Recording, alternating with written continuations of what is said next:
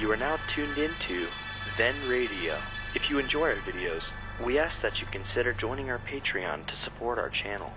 Don't forget to like and subscribe so that you never miss a new video.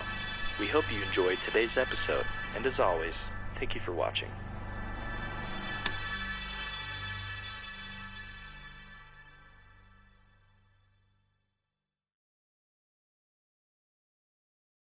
The Equitable Society presents This is Your FBI.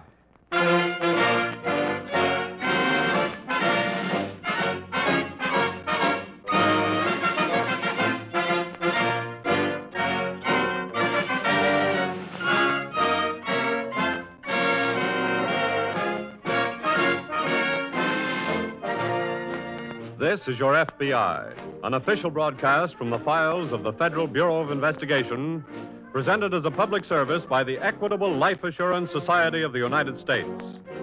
To your FBI, you look for national security, and to the Equitable Society for financial security. These two great institutions are dedicated to the protection of you, your home, and your country.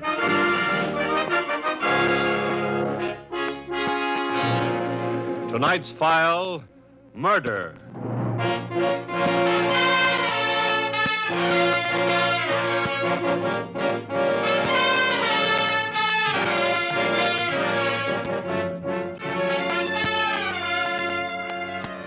In the crime of murder, final conviction of the killer often depends on evidence which can be revealed only by the microscopes, the test tubes, and other instruments of modern science with which the FBI's vast laboratory is equipped. Whereas the steps leading to the killer's arrest may depend altogether on the intelligence and swift action of the special agent on the case. Tonight's case from the files of your FBI is a dramatic example of how investigative ability brought about the arrest of a brutal killer, after which science convicted him. About 2 miles out from the village of Belford, Massachusetts, sitting well back from the road, is the weather-beaten house occupied by the Creightons. Although a sign on the roadside mailbox reads, "Tourists accommodated," Effie Creighton, a kindly little gray-haired woman nearing 70, and her granddaughter Lynn are alone most of the time, as they were one rainy Saturday night in the early fall. In the living room, Effie sits in her rocker before the fire, knitting. Lynn is at the piano, while Blackie, a Scotty, stretches indifferently before the fireplace. Lynn, my dear, couldn't you play something just a little more cheerful? It's not a very cheerful night, Nanny. It feels cold and clammy, like the touch of death. Oh, gracious. Oh, what kind of talk is that? Sometimes rain is warm and friendly, but tonight, it's stealthy, like death. Oh, Blackie! Blackie, must you be that way, too? Blackie also feels the night. It's that ghostly music affecting him. Now, be quiet, Blackie.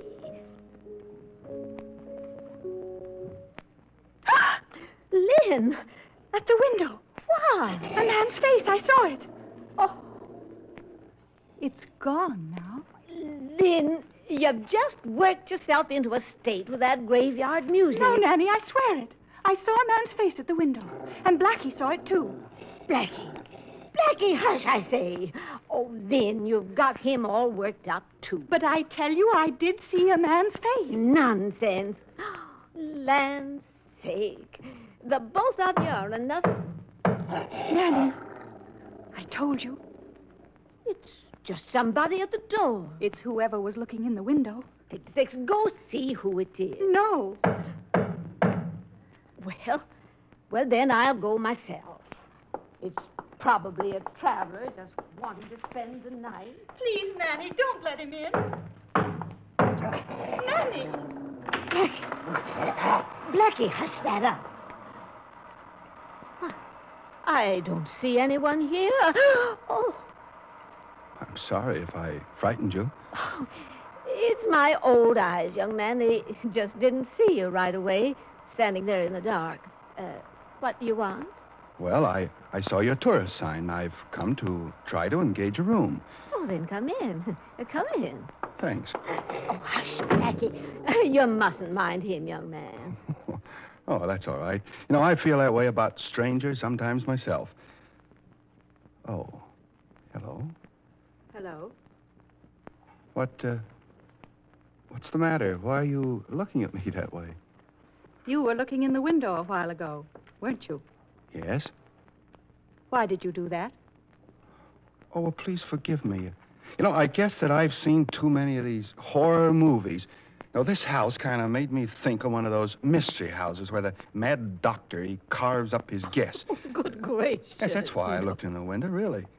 Yes, but when I saw a sweet little old lady and a charming young girl... Ah, but we might be just a blind for that mad doctor, you know. I'll take the risk. Well, I've already put my car in your garage, but I'll have to go out and get my bag. Oh, surely, go ahead.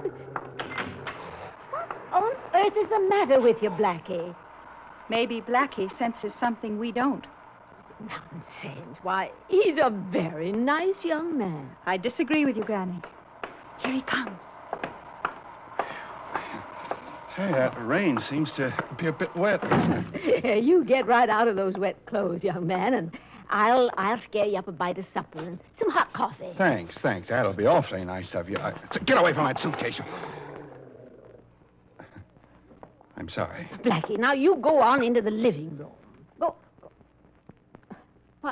What's your name? Oh, I'm sorry. It's Smith, Harold Smith. Well, I'm Effie Creighton. Uh-huh. And this is my granddaughter, Lynn. Oh, hello.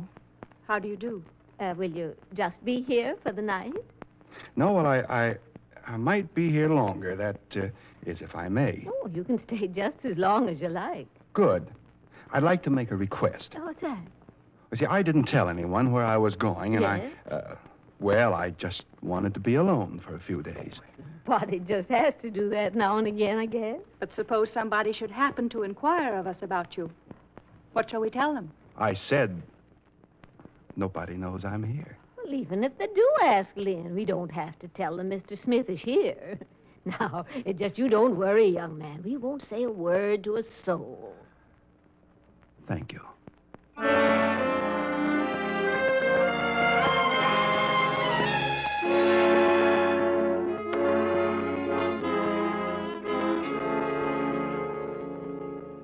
About 50 miles on the other side of Belford, Massachusetts, and near the Connecticut line, a highway patrolman about dusk had followed a trail of blood he saw leading off the road and found the body of a man in a clump of bushes, his head bashed in. By his side was an empty mail sack. The man was identified by papers in his pocket as a Connecticut rural mail carrier. Obviously, he had been murdered and his mail and car stolen. And since a state line had been crossed, it was a case for the FBI. And now, with the aid of flashlights, Special Agent Rickard of the FBI is going over the scene with the highway patrolman. Here's the body, Mr. Rickard. That's not a very pleasant sight. Whoever did it was a little on the fiendish side, I'd say. Yeah. One blow would have been enough. Probably used a piece of lead or iron pipe. Well, I'll have to get a plaster cast of the wound. Here's the mail sack. It's empty. Oh, I'll take that with me. Could be some of the killer's fingerprints on it. I don't quite figure his motive. He seems to have been badly in need of a car. What about the mail? Oh, just took that along, I guess, in case there was anything of value in it. If he only wanted a car, he could have stolen one with a lot less trouble. Now, to the man who did this kind of a job, killing is no trouble. It's a sadistic pleasure. Yeah. Well, you said you wanted me to help you make some plaster casts of the killer's footprints and those tire tracks up there at the road. Yeah. Let's get up there, huh? And I guess you'll want to arrange to get the body down to the morgue. Okay. Here's the spot where he dragged the body under this barbed wire fence. Mm-hmm. Well, he seems to have left us another little clue. Look. Caught on this barb. Yeah. Tiny piece of cloth of some kind. Mm-hmm.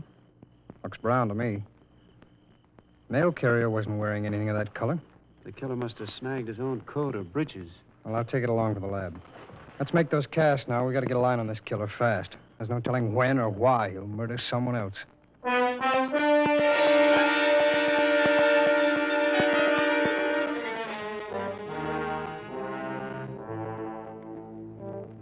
Back at the Creighton house, the young stranger who gave the name of Harold Smith has just finished the light supper Effie Creighton fixed for him and gone to his room at the far end of the hall on the first floor. Effie and her granddaughter, Lynn, are in the kitchen cleaning up the few dishes. Mr. Smith was mighty hungry. He didn't leave a scrap. Nanny, what do you suppose he's got in that suitcase? Why, his clothes, of course. What else? That's just it. What else? What on earth are you talking about? You saw the way Blackie acted when he smelled the suitcase. Land's sake, Lynn, that imagination of yours... Blackie wasn't imagining. He smelled something wrong. Lynn, I'm going to sell that piano if you don't stop playing spooky music and getting yourself all worked up like this. Nanny, I don't like the idea of us being alone in the house with that man. Oh, you want me to turn him out in the rain, I suppose. No. But I can get Uncle Will to come over and spend the night with us. Lynn, he's a nice young man. I'm going to call Uncle Will. He'll laugh at you. But he'll come over. He'd go anywhere if Aunt Sarah'd let him out of the house. Yeah. I'll get him over. Don't worry.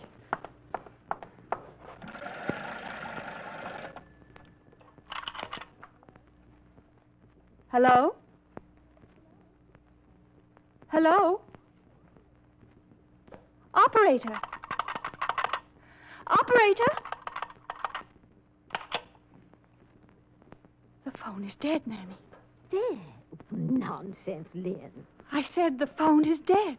Well, what on earth could have happened to it? I think I know.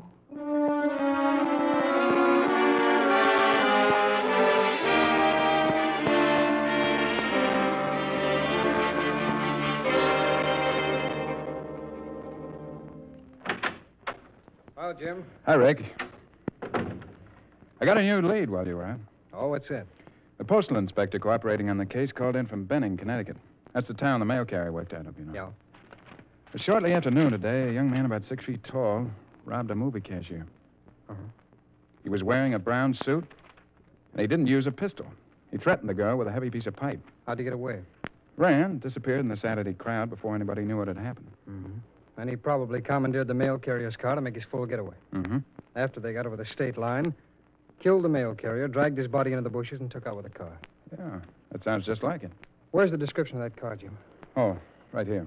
Put out a 5-state alarm on it right away.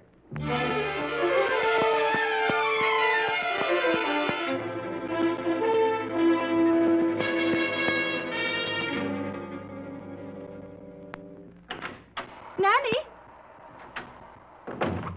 Nanny! Good heavens, Lynn. Have you been out in all that rain? Yes. Why? I've checked the phone wires on the side of the house. They've been cut. Good. He did it, Nanny. I know he did. But why? For all the reasons that I...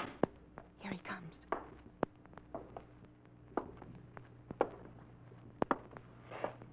Pardon me. I know you wish that I'd get settled for the night, but I've left something up in my car. Well, that's all right, Mr. Smith. I want to thank you again for that supper. That was awfully kind of you to fix it for me. I couldn't let you go to bed hungry. Thank you. Excuse me.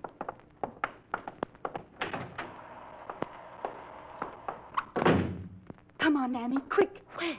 I'm going to look in that suitcase. Oh, but he'll be right back. Come on. Oh, if he comes back and catches us... There's the suitcase. I'm going to find out what's in it.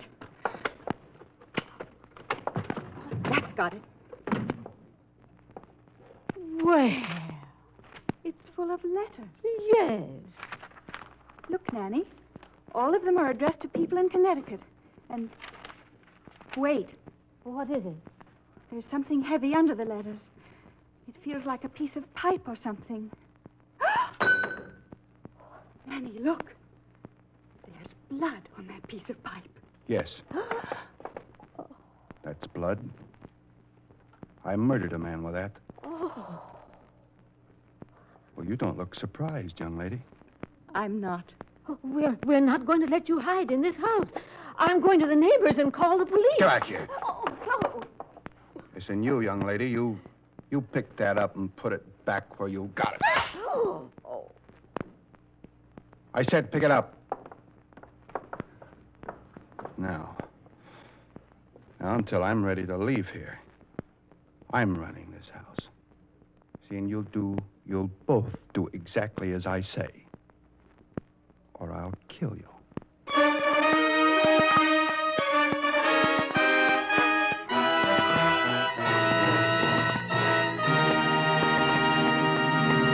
We momentarily close the Equitable Society's presentation of the Federal Bureau of Investigation file on the fugitive killer. We will return to this case in just a moment.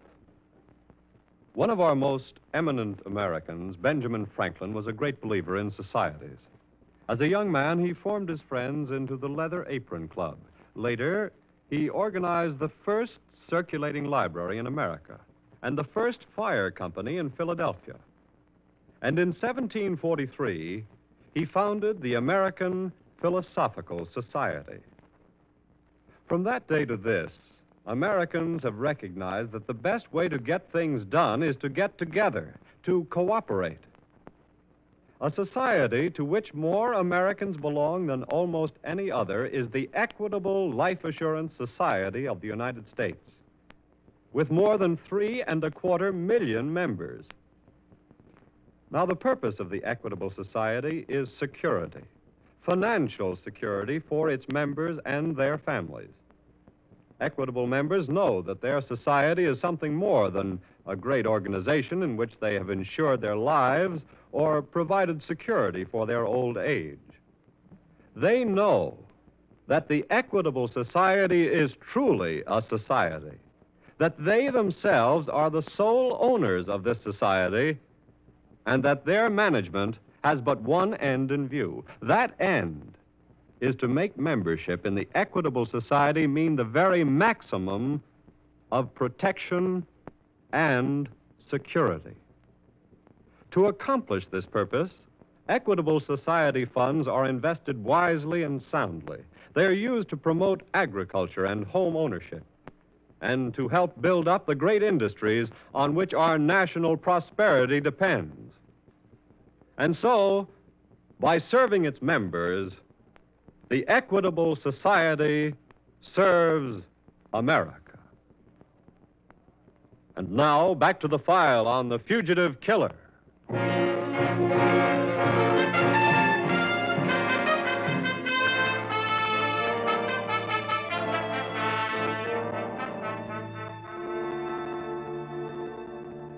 Instruments of modern science can only aid in identifying and convicting a criminal. They cannot catch him. That remains solely a job for human intelligence. In the case of the fugitive killer, many clues were now in the FBI laboratory ready to convict him. But it is up to Special Agent Rickard to find him. It is nearly 1 o'clock in the morning now, and the plane on which Rickard dispatched to Washington fingerprints found on the mail sack near the body of the rural postman was due to arrive in Washington at 11 o'clock. Rickard and Special Agent Lambert are sitting in the office mapping their next move when an assistant hurries in from the teletype room. Here's Washington's report on your man, Mr. Rickard. Oh, thanks. Lambert, Yeah? listen to this. What? The man is William Garland. Mm-hmm. 32, 6 feet, half inch, 185 pounds, black hair, served term for assault and robbery, and... Mm-hmm. Hey, listen to this. What? Wanted for murder in Cleveland, Ohio. Hey, we better put that out on the 5-state alarm, too. Okay, and then we'd better start traveling. Where? If Garland had kept on the move in that stolen car, some trace of it would have been reported by now. Oh, you think he's gone under? We must have gone into hiding shortly after killing that mail carrier. Which means he's likely to be in this area. Right. We know he drove north after disposing of the body. Uh-huh. Let's head for there and investigate all tourist camps and houses along the way. Right. Come on.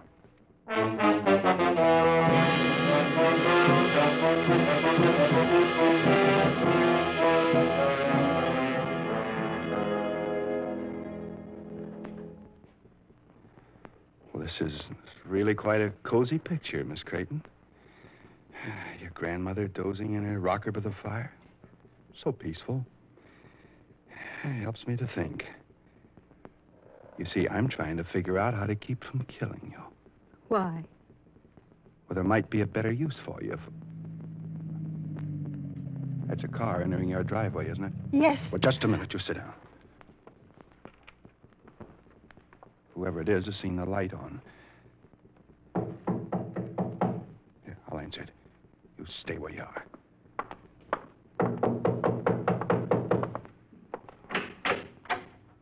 Hello. Yes? Well, awfully sorry to bother you this time of night, brother. I always hate to be bothered myself this late. What do you want?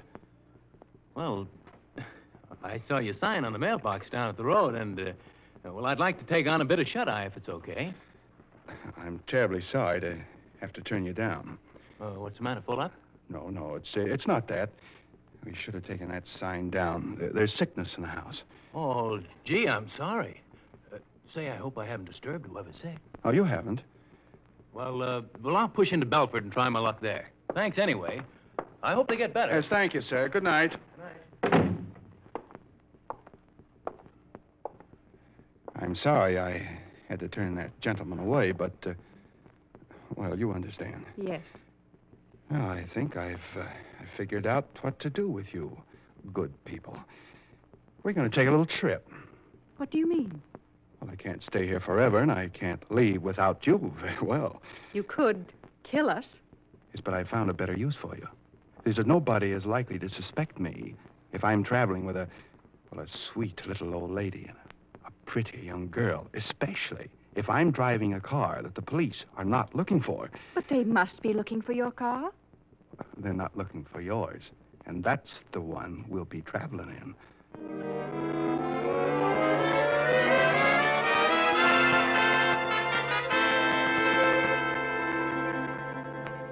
Special Agents Rickett and Lambert have investigated every tourist camp and house south of Belford without finding any trace of the killer. They have just stopped at an all-night lunchroom in Belford for coffee. Here you are, gents. Thanks. Oh, by the way, waiter, Yes, sir. you know of any good tourist camp or house that's north of here? Yes, sir. You ain't far from a good one right now. Oh? Just a couple of miles up the road, the Creighton House. Hey, did you thanks. say the Creighton House? Yes, sir. Pardon me for butting in, fellas, but I was just there myself and got a turn down. Oh? Oh, yeah, the fellow that came to the door said there was sickness in the house. Oh, I see. You say the fella that come to the door? Oh, yeah. You must be talking about another house. There ain't no man lives at the Creighton House. Just an old lady and her granddaughter. I know him well. Oh, no, I'm sorry, but it was the Creighton House. I saw the name in the mailbox. Mister, what did this fellow look like? I didn't pay much attention. Kind of tall, had on a brown suit. Lambert, let's go.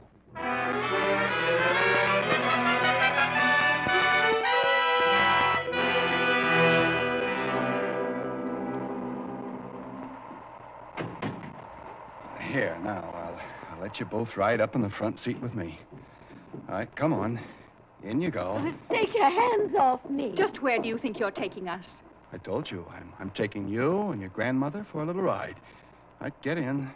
I said get in there. We're losing time. I'm sorry that Blackie has to miss the trip, but a dog is such a care, you know. There's a car. As I see it. It's going to turn up our drive. Well, that's too bad. They'll have to wait for me to drive out first. Just a minute, please. Don't either of you say a word. What do you want? Want to talk to you. What for? The special agents of the FBI. Sorry, I can't stop. Okay, Lambert. After him.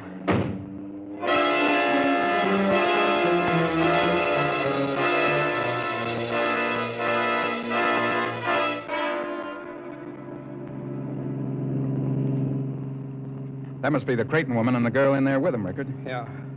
Jim, pull up as close to that car as you can. You want me to force him off the road? No, keep your headlights on his rear wheels. I'm going to try and shoot out a tire.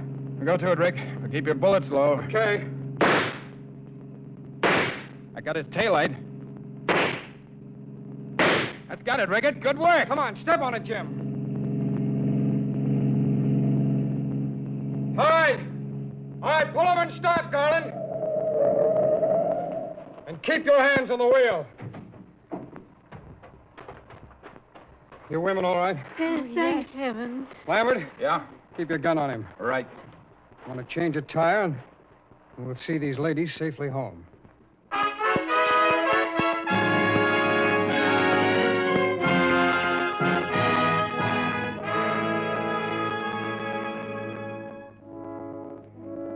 The FBI does not make an arrest unless it has sufficient evidence to warrant the arrest.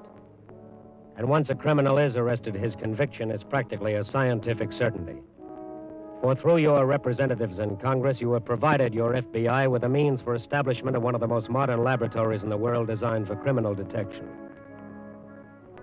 When William Garland was arrested, there was in the FBI laboratory, as evidence against him, a few threads from his suit, plastic cast of his footprints, auto tire tracks, fingerprints from the mail sack, and specimens of blood from the murdered man to match with blood on the murder instrument. This laboratory is working 24 hours a day for your protection, making the road the criminal follows a dead-end street.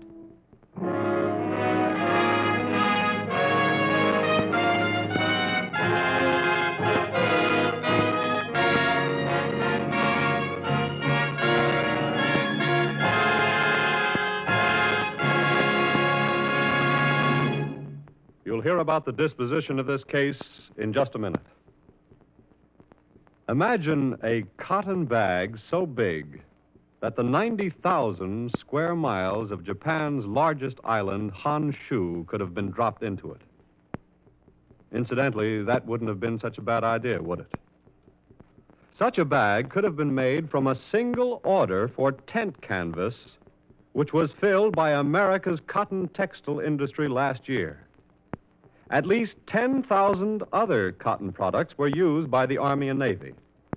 They ranged from socks and shoestrings to smokeless powder and collapsible rafts. So will you join the Equitable Society in a salute to cotton and to the managers and workers of America's 1,200 cotton mills? Although 1/3 of this industry's manpower and womanpower wore Uncle Sam's uniforms, its output is running 50% higher than pre-war levels. An extra 50% that was vital to victory, which will now help raise the standard of living for America and the world. Members of the Equitable Life Assurance Society of the United States will be interested to know that their society has made a substantial investment in the cotton textile industry. In fact, Equitable Society funds have been a consistent factor in the growth and development of most of the great industries on which America depends for full employment and continued prosperity in the post-war years. In wartime, Equitable Society dollars were fighting dollars, and at all times, they are security dollars. For you, your home, and your country.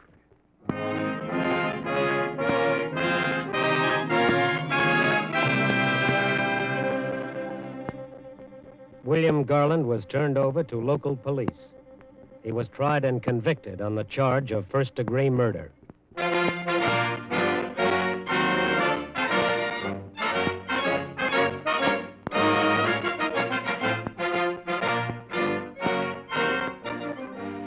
The incidents used in tonight's Equitable Society's broadcast are taken from the files of the Federal Bureau of Investigation.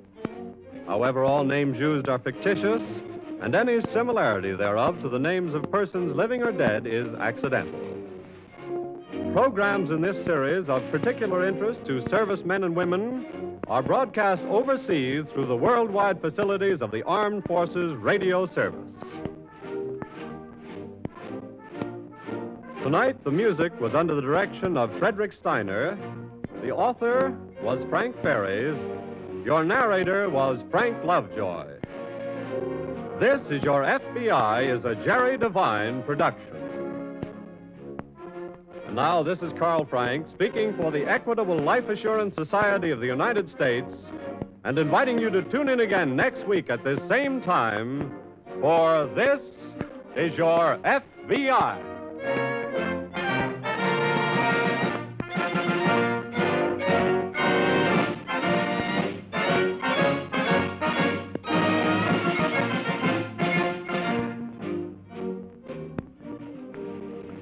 A page from the annals of our courts of justice. That's famous jury trials. Tonight's exciting case follows now over most of these stations. This is the American Broadcasting Company.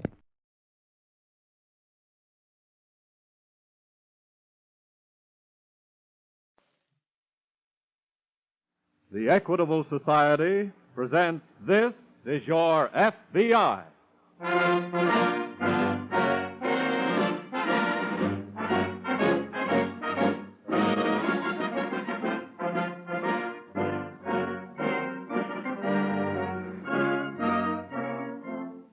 is Your FBI, an official broadcast from the files of the Federal Bureau of Investigation, presented as a public service by the Equitable Life Assurance Society of the United States. To your FBI, you look for national security, and to the Equitable Society for financial security. These two great institutions are dedicated to the protection of you, your home, and your country.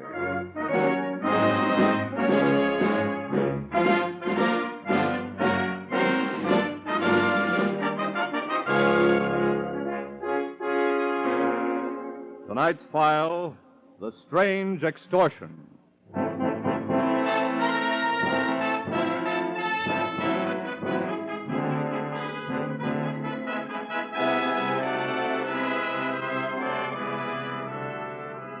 Hardly a day passes that some person of large income or great wealth does not receive a letter demanding that he pay the sender a certain sum of money or suffer the consequences. The usual implication is death to himself or some member of the family. True, most of these extortion letters are written by cranks who never carry out their threats, but the FBI must investigate them all. And quite often, the letters are the real thing. Tonight's case from the files of your FBI involving attempted extortion is one of the most extraordinary stories of its kind on record. Flint Rock was a wholly appropriate name for the old, secluded Long Island estate, for it not only described the volcanic outcroppings about the place, but it suited the character of the despotic old woman who ruled the cold gray stone house with perpetual ill temper and a passionate contempt for all under its jagged roof. Although Letty Bradford could seldom leave her bed, her irascible spirit haunted every room and had long since made Flint Rock a house of mutual hates. It is now 1 minute after 9 o'clock in the morning. Letty Bradford reaches for her stick and... Janet! Janet! Oh, that stupid nurse. Janet!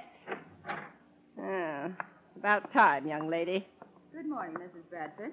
Nearly 2 minutes after 9, Janet. I'm sorry. That's no excuse. You know very well I want my breakfast at 9 o'clock, and 9 o'clock doesn't mean 2 minutes after 9. Yes, Mrs. Bradford. I suppose you stopped to poison the orange juice. No, Mrs. Bradford. Don't tell me the thought hasn't occurred to you. No, Mrs. Bradford. Of course it has. It's occurred to all of you. And why should it? Don't question me and don't look at me that way. You're all too impatient for me to die. You can't wait for my affliction to kill me. You're too eager to get your ungrateful fingers on the money I've left for you in my will. I don't expect any money. You've always paid me for my services.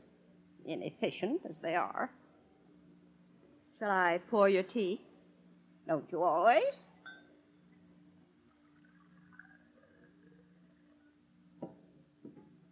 You want me to drink it, don't you? You said for me to pour it.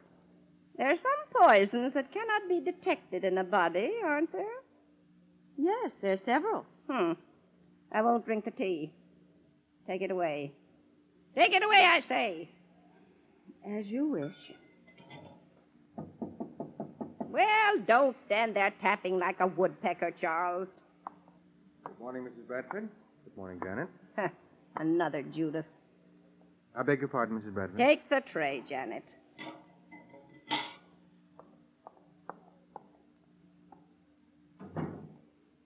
How long have you been my secretary, Charles? It will soon be 10 years. You must have robbed me of a tidy sum in that length of time. If you think I have, why don't you have me arrested? Nonsense. I admire your ability to hide your pilferings. What have you got there? The morning mail, of course. No, don't bother me with mail this morning. Where's my adoring niece? Miss Darrell is... I know, sleeping it off under a pile of ice bags. Miss Darrell stayed in New York last night. Well, they have ice bags there, too, don't they? What's that? A letter addressed to you marked confidential. Confidential poppycock. Open it. I didn't want to without your permission. Open it. Mrs. Bradford. Well? It's an extortion letter, and they threaten Well, don't have a stroke about it. But they threaten your life unless you... Unless what? Unless you pay them $30,000 by noon tomorrow. Pay who $30,000? You are to wrap up that amount in bills of small denomination and see that the package is left in the alley behind the North Shore Bank building in Island City. And say nothing to the police or... Or they'll bash my head in, I suppose. I'd better get Judge Madison on the telephone right away. You'll do nothing of the sort.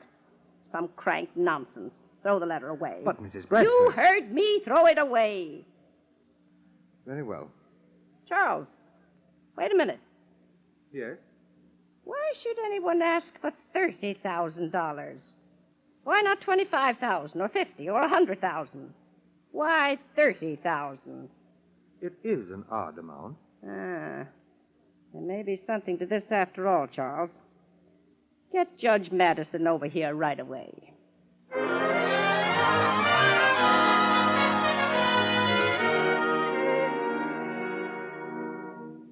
I wouldn't be surprised if all this weren't some scheme of your own, Tom Madison. Oh, my dear Letty.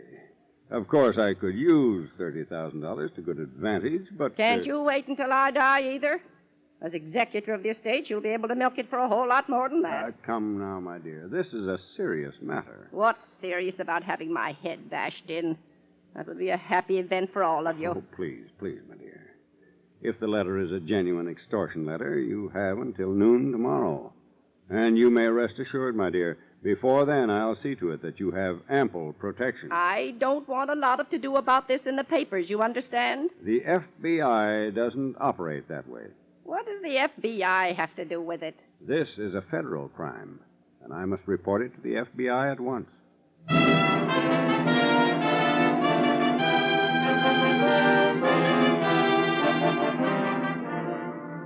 Judge Madison drove swiftly into New York and went directly to FBI headquarters, where he reported the case to Special Agent Hugh Barnes.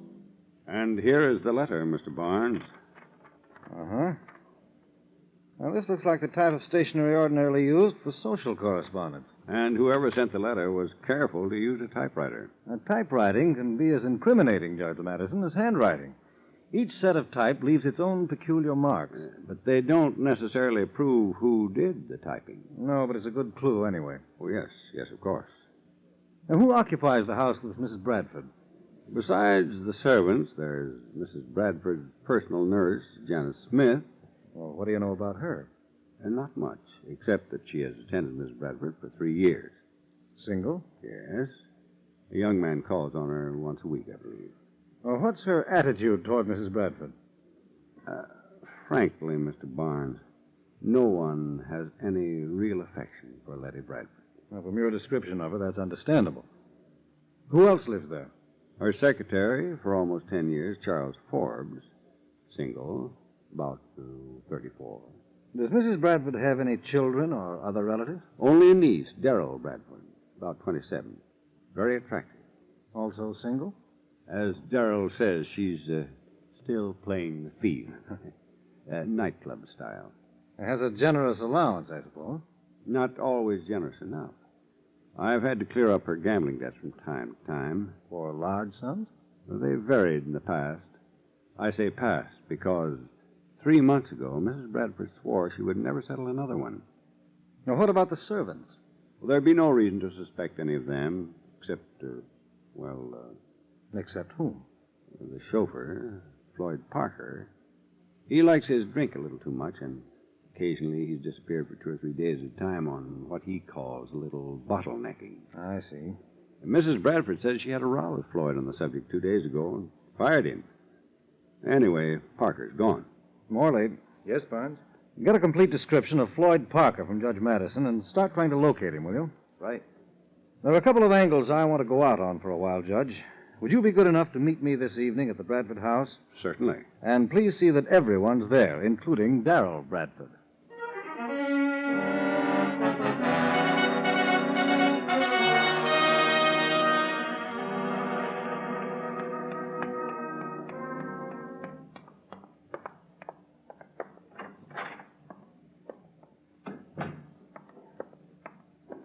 Good evening, Miss Darrell. What's good about it, Charles? I'm sorry I had to call you. You didn't tell anyone where I was. Certainly not. Thanks.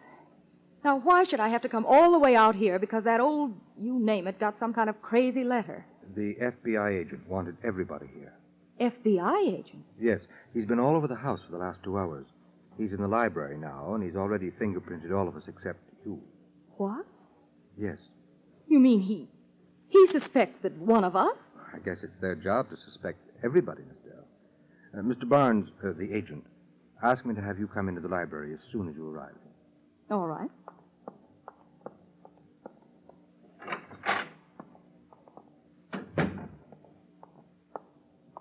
I'm Darrell Bradford. They say you want my fingerprints. Well, please, if you don't mind.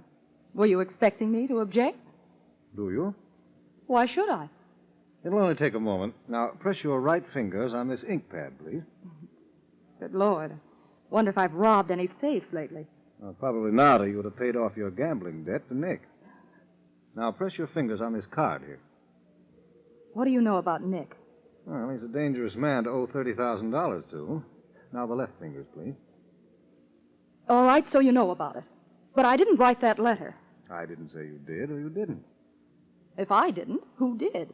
I haven't found out yet how many people know about your debt. And a lot of people, including you, would benefit by Mrs. Bradford's death.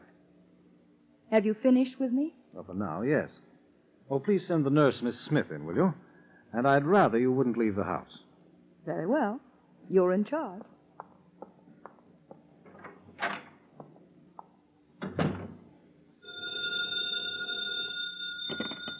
Barnes speaking. This is Morley. Any trace of the chauffeur? No, not yet. I just called to tell you I've also put out a 5-state alarm for him in case he decided to roam. Good. I'll be here for a while yet. Thanks.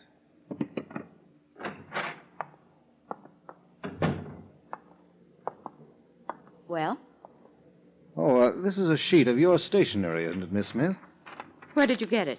Out of your room. Then I guess it's mine. Why? Well, the extortion letter was written on a sheet of paper exactly like this. And that makes me guilty, I suppose. I didn't say so. If anybody wanted to get $30,000 from Mrs. Bradford, it probably would have been... Then you knew about Darrell Bradford's gambling debt? Charles knew about it. He told me. I thought he was supposed to be a confidential secretary. Charles gets sort of confidential with me, too, Mr. Barnes. Oh? Excuse me, Mr. Barnes. Oh, yes, Charles? Judge Madison called over the other phone a few minutes ago. Said he'd been detained, but was coming right on over. Thank you. Oh, that's all for now, Miss Smith. Charles. Yes? Do you recognize the typing on this sheet of paper? Well, it's the same style, I think, as the typewriter I use. That's right. I typed this on your machine. What for? I mean... Well, it's just possible that under a microscope it'll exactly match the typing on the extortion letter. Look, Mr. Barnes, I didn't have anything to do with it. We don't reach conclusions until we get all the facts. Why should I try to extort money from Mrs. Bradford? I'm well and taken care of, and her will, and... What?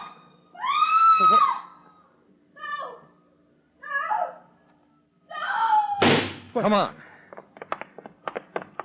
Charles! It's Mrs. Bradford, Janet. She's been shot. Miss Darrell! I'm coming.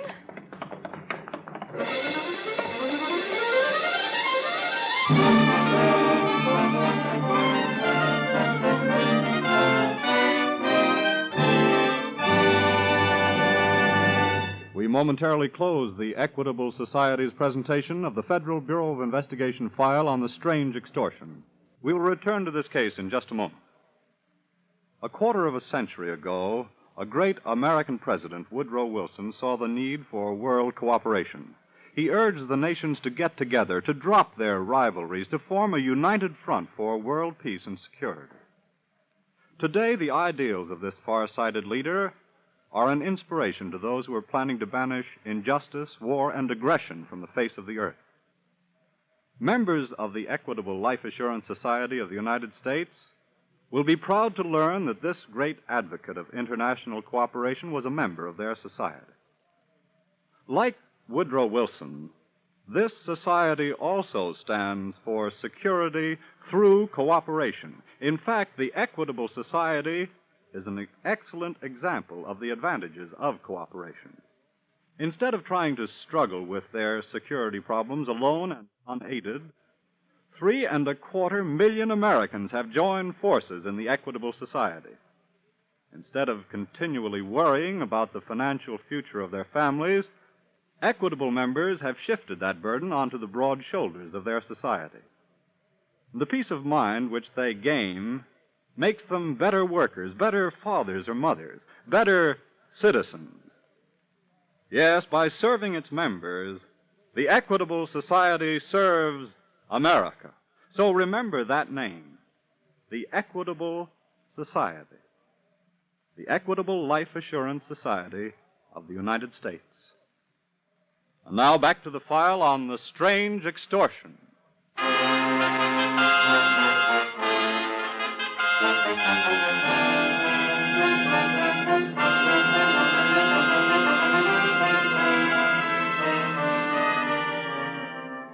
In the case of Letty Bradford, mailing the extortion letter was a federal offense.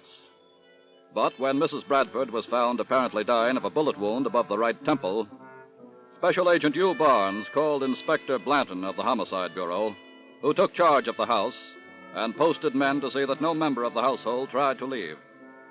Agent Barnes, however, continued to conduct the investigation. Letty Bradford's doctor, Inspector Blanton, Barnes, and the nurse, Janet Smith, herself under suspicion in connection with the letter, have been in Mrs. Bradford's room for some 30 minutes now. Judge Madison, who arrived shortly after the shooting, is standing outside in the hall with Charles Forbes, Mrs. Bradford's secretary. As the door opens and Barnes steps out. Well, Mr. Barnes? Mrs. Bradford. The bullet didn't penetrate as we thought at first. The pistol was evidently fired at such an angle as to cause only a deep scalp wound and severe powder burns. You mean... She's unconscious now, but largely from shock. She'll live. Oh. Judge Madison, did you ever see this gun before? Why, yes. Was that the pistol? It was found on the floor behind her bed. Well, that's Mrs. Bradford's pistol, Barnes. Mrs. Bradford's? I didn't know she had one. Yes, Charles. I bought it for her myself 3 weeks ago. Said she wanted one for protection, so I humored her. Thank you, gentlemen. You know where I can find Miss Darrell? Oh, yes. She went downstairs just before you came out, sir. I saw her going toward the library. Thanks, Charles. And, Judge Madison. Yes? Inspector Blanton says no one is to leave the house just yet. If you'll excuse me now, please.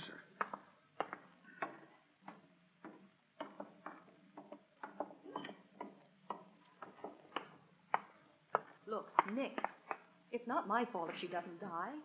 I didn't do the shooting. What? Well, if she lives, you'll just have to give me more time. I can't raise $30,000 like an umbrella. All right, do anything you like about it. I didn't intend to eavesdrop, Miss Bradford. I didn't call Nick, Mr. Barnes. He called me to hound me about the money. I told him what had happened, and I... Oh, all right, believe what you like. I'm on my way to New York. I merely stopped to give you the doctor's verdict. Your aunt will live. Good night, Miss Bradford.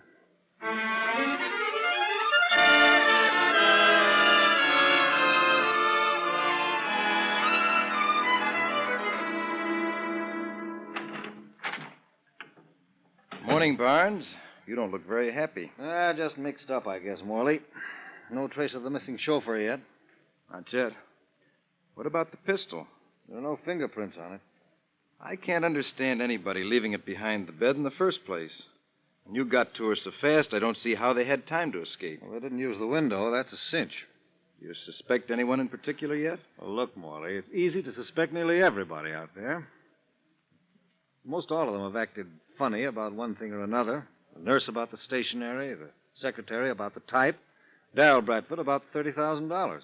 And they all stood to gain by Mrs. Bradford's death. Yes? Here's the laboratory report on the extortion letter, Mr. Barnes. Good. What's the verdict, Barnes? That's very interesting. The extortion note was typed on the secretary's machine. Yeah? And the only fingerprints on the letter are his. Oh, wait a minute. Here's something else. Also found on the stationery were microscopic traces of purple suede fuzz. Uh-oh. As if it had been handled by someone wearing purple suede gloves. I'll take it. Barnes speaking. Oh, hello, Doctor. Yes? Yes, I see. I'll be there. Thank you very much.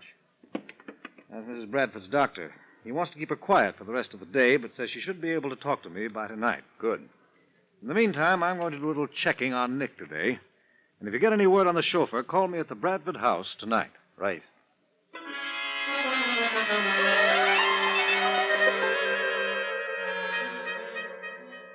Special Agent Barnes spent the rest of the day investigating the movements of the gambler Nick and his men during the past 24 hours, but could uncover nothing involving them with the shooting or the extortion letter.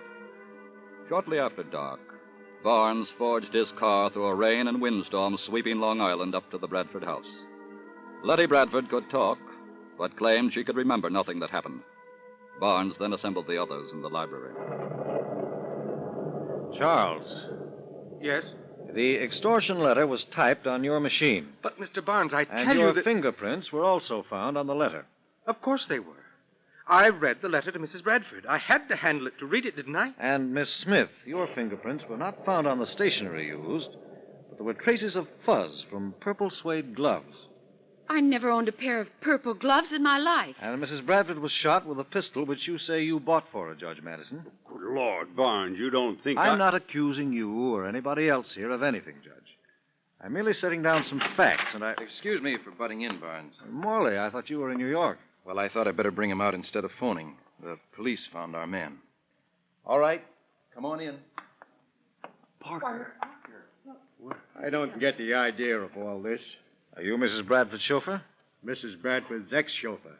Oh, you're just the man I've been waiting to have a talk with. Will you come into the other room with me, please?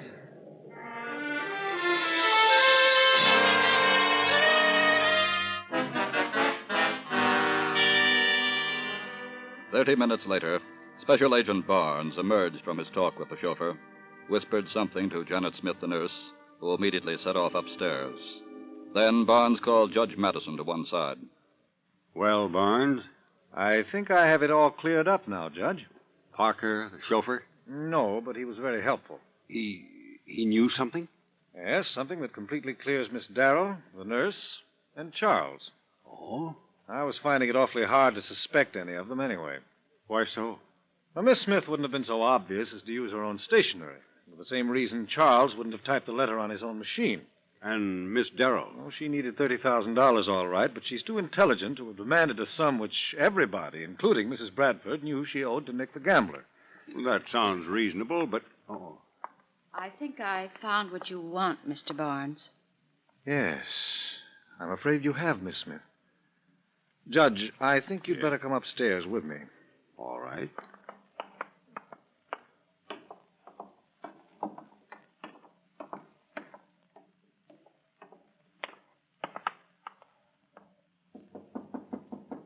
Don't stand out there and knock.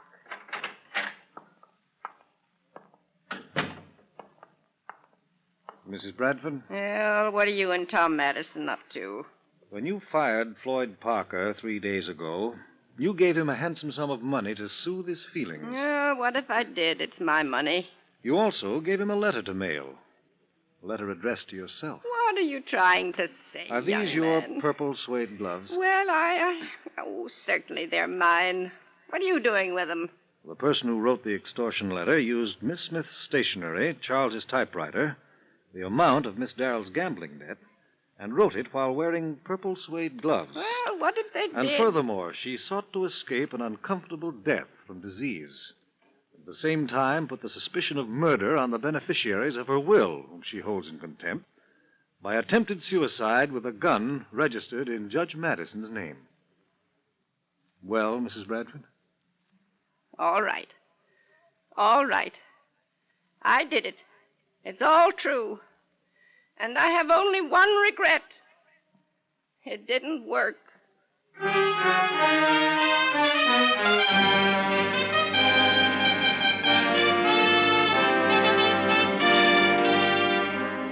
As a public servant charged with protecting the lives, property, and general welfare of all citizens, the FBI is just as diligent in establishing the innocence as well as the guilt of persons involved in a crime. In the case of Letty Bradford, There were 5 persons on whom the shadow of guilt fell. But Special Agent Barnes was not willing to arrest any one of them for the crime because of lack of sufficient incriminating evidence. Instead, his investigation was directed at removing from over them what shadow of suspicion was there. And in doing so, he discovered the person who was guilty.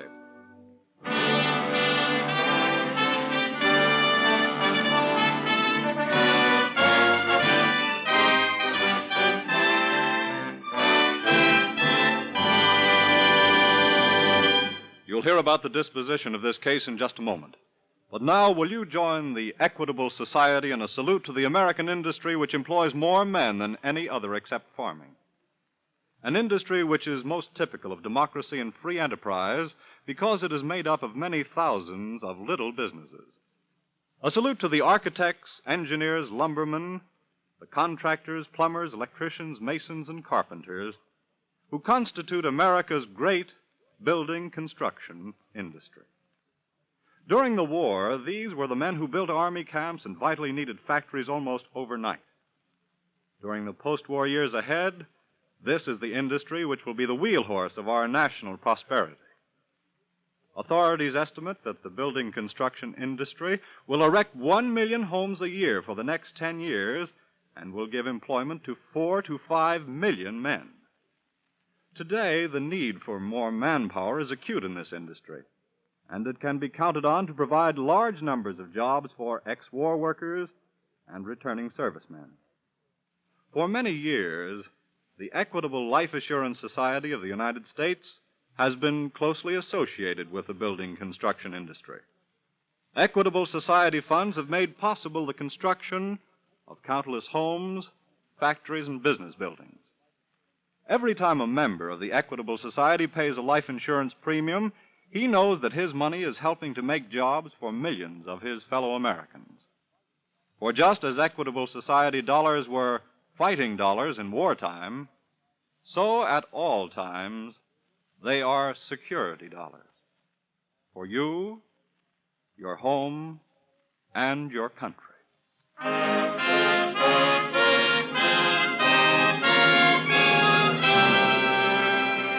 Because of her physical ailments and extreme old age, no formal charges were filed against Letty Bradford.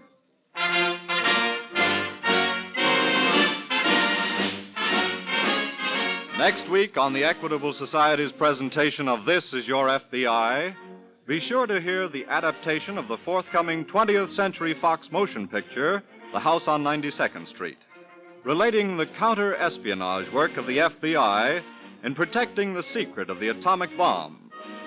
Featured on this broadcast will be the original stars of the picture, William Ide, Lloyd Nolan, and Signe Hasso. The incidents used in tonight's Equitable Society's broadcast are taken from the files of the Federal Bureau of Investigation. However, all names used are fictitious, and any similarity thereof to the names of persons living or dead is accidental. Tonight's broadcast was directed by William M. Sweets. The music was under the direction of Frederick Steiner. The author was Frank Ferries, and your narrator was Dean Carlton. This Is Your FBI is a Jerry Devine production. And now this is Carl Frank speaking for the Equitable Life Assurance Society of the United States and inviting you to tune in again next week at this same time for This Is Your FBI. Want to sit in on a thrilling court case? Well, then join the audience of famous jury trials, which follows now over most of these stations. This is the American Broadcasting Company.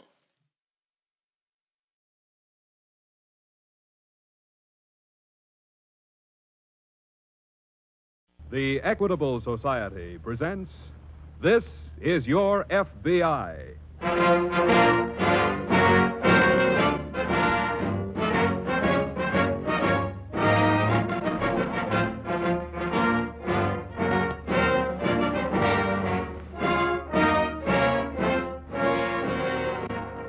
This is Your FBI, an official broadcast from the files of the Federal Bureau of Investigation, presented as a public service by the Equitable Life Assurance Society of the United States. To your FBI, you look for national security, and to the Equitable Society for financial security. These two great institutions are dedicated to the protection of you, your home, and your country.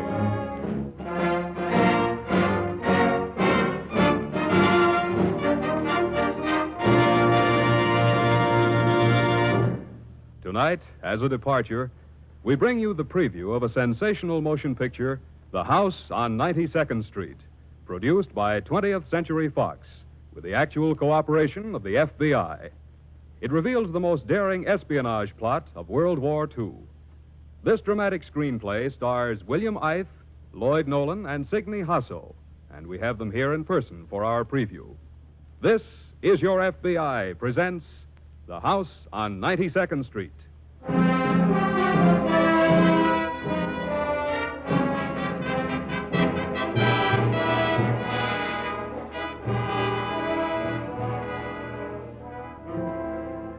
Back in 1939, the mechanized legions of Adolf Hitler were overrunning the face of Europe, crowding civilization into a dark corner. The ever-increasing number of Nazi Bunds in this country, the growing network of German spies, clearly indicated that Hitler would not stop at the borders of Europe. And so the FBI, always on the alert to protect the safety of the nation, went to work. Every known suspect was watched, their every move recorded for the files. The FBI could not declare open war against the treacherous Germans in this country, but it could and did keep a 24-hour watch on them, so that when the time came, those Nazis could do nothing to help Hitler make good his threat of yesterday Germany, today Europe, tomorrow the world.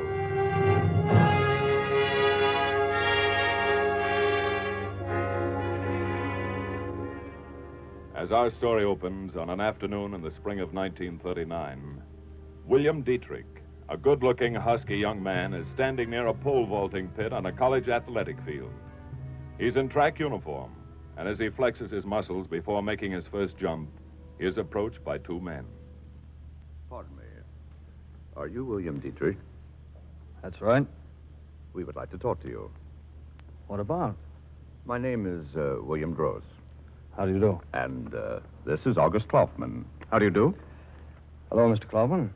Dietrich, we came here to talk to you about, well, joining our society. What society is that? The German-American Society. Oh? You're a good German. Your parents came from Stuttgart. You should join us. Well, Dietrich, you're going to graduate in June? Yes, at least I think so. Well, would you like to take a trip back to Germany after you graduate? No, I couldn't afford it. I have to go to work when I leave here. Oh, the trip would cost you nothing. You would be paid, in fact. Paid? Well, what would I have to do? Oh, go to school in Germany for 3 months. What kind of school? A place where you will learn how to help the fatherland. Oh. And when you're finished there, you come back here to work. For Germany.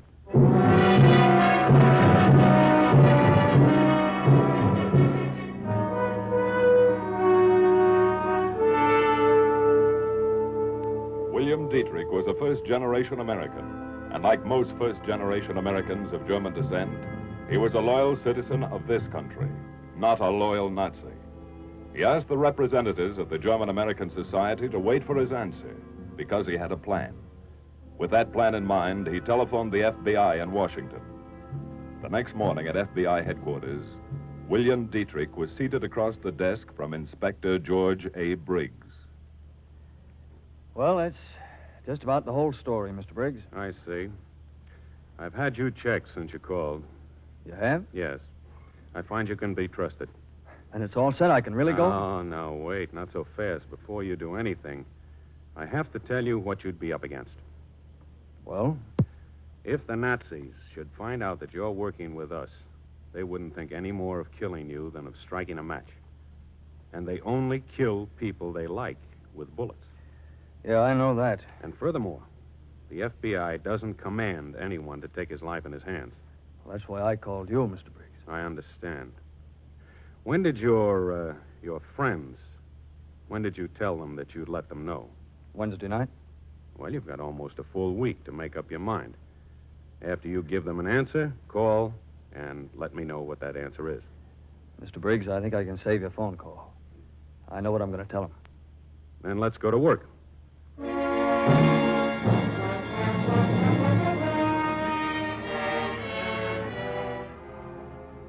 After his graduation, William Dietrich left for Germany. Arriving at Hamburg, he went to the famous Nazi school in that city, the school for spies and saboteurs.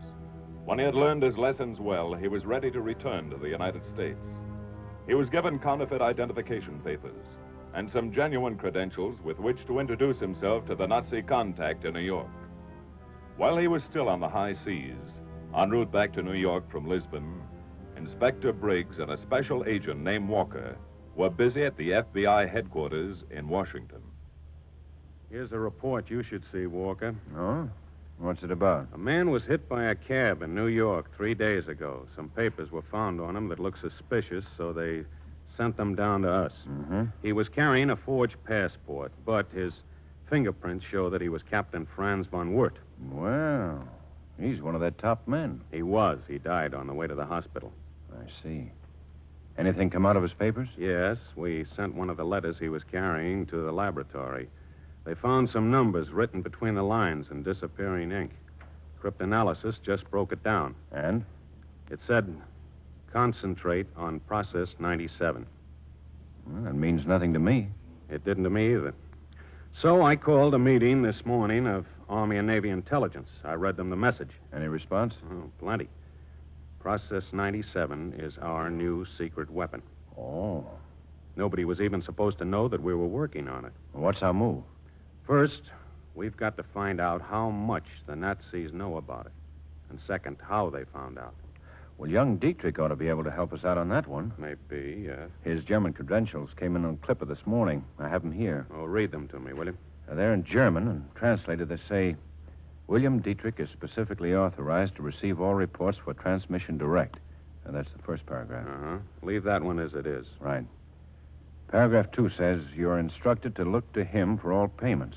Well, that's fine. That means that they've got to come to him. Leave that one alone, too. Okay. The last paragraph says it is forbidden for him to have any contact with agents known to you. I don't like that. Now, let's see now. Have it changed to read, he is authorized to contact all agents known to you. Right. And after that, pack your bags. We're going to New York.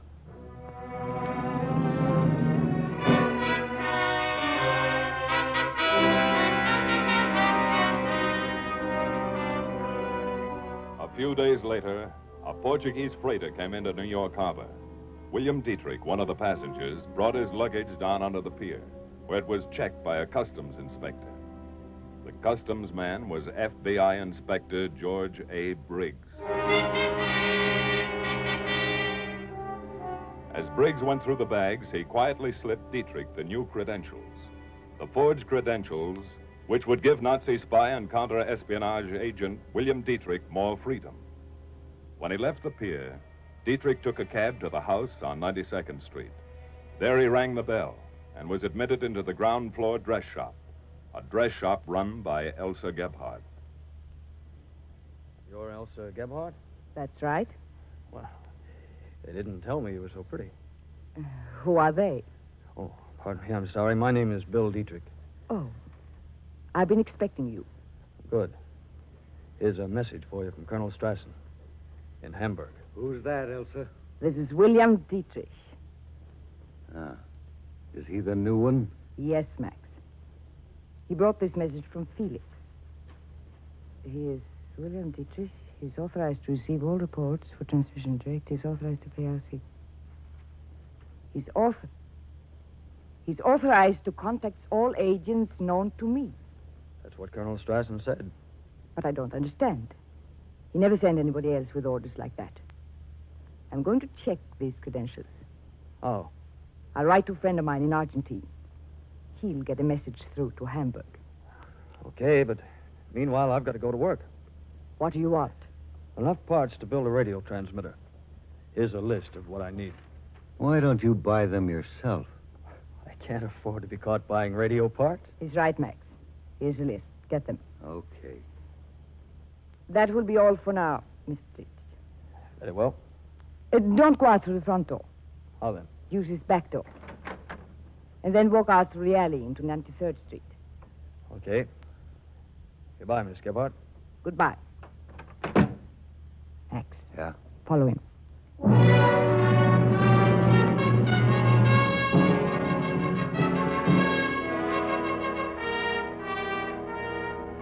William Dietrich got his radio parts and set up a transmitter in a secluded house on Long Island.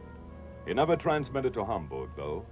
Every message he sent was picked up by a nearby receiver, a receiver operated by the FBI. After all harmful portions of the message had been removed, the FBI then shortwaved the rest in proper code to Germany. One day at this radio shack, Dietrich received an urgent summons from Elsa Gebhardt. She had to see him immediately. An hour later, he was in the house on 92nd Street. Dietrich. Yeah? I have something that must be sent as quickly as possible. Where is it? Here, in this envelope. Okay. If we hadn't done anything else in all the years we've been working, this information would make the whole thing worthwhile. But these are almost all numbers. They don't make sense. They'll make enough sense in Hamburg. Okay. I must have them back here by tomorrow night. Well, that's a tough assignment. Why? What makes it so tough? I have to put all this in the code before I send it. That takes time. These are my orders. Well, why can't I just burn them when I'm finished? Because sometimes radio messages are garbled. When you're finished, I'll mail them to our drop in Argentine. It must get through. Can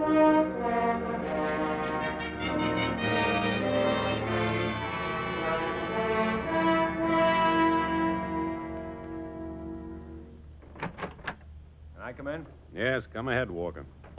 Anything on those papers Dietrich sent in? Yes. I spoke to Dr. Appleton. He's head of the laboratory. Mm-hmm. Those papers are definitely on Process 97. What's more, he said the experiments took place just 2 days ago. What do we do now? Dr. Appleton is going to work on the papers. He says if you change one number, it can throw the Germans off for a month. You know, I don't get this whole setup. I thought nobody working on the process was allowed to leave the plant. Nobody but a few of the scientists. They can leave a couple of nights a week. But they're thoroughly searched before they go. Look, can you tell me what Process 97 is? Well, I'll give it to you the way it was given to me. From what our scientists already know about its properties, it would devastate any city it was used against. Sounds like a death ray. I made the same guess. Is it right? No. Process 97 is an atomic bomb.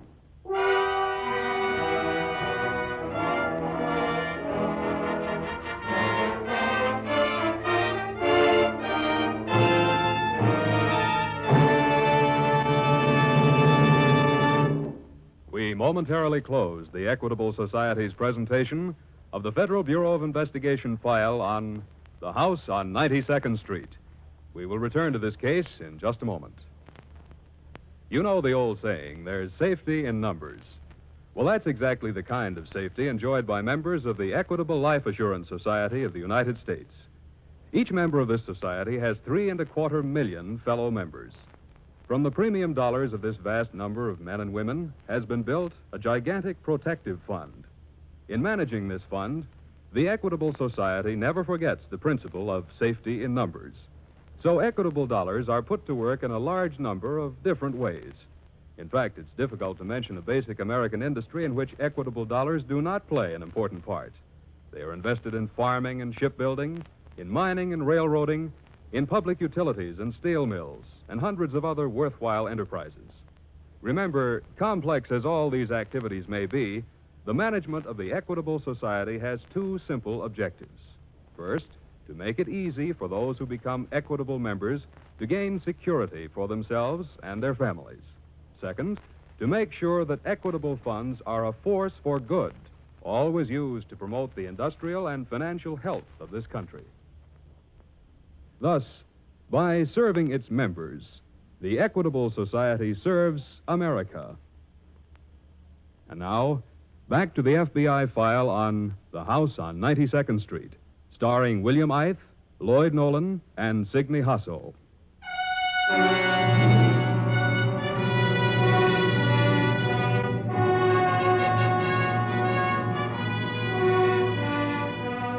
On December 11th, 1941, Adolf Hitler declared that a state of war now existed between the United States and Germany. The FBI immediately arrested most of the known enemy agents.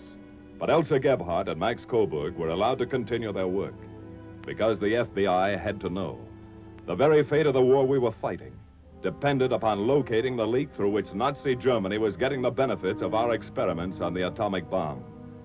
Inspector Briggs in the FBI office in New York was trying to locate that leak. Briggs speaking. Inspector, this is Simmons. Yes? One of the scientists working on Process 97 is named Charles Ogden Roper. That's right. Well, he went out last night for a walk, and he went into town. Here in Manhattan? Yes, to Broadway and 123rd Street. He visited a girl named Louise Vaja. Who was Louise Vaja? Who used to be a courier for the Nazis. Shall I pick up Roper? This looks like the goods. No. Don't pick up Roper, but arrest Louise Vaja.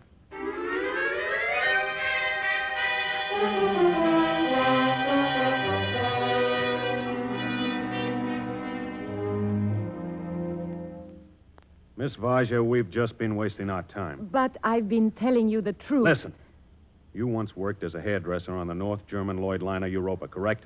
Yes. You used to bring over letters and mail them when you got ashore. Well, I never knew what was in them. They were letters of instructions to German agents in this country. And you were working as a courier for the German Secret Service. No. We also know that you became an American citizen, and that, Miss Vaja, makes you a traitor. Well, I have done nothing since the war began. I swear You have a friend who's a scientist. He's working for the government now. What's his name? I have no friend. He was at your home last night. His name is Charles Ogden Roper.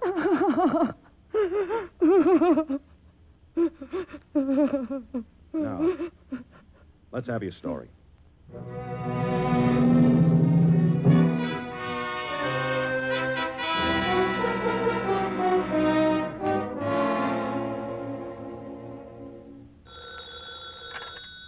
Briggs speaking. This is Bill Dietrich. Oh, hello, Bill. Something new has been added, Mr. Briggs. What do you mean? I got a message from Hamburg to give to Elsa Gebhardt. What is it? It's about a man I never heard of before. The message says, remove the memory expert at the completion of his mission. Memory expert? Sorry? If that means what I think it does, Bill, this is the break we've been waiting for.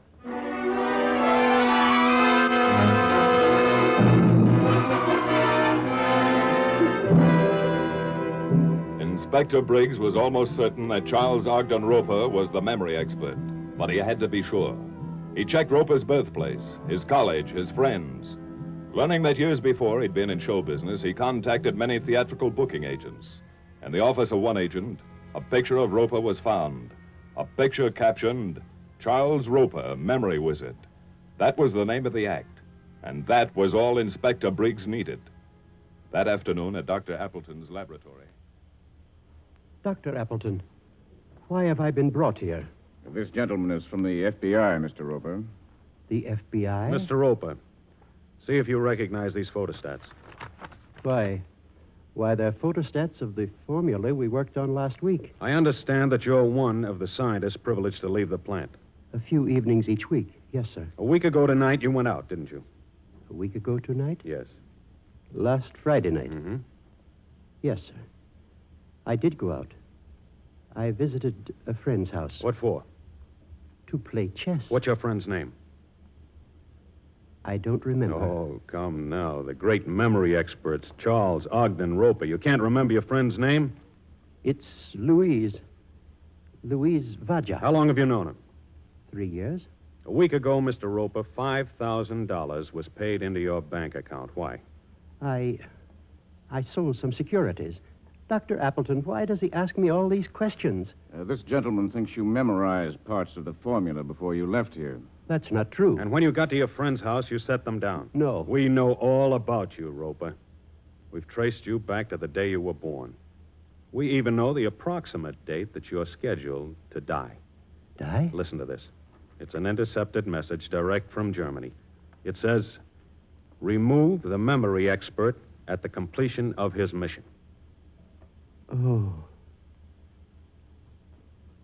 What do you want to know? When did you make your last delivery? This morning, on my way back to work. Where did you make it? At a bookshop. Which one? Come on now, Roper. Talk up. Talk fast. Lang's bookshop, 59th Street. I put the material in a book, Spencer's First Principles. What did you give him? What was it, Roper? It was the latest data on the final experiments.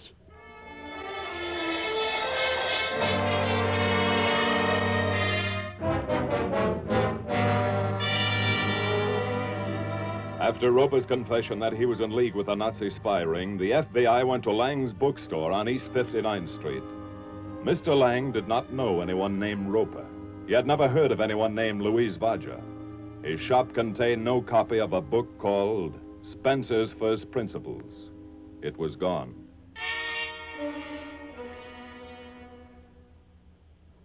Is that you, Max? Yeah. Did you get the book? Uh-huh. Do you want me to take it to Dietrich? No. Why not? I received a letter from Argentine this morning about Dietrich. His credentials were forged. What? He's on his way here. I expect him any minute. Then I go to work on him, eh? No. Why not? He must be made to talk. I can make him talk. You'd kill him. That would serve no purpose. I have a much better plan. What? This hypodermic needle contains scopolamine. It drugs part of the brain. Yeah? After 3 injections, he'll be answering questions. Ah. I'll allow you to put him in proper condition to receive the first injection. Thanks. See who it is. It's Dietrich. He's coming back to this room. Good. Let him in, Max. Hello. Come in, Dietrich. Oh, thanks. All right, Max. Now let's go to work.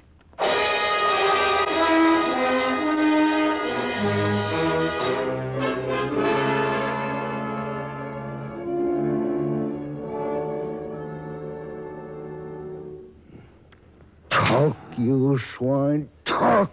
Stop it, Max. Give the medicine a chance to work. You see? He's coming out of it. Now he should talk. Dietrich, what is your real name? What is your real name? William. Dietrich. He's lying. Wait. Dietrich, you didn't send our messages to Hamburg, did you? Did you? No. You see, Max, it's working. Where did you send them? 30 miles. Boy, that's... Max. Dietrich, who did you send our messages to? Who were you working with? Answer me. Who were... The house phone. Someone's in the shop. I'll take it. Yes? Miss Gephardt? Who is this? I'm an FBI agent. Your house is surrounded. What's the matter? It's the FBI. They have the house surrounded. What? Quick. Take all the papers. Throw them into the fireplace. What Quick. about him? Do as I say. We've got to get out of here. Now, what'll we do? Get your gun. Keep them out, Max. Keep them out, Max. All right. You take care of those two, Simons. Right. Bill. How is he? Well, he's passed out. He's evidently drugged. Look, you'd better get a doctor, Walker. I'll stay here. Okay. When he comes to, I want to be around to tell him that Process 97 still belongs to us.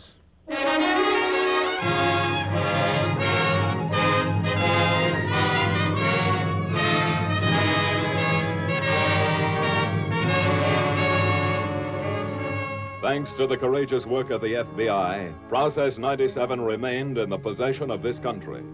Ultimately, it was used as the atomic bomb. Before and during this war, the FBI was able to protect this secret.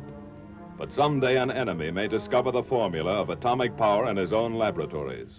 If he does, and he decides to go to war, then World War III will be over in 15 minutes. The discovery of the atomic bomb places a tremendous responsibility on the people of the entire globe. It was true when the late Wendell Willkie said, "This is one world." Now in this atomic age, the countries of the earth must get along together, because now it will be one world or none at all.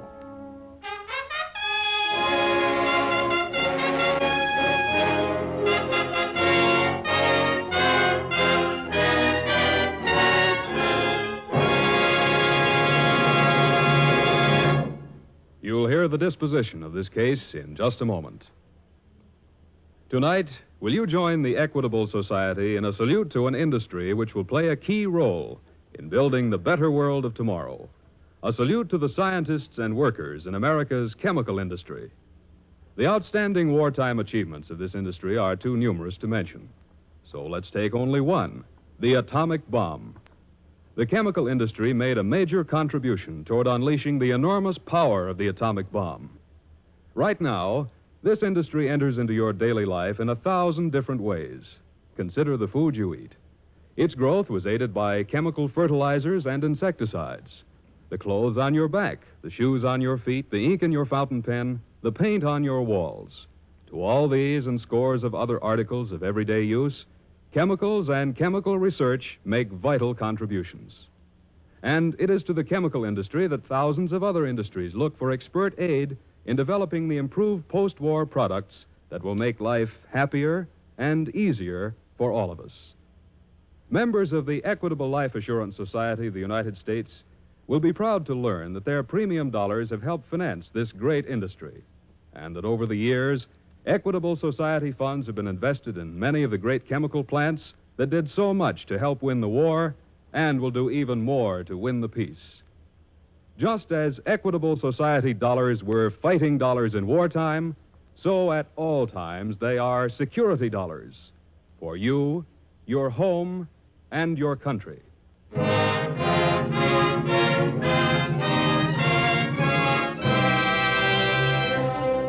Elsa Gebhardt and her Confederate Max Coburg, upon trial and conviction, joined their fellow Nazi agents in a federal penitentiary.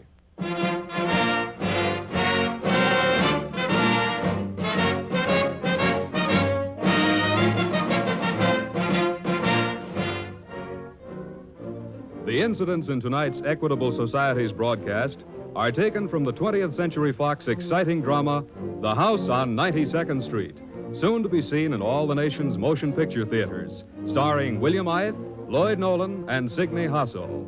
This breathtaking story was adapted from the files of the Federal Bureau of Investigation. However, all names used are fictitious, and any similarity thereof to the names of persons living or dead is accidental. Programs in this series of particular interest to servicemen and women are broadcast overseas through the facilities of the Armed Forces Radio Service. Tonight, the music was under the direction of Leith Stevens. The radio adaptation was by Jerry Lewis, and your narrator was Reed Hadley. This Is Your FBI is a Jerry Devine production. This is Dick Joy speaking for the Equitable Life Assurance Society of the United States, and inviting you to tune in again next week at the same time for This Is Your FBI.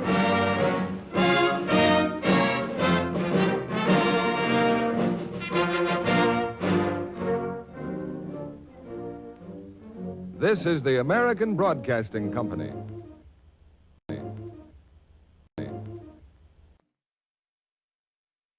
The Equitable Society presents This Is Your FBI.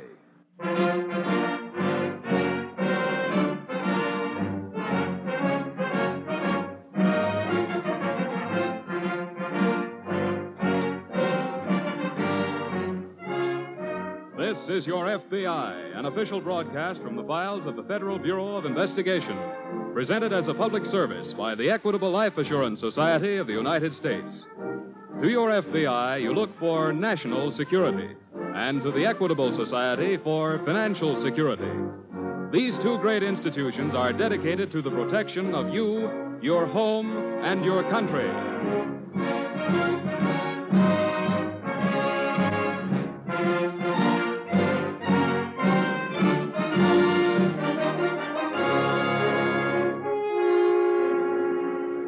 Tonight's file, The Marriage Racket.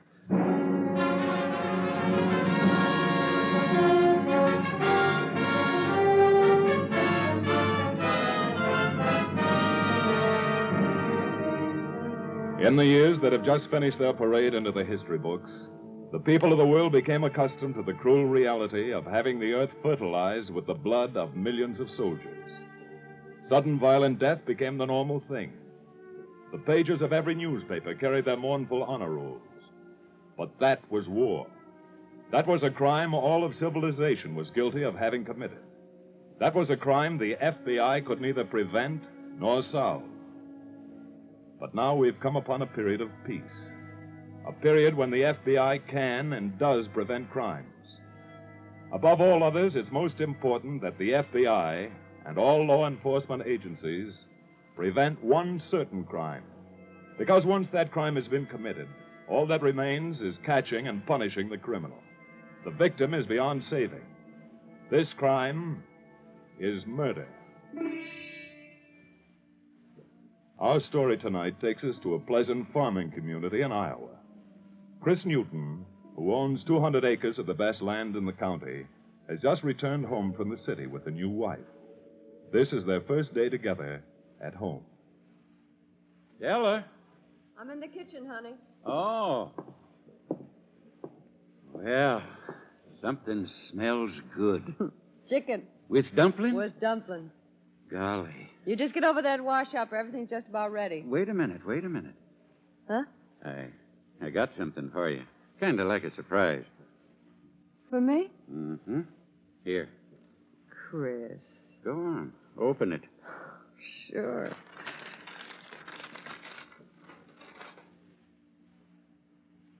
Chris. It ain't much. Why, it's the most beautiful set of feathers I ever seen in my life. The man says you can wear them on your head or around your neck. It don't make no difference which. Oh, they're just beautiful. Chris, you're so awful good to me. Well, I just feel lucky I got you. Even in spite of what folks in town will say? What do you mean? Well, I know they're thinking you ought to have picked your wife from around here instead of marrying a stranger. Della, a man's got a right to marry whoever he wants to, if he can get her. I wanted you, and I got you. You mean I got you? Then we're even. Oh, Chris. Now you go over and get cleaned up, and I'll set... Who's that? Must be Jeff Holmes. I asked him to drop by. Come in. Hiya, Della. George. Who's he? George, it's my brother. Come in, George. Come in. Okay. For heaven's sakes, how'd you get here? Hitchhike. Chris, this is my brother, George. George, this is my husband, Chris. Hello, George. Well, this is a surprise. It is to me, too, Della. I didn't know you had a brother. Well, she probably forgot. I ain't seen her in a couple of years. You been in the Army? No, working in war plants up and down the coast. How'd you find out where I was? Well, Uncle Ben told me. I hear you two have just been married. Uh-huh. Congratulations. Thanks. George, you look very peaked. Have you been sick? No, just tired. I need a little rest and some fresh air. That's why I came here. Well, bless you, George. I'm glad you did. You think you'd like some company for a while? Oh, of course. We'd love to have you, wouldn't we, Chris? Sure, You're just in time for sure. something to eat. Let me have your coat, George. I'll keep it on. Which room do I use? You take the one at the end of the hall on the left. Can I give you a hand with your suitcase? No, thanks. I'll go change my clothes, sis. Della, Yeah, Chris? you don't suppose your brother's in some kind of trouble, do you? Trouble? What do you mean? Well, you saw how he acted when I offered to take his coat. Yeah? You notice that bulge in his coat up near the shoulder? No, why? Della, your brother's packing a gun.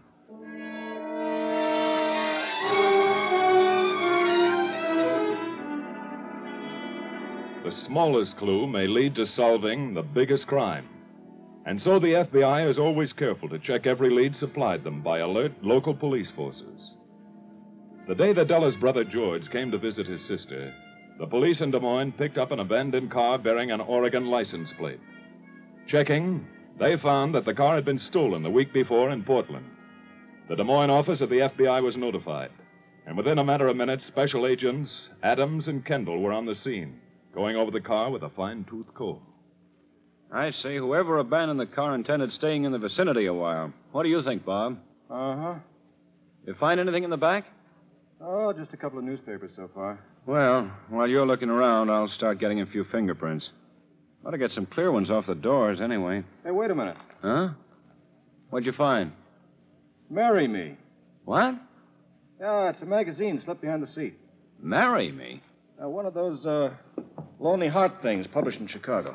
I can't imagine a car thief having a magazine like that. Here's the name of a woman subscriber stenciled on it. Now, who is she?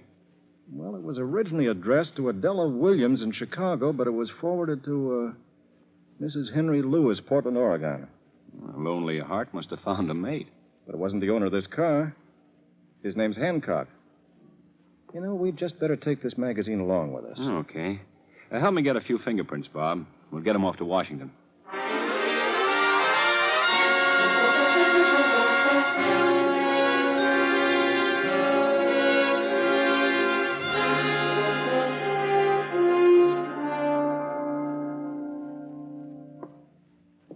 Where did your husband go, Della? Outside to look after the stock. Oh. Then it's time we did a little talking. Oh, but he may come back any minute, George. And he's already very suspicious of you. What do you mean? He knows you're carrying a gun. How? You gave it away acting like you did about your coat. Ah, I'll fix that. You think you got a good sucker this time? Chris is such a wonderful man, George. I don't mean that, stupid. How's the dough department? Oh, they say he's worth more than any farmer in the county. Oh, good. Then we'll go right to work. I don't want to stay around here any longer than I have to. But it's very nice here, George. I like it. Shut up and listen, will you? Okay. I ran into a drug the other day that's out of this world. Now, you do what I tell you to do when I tell you to do it, and everything will be... Oh, everything all right out back, Chris? Yeah, just fine, Della. Oh, say, Chris. Yes? I brought a little present for you. So? What's that? A gun I used on a night watching job out west. A gun? Oh. It might be useful to you around here. Well, thanks, George, but I don't think I need it. At least you know why George was carrying it now, don't you, Chris? Yeah, sure. Well, I'll be getting on to bed. Coming, Della? Right away, Chris. Night, George. Night. Well, that took care of that. And tomorrow, honey, we break in the new drug.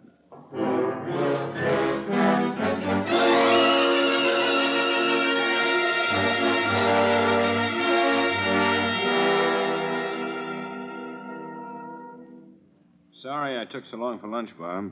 Anything from Washington on those fingerprints? No, not yet. But I just finished talking to Portland about Della Williams. Oh? What'd you get? She married a man named Henry Lewis 3 months ago. He died suddenly 1 month ago. She collected $3,500 insurance and left Portland right away. Anything strange about the death? Mm-hmm. Overdose of sleeping tablets. They let it go as a suicide. Ah. But what's that got to do with the stolen car? Della Williams met Lewis through that Lonely Heart magazine. Yeah? And Della has a brother who lived with him for a time. What's his name? They didn't know. You think maybe the brother stole the car because we found his sister's magazine in it? Certainly seems plausible. Yeah, that's right. There's Washington's report on those fingerprints. Oh, thanks, Tom. Well, what's the verdict? You hit the jackpot, Bob. How? The man who stole the car is George Williams. Served 2 years for robbery. Last lived with Sister Della Williams in Chicago. He's 35, 5'10", and... Bob. Yeah? Maybe Lewis didn't commit suicide after all. Listen to this. Williams and Sister suspected of murder in connection with death of her 4 former husbands, but not enough evidence was ever found to warrant their indictment. Marry and murder for profit. Yes. And if that's their business, they've probably already started on the next victim. And since Williams abandoned his stolen car in Des Moines, their next victim must be somewhere in this area. Right. If we want to save somebody's life, Bob, let's get busy.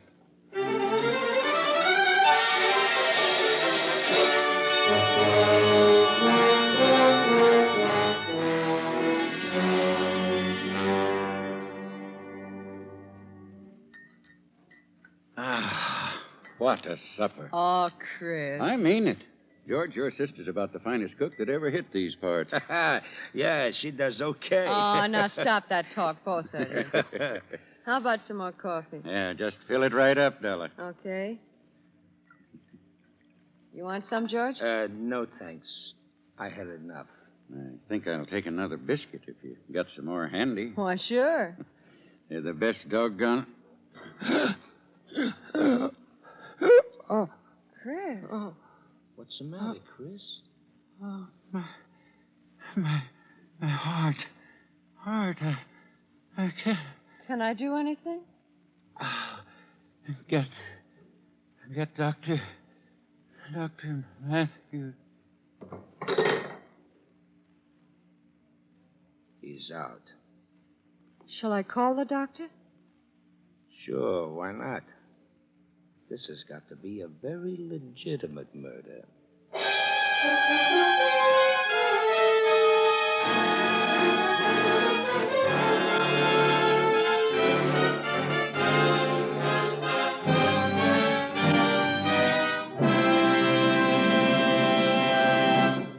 We momentarily close the Equitable Society's presentation of the Federal Bureau of Investigation file on the Marriage Racket.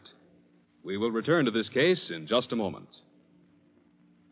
One of the best things about being in the life insurance business is that you get to know a lot of different people.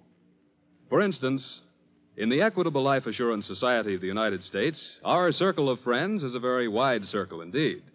It consists of 3.25 million individuals. That's the number of men and women who have become members of our society. And since the Equitable Society is a society in fact, as well as in name, and is entirely owned by its policyholders, our members never hesitate to speak up when they have something on their minds. They tell it to our agents or write personal letters to President Parkinson. Farmers give us their ideas on our farm insurance programs. Heads of great industrial enterprises volunteer their opinions on our group insurance plans. Fathers of families tell us their special needs in regard to home protection, the education of the children, or retirement income for themselves. Here in the Equitable Society, we consider it a great advantage to have our fingers constantly on the public's pulse. Thanks to these contacts, we are able to modernize and liberalize our life insurance policies and annuity contracts. We have streamlined them to give our members protection and security exactly suited to their needs. That is why the Equitable Life Assurance Society's many services are always up to date, planned with an eye to the future. On the same principle, in investing Equitable Society dollars, our management always keeps in mind the future economic health and prosperity of the entire nation. And so, by serving its members, the Equitable Society serves America. And now, back to the file on the Marriage Racket.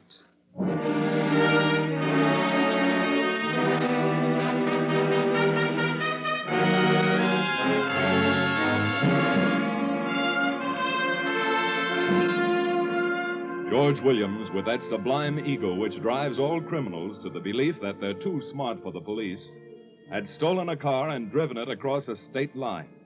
That was a mistake, a serious mistake, because it invited the FBI to take a hand in stopping his career. This was not the ordinary chase after a criminal. This was not a race between Williams and the FBI. This was a race between the FBI and death. On the Newton farm, Dr. Matthews has been treating his patient, and now he emerges from the bedroom.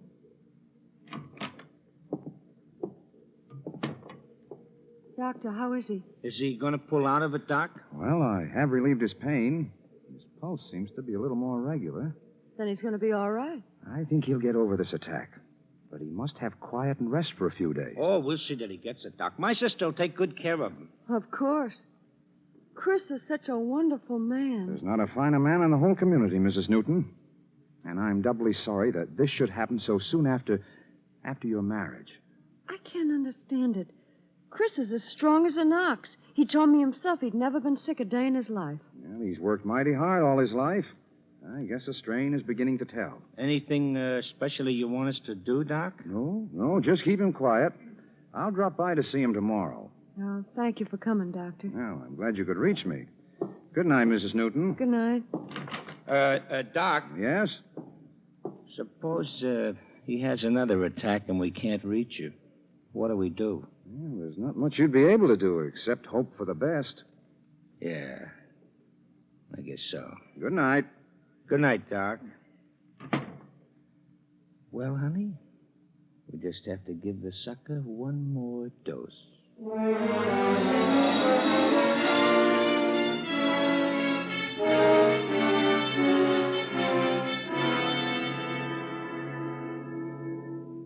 Hey, Bob. Yeah? Any police reports on that alarm we put out on Williams yet? No, and time is ticking away fast. Yeah, I know. If Marion murder is their game, we're racing against the death of their next victim. If we haven't already lost the race. Well, we're not getting anywhere waiting for reports. Hey, wait a minute. Yeah? Why haven't we thought of it before? What? That Lonely Heart magazine. If they contacted their other victims through the magazine... Give me the phone. Calling Chicago? Yeah. I'll get the editor to give me a list of all the men in this area who've been trying to find a bride through the magazine. Hello, operator. Get me the editor of a magazine published...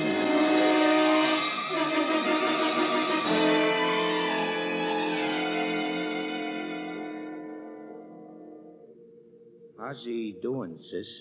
Chris is sleeping, George. That's good. We want a little time for the news to get around that he had a heart attack, so nobody will be surprised when another one kicks him off. I know. Ah, that's beautiful stuff in those little capsules. What's in them? It's a drug we should have been using all the time. A little bit kicks the pump around, and too much stops it for keeps. And it's scientifically impossible to find a trace of it in the body. George. Yeah? Chris is such a wonderful man. Okay, you said that before. So what? Would you be awful mad if I asked you to do something for me? Like what? Well, Chris is such a wonderful man. All right. You said that. He's been so good and kind to me. I wish you'd let him alone. Nothing doing.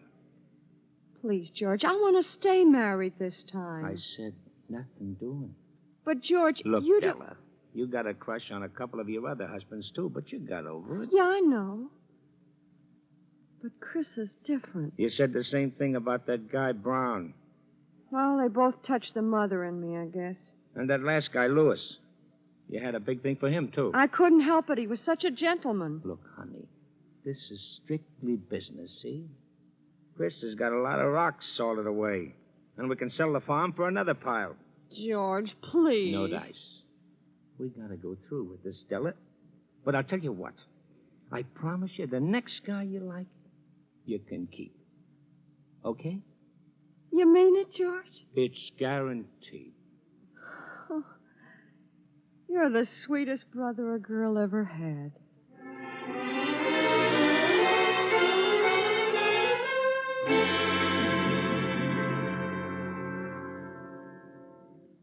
Well, here we are, Bob. The names of 4 marriage prospects in this area scattered all over the state. Well, let's get on them right away. And we better try telephoning. And ask them what? If they found a mate? We won't be that blunt about it. Let's take them right on down the line. Reeves, Johnson, Mason, and Newton.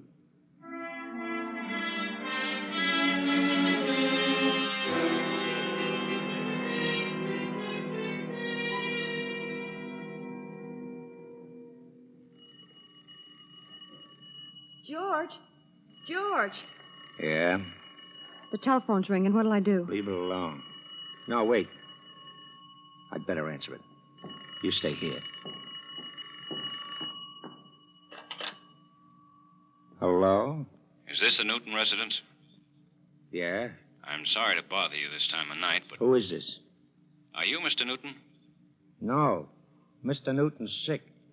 Very sick. In bed. Oh, I'm sorry to hear that. Good night. Hey, wait a minute. Who are you? Hey. Hello. Hello.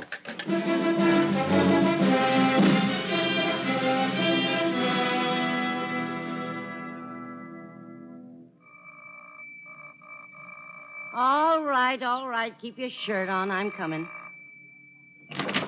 Hello. If you want Dr. Matthews, he's not here. Then maybe you can help me. I'm not a doctor. I'm just the housekeeper. Well, we're very sorry to disturb you, but we're special agents of the FBI. The FBI? But gracious, what's the matter? We want to ask you about a patient of Dr. Matthews, Mr. Newton. Oh.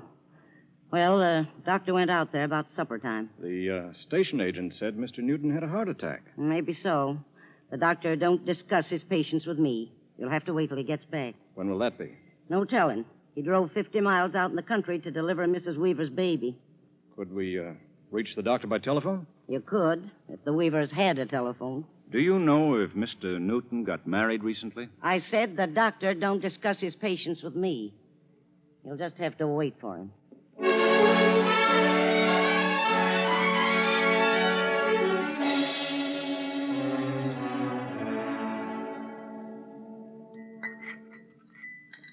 You got his tray ready, sis?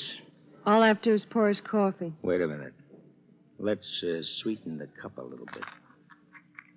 Oh, George, I hate to do this. Yeah, I know. Now, pour in the coffee. Okay. This one's going to last him a long time. Come on.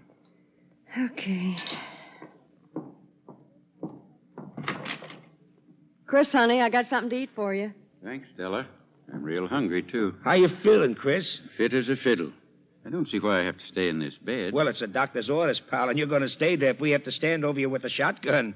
That's nice of you, George, to want to do what's right about me. Now, look, Chris, look. Della's a happy dame, and I want to see her stay that way. Here's your tray, Chris. Thanks. Now, who's that? Oh, probably a neighbor. Well, Chris ain't supposed to have company. I'll get rid of him. Go on, eat, Chris. I'll take care of him. Okay. I'm coming. Hello. You Mr. Newton? Mr. Newton's sick and can't have company. I don't think it'll be necessary for us to see him. Then what do you want? I think we want you, Mr. Williams. Huh? We're special agents of the FBI. Where's your sister? I don't know what you're talking about. No, you drop that gun. George, who are these men? We're special agents of the FBI. Huh? You and your brother are under arrest. Oh, dear. Where are you going? I've got to throw out some coffee.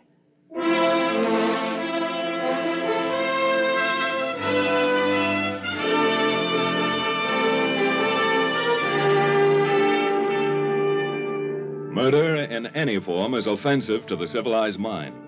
We are incensed by the killing committed in a fit of passion, by the bank robber's killing of an innocent teller, by the brutal murder committed by the mental or moral degenerate. But there are no words to describe our revulsion for the persons who commit deliberate cold-blooded murder for profit. Investigation into the deaths of the former husband of Della Williams proved conclusively that murder had been committed in each case. Thanks to the speed with which the FBI worked, the life of Chris Newton was saved. And George Williams and his sister were tried by local authorities and convicted of murder in the first degree. In the long roster of criminals, they were fairly unimportant people.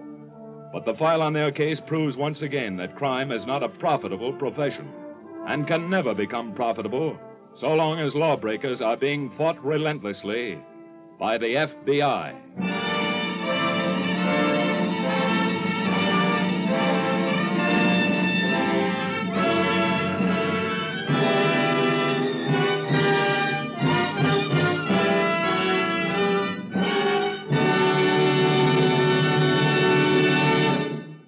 You'll hear about next week's case in just a moment.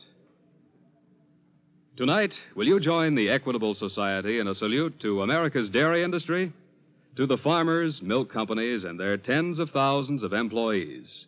Above all, a special salute to the boys and girls of the dairy farms. During the war, while a father or elder brother was at the front, these patriotic kids got up at dawn to feed the cows and gave up their playtime hours to get the milk through to the milk processing plants. Thanks to tireless efforts of both youngsters and old-timers on the dairy farms, it was never necessary to point ration the milk that means so much to the nation's health. In fact, per capita consumption of milk went up 25% during the war, and wherever it was humanly possible, milk and milk products were regular parts of the Army ration. Milk and ice cream were symbols of home, the things our boys wanted most. Now that peace is here, America's dairy industry is looking forward to making greater contributions to our country's nutrition and health than ever before. In the future, also, there will be an increasing number of appetizing new food products, even wearing apparel, all made from milk. Over a long period of time, funds of the Equitable Life Assurance Society of the United States have played an important part in dairying. Hundreds of dairy farmers in all parts of the country have taken advantage of the Equitable Society's many plans for the business of farming. In addition, the premium dollars of Equitable members are invested in a number of the leading dairy companies. Just as Equitable Society dollars were fighting dollars in wartime, so at all times they are security dollars for you, your home, and your country.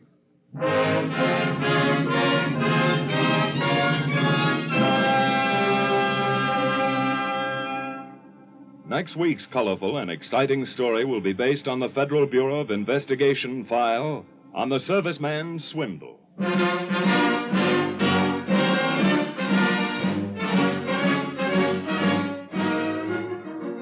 The incidents used in tonight's Equitable Society's broadcast are taken from the files of the Federal Bureau of Investigation.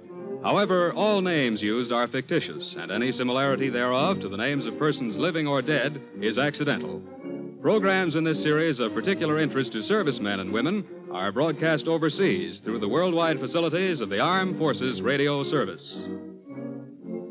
Tonight, the music was under the direction of Leith Stevens.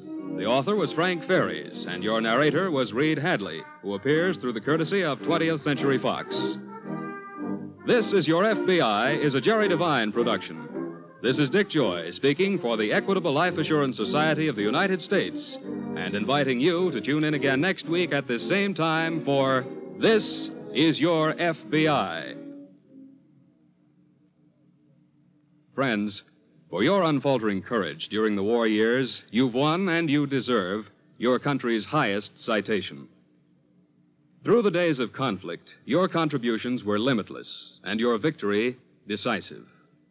But the only complete victory is victory with responsibility, and to that end our work continues. Every individual in America has a stake in the job of converting to peacetime economy as smoothly and as quickly as possible. Soon, price controls may no longer be necessary to our economic well-being, but until that time, go on doing your level best. Spend sensibly and avoid buying goods which are still in short supply. Cooperate with the remaining price and rationing controls. And if a question arises over any point of cost, refer it immediately to your Office of Price Administration. America's war against inflation is still raging. Remember, the most important single contribution we can make to world prosperity and peace is a stable economy here at home. This is the American Broadcasting Company.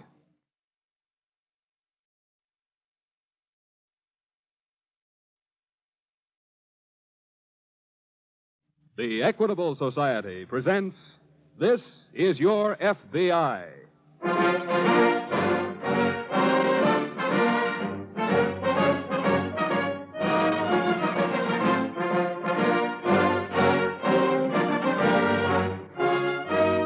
This is Your FBI, an official broadcast from the files of the Federal Bureau of Investigation, presented as a public service by the Equitable Life Assurance Society of the United States. To your FBI, you look for national security, and to the Equitable Society for financial security. These two great institutions are dedicated to the protection of you, your home, and your country.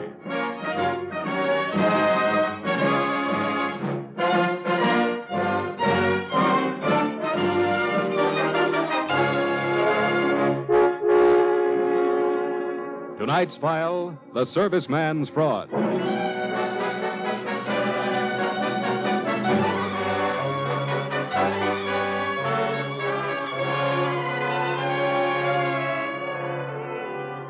The war is over and the fighting men are coming home. But for the FBI, the war, the fight against fascism, is not over. In a sense, it still goes on, because the fight against democracy still goes on. Not only overseas, but right here in this country. In a Midwestern state, for example, where a thin, white-haired man named Martin Bessemer was trying to form an organization called the United Brotherhood of America. Bessemer made his speeches in a large hall, and in his audiences were many veterans of our war against fascism. Directly behind this hall, he had his offices, a large outer reception room and a small inner office used only by Bessemer, by his red-haired secretary, and by his business manager, a hard, quiet-faced man called Frank Kingston. Leila, you finished typing that letter? It's right over there. Oh, okay. When's Bessemer going to sign it? As soon as he finishes rousing the rabble. Oh, you know, baby, 1 million copies of this ought to open a few thousand vets with plenty of separation pay. They could all hear him talk. You know something funny, Frank? Hmm? I listened to him the other day. And you almost believed him. Almost? If I'd had my purse, I would have handed over the membership fee and joined up. The more suckers who feel that way, the more money in the bank for us. For us? Yeah. We're in it together, baby. Frank. Huh? When are you going to get him to sign that check? I told you that when the time comes. Yeah. And I told you, I'm not going to sit around here waiting for dollar bills to start... Hello, Mr. Bessemer. Hello, Frank. Hello, Lila, my dear. Hello, Mr. Bessemer. You've been working hard today, haven't you? Pretty hard. Well, I'll take your dinner tonight and make sure you're getting enough to eat. Oh, here's the letter we drew up, Mr. Bessemer. Thank you. The United Brotherhood of America has a particular appeal for our veterans. I realize their plight and promise to give every honorably discharged man who joins the Brotherhood a battle bonus amounting to... I've never promised anything of the kind, Frank. Well, there are a couple of million vets waiting for somebody to lead them someplace, Mr. Bessemer. You know, vets with dough. You want to get them to join, don't you? Well, naturally. Then sign here. Oh, now, look. You hired me to boost your membership. Sign here. Kingston, nobody tells me what to do. Nobody. Oh, I'm sorry, Mr. Bessemer. I didn't mean to sound as though I were giving orders. I was just thinking that if we can pull in the vets, the organization ought to get big enough to swing your election at the state legislature. Or maybe even Congress. Well, in that case, let me have your pen, Frank. Okay. Here. Thanks. There we are. I'll pick you up about 6, Lila. Okay. Goodbye, my dear. Bye. Goodbye, Frank. Goodbye now. He'll pick me up at 6. So what? So we'll have dinner and he'll slobber over me again. All right. All right, nothing. What kind of a guy are you to let someone else take your You girl? won't be bothered much longer. No? No. Our friend just signed his last will and testament. This letter? Yeah. It's going to mean a killing for us and the finish for him. How? Well, it's going to hook a lot of poor fish, baby. But it's also going to make somebody start an investigation. For instance? I don't know. But when they come around, we're going to be gone. And Mr. Martin Bessemer is going to be left holding the bag.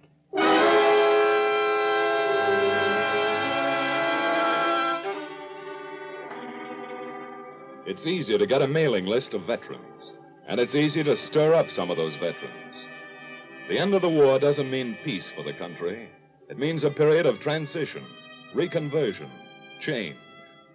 Many fighting men who have come home want that period to be swift and sure and right. So when they read a letter like Martin Bessemer's, many veterans get excited. Some want to join his organization. And some react the way a boy like Eddie Butler did. Eddie is calling on his girl. Sorry I kept you waiting, Eddie. Like my new dress? Huh? I asked you if you liked my new dress. Oh, yeah. Yeah, new, isn't it? Eddie, when we get married, my clothes That bird ought to have his head handed to him. What are you talking about? I'm sorry, honey. This letter came this afternoon. I didn't get a chance to read it. You read it now. Put it away. But look at it. I don't want to. It's from a gent named Martin Bessemer. He's the head of an outfit called... The United Brotherhood of American Wars, I know. How do you know? My brother Bobby got one this morning. What'd he say? Oh, I don't know. Said he wants to join. Join this? Yes. Well, he can read, can't he? Listen to this. The United Brotherhood is an organization restricted to members of the Caucasian race. That's a fancy way of saying Aryans. All right, Eddie. And this juicy little warning that we veterans have to rise up and throw the foreigners. All right, Eddie. But, Nora, don't you Give see... me that letter. Nora! I'm sorry. I don't get it, honey. I don't get you. Me? Eddie, sit down. No, here by me. Okay. Darling, I know it was pretty bad overseas, and you went through a lot. But you're home now, darling, and the war's over. The fighting's over, you mean? What? As long as there are weasels like this Martin Bessemer around, it's not over. Look, honey, I get mad, but don't try to chalk it up to combat fatigue or anything like that. I get mad because I see that maybe there's a chance all that fighting was for nothing. Eddie, that's silly. Silly, yeah, and your kid brother joins a peachy little group restricted to members of the Caucasian race. He's a kid, and it's a small, unimportant organization. There are a couple of million kids and plenty of these small, unimportant organizations for them to join. Eddie. No, I am mad. I don't like it, Nora. I don't like that it's going on and we let it go on. What can we do? I know what I'm going to do. What? I'm going to join Mr. Bessemer's little restricted bunch. What? It'll get me into one of his meetings so I can find out what he's up to. If he's up to what I think he is, Mr. Martin Bessemer better watch out.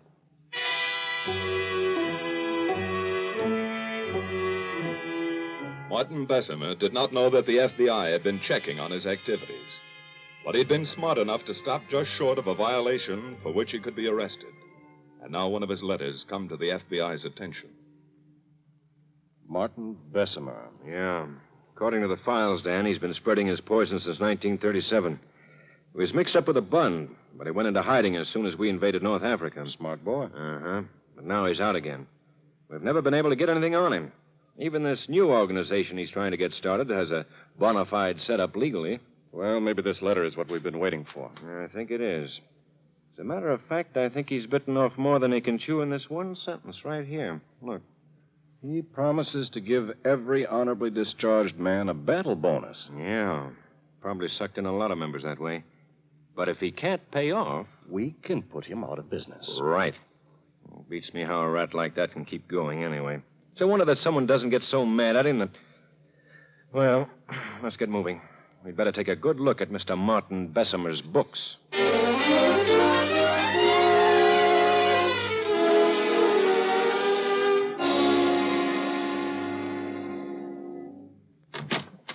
Well, it's about time you showed up. I've had my hands full, Lila. Who was she? Oh, stop being cute. I just had a big session with some vet named Eddie Butler. He's helped to knock Bessemer's block off. I know. He was here before. But we've got a bigger problem. What do you mean? I had a visitor. A gentleman named Sherman. Sherman? From the FBI. What do you want? To look at the books. You didn't let him? No. But he said he'd be back at 3. It's almost that now. I know. What are we going to do, Frank? Oh, it's going to be all right, baby. It says here. I tell you, it's going to be all right. All this means is that we clear out a little ahead of schedule. Without the money. With the money. Well, he hasn't signed that check yet. You will. Hello, Lila, my dear. Hello. Frank. Oh, I'm glad you're here, Mr. Bessemer. Anything wrong? Well, yes, we've gotten some disturbing news. What? Well, the FBI was here to look at our books. The FBI? Why? Well, I guess it's because of that last letter you sent out. One where you promised the boys a battle bonus. You see, if they look at our books and find that you can't pay that bonus, they could send you up for fraud.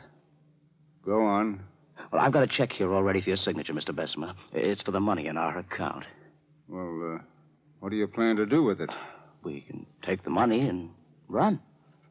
Take it and run? Yeah. You cheap gangster! Don't be so easy with your hands, Mr. Bessemer. You've got everything ready, haven't you? You knew this was coming and you planned for it. So what? You cheap little racketeer. Easy, Bessemer. Uneducated scum that'll do anything for money. I warned you. You are scum. You're from the slums, and your parents were...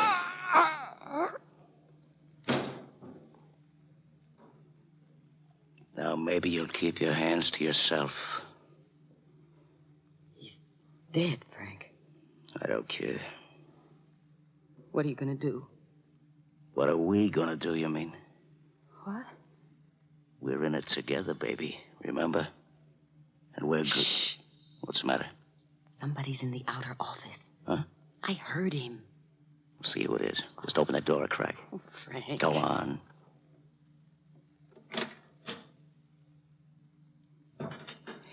It's that boy. What boy? That veteran, Eddie Butler. The one who wanted to knock Bessemer's head. We're both thinking the same thing, baby. Frank. It'll work. Come on. Help me lift Bessemer's body behind the desk. Oh.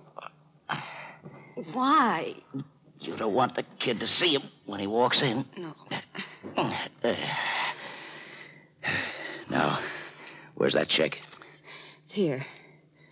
What are you going to do? Get out the back door into the bank before it closes.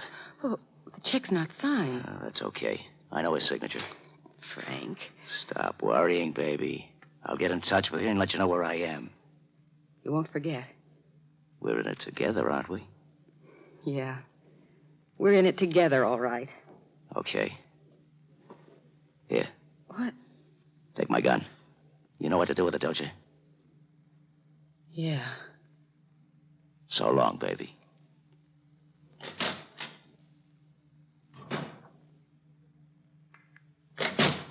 Mr. Butler. Yeah? Come in, won't you? Thanks. You're waiting to see Mr. Bessemer? Yeah, I saw him come in here, and then... Say, did I hear a couple of shots? Shots? Why, no. Not from here. Oh, what you must have heard was...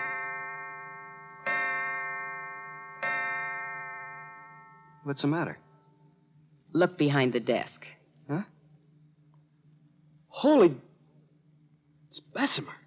And isn't this yours? What? This gun. Here, take it. But it's yours, isn't it? No. Oh, yes, it is.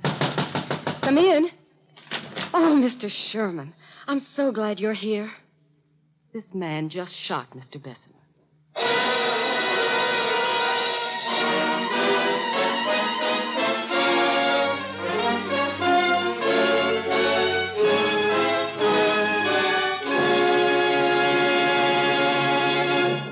We momentarily close the Equitable Society's presentation of the Federal Bureau of Investigation file on the Serviceman's Fraud. We will return to this case in just a moment. There's something about the name of the Equitable Life Assurance Society of the United States that seems to arouse quite a lot of interest. Again and again, people say to us, by the way, why is the Equitable Society called a society? Well, that question is easily answered. The Equitable Life Assurance Society is called a society because it is a society, in every sense of the word. It is an association of men and women who share the conviction that contentment and security depend on practicing the basic American virtues of thrift and self-reliance and cooperation. We who are members of the great Equitable Society family know that it isn't enough to work for ourselves alone. We know that we do better when we lend each other a helping hand. And that is why we have joined forces in the Equitable Life Assurance Society of the United States. We have combined our dollars into a common protective fund, which gives each of us far more security than he could attain by his own unaided efforts. The fact that 3.25 million Americans think this way and have become Equitable Society members gives our organization tremendous stability and safety. At the same time, the fact that this is a society means that we individual members receive personal consideration and warm, friendly attention in all our dealings with the management. Finally, we have the satisfaction of knowing that our premium dollars are constantly invested in ways that benefit the entire nation. For, by serving its members, the Equitable Society serves America. And now back to the file on the Serviceman's Fraud.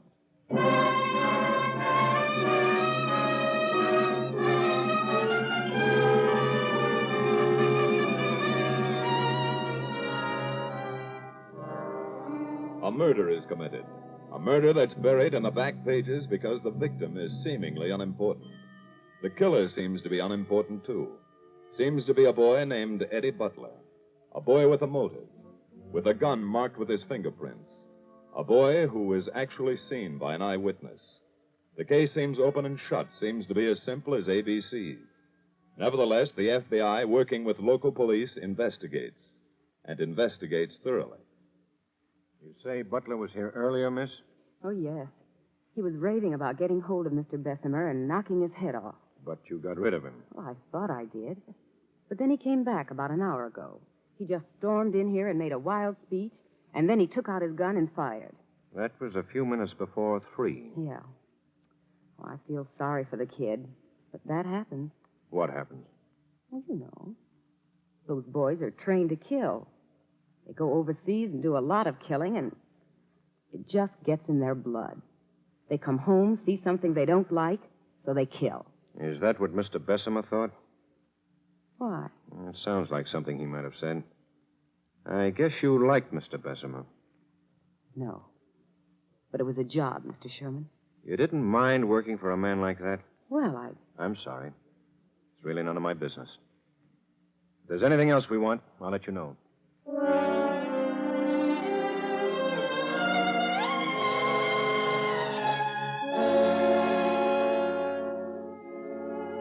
A murder is committed, but it was a letter which brought the FBI to this case. A letter involving a plan to defraud veterans.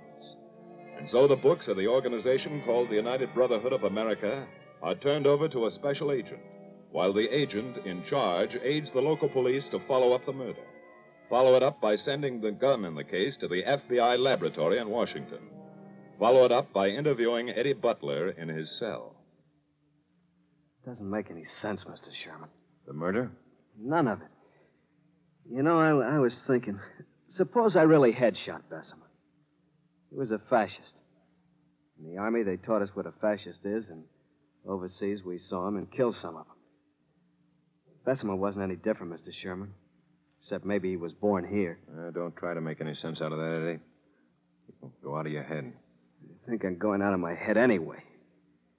Mr. Sherman, I didn't kill Bessemer, but I'm glad he was killed. And even if it hangs me, I'll keep saying that. So maybe I am out of my head. Eddie, you're sure there wasn't anybody else in that office when you walked in? Just a girl. What about earlier? I thought I saw that guy go in, but I don't know. What guy? Some gent who'd been trying to get rid of me. What was his name? I don't know. What did he look like? Oh, pretty solid. A little taller than me. Kind of a thin, hard face. Dark hair. That's all I remember. And you don't know who he was? Well, he said he was Bessemer's business manager. Business manager? Yeah. Thanks, Eddie. Thanks very much.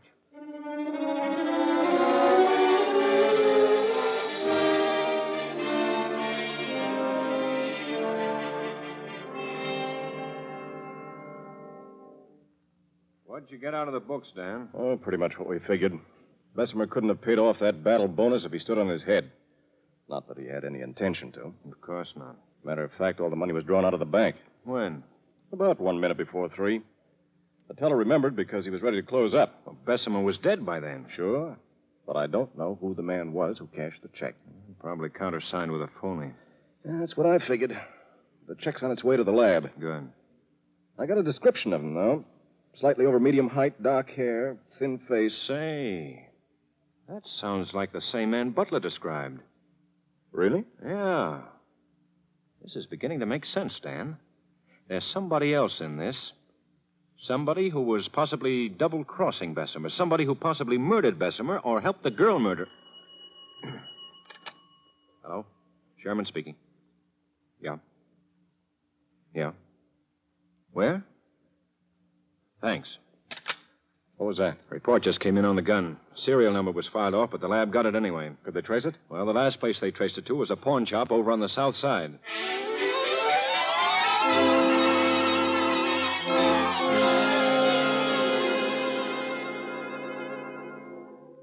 Now, look, we don't want to arrest you for selling the gun. We just want to know who you sold it to.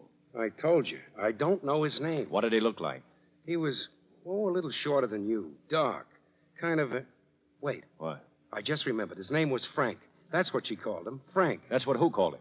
The girl who was with him. A very pretty girl with red hair.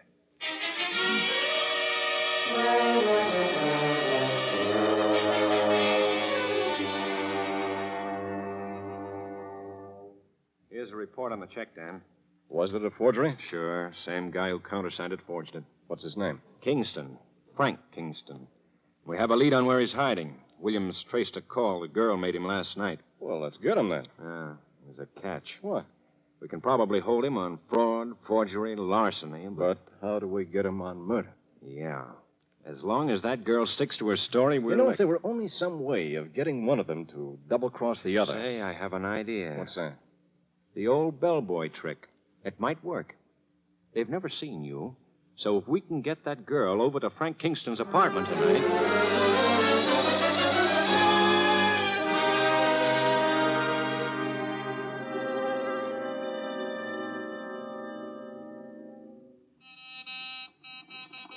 Isn't there anybody to run this elevator?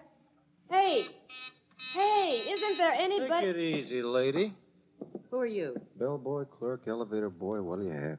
Now, since this is an elevator, what did you think? Sorry you had to wait. We had a lot of checkouts today. Dump like this, I'm not surprised. What floor? 5. 5? Yeah, do you mind? No, I don't mind. Only I don't think there's anybody up there. What? Well, there was only 2 people. 503, she checked out this morning. And 514, he checked out a few minutes ago. 514 couldn't have. I just spoke to him on the phone. Yeah, I know. How do you know? Also worked the switchboard. Lady calls, and 2 minutes later, 514 calls to say he's checking out. I don't believe you. Well, see for yourself. It's right over here. Well, he checked out. No, it's open. Frank? Frank! See? What did I tell you? So he's gone. Sure. Oh, that's great. That's just dandy. Little Frankie's gone for a walk with his pockets stuffed with money. That's beautiful. Something wrong? No, nothing's wrong. Everything's fine. Where's your phone? What are you going to do? Call the police. That man who checked out murdered Martin Bessemer. I saw him do it. I don't think he'll get very far, miss. Mr. Sherman. He's still downstairs waiting for you. Downstairs? Sure. This is 614, Lila. 6? But this elevator, boy... Also, house detective and FBI. So that's the way it is. Yeah. What do you think Frank is going to say when he hears the news? I think I know. He'll say we're in it together, baby.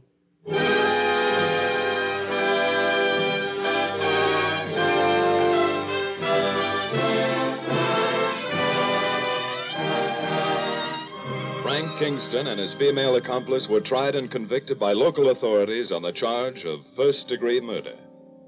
Kingston's death reminds us that there are men in this land who say they are Americans, who perhaps think that they are Americans and yet speak openly and loudly against the principles of freedom and equality, the principles of democracy. There's little difference between such men and the enemies across the seas whom we have conquered. There's little difference between such men and the criminals they so often employ, for they are criminals themselves. In the end, they will be caught, because their crimes are crimes against the people, against the government, against the FBI.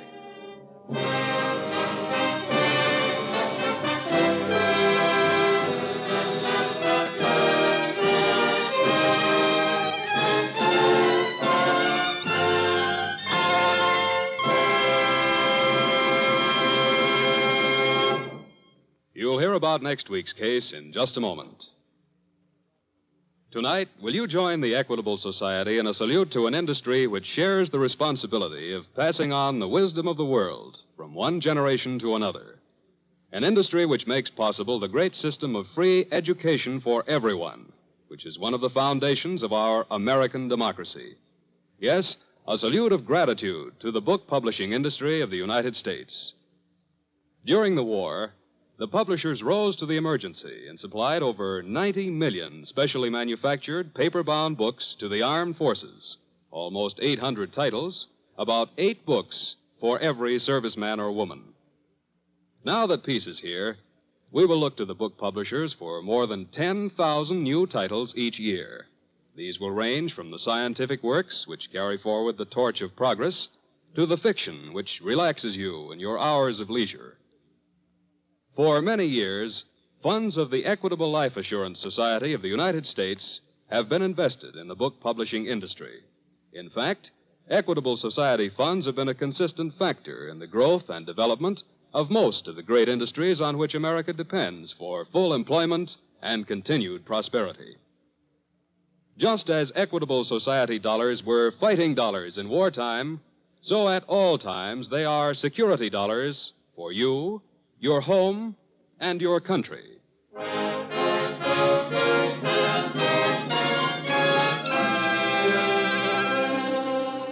Next week, we will bring you another thrilling story from the files of the Federal Bureau of Investigation. The file on the Desert Dictator.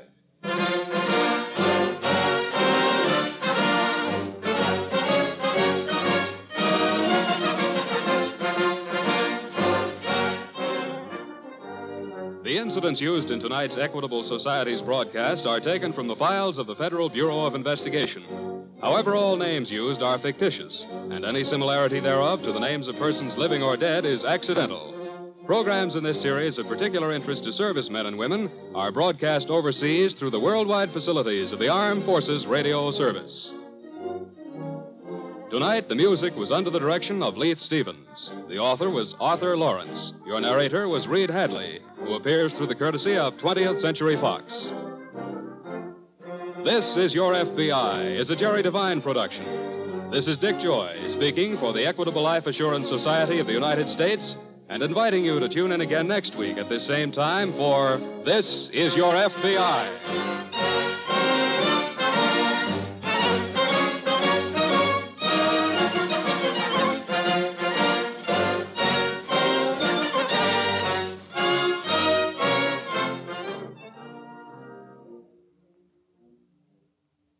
Folks, the Equitable Society reminds you that tomorrow is Navy Day. We'd like to take this moment to say thanks, Navy, for a job well done. The U.S. Navy played a tremendous part in beating the Japanese. It was the tiny Pacific Fleet that stopped the enemy offensive at Midway. Navy ships turned the tide of the war in the furious night battles off the Solomons. Halsey's powerful Third Fleet crushed the Jap Navy in the battles of the Philippine Sea, making it possible for American warships and planes to blast enemy cities at will. Throughout the war, the Navy has spearheaded victory. Men of the Navy deserve the gratitude of their countrymen. One of the best ways Americans can show their appreciation is by guarding the goals for which these men fought, by maintaining a strong, peacetime Navy. This is the American Broadcasting Company.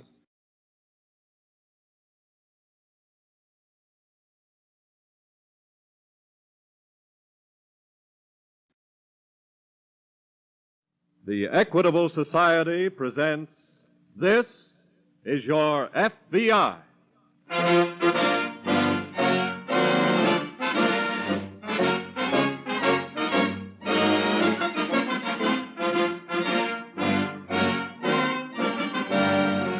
This is Your FBI, an official broadcast from the files of the Federal Bureau of Investigation, presented as a public service by the Equitable Life Assurance Society of the United States. To your FBI, you look for national security, and to the Equitable Society for financial security. These two great institutions are dedicated to the protection of you, your home, and your country.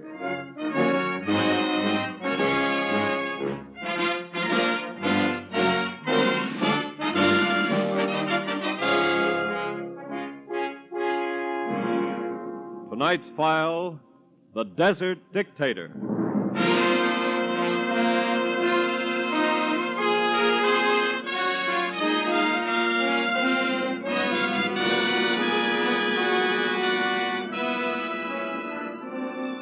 There is an ancient proverb which says, "The sword of the wicked shall break against the wisdom of the righteous." History bears witness to the inexorable truth of that proverb. And likewise does tonight's case from the files of your FBI, in which a ruthless criminal, a killer, is defeated by it.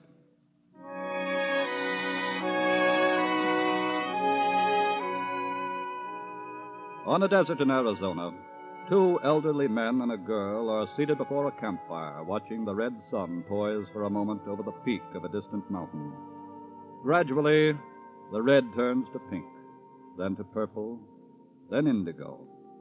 Now it is night. Doc? Huh? If I freshen up that fire, you could see a little better. See better? Yeah. He didn't hear a word you said, Mesa. No? Now, Larry. Uncle Harold, you know that when you're making notes, you get so engrossed you could do it in the dark. You exaggerate my talent.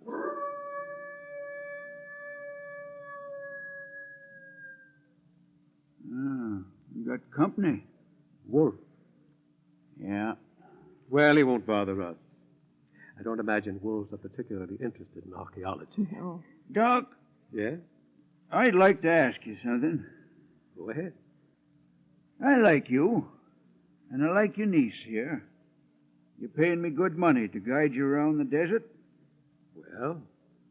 Just what satisfaction do you get out of digging stuff out the ground that's been there for hundreds, thousands of years? Well, now, that's a fair question. Let me answer it, Uncle Harold. Sure. You see, Mesa, the past can be a guide to the present. It's important to know what made one period of civilization die in order that this one shall survive. In other words, Mason, what Larry means is if Hitler had used archaeology instead of mythology, he would have known better. Well, that makes sense, all right. Now, we came out here, Mesa, to compile data on the three ancient Indian cultures that followed each other in this country. The first period was called Basket Maker Number 1. See, at that point, the Indians were nomads, hunters. Then Basket Maker Number 2. What's wrong? It's just the horses, Larry. That wolf may be flirting around with them. I better take a look. What's the matter with you critters? What you got your noses in the wind about? Settle down now, settle down. They all right, Mesa? They are now, Miss Larry. Has that wolf upset them? I don't know, but something has. What do you mean? I got a feeling that we ain't by ourselves out here. What? What's that? I think I'll just get the old carbine ready. Drop that gun, mister. You hear me? I said drop it. Now, look, I'm in the dark and you're in the light. That makes you a real easy target. I ain't dropping no gun. I'll leave it lay there. The next one slams into you. Are you all right, Mesa? Yes, ma'am. You Wild West boys ain't the only ones that can shoot, you know. Who are you? This company?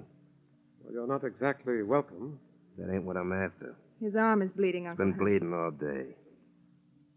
Does it worry you? No. Thanks. What's the setup here? Well, speak up, one of you. Talk. I'm an archaeologist. If you know what that means. I know what it means. Mummies. Well, that would be the common Egyptologist. Never mind connotation, that. but-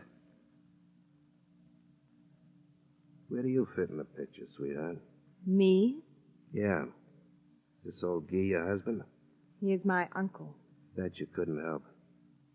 Who's Buffalo Bill here? Our guide. I thought maybe you dug him out of the ground. Now, just a Shut minute. up. Got any bandage, sweetheart? Bandage. For my arm. Go get it. When I'm fixed up, I'll tell all of you what you gotta do to be able to see the next sunrise. Okay?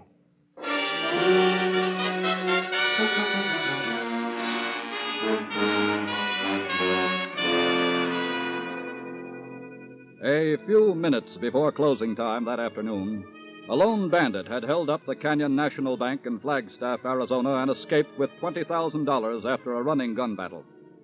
The FBI office in Phoenix was notified, and shortly after sundown, Special Agent Blake drove into Flagstaff, where he conferred at once with Sheriff Hickman.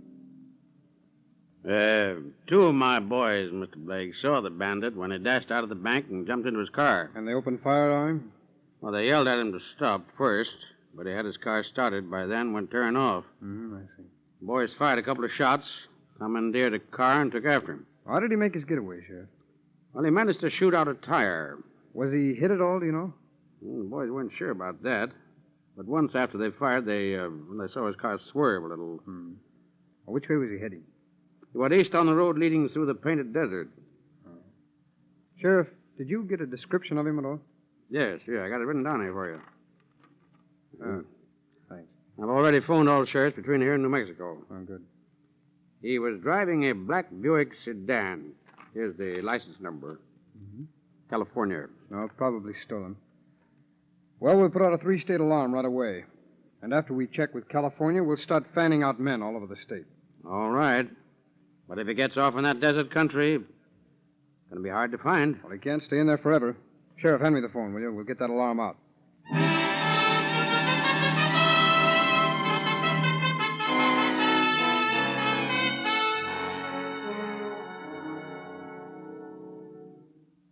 Well, there you are.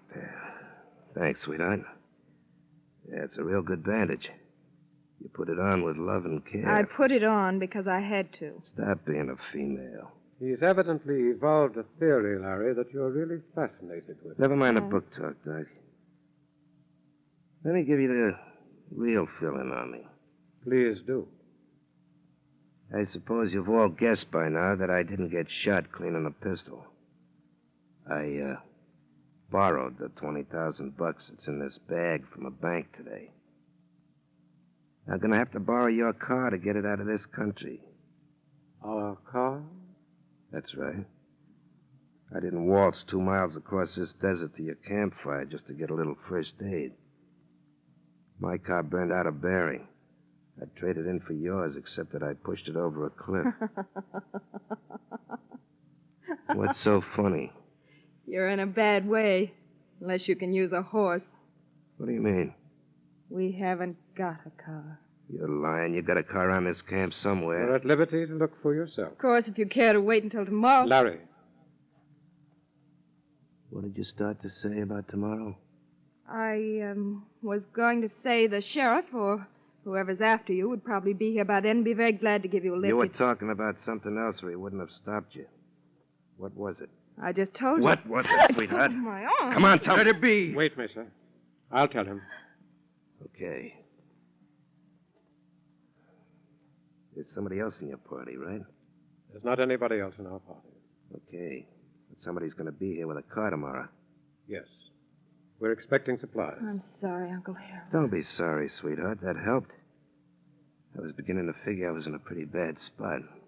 Well, since you think you see your way out of this now, perhaps you won't mind if we all retire. Sure, go ahead. But you'll have to hit the ground right here by the fire. Oh, yes, of course. And, Doc. Yes? In case you think you got an edge because you went to college, I just got out of San Quentin University last week. Apparently it didn't teach you much. I taught myself, Doc. I taught myself how to stay up 3 days and nights without sleeping. Oh? Yeah. So go ahead with the sleeping act. But don't count on me passing out. I'll be sitting right here waiting to say good morning to all of you. And a very special good morning to whoever's coming with that car.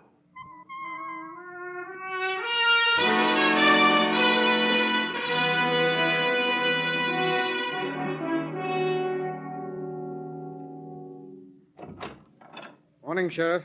Good morning, Mr. Blake. Sheriff, this is Special Agent Tanner. Hello, Sheriff. How do you do, Mr. Tanner? I just talked on the phone to the Los Angeles police. That black Buick sedan the bandit used was stolen there 3 days ago. We know who the bandit is now, Sheriff. Oh, yes? Tanner here checked your description of him with our Washington office. His name is Matt Ricker. He just got out of San Quentin last week. Well, gone back to work again already, huh? Here's his full description. 5 feet 10, 165 pounds, black hair, dark skin, has a knife scar on his right cheek. Want me to put that out? We've already sent it out as a follow-up on your first alarm. Sheriff, have you had any reports from any of your men? No, sir. But by now, they're pretty well spread out over this part of the state. Oh, good. Tanner and I are just getting ready to take a run across the Painted Desert Road to Gallup. Now, if you get anything, communicate with the sheriff there. Yeah. We'll be in touch with him. Then we'll double back here to Flagstaff. All right. Good. Come on, Tanner. Let's get started.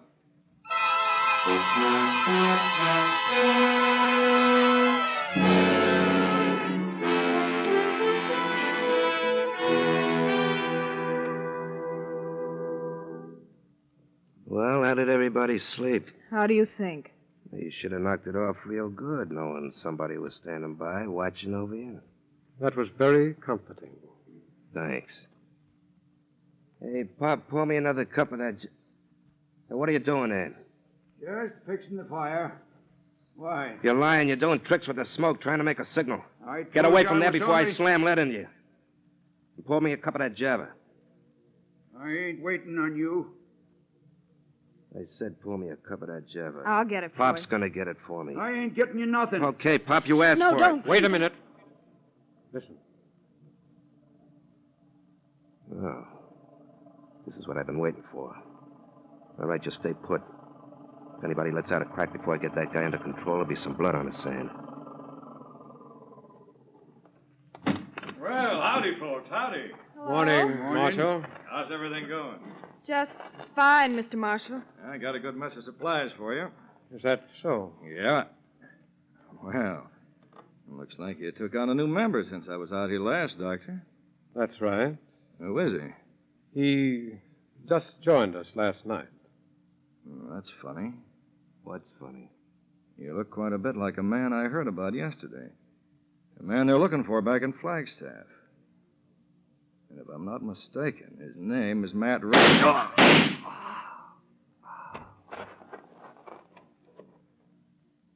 Well, that's it. It didn't help you, Ricker. What do you mean? Look at the car. Huh? Your bullet pierced the gas tank. Instead of shooting your way to freedom, you've destroyed your only avenue of escape.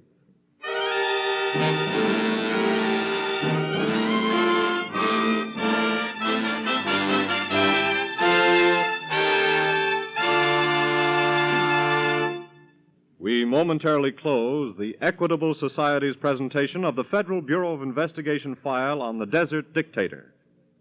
We will return to this case in just a moment. Tonight, I'd like to tell you a tale of two cities and 12 letters. One city is New York, where the home office of the Equitable Life Assurance Society of the United States is located. The other city we'll call Your Town, a prosperous manufacturing community somewhere in the United States. Now, on a certain day, 12 letters were exchanged between Your Town and the Equitable Society. 9 came from Equitable members living in Your Town, enclosing payments on their Equitable life insurance policies. On the same day, 3 letters from the Equitable Society, also enclosing checks, arrived in Your Town. One check was for a very large sum of money, an investment of Equitable Society funds in Your Town's most important industry. A second check went to a respected doctor who was retired under the Equitable Old Age Security Plan. The third check went to a young man in your state university, a payment on the educational insurance his father provided for him years ago. Well, that's one way that life insurance works. Money comes from Your Town to the Equitable Society. Money goes back to Your Town from the Equitable Society. Now, in place of Your Town, substitute any town, city, or village in the United States in which some of the Equitable Society's 3.25 million members live. And then multiply those 12 letters into several million a year. And it becomes very clear why we say that by serving its members, the Equitable Society serves America. And now back to the file on the Desert Dictator.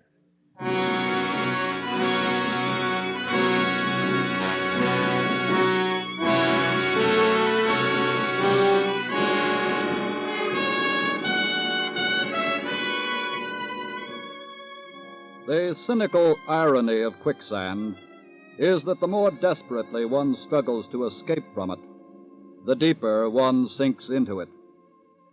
Matt Ricker feels the grim touch of this same irony as he watches the gasoline flow from a bullet hole in the tank of the automobile in which he had hoped to escape from the desert and the vicinity of his crime of bank robbery. All right, so I blew that chance for getting out of here. Don't waste any breath laughing at me, because I'm not worried a bit. We'd hardly laugh with the body of an innocent man lying there. You got a lot more to answer for now, mister. You don't think I'm going to sit here and wait for the law to come and get me, do you? Ricker, I wasn't very interested in you before, but now I am. What do you mean? Up to this point, you've just been a petty annoyance, which we've been helpless to remove. From where I stand, you're still helpless, Doug. That remains to be seen. What do you think you're going to do? That depends entirely on what you do. No matter what I do, the odds are all in my favor as far as you're concerned. They're all in favor of the rabbit, too. But he didn't win the race. Look, Doc, I got 2 more days and nights before I even have to think about sleeping. Well, let's get moving. Any particular direction? I'm going to put that up to Buffalo Bill here. Put what up to me? You know this country like the doc knows a book. What if I do? You're going to take us out of this desert to a good hideout over in the mountains somewhere. I'll figure out the rest when we get there. I ain't taking you nowhere. Mesa, his time is running out. I'd like for us to be there when it does. Whatever you say, Doctor. We'll pack up and let's get moving. Or maybe this will get a word out of you, sweetheart. Well? I'll have to ride double with somebody. Guess who I've picked? Thanks. That way I won't have to look at you. Stop playing hard to get. Okay, let's get out of here.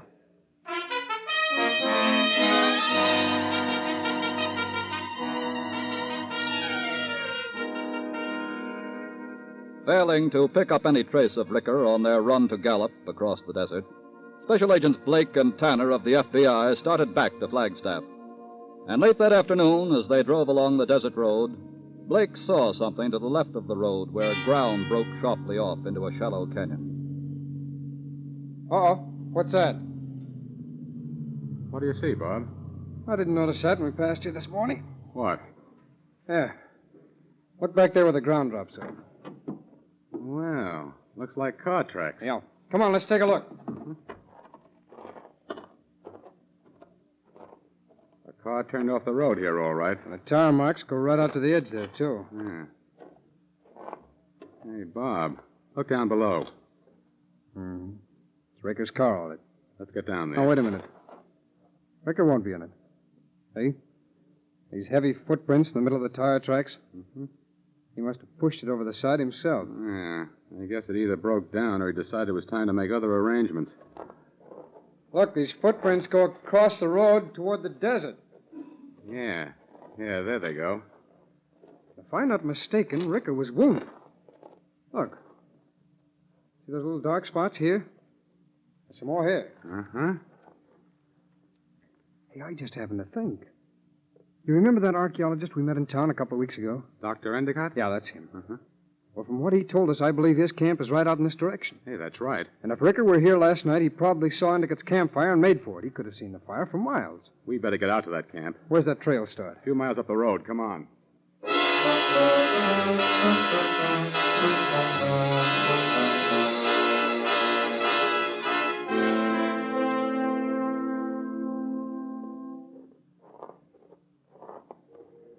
Isn't that Tom Marshall's car there?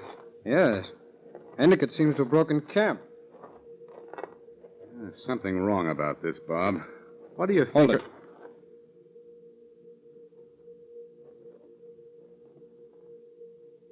It's Marshall. This must be Ricker's work. He's evidently taken Endicott's party with him. There are no supplies here. Well, then he's trying to get somewhere to hide for a while. Come on, it's getting dark fast. Look around for any sign of what direction they took. Here are some hoof prints. A lot of them. Leading north. Well, there's nothing but open country to the north. Well, maybe the trail turns later and... Hey, wait. Find something? Yeah, give me a flashlight. Here you are. Now, look at that. Looks like somebody's been drawing pictures in the sand. Well, those are Indian symbols. Well, that's your dish, Bob. What do you make of it? Well, I'd say Dr. Endicott left him. That first sign is a snake. Ricker. Yeah. The stair-step pyramid represents a mountain. The sun going down behind it means west. Uh-huh. Yeah, but what's that twisting line across the mountain? Well, that's the symbol for a trail or a road. Oh. Come on, let's get Marshall's body back to the trading post and call Flagstaff. I want to get a map of this region.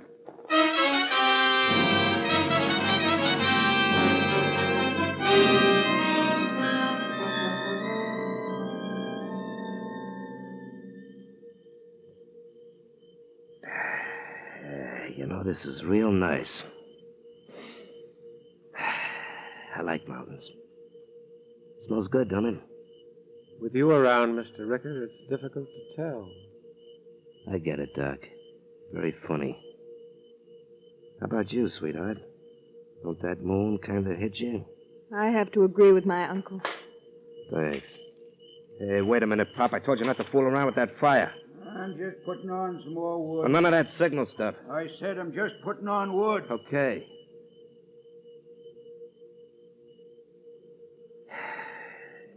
You know something? These mountains really get me. The guy I knew in San Quentin used to make big talk about country like this. He'd talk about a row of trees like they were beautiful follies dames or something. Now I know what he means. How did he feel about killing people? What do you mean? How did he feel about shooting someone in cold blood as you did today? That's why he was in San Quentin.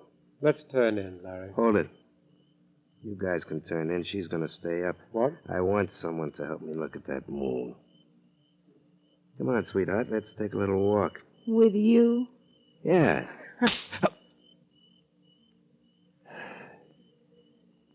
You're going to be sorry you done that. All of you are going to be sorry.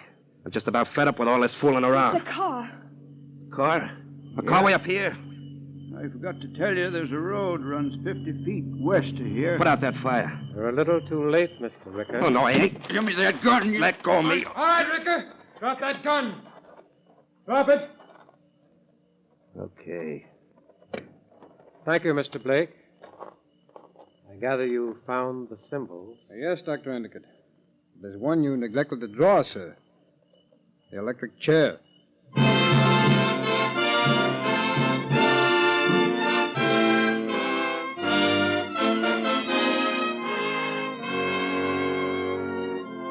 Matt Ricker was tried and convicted on the charge of first-degree murder. He was put to death in the state penitentiary. The career of crime is a losing game, and neither the criminal's wit nor his cunning nor his guns can overcome it, for they are no match for the thing which inevitably defeats him: the collective skill and intelligence of those who enforce the law. He is but one. They are many. He is fallible. They are sure-footed. He is wrong. They are right. And as the ancient proverb says, the sword of the wicked shall break against the wisdom of the righteous.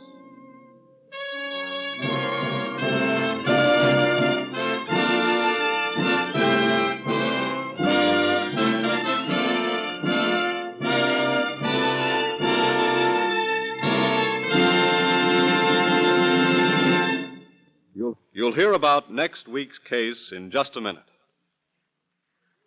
This week, at the Equitable Society, Thomas I. Parkinson, president of the Society, showed me a letter he'd received from an American mother who was mighty proud of her son.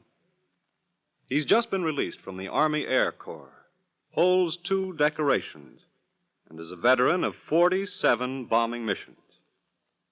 In her letter to President Parkinson, this mother said, "I think the members of the Equitable Society can be proud of my son, too, because the Equitable Society helped his father and me plan his education.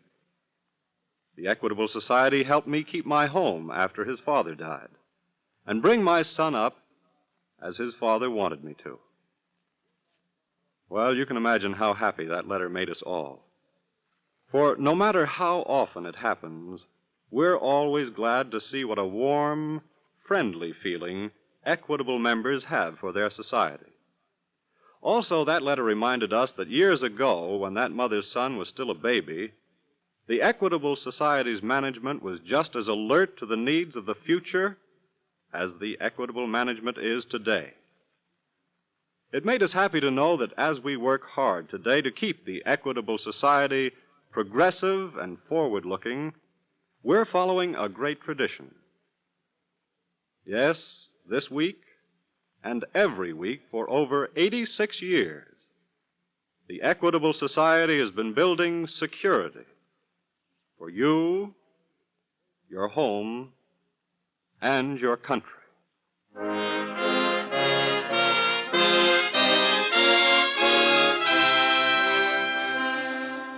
Next week, we will bring you another colorful story from the files of the Federal Bureau of Investigation, the Bogus Bankruptcy.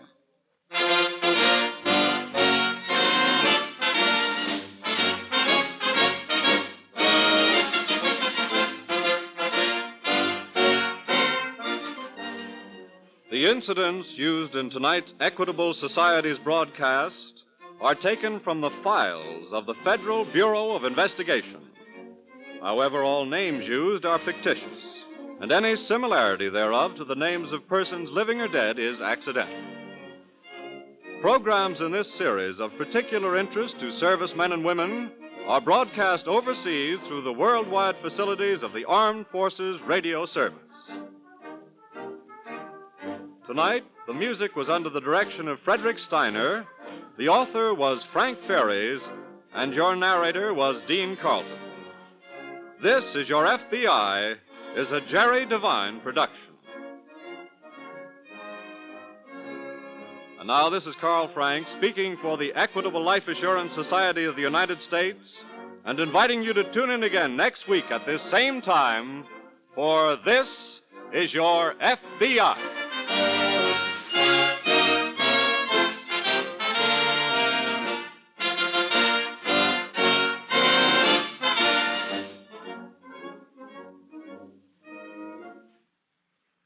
This is the American Broadcasting Company.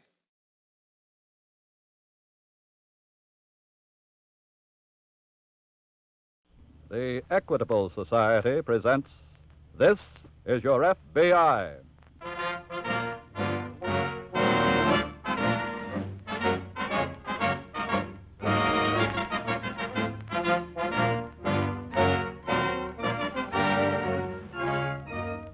This is Your FBI, an official broadcast from the files of the Federal Bureau of Investigation, presented as a public service by the Equitable Life Assurance Society of the United States. To your FBI, you look for national security, and to the Equitable Society for financial security.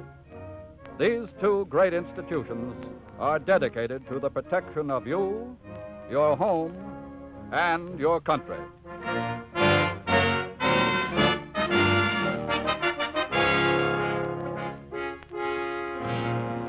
Tonight's file, the Bogus Bankruptcy.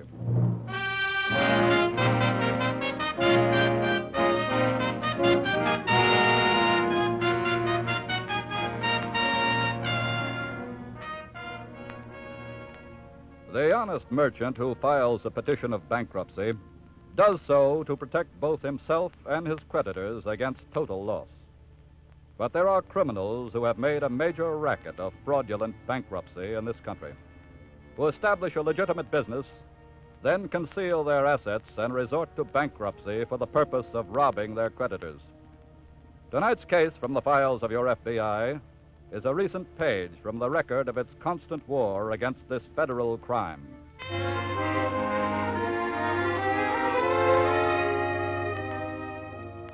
After a hard day in the office of the Davis Wholesale Fur Company, where he is credit manager, George Russell has just finished dinner and stretched out on the divan in the living room to read the evening paper.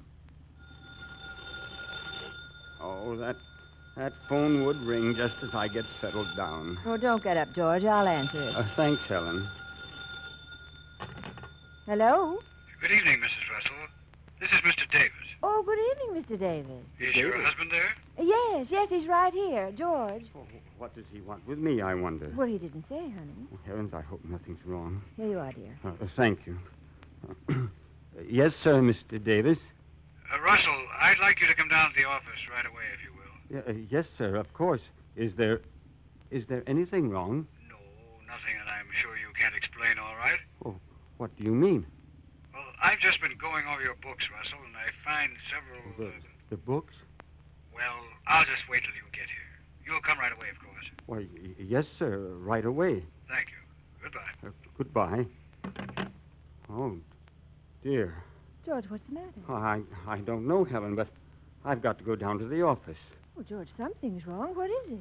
I didn't know anything was, but... Well, what is it, darling? Well, something about my books, he said. The books? Oh, where's my coat and hat? But what about the books, George? What does he mean? I have no earthly idea, Helen. But don't worry now. I'll get it all straightened out and be back home soon. But you're worried, George, and I I've can't... got to hurry now. Bye, honey. I'll see you in a little while. Goodbye, darling. Bye.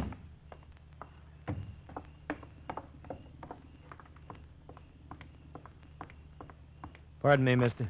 Oh. Yes? Are you George Russell? That's right. Why? I got something here for you. Okay, Red. Let's throw him in a car.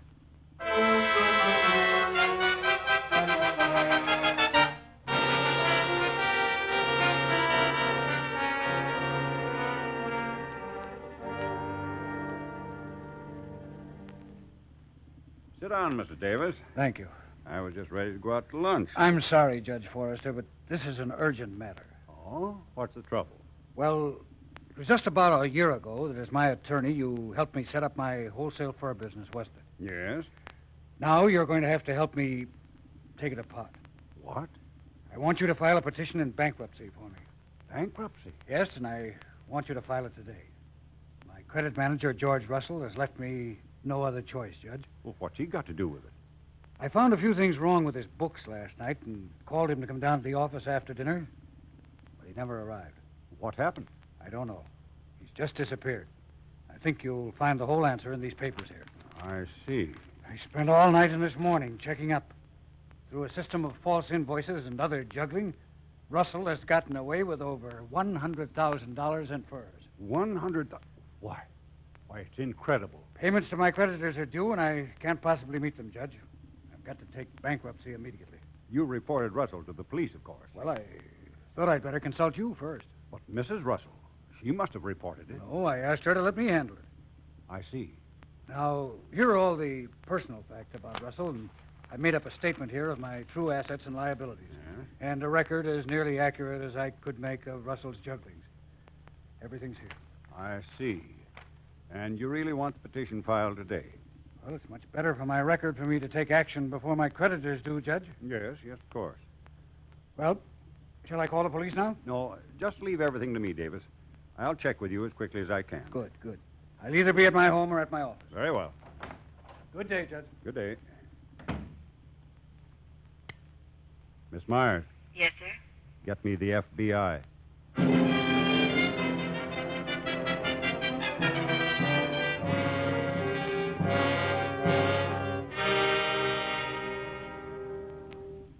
I'm glad you were cautious enough to call the FBI first, Judge Forrester. Well, it's like I said, Mr. Wells. The facts may be exactly as Davis presents them, but... How long have you been his attorney, Judge? Since he established his business a year ago. But I've served him in only a couple of minor matters in all that time. And you suspect there might be something wrong with this case? I have no basis in fact for any suspicion, Mr. Wells, except that it all happened so quickly. Mm-hmm. Russell disappears last night. And this afternoon, Davis has statements all prepared and asked for a petition in bankruptcy. I see. And I certainly have no desire to be a party to any proceedings involving a possible fraud. Well, of course not.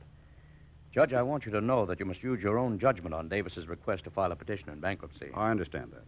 I'd like to have access to Davis's books as soon as possible. I can have them ready for you this afternoon. Good. I'm going to go out and have a talk with Russell's wife.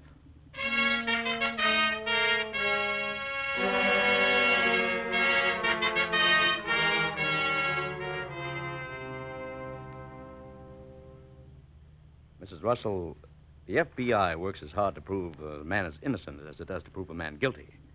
But we do have to find your husband. Oh, I know, and I want you to find him. What time did Mr. Davis call him last night? Right after dinner, about 8 o'clock. And Mr. Russell left for the office right away? Oh, yes, he wouldn't keep Mr. Davis waiting. When did you learn that your husband hadn't reached the office? When Mr. Davis called again to see what was detaining him. When was that? About 10 o'clock. Mm-hmm. How long would it have taken him to have gotten to the office from here? Oh, not more than 20 minutes. Seems strange that Mr. Davis would have waited 2 hours before calling. Yes.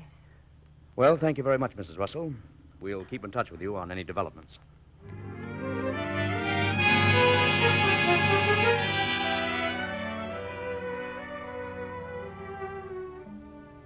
It is shortly after dusk now, and to anyone looking at it from the outside, the ramshackle building down in the now deserted warehouse section of the city would have appeared empty and unoccupied. But behind the padlocked loading doors stood a motor truck, and at a table sat two men playing gin rummy. Come on, pick a card, will you, Red? Oh, wait a minute. I'm adding something. You need under 10 to knock. Yeah. 3 on top of 6, 8 on 5. I knock. How many? 10. Well, lay him down, will you? Yeah. You got 14 points, stupid. How? 3 and 6 is 9, and 5 is 14. Since when? Look, Red, how many times you... Davis. Yeah. I get it.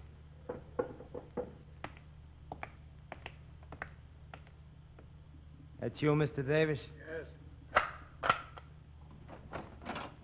Come on in. Thank you. Well, how's things going uptown, huh? Right now, Mac, I'm more concerned with matters here. Everything's okay here. Red, Yes, sir. did you call my apartment this morning? Yes, sir. Why? Well, to tell you everything was okay. I don't want either one of you to call me unless there's an emergency. Do you understand that? Yes, sir. How's our friend, Mr. Russell? Sleeping like a baby. No trouble with him? Not since we slugged him. He tried to make a break for it a while ago. That's why he's sleeping like a baby. Does he know why he's here? No, sir. You haven't mentioned my name. No, sir. What have you done with the first? Took him off the truck. Got him hid under that bunch of empty crates and boxes over there in the corner. Yeah, I see. It looks just like a pile of empty crates and boxes. I gather that, Red. Look, Mr. Davis, you got any idea when we'll be pulling out? Huh? I just stopped by the lawyer's office to leave the books. He's filing the petition sometime tomorrow. Oh, you ought to get action pretty quick then, huh? That's right. Well, I have to be getting along. You boys just lay low here and everything will be all right. Right. Okay. And, by the way, Mac. Yes, sir? I'll be back a little later on tonight to take care of Mr. Russell.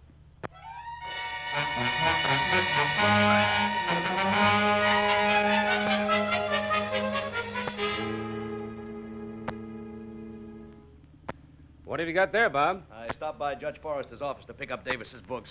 Here they are. Good. I also checked Russell's bank account. And? He hadn't bothered to draw anything out of savings or checking. With $100,000 worth of furs, he wouldn't need to. Probably not. It really looks like he's our boy. Why, what have you got? A clean report on Davis from his bank and from the Credit Association. Which doesn't prove anything. But Davis didn't take a run out, and Russell did. Maybe Russell did, and maybe not. What do you mean? I want to go to work on these books first. And in the meantime, let's get out an 8-state alarm on Russell. What do we say he's wanted for? We can't say he's wanted for anything yet. All we know for sure right now is that Russell is a missing person.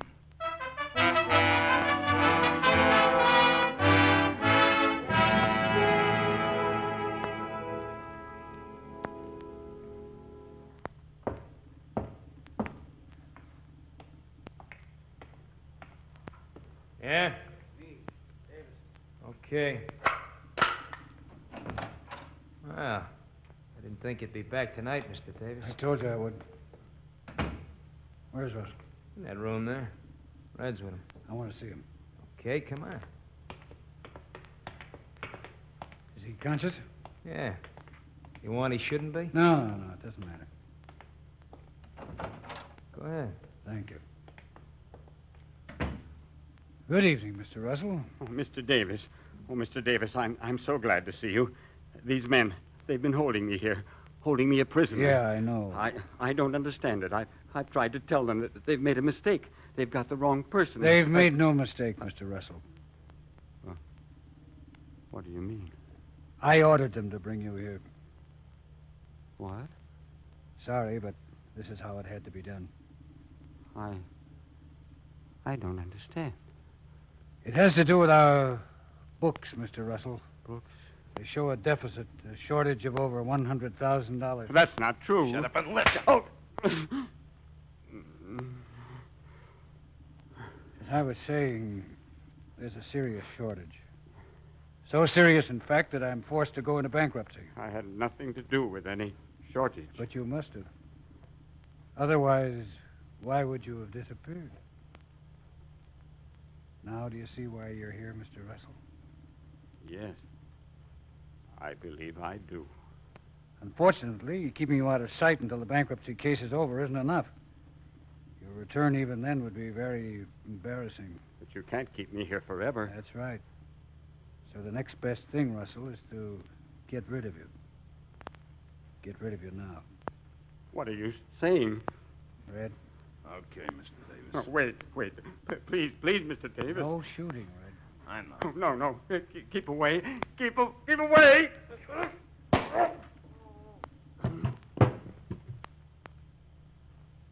That helps us balance the books.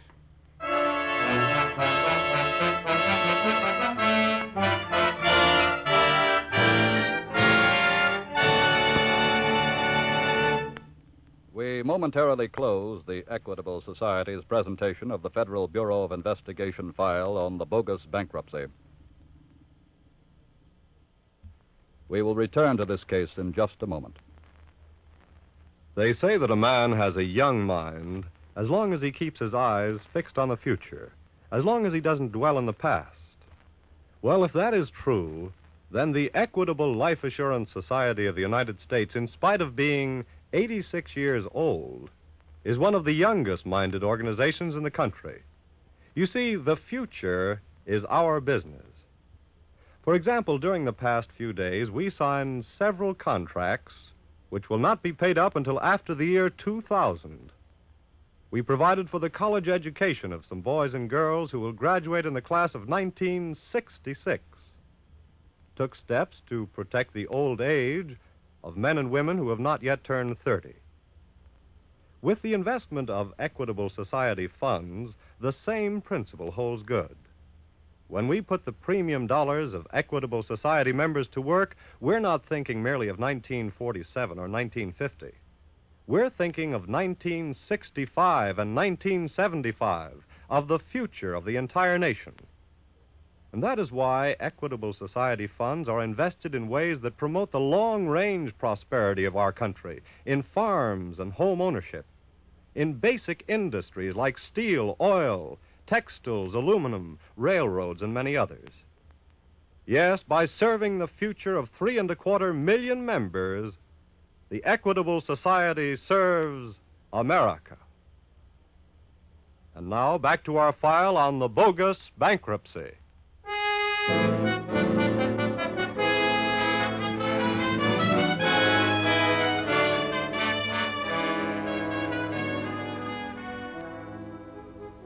A criminal can plot only his own operations and the actions of his victims and confederates. The discoveries and movements of his law enforcement opponents he has no control over whatsoever. And in this handicap most always lies his nemesis. At this point, however, things seem to be all in the bogus bankrupt's favor. And they still were when he entered his lawyer's office the following day. How's everything going, Judge? Oh, fine, Mr. Davis. That's good. Have you filed our bankruptcy petition?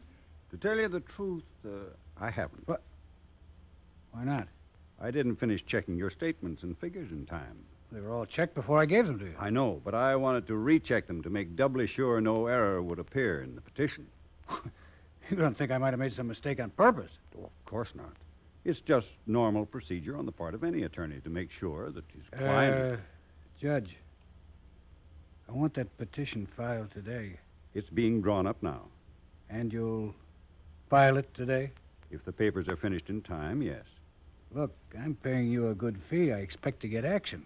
I'm doing the best I can. You wouldn't be stalling me, would you? What do you mean? I don't like the way you're handling this. This is all routine procedure. Where are my books? They're not here. Where are they? They're being re-audited. Why? For your protection against any possible error. I'm getting a little too much protection here, Judge. If you're not going to file today, I want my books and my statements back. As you wish. I think I'll take my case to someone who'll give his client what he asked for. I'll be back here for my books at 5 o'clock. Can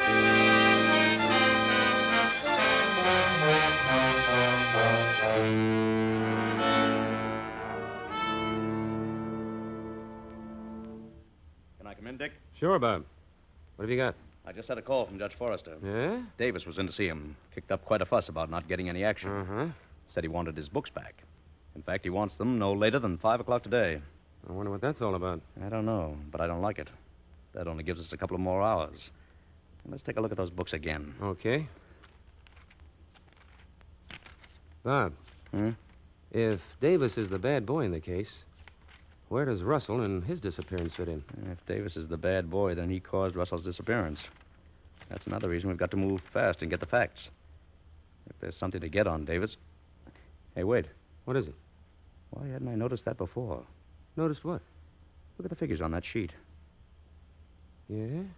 Those with the check marks by them are the false entry figures. The others are on the level. Notice any difference? Sure. Sure, they're not made alike. Exactly.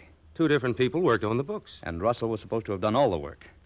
I'm going to run over to Davis's bank. What for? I want to pick up some of his canceled personal checks. And if Davis makes figures like any of these false ones here... Get going, Bob.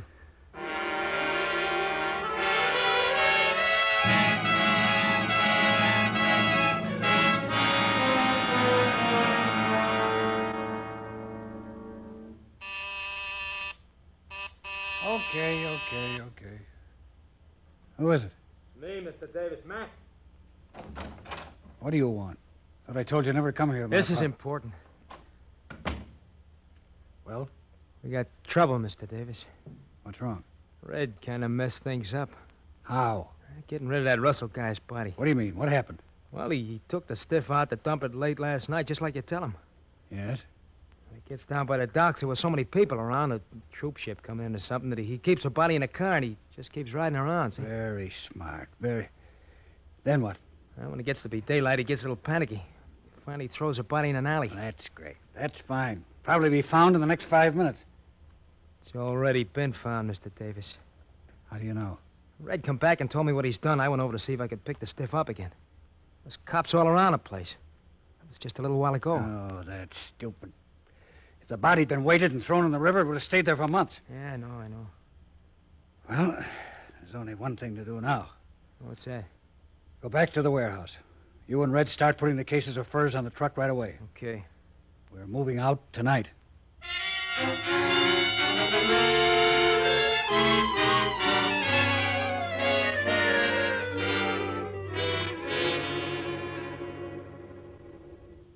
Dick, I just checked with the bank. Yeah? I think Mr. Davis is our man.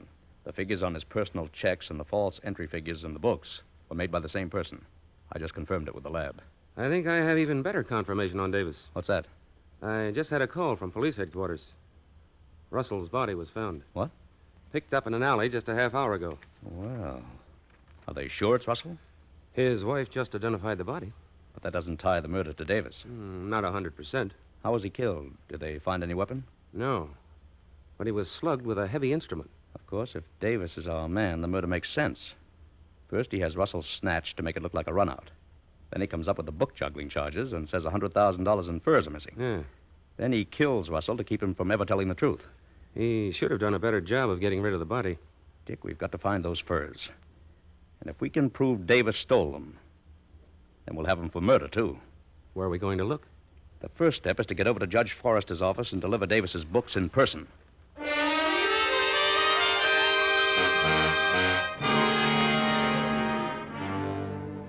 It's 5:30 now. I don't think Mr. Davis is going to keep his appointment with you, Judge. No. Have you his home address? Yes, I'll get it for you. Dick, I think you'd better get over there. Okay. I'll wait here.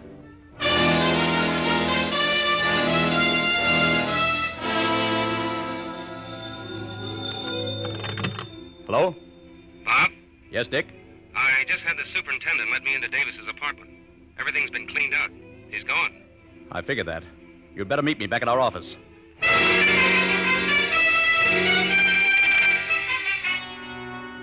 It's quite obvious that Davis has taken a run out. Yes. If we only knew where he's hidden those furs. Wait a minute. I seem to remember a certain item in his books. What? If I'm right, it might lead us to Mr. Davis.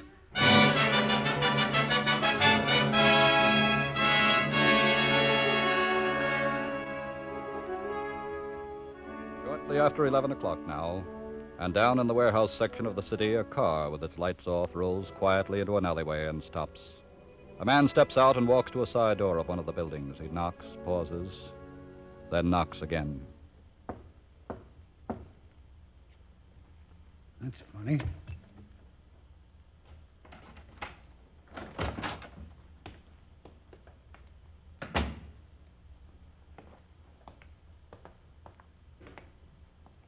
Red. Mac. Where are you? Mac.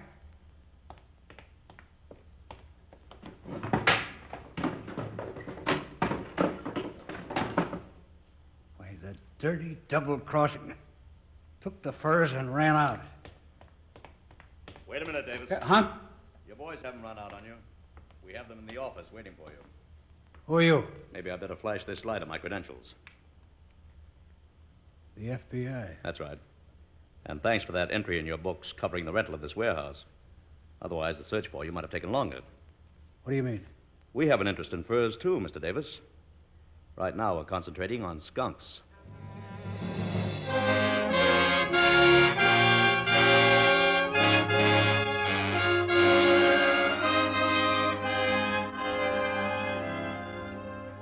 On the basis of subsequent evidence, Davis and his two Confederates were tried and convicted for the murder of George Russell. It is an ironical paradox that in many instances, a law designed to protect the interests of the honest citizen can be turned by the criminal to his own profit.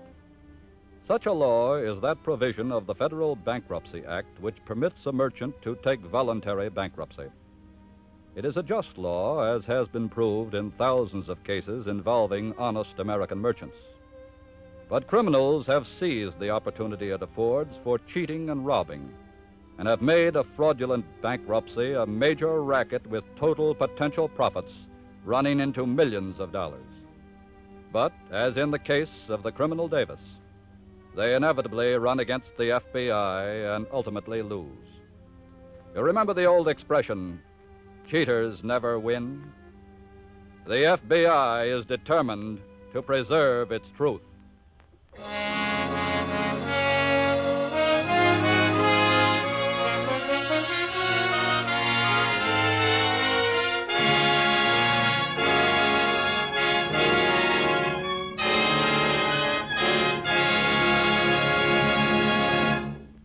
You'll hear about next week's case in just a moment. This week, at the Equitable Society, I had one of the finest experiences of my life. After lunch, I happened to drop in at the Department of Policy Claims. That's where payments are made to Equitable Society members whose policies have matured. Well, just as I walked into the office, an Equitable Society executive was handing a check to a lovely gray-haired lady. She'd been a teacher for 40 years until 2 weeks ago. Now she was retiring and receiving the first of a long series of checks, which the Equitable Society will mail to her every month as long as she lives. Her eyes were shining when she took the check, and she said, "You know, if I had my life to live over again, I'd still be a teacher. But if I couldn't be a teacher, I'd want to work for the Equitable Society. Because life insurance people, just like teachers, can look around them and see the results of their life work in happy, contented, responsible men and women." Yes, you see, the Equitable Society is the guardian not just of paper dollars and silver coins, but the guardian of human happiness, of the plans parents make for their children, of the ambitions of young married couples to own their own homes, and of the hopes of older people to live their declining years in peace and contentment. So we of the Equitable Life Assurance Society of the United States believe that our job is a good job, one that repays all the hard work we put into it. And so we're proud to say that this week and every week for 86 years, the Equitable Society has been building security for you, your home, and your country.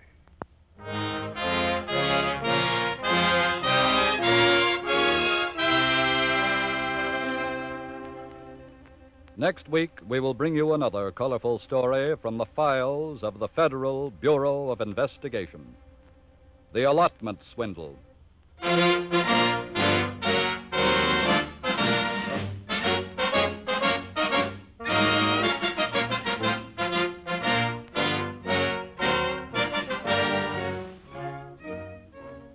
The incidents used in tonight's Equitable Society's broadcast are taken from the files of the Federal Bureau of Investigation. However, all names used are fictitious, and any similarity thereof to the names of persons living or dead is accidental. Programs in this series of particular interest to servicemen and women are broadcast overseas through the worldwide facilities of the Armed Forces Radio Service. Tonight, the music was under the direction of Frederick Steiner. The author was Frank Ferris. This Is Your FBI is a Jerry Devine production. This is your narrator, Dean Carlton, speaking for the Equitable Life Assurance Society of the United States, and inviting you to tune in again next week at this same time for This Is Your FBI.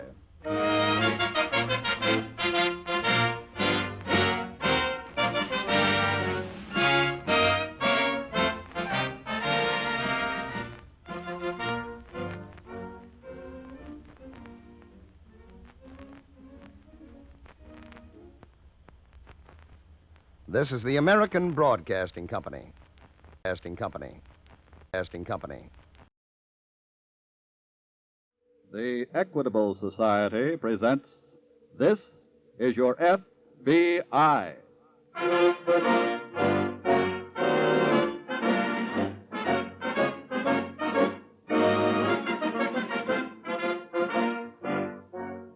This is Your FBI, an official broadcast from the files of the Federal Bureau of Investigation, presented as a public service by the Equitable Life Assurance Society of the United States and the Equitable Society's representative in your community.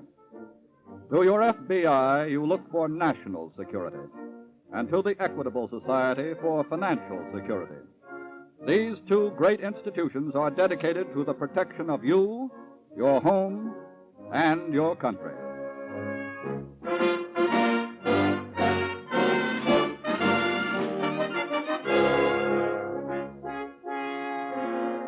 Tonight's file, The Allotment Swindle.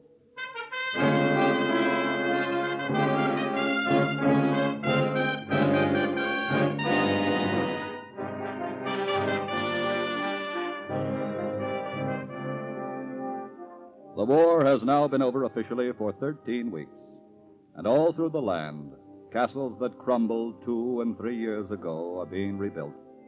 Being rebuilt because our servicemen are coming home. From torrid China, from freezing Alaska, from hungry Europe, from all over the world, men are returning to this, their native land. In every man's life, there are moments of sheer exultation that tighten the muscles in his throat, that make speaking impossible. Such a moment is being enjoyed by men this very day, being enjoyed as they sail into New York Harbor. Sail in past the lovely lady who still holds high the flaming torch, the torch they helped keep lit.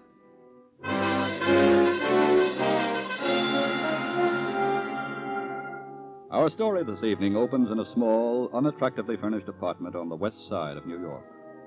Julia Parker, a sleazy blonde of 28, is half asleep in the second-hand Morris chair near the window. She is daydreaming, thinking of some of the men she could have married, and of some of the men she did. Okay. Yeah? Julia? Yeah? Open up. It's me, honey. Bobby. Bobby who? Your husband. My Julie, baby. Oh, gee. Oh, it's you. Oh, honey, it's so good to see you. Gosh. Come on in. Oh, sure. Just let me grab hold of this bag. There. Oh, gosh, baby. This is what I've been waiting for. When'd you get in? Yesterday. What a time I had trying to find you. This is the 5th address I tried. I moved. Gee, you look swell. You know, I used to dream about this. When I'd be laying in a lousy hole filled with mud, I'd think about you. You getting out of the Army? Yeah, I got a 30-day furlough. Then I go back to camp, guy gives me a paper, and I'm a civilian. Oh. Glad to see me, baby? Sure, it's wonderful. Let me hold you again. Gee. You know something? What? I almost feel embarrassed about this. What do you mean? You know, like we were strangers or something. Strangers? We only knew one another a couple of days before we got married. Then me going right overseas. Well, we'll get over that. From now on, we're going to be together for a long, long time. Right, baby? Yeah, sure. Hey, got a couple of things for you in the bag. Present? Yeah. What kind of present? Oh, helmet, Nazi flag, pictures. Oh. You want to see them? Not right now. Oh, I can get them. No, wait. Let them go till after, huh? Okay. I gotta go out for a minute first. What for? Well, you must be hungry, and I haven't got anything in the house to eat. Oh, but... Look, you get all cleaned up or something, huh? I'll be right back, honest. But, Julie... Just make yourself at home. I'll see you later.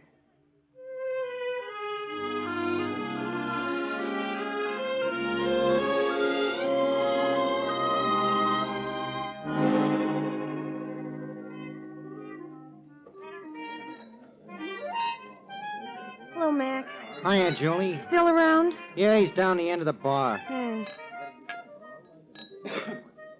Phil. Oh, hiya, baby. I gotta talk to you. Okay. No, not here. This is important. All right, come on back to the office. Okay. What's the matter? You got trouble? Yeah. What is it? I'll tell you inside. Go ahead. Thanks. What's wrong, kid? Bobby's home. Bobby who? My husband. Which one? The blonde one. Bobby Chase, I think his name is. The Marine or the sailor? The soldier. Oh. What am I going to do, Phil? How'd he find you? I don't know. He says he went to 5 addresses. Tough giver-upper. Well, after all, it was important to him. I'm his wife. It says here. Look, this is real serious, Phil. What am I going to do? What does he want to do? He wants me to live with him, naturally. That wouldn't be fair to the other guys. It wouldn't be fair to you. Besides, what good is he now? What do you mean? He's getting out of the Army. No more allotment checks. Oh, that's different. Where is he now? At the apartment, waiting for me to come back. I told him I was going shopping. I got to get back, Phil. Yeah. All right, go ahead. Ain't you going to do something? Well, look, give me some time, will you? I'll have to figure an angle on this guy. I'll get in touch with you tomorrow.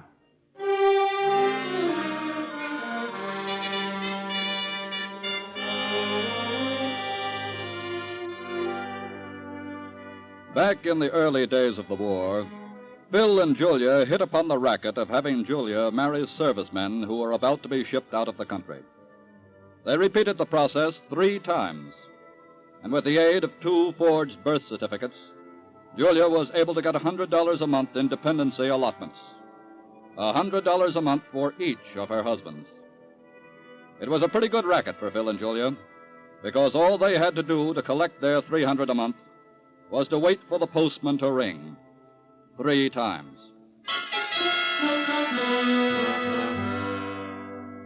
Yes, it was a very good racket. And no one knows how long it would have gone on if the war hadn't suddenly ended. With the return of large numbers of servicemen to this country, allotment discrepancies began to turn up in such alarming numbers that the Federal Bureau of Investigation was called in. That morning, in the New York offices of the FBI. Oh, come on in, Lee. Okay. What's up?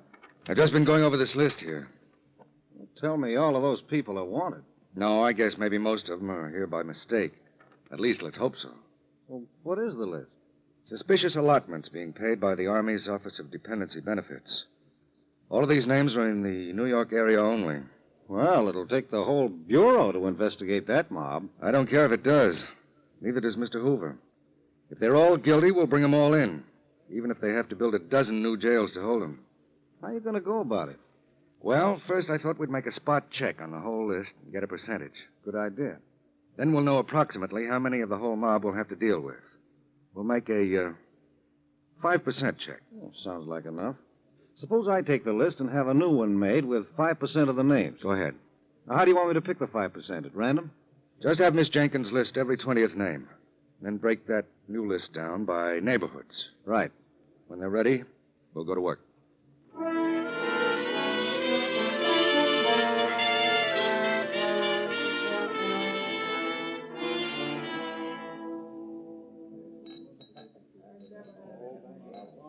Mac, is Phil back in his office? Yeah. Thanks.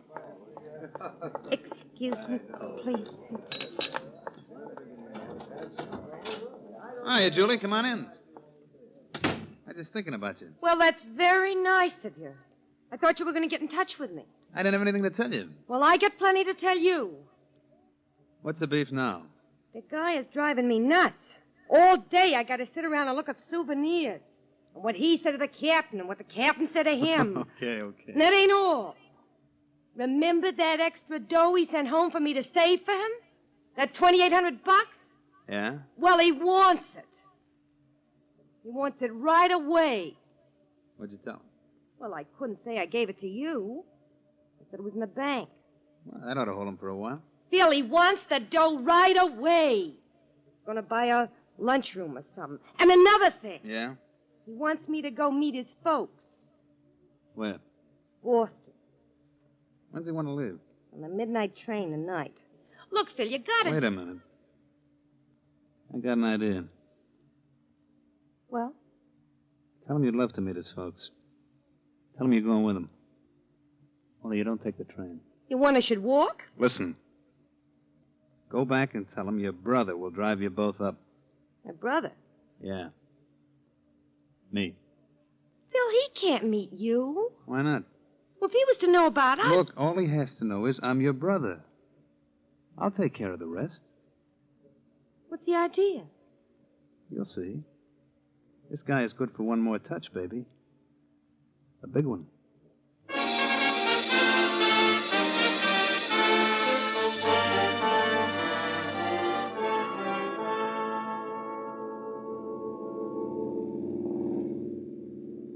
Bill, would you like me to drive for a while? No, I'm okay. Phil likes to drive. With a road like this, I don't blame him. How was the driving on the other side, Bobby? Oh, not so good. Even when we found a good road, it was full of shell holes. Guess you had kind of a rough deal, huh? Yeah, it was rugged sometimes. Bobby don't like to talk about it much, Phil. I'm getting out next month. I want to forget about the Army. Sure. I can't envy you, though. Must have been a great experience. I tried to enlist myself. I know, Phil.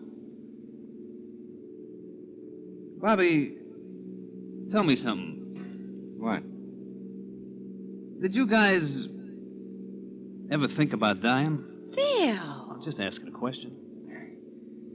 We thought about it plenty of times. Well, you have insurance, don't you? Oh, sure. GI insurance. I got $10,000 worth. That don't help much if you stop a bullet, of course, but at least I know Julie'd be okay. That was very sweet of you, Bobby. Well, can you keep that insurance up? Yeah, sure. I'm keeping mine. Just for me, Bobby? Just for you. Uh-oh. What's the matter? Oh, that left rear tire feels a little flat. Wait till I take a look at it. Oh. You need a light? No, I got a flash right here. Yeah, it's going flat. Guess I'll have to change it. Can I give you a hand? Yeah, okay. Get the jack and the lug wrench from the back there, will you? Sure. It's open. Just lift it up and reach in. Right. Can I help, Phil? No, just stay put. Here they are. You want to set that jack under there? Yeah, sure. How about here? That's fine. Phil?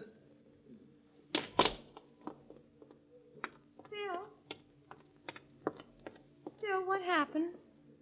What do you think? Oh.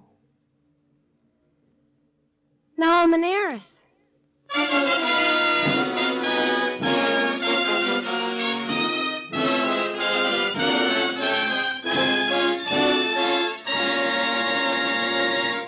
We momentarily close the Equitable Society's presentation of the FBI file on the Allotment Swindle.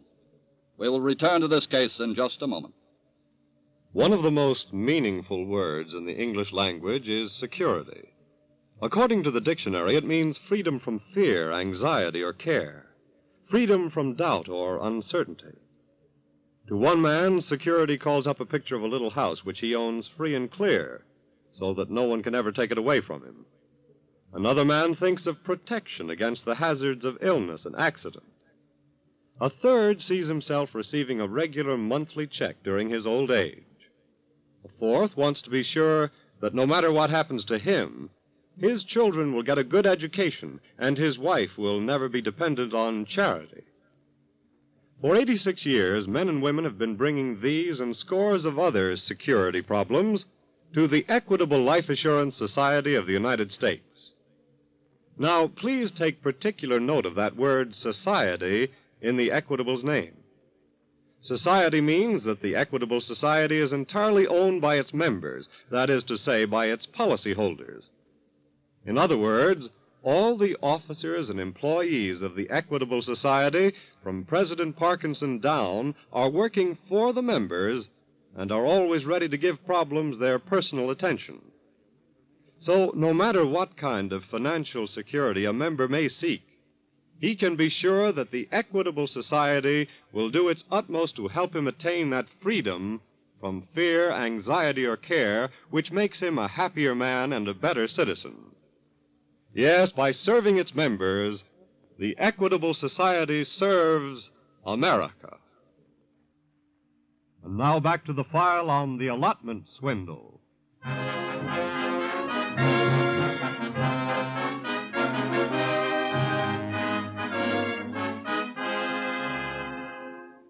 The basic ingredient in the character of a criminal is greed.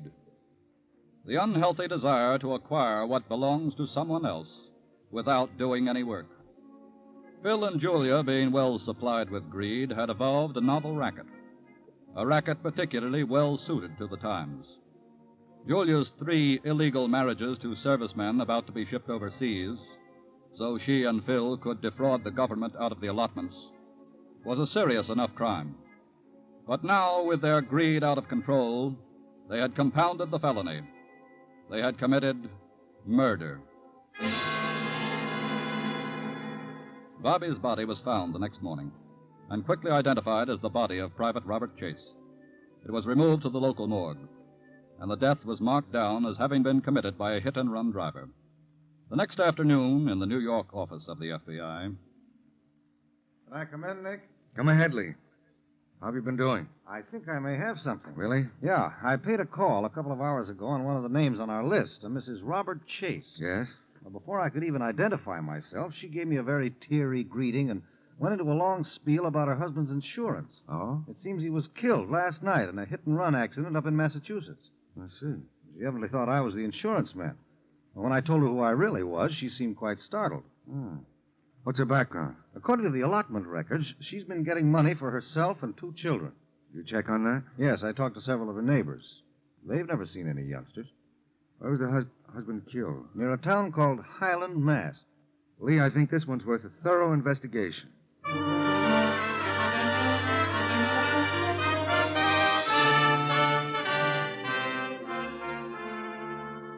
Special Agent Price telephoned the morgue at Highland, Massachusetts, and learned that the Army was claiming the body the next day to take it for burial with military honors in the Chase family plot. Because of his suspicions, Price ordered the body held for further examination, and that night he and Special Agent Adams left for Highland. The next morning at the morgue... Here's the body, gentlemen. Poor devil. Yes. Was there anything on his uniform, Doctor? Any marks? Yes, there were some tire marks where the car had apparently run over him. Well, what do you mean, apparently? Wasn't he run over? Yes, he was, but... But what, Doctor? Well, that isn't what killed him. He was killed by a blow at the base of the skull. How do you know that? Well, there was blood there, and it was clotted. If he had been killed in the accident with the car, and then sustained the injury to his skull, the whole appearance would have been different. Can I join you, Doc? Oh, yes, Joe. I want you to meet Mr. Price, Mr. Adams. They're from the FBI. This is Joe Benton. He's with our local police. How do you do? I heard you were coming, gentlemen, so I got this stuff ready. What is it? It's a set of plaster casts of some tire tracks. Oh, how'd you get them? Isn't the road paved? Yes, but these were off the road. They're real good ones. It rained the night before. Tell me, did the tracks show that the car backed up about 15 feet? Then when it started forward, it went back onto the road? Yeah. Doesn't seem to be much doubt from what Dr. Jones says that Private Chase was murdered. Well, how do you figure that? Well, let's assume that he was murdered by the people in this car that ran over him. They want the murder to look like a hit-and-run accident. Yeah? So they drag the body out onto the road and back up and run over it. Yes. So thanks for having the foresight to get these casts of the tar prints made, Benton. Oh, glad to be of any help. Now, Dr. Jones. Yes? One more thing. Can you tell me what instrument was used on Chase's skull? Well, I'd say it was straight, like an iron bar. I see. Thank you, gentlemen. Oh, that's all. okay. Goodbye. Goodbye. Should I call New York now and have him pick me up, Mrs. Chase? No. I don't think so. Why? Not yet. Don't you think she did it? I think she was in on it, but she's not smart enough to be working alone. You want to put a watch on her? Yes. She should lead us where we want to go.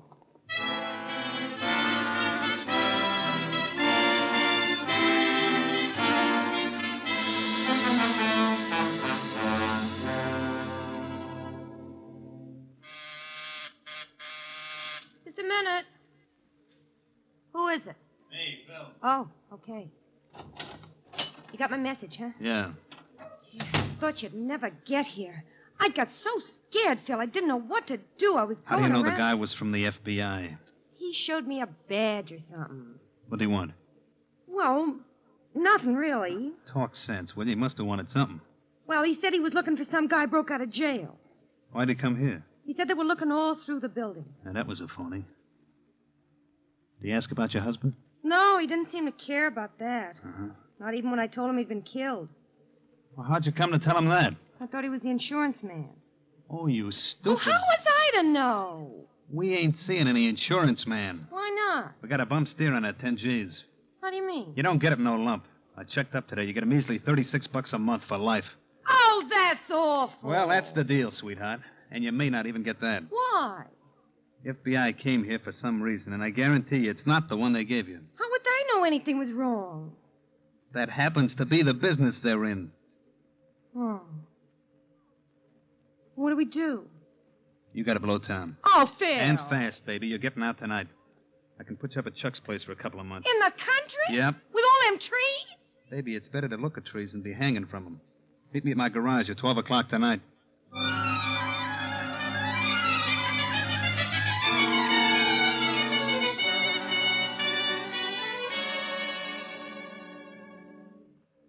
Say, Nick, I've got the report on the Chase children's birth certificates. Fakes? Like a $3 bill. I thought so.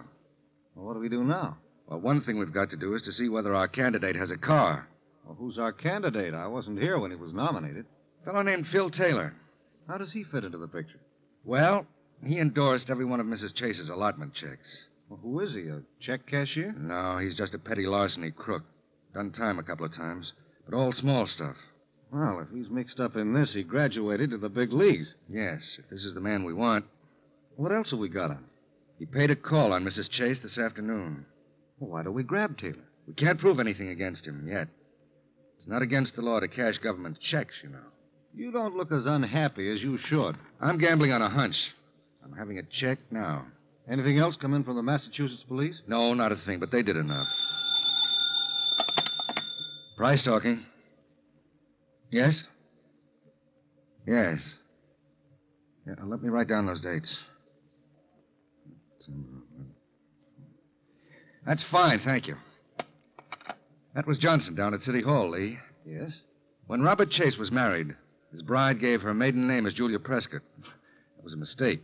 Why? Because 2 years before that, on September 11th, 1940, this same Julia Prescott was married to our suspect, Phil Taylor.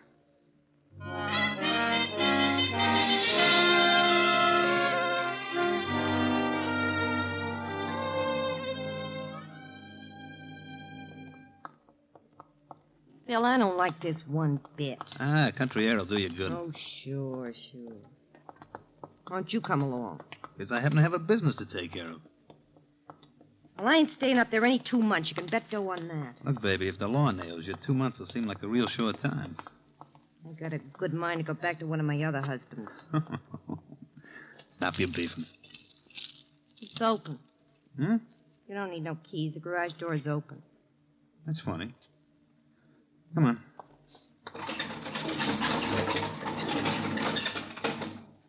Wait a minute, I'll put on a light. Okay.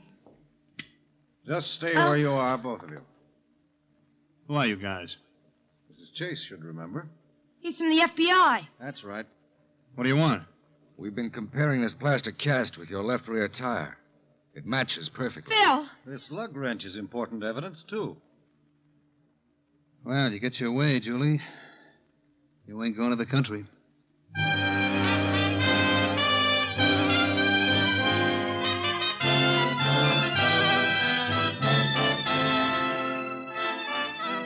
On the strength of the evidence uncovered by the special agents of the FBI, Phil and Julia Taylor were tried and convicted for the murder of Robert Chase. The racket broken up by the FBI tonight was a wartime racket. But do not labor under the misapprehension that the underworld will not find peacetime rackets. They will. The FBI will continue to stamp out as many rackets and as many racketeers as possible. The FBI can help, but only you can really put a blockade on the underworld. Only you, by a concerted effort, can starve them out of their positions and force them to seek other means of livelihood. The servicemen now coming home after years of privation are returning to a country they've been dreaming about. They deserve to have you do your part to make their dreams come true.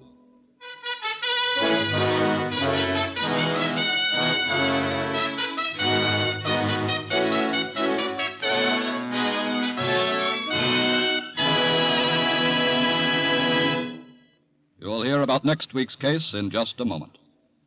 This week at the Equitable Society, I happened to go up in the elevator with the secretary of the society. You know, he said to me, I'm a very determined man. About a month ago, my wife started talking about buying a dog, a Scottie.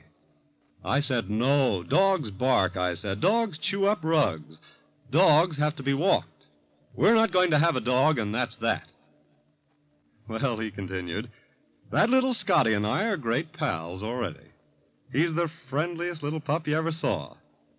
Sure, my face is red, but I'll bet a lot of Equitable Society members know just how I feel. I'm thinking of all the people who say they don't want any life insurance, don't need any life insurance. And then one day you hear them bragging about how smart they were to buy it, especially from the Equitable Society. Yes, it's a great business we're in, this Equitable Life Assurance Society of the United States. Think of how many happy people there are in this world because an Equitable Society agent kept on trying. Think of all the old folks that are enjoying security and independence. Think of all the kids who are getting good educations because someone from the Equitable Society didn't get discouraged, didn't quit. And that's why it's so important for every one of us in the Equitable organization to keep plugging not to be disheartened by the perfectly natural human instinct to say no.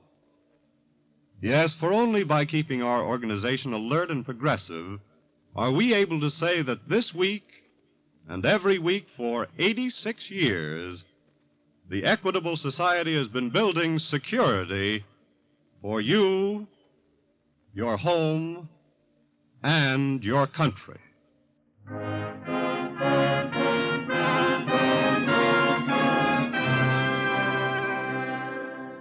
Next week, we will bring you another colorful story from the files of the Federal Bureau of Investigation. The Bobby Sox Bandits.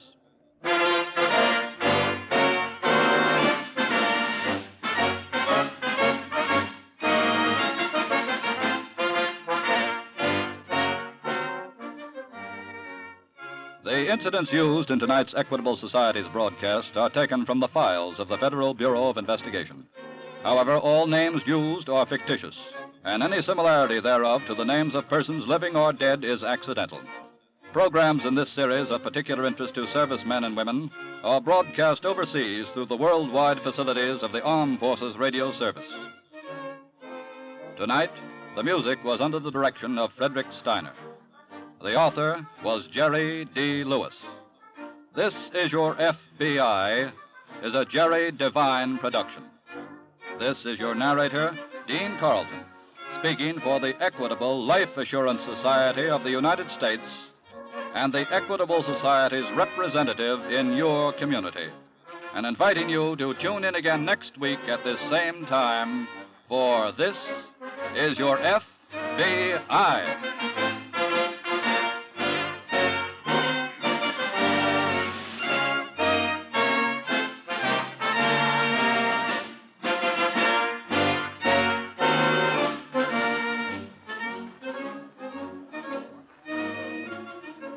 This is the American Broadcasting Company.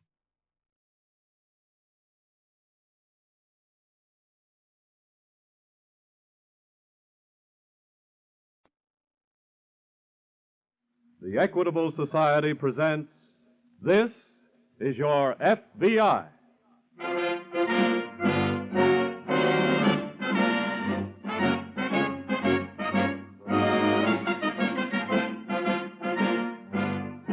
This is Your FBI, an official broadcast from the files of the Federal Bureau of Investigation, presented as a public service by the Equitable Life Assurance Society of the United States and the Equitable Society's representative in your community. To your FBI, you look for national security, and to the Equitable Society for financial security. These two great institutions are dedicated to the protection of you, your home, and your country.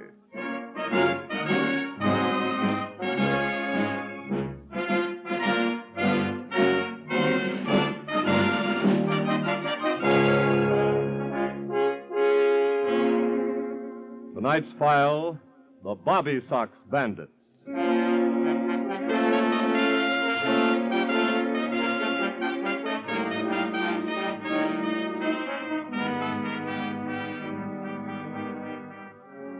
"17.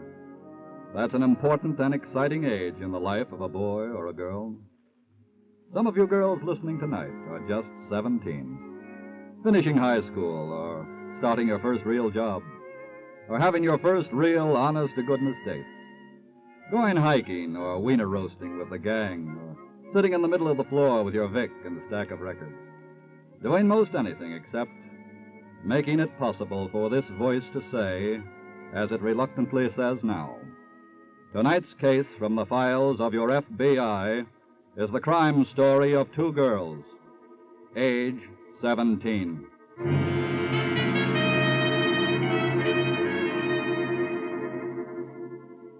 It's just about sundown, and on a highway out of Pittsburgh, two girls with one suitcase between them stand by the side of the road. This ain't good. Huh? We picked the wrong road. There ain't been a car pass here for 15 minutes. What, Bonnie? We ain't grabbing no lift. Oh, that's okay. I'm catching up on what I should know. About what? About Hollywood. Oh, this is a wonderful magazine. The whole thing is about Barry Brooks. Bonnie, you just ought to read movie magazines. Already have. But you just ain't read about Barry Brooks. He's so wonderful. Brooks, Mooks, we gotta get a lift. Bonnie, when we get to Hollywood, I'm not going to eat or sleep until I see him. Uh-huh. Look at this picture. What did you write on there with your lipstick? Never mind. Let me see it. Love Me Forever, co-starring Barry Brooks and Phyllis Tyler. Oh, Phyllis. Laugh if you want to. But I'll star in a picture with him someday. Yeah. I never had any real feeling about my destiny until I saw Barry Brooks in his first picture. I saw it 6 times. And right from the very first, I just knew that my destiny was in his hands. Wait a minute. Here comes the only destiny I'm interested in. Huh? Oh, I hope he stops for us. Yeah. Look, he's going to. Can I give you young ladies a lift? Oh, sure. We've been waiting for you for an hour, mister. Then hop right into the back seat. Okay. Gee, thanks. Go ahead, Phyllis. Okay.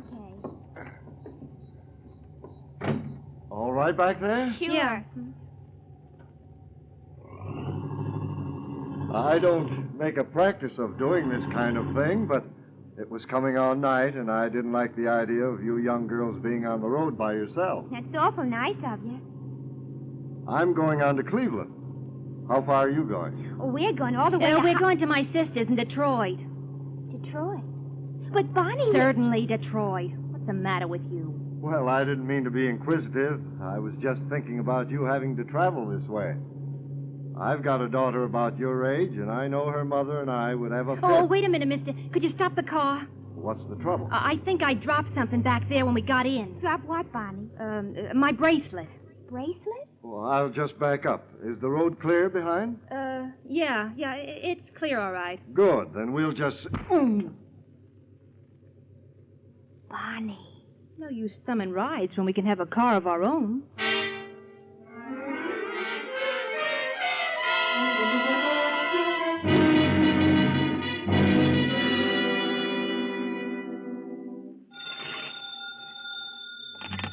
Daly speaking. Police headquarters, Mr. Daly. Looks like we got one for you FBI boys. Okay. A couple of girls slugged a man, stole his car just a little ways out of town a while ago. Looks like interstate stuff. You got the details? Well, a man's here at headquarters getting his head fixed up. You want to come over?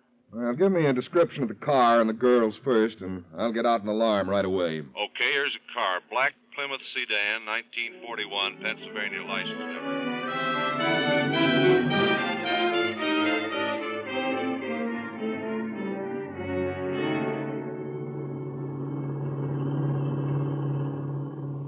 Wonder what town this is, Bonnie.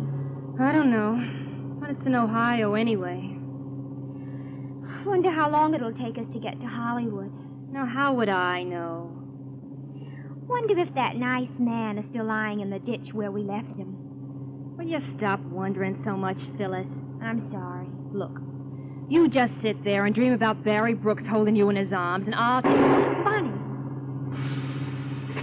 Bonnie! That sounds like he's got a flat tire. Don't you think I've got ears, Phyllis? Oh, now what'll we do? What do you think? We'll just borrow another car.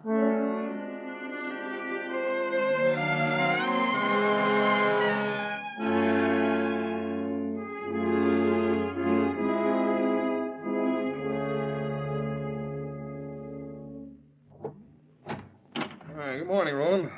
Oh, good. You're just in time, Daly. What's up? Teletype from the Cleveland office just came in. Oh? That black Plymouth sedan was found abandoned early this morning in a street in Niles, Ohio, with a flat tire. Any sign of the girls? No, they must have switched cars. How's that? Well, a man in Niles reported his Ford sedan stolen during the night, and the Plymouth was left about a block from his house. Cleveland put out an alarm on the Ford sedan? Yeah.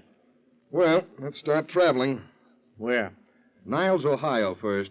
See if there are any clues in that Plymouth.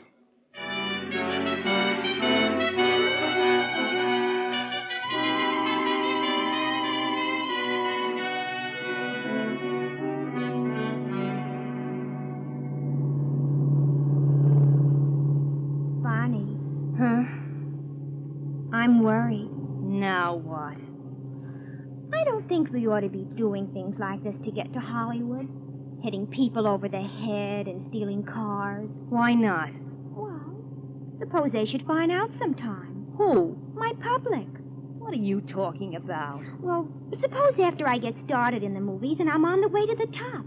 Suppose it gets out that I got to Hollywood by stealing automobiles. Oh, stop. I'll be ruined, Bonnie. That'll be the end of my career right there. Don't be stupid. It'll be good publicity. And besides, all of this will make you a much better actress. I don't see how you figure that. Aren't the best actresses the ones who live their parts? Yeah. And what are the best girl parts in movies? It's girls who work in gambling houses, who are spies or mixed up with gangs. Girls who live dangerously. Guess you're right, but do we have to all the time steal cars? No. I got another idea as soon as we get into Cleveland. What? We're going to ride in style on trains from now on.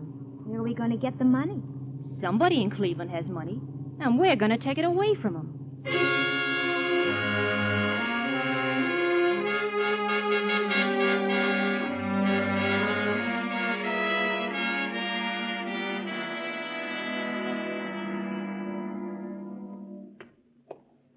Here's that Plymouth, Mr. Daly. Just like we found her. Uh-huh. We towed her up here to headquarters. Never touched anything inside the car at all. Oh, that's fine. Now, if you'll give me a hand, officer, maybe we can get some clear fingerprints. Sure, all right.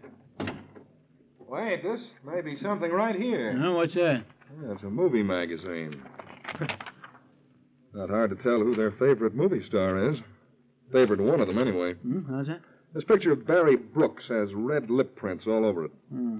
I guess you'll want to save some samples of the lipstick for your laboratory, huh? Yeah, this may be more important than the lip prints, this lipstick writing on the page. What's it say? Phyllis loves Barry. Love Me Forever, co-starring Barry Brooks and Phyllis Tyler. That must be one of the girls' names. Yes. But what's that business about co-starring? Well, I'd say the kid already imagines herself in a picture with Barry Brooks. Say, that sounds like the girls are headed for Hollywood. Yes. Daly? Yeah. Just got a call from Pittsburgh. Oh, what's up, Roland? The girls have been identified. Is one of them named Phyllis Tyler? Yes. How'd you know? She left her name on this magazine. Well, the other one's Bonnie Lawton. They're from Baltimore. Been missing 4 days. I see. And that Ford sedan they stole here in Niles has just been found abandoned in Cleveland. Well, I'd say that's our next stop.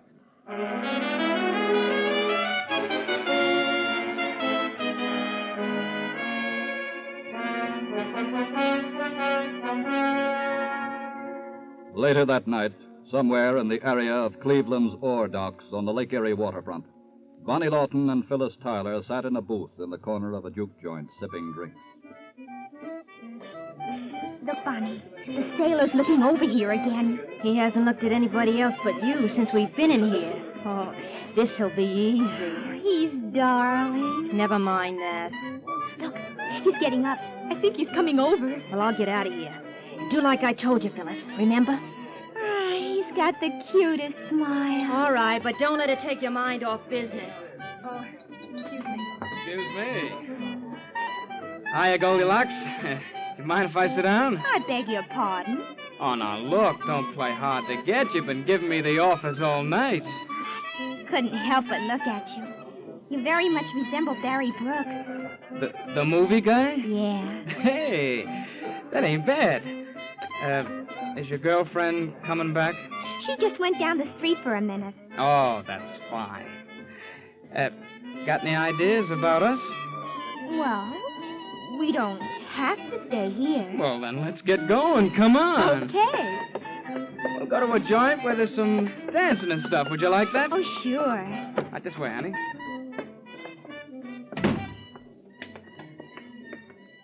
Which way did the girlfriend go? Down that way. Then let's go the other way. Silly.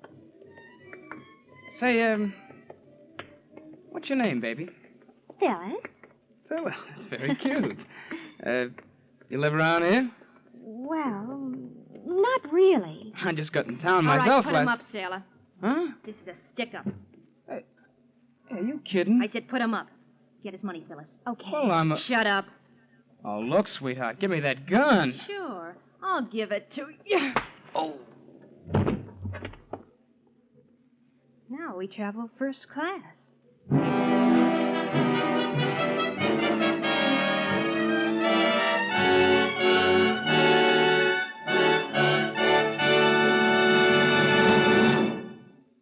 We momentarily close the Equitable Society's presentation of the FBI file on the Bobby Sox Bandits.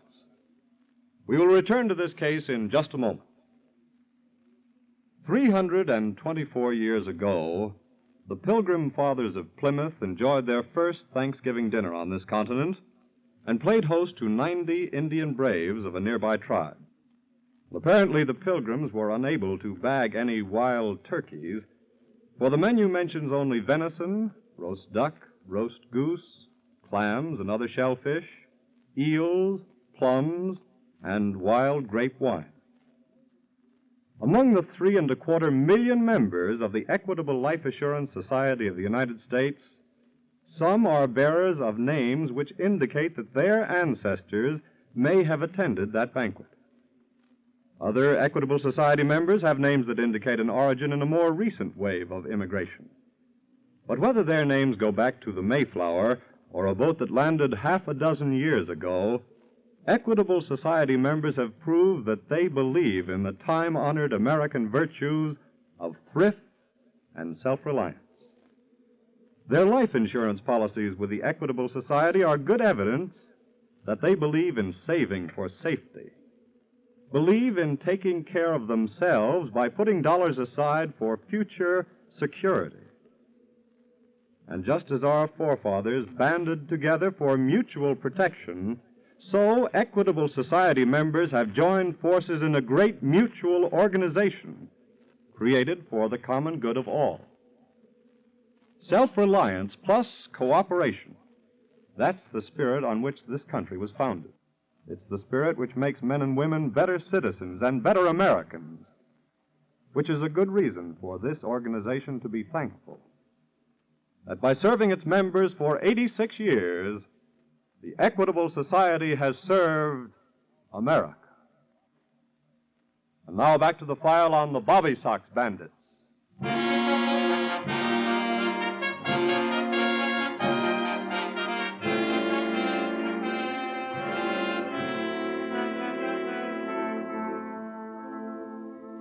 Do you know where your own 17-year-old son or daughter is tonight? And what he or she is doing? You probably do because you care. But hundreds of thousands of American parents don't know and don't care, and haven't known and haven't cared for so long that last year boys and girls under 21, and most of them only 17, committed over a third of all the robberies in the United States, over half of all the burglaries, nearly 2/3 of all the automobile thefts.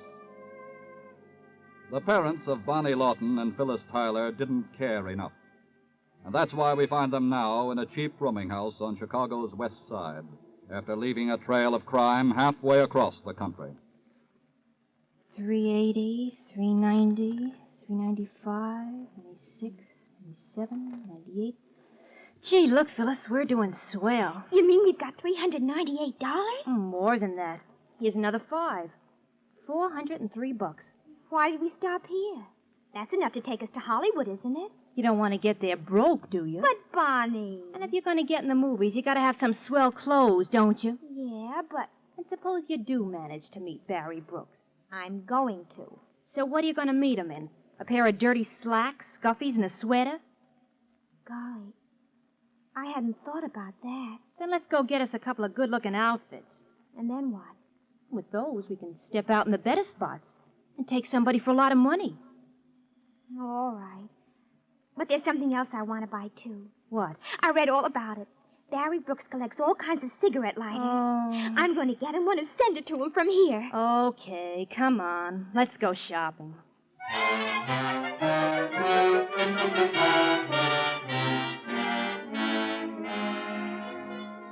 That same morning, back in Cleveland, Special Agent Daly is just entering the field office of the FBI.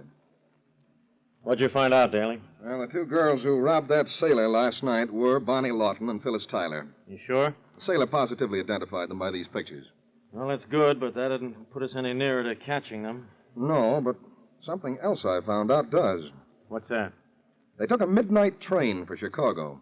How do you know? I dug up the night ticket agent who sold them the space. Well, we better phone there and have them cover trains going west.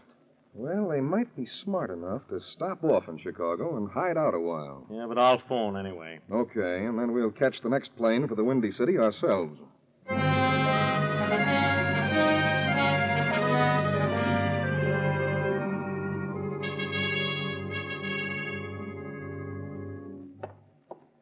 Here you are, girls.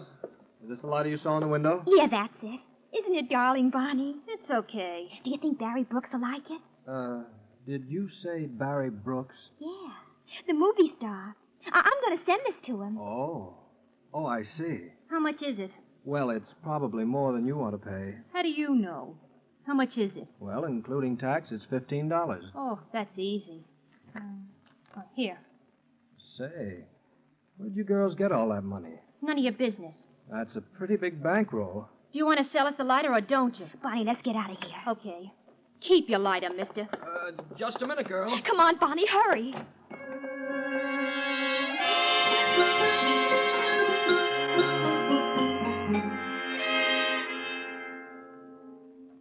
Well, welcome to Chicago, boys. Thanks, Bob. I'm afraid I haven't got any good news for you. Oh, no trace of the girls, huh, Turner? We covered all buses and railroads right after you called, but nothing has turned up yet. Well, they could have taken a bus or a train before we called. No, all ticket agents have been checked, and they don't recall any girls answering the descriptions. Come in.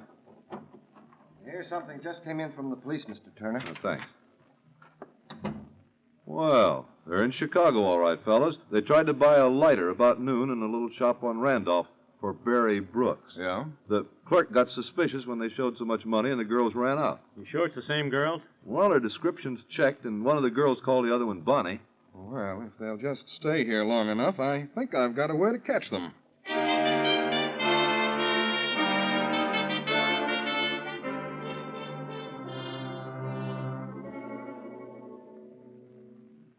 Phyllis. Phyllis. Come on, wake up. Oh, well.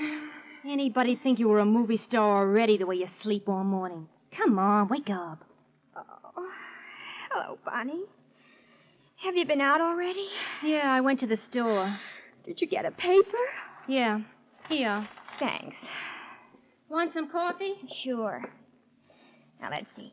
What page is the funnies on? I figure we can break in our outfits tonight, Phyllis, and make it pay off. I got a plan. Bonnie. Bonnie. What's the matter? Bonnie, listen to this. Barry Brooks. What'd he do, get married? No, he's here. Here in Chicago. Oh, Bonnie, think of it. Barry Brooks, right here in Chicago. Well, don't tie yourself in a pretzel about it. What does it say? Barry Brooks is believed to have slipped into Chicago last night, and according to reports, is staying at the State Hotel. And, Bonnie, we're going over there. Wait a minute, Phyllis. Oh, it's destiny, Bonnie, don't you see? Barry Brooks and I in Chicago at the same time. Come on. You can't get in to see him. Of course we can. He's good about giving his autograph, and that's what we'll say we want. Come on, Bonnie, let's hurry. Well, aren't you going to bother to dress first? Oh, sure. But it'll only take me a minute, and I can wear my new outfit. Oh, just think of it. I'm going to see Barry Brooks.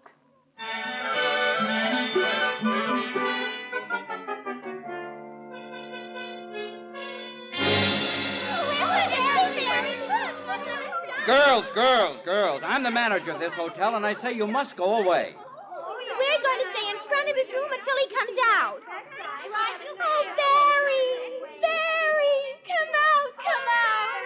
Oh, girls, please. I tell you for the 100th time, Mr. Brooks is not in the room. Oh, yes, he is. You wouldn't be trying to get us away. He is not. He is. He's not. He is. I tell you, he is not. Oh, yes, he is. We want Barry Brooks. We want Barry Brooks. We want Oh, Barry girls, Brooks. stop. Come on, move over. Let us through the door, please. What makes you young ladies think you can get in? We have an appointment with Mr. Brooks. You have an appointment. Well, just knock at the door and you'll find out. Go ahead, knock.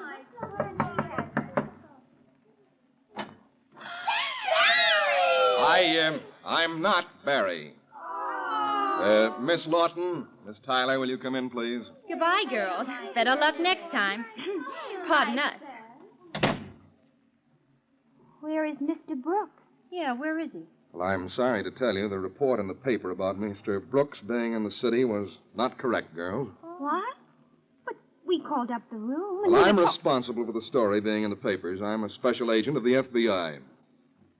Bonnie, this is a pinch, huh? You're under arrest. Yes. Gee, I certainly had a very short career.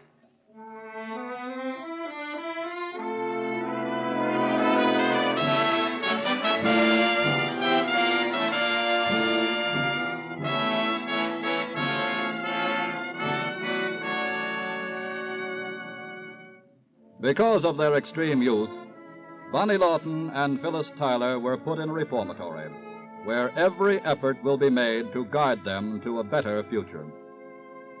But far more serious than the sentence passed on the two girls was Bonnie Lawton's indirect charge against her own parents. In court, she said, "I've had to learn everything else the hard way, so I guess I couldn't very well skip this one." The rising tide of juvenile delinquency in America amplifies that charge into a tumultuous indictment of the tragically large number of American parents who don't care enough for their children. America's homes are the birthplace and training ground of her citizens. What, then, is the hope for America's future? The answer is in the hands of you, the mothers and fathers of America. The FBI can protect only the lives and property and laws of America. You must protect its future through your children.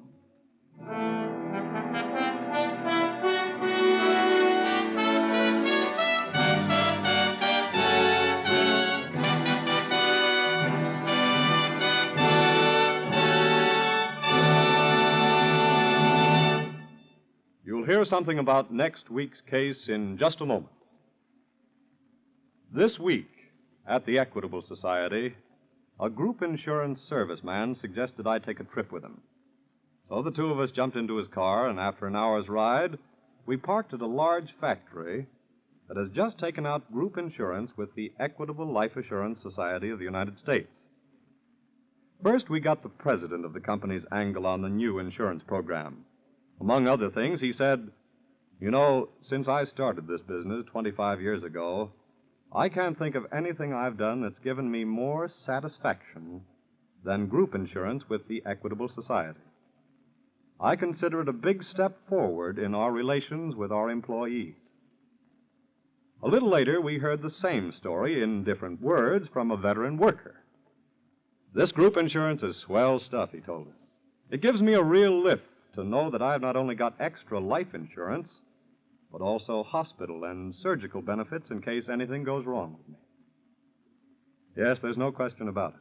Group insurance is something on which labor and management see eye to eye and stand shoulder to shoulder. And that's why we of the Equitable Life Assurance Society of the United States take such pride in the fact that group insurance is an equitable first. This plan is one of scores of examples of the Equitable Society's leadership and progressiveness. One of the many reasons why we say that this week and every week for 86 years, the Equitable Society has been building security for you, your home, and your country.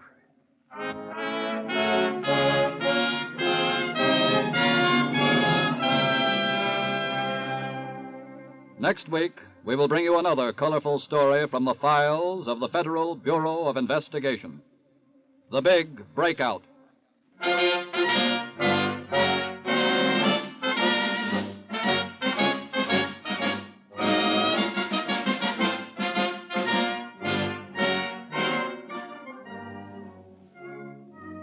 The incidents used in tonight's Equitable Society's broadcast are taken from the files of the Federal Bureau of Investigation. However, all names used are fictitious, and any similarity thereof to the names of persons living or dead is accidental. Programs in this series of particular interest to servicemen and women are broadcast overseas through the worldwide facilities of the Armed Forces Radio Service. Tonight, the music was under the direction of Frederick Steiner, the author was Frank Ferries, and your narrator was Dean Carlton. This Is Your FBI is a Jerry Devine production. This is Carl Frank, speaking for the Equitable Life Assurance Society of the United States and the Equitable Society's representative in your community, and inviting you to tune in again next week at this same time for This Is Your FBI.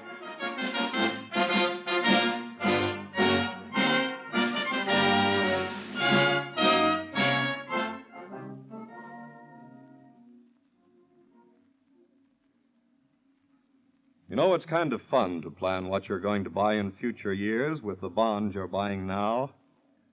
Maybe the woman of the house has her heart set on a new washing machine. Dad can see that new radio and television set. And the youngsters have super deluxe, extra special bikes and toys in mind. But buying time isn't here. New, low-priced goods aren't on the market yet. More important than that, we still have a debt to pay before we go on a spending tear. A debt to the veterans who fought in the war and their families. Many veterans will require hospitalization. Others will want loans and educations. We have a debt in the war contracts that were canceled with the coming of the peace.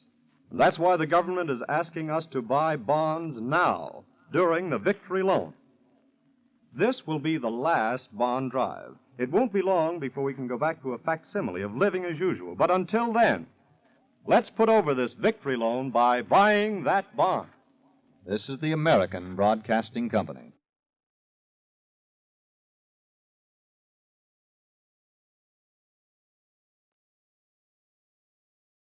The Equitable Society presents This Is Your FBI.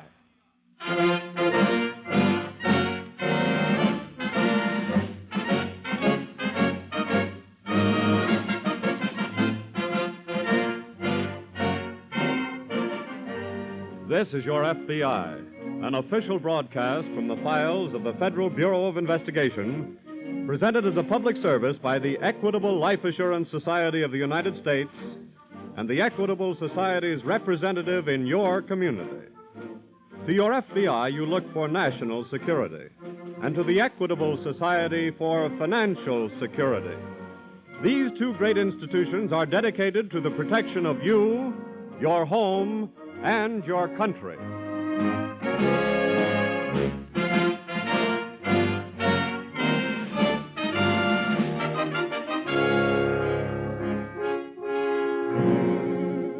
Tonight's file, the Big Breakout.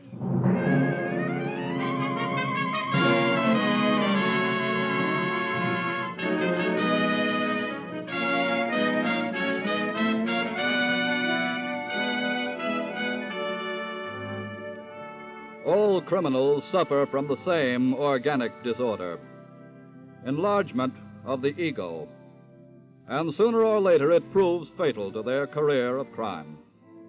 For as an ancient thinker once said, he is most vulnerable who believes himself invincible. For some criminals, one heavy prison sentence is enough to deflate their ego.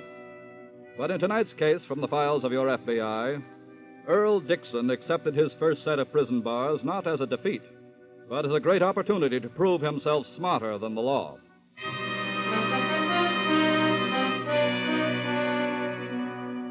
In a Midwestern penitentiary, Dixon, serving a term for hijacking, and two fellow inmates are seated in their cell after the evening meal. Cigarette, gentlemen? Rock? Thanks, Dixie. Louis? If that's the best you can do, Dixie. Of course, I'm used to lighting a Corona after a pheasant You're dinner, used to talking too much, Louis. Somebody's got to keep the art of chatter alive in our little home.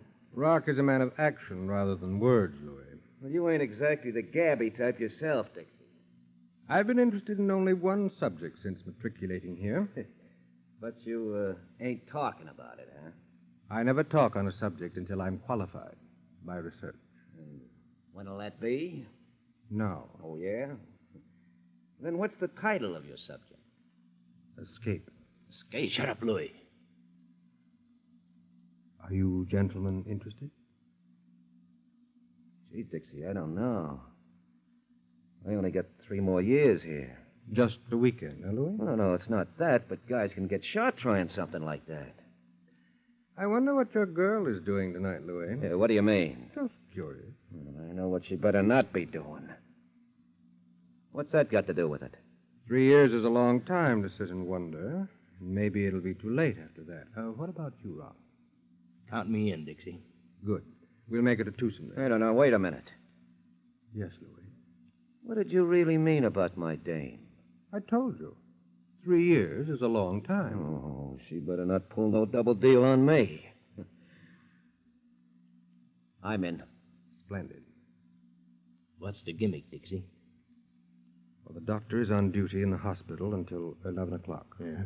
He lives outside, drives home when his relief comes. Yeah? Lights out in here at 9. The turnkey makes a round of inspection at 10. Uh-huh. Tonight, when he comes around, you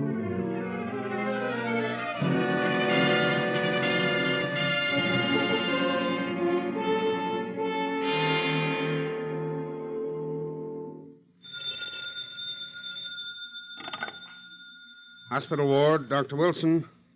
Oh, hello, Evelyn. Yes, honey, I'll be on my way home in about 10 minutes. As soon as Dr. Blaney comes in to relieve me. Huh?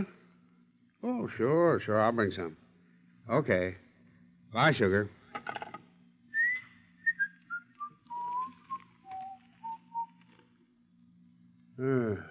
What are you doing in here?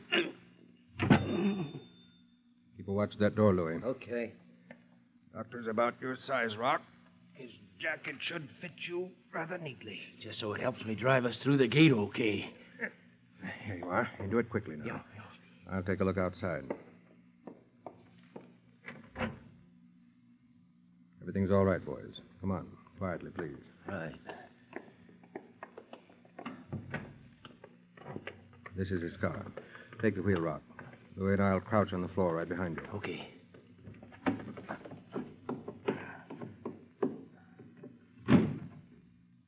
All right. Make for the gate. Keep your head down, Louis. Don't worry. I want to keep it.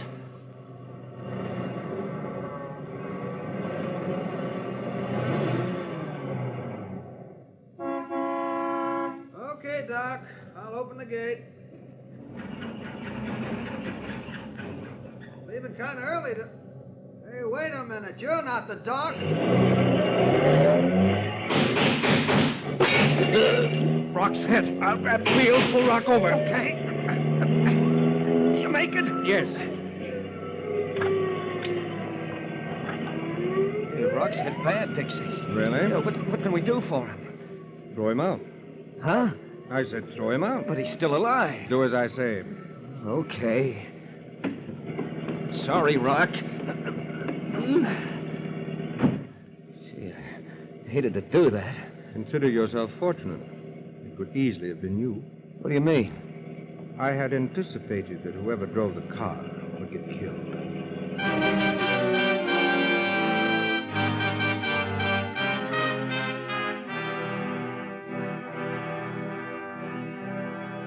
After the jailbreak had been accomplished and the convicts had made a successful getaway, the penitentiary warden immediately contacted the nearest office of the FBI just across the state line, where Special Agent Connor took the call.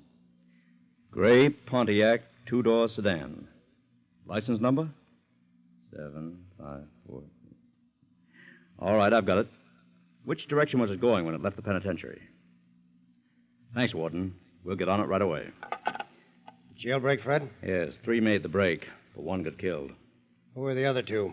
Take their names. Uh-huh. Earl Dixon and Louis Muncie. I've got him. While I'm getting out an alarm, you contact Washington and ask them to teletype all information they have on Dixon and Muncie.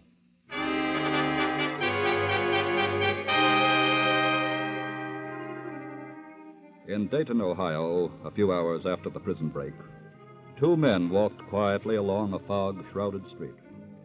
They stopped in front of a modest apartment building.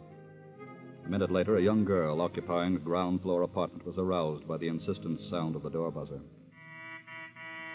Just a minute. Oh. I'm coming. Who is it? Open the door. Earl. Hello, sis. Earl, Go in, Louis. Okay. what are you... Be quiet. Lower that window shade, please, Louis. Right. Earl, what are you doing here? Okay, Louis? Yeah, all right. What are you doing here? How did you get out of prison? Quite cleverly. I escaped. Oh. It was a very monotonous life. I needed to change. Well, you don't seem very happy to see me. I'm not. Now, I ask you, Louis, isn't that a shocking admission for one's own sister? Yeah. Oh, by the way, Annette, allow me to present my fellow Houdini, Louis Muncie. Pleased to know you. Why did you come here? Seemed a natural thing to do. Earl, you can't stay. Now, Annette. I mean it. You've got to leave here at once. Hey, what is this? I thought she was okay. She will be. Earl, listen to me. In the past, I've always weakened and tried to help you, always thinking maybe you'd straighten out. But this time it's different. I'm not harboring any criminals. I'm staying, Annette. Oh, no, you're not. Where are you going? I'm calling the police. Hey, now, wait a minute. Hold it, Louis. What are you going to tell them, Annette? That you're turning your brother in? That you want him sent back to prison? Yes. Then I'd better acquaint you with just what that would mean. A man was killed when we escaped. Oh. Now, my dear, could you make us some coffee?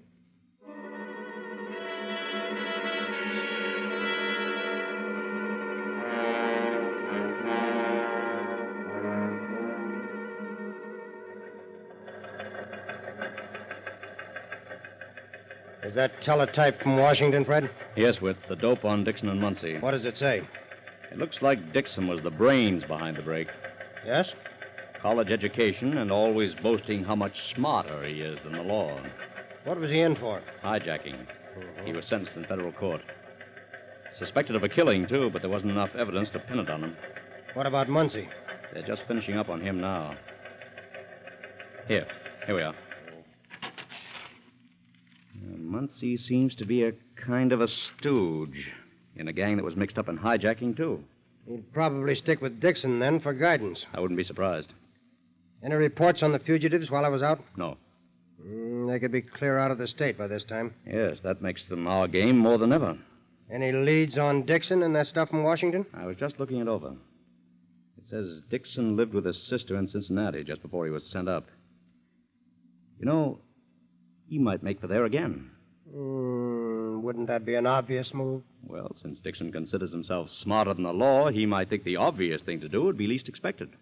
Let's get Cincinnati on the phone. We'll tell him not to wait until daylight to check up, but go out right now and keep a watch on her address. Right.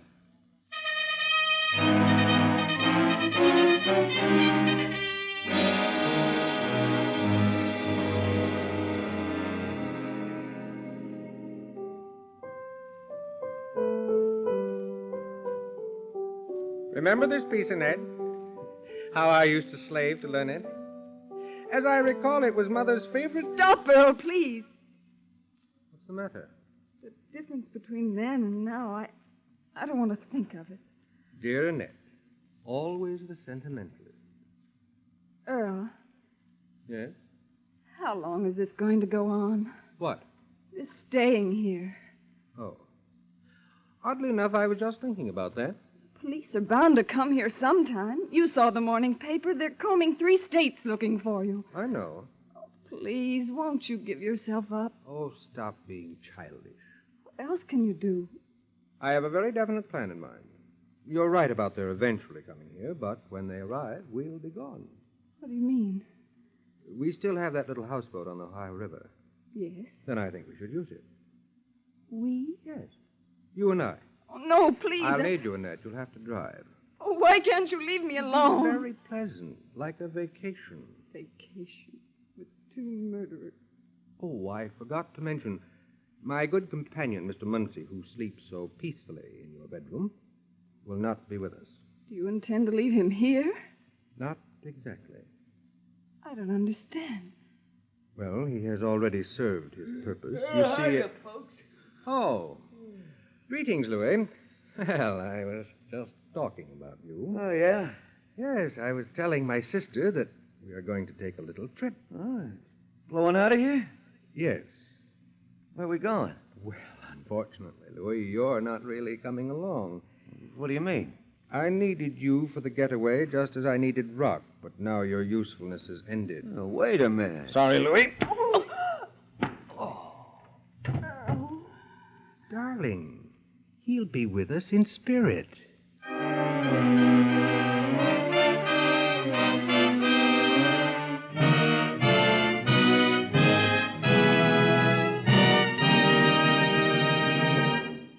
We momentarily close the Equitable Society's presentation of the FBI file on the Big Breakout. We will return to this case in just a moment. Let's look at America through the eyes of a GI just back from the Pacific. He's flying cross-continent to his home in the East. And perhaps he's wondering what sort of job he'll land when he takes off his uniform. Well, no matter what route his Army transport plane follows, at some time in almost every hour of the flight, he's looking down on places where Equitable Society investments are helping to provide jobs for ex-servicemen. Whether his plane soars over the cattle-studded plains of Texas or the waving wheatlands of Minnesota, over the cornfields of Iowa or the tobacco plantations of Kentucky, Equitable Society dollars are right there, soundly invested with progressive American farmers to promote farm prosperity. Or take practically any industrial center in which his plane might land. Take Chicago or Detroit, Cleveland or Pittsburgh. These also are centers for the investment of Equitable Society funds in steel mills and mines, in railroads and shipyards, in textile mills and industrial plants of all kinds. Yes, with Equitable Society dollars at work in every section of the country, and with the Equitable Society's 3.25 million members living in every state in the Union, this great mutual organization is well named the Equitable Life Assurance Society of the United States. For since 1859, Equitable Society dollars have helped make the whole United States the land of opportunity. Yes, by serving its members for 86 years, the Equitable Society has served America. And now back to the file on the Big Breakout.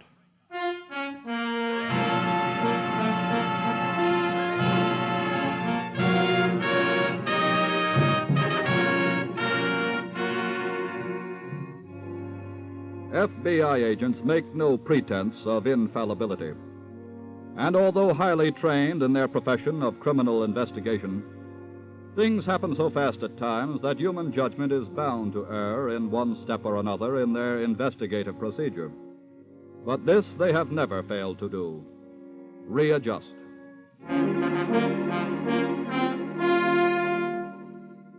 The long hours of the day have dragged past, and now darkness is falling. Earl Dixon sits with his sister in the living room of her apartment. Who's that? How do I know? See who it is. I'll stand just behind the door, and don't let anyone in. Understand? Very well. Good evening. Good evening. You're Miss Annette Dixon, are you not? Yes. I'm Special Agent Connor of the FBI. The FBI? Yes. We just learned that you had moved here from Cincinnati. But why are you interested in where I live? The automobile in which your brother escaped from prison last night was found early today, abandoned just outside of town. May I come in? But my brother isn't here. Then there's no reason why I shouldn't come in, is there? No, that is Thank you. I have a gun here, Mr. Connor. I've often wanted to match wits with the FBI. Don't reach for yours. I wouldn't have any wits left for you to match if I did. I was sure they trained you to be practical. Yes. That's one of the reasons we usually win, Dixon. Have you always won until now? I wouldn't say that now is exactly over. You fellows travel in pairs. Is your partner outside in the car? No. I came here alone. Where is your partner? I'm afraid you'll have to proceed without that knowledge. He and your office must have known you came here. You think so? Yes. In that event, I think you'd better come along with us. Where to? My sister and I are taking a little trip. You'd be a very welcome companion. Really? Yes. With an FBI agent driving us in an FBI car, we should find it rather a safe journey. At your service, Mr. Dixon. Thank you. Oh, by the way, you wouldn't mind transporting a corpse, too, would you? It would be rather awkward leaving him here. Louis Muncie? That's right. Bring him along. I'd be very glad to have his body as evidence of murder against you. What makes you think you'll be able to produce this evidence? This was to be a match of wits, remember?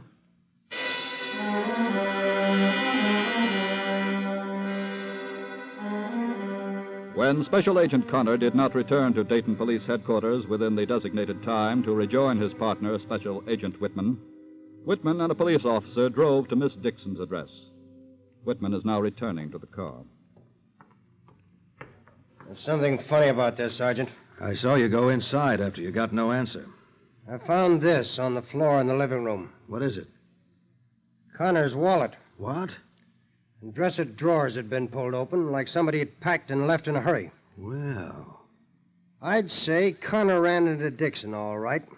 And possibly Muncie, too. And he dropped his wallet to let you know he'd been here and something was wrong. Yes. With his car gone, that means only one thing. Let's put out an alarm on that car.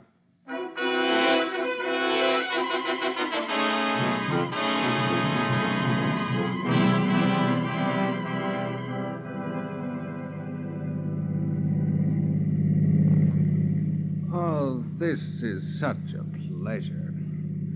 The rolling fields, the green trees. You know, I've looked at penitentiary walls so long I'd forgotten this even existed. Isn't it lovely, Annette? Please don't talk to me. My sister doesn't approve of me, Mr. Connor. I'd say she has excellent taste. Poor Louis. Poor Louis would have enjoyed this so. Which reminds me, I've decided not to dispose of his body anywhere along the way. Really? The river will be a much better place. Bodies have a disconcerting way of rising to the surface. Not when they're properly weighted, Mr. Connor. Oh. And that should offer a cue to your own fate. Thank you. Too bad you won't be able to enjoy a weekend on our little houseboat. You'd like to have his company, wouldn't you, Annette? Please, Earl. Uh-oh. What's the matter? Car trouble. Accidental, of course. What other kind is there? That sounds like a flooded carburetor. What have you done to it? The car stalled. Would you like to get out and diagnose the trouble yourself? You'd like that, wouldn't you?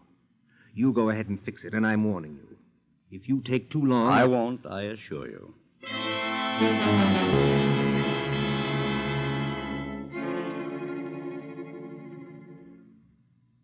Why don't we get some word, Sergeant? Well, we've done everything we can, Mr. Whitman. Something should come in. Well, that's the toughest thing about this business. The waiting. I know. They must have taken Connor along as cover. If they did, Connor's driving the car. We put all that in the alarm. Is there any more background on the Dixon family? Any place he'd be likely to go to? I'm having that checked now. Meantime, the clock is running out. Running out fast. I'll get it. Police headquarters, Sergeant Gillen speaking. Yes? Yes? Where was this?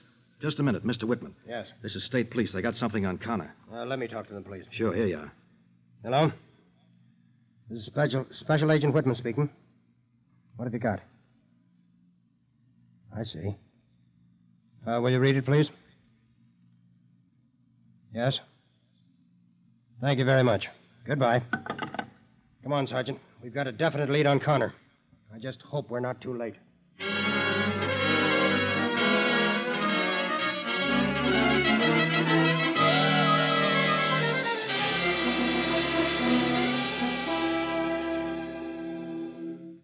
Where did my sister go, Connor? Into the houseboat. Oh. Oh, I guess you've got Muncie's body weighted sufficiently now. Enough to keep it from drifting. That'll make it easier for us to locate. Us? Mm-hmm. I admire your optimism. Now, if you will just drag the body out onto the deck. There, that will do nicely. And now I'll ask you to hoist it over the side. You're really running up a big score, Dixon. Just remember this gun. Go ahead, Connor. Okay.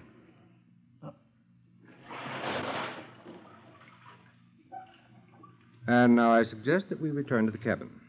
Go ahead. After you, Mr. Connor. Thanks. Annette. Annette, will you stop that crying? Leave her alone. Well, Sir Galahad. Will you have a drink? No, thanks. Then I guess we'd better pass on to the next item on the program. That turns out to be you, Mr. Connor. Earl, you can't. Hold it, miss. Dixon. Yes? You said this was to be a match of wits. That's right. And it's been rather unbalanced in my favor, wouldn't you say? No, I wouldn't. What do you mean? You had that pistol on me all evening. But it didn't keep me from working. Working? You didn't see me drop my wallet on the floor of your sister's apartment back in Dayton, did you? Now, don't pull I that. saw it. What? Annette, why didn't you... I left it there because I knew my partner would find it very shortly and know something was wrong. Look, Connor. I'm just trying to get my wits on the record. Very well. And you were right in suspecting I caused the car trouble back on the highway.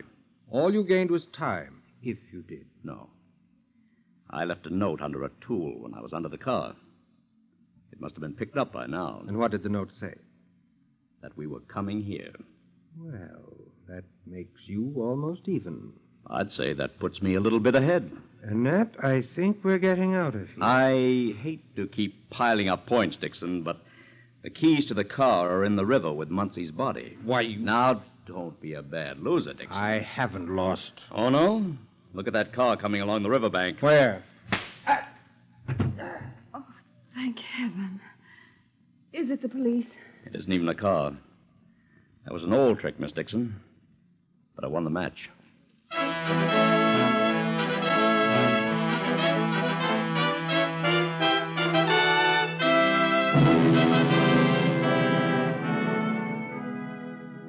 Earl Dixon was returned to the penitentiary and subsequently tried and convicted for the murder of his fellow convict. Like all criminals, Dixon had an inflated estimation of his own ability to beat the law. And this was one of the most effective contributing factors to his inevitable downfall. No one is smarter than the law. Sooner or later, this inescapable fact is known to all criminals.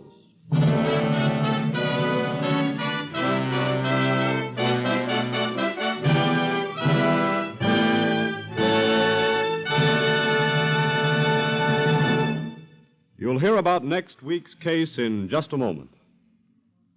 This week, at the Equitable Society, I was shown 3 checks that were ready to go out in the afternoon mail.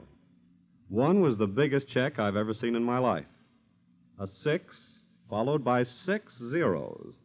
A $6 million investment of Equitable Society funds in a great industrial concern which will employ several thousand men, many of them returning servicemen. The second check was for $16,000, a loan to a farmer in Iowa who came to his Equitable Society so that he could buy a piece of land he's had his eye on for many years. The third check was for $6,000, and it was going to help an ex-sergeant of the Marines buy that little house he dreamed about while he lay in a hospital recovering from wounds received on Guadalcanal. Now he's going to own that little home with the aid of the Equitable Society's Assured Home Ownership Plan. And there you have 3 of the principal ways in which Equitable Society dollars are put to work. In promoting home ownership, in lending farmers a helping hand, in keeping the wheels of industry turning. And that's why we think this life insurance business we're in is a good business. We collect premium dollars from our members for their good and then invest them in ways that are good for the entire nation. Yes, this week and every week for 86 years, the Equitable Society has been building security for you, your home, and your country.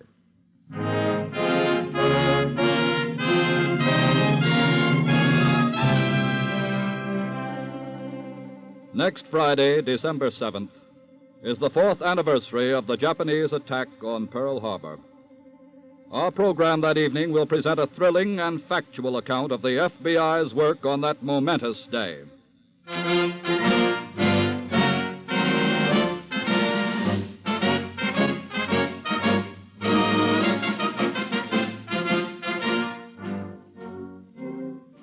The incidents used in tonight's Equitable Society's broadcast are taken from the files of the Federal Bureau of Investigation. However, all names used are fictitious, and any similarity thereof to the names of persons living or dead is accidental.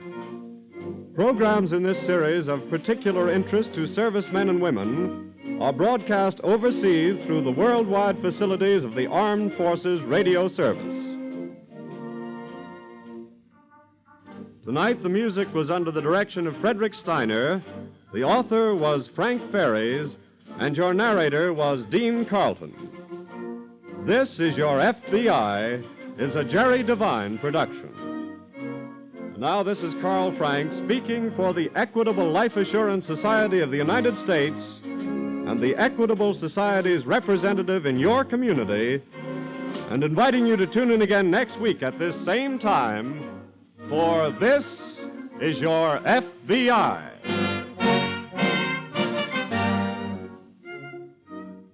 This is ABC, the American Broadcasting Company.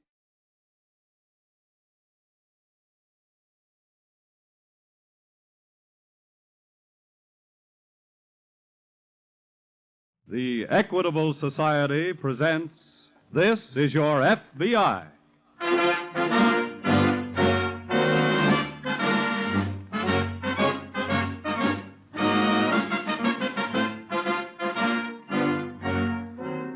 This is Your FBI, an official broadcast from the files of the Federal Bureau of Investigation, presented as a public service by the Equitable Life Assurance Society of the United States and the Equitable Society's representative in your community. To your FBI, you look for national security, and to the Equitable Society for financial security. These two great institutions are dedicated to the protection of you, your home, and your country.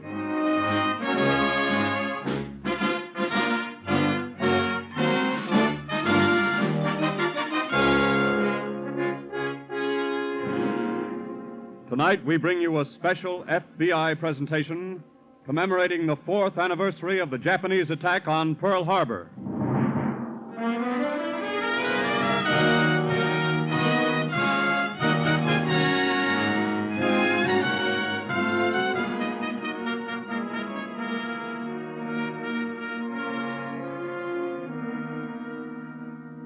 Stretching tonight from the quiet meadows of France, the hillsides of Italy, and across the sands of North Africa to the jungle islands of the Pacific, are gardens of little white crosses, where almost 275,000 American boys lie in eternal condemnation of that day 4 years ago, which will live forever in infamy. Sunday, December 7th, 1941, the day that Japan stabbed America in the back at Pearl Harbor.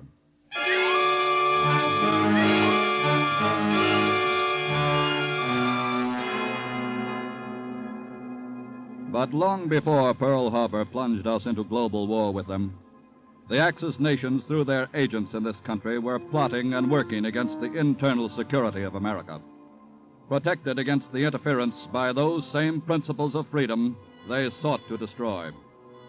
Then, on September 3rd, 1939, Hitler began the murder of Poland, the first flame of world conflagration. America had to prepare her defenses and take aggressive steps to safeguard them. 3 days after that ruthless invasion, Director J. Edgar Hoover of the Federal Bureau of Investigation, your FBI, assembled his staff in extraordinary session. Gentlemen, I have here a directive from the President of the United States. The Attorney General has been requested by me to instruct the Federal Bureau of Investigation, the Department of Justice, to take charge of investigative work in matters relating to espionage, sabotage, and violations of the neutrality regulations. This task must be conducted in a comprehensive and effective manner on a national basis, and all information must be carefully sifted out and correlated in order to avoid confusion and irresponsibility. To this end, I request all police officers, sheriffs, and all other law enforcement officers in the United States promptly to turn over to the nearest representative of the Federal Bureau of Investigation any information obtained by them relating to espionage, counterespionage, sabotage, subversive activities, and violations of the neutrality laws. Well, I know the Bureau is fully prepared for this undertaking, gentlemen, so we shall proceed to put it into action at once. That's all.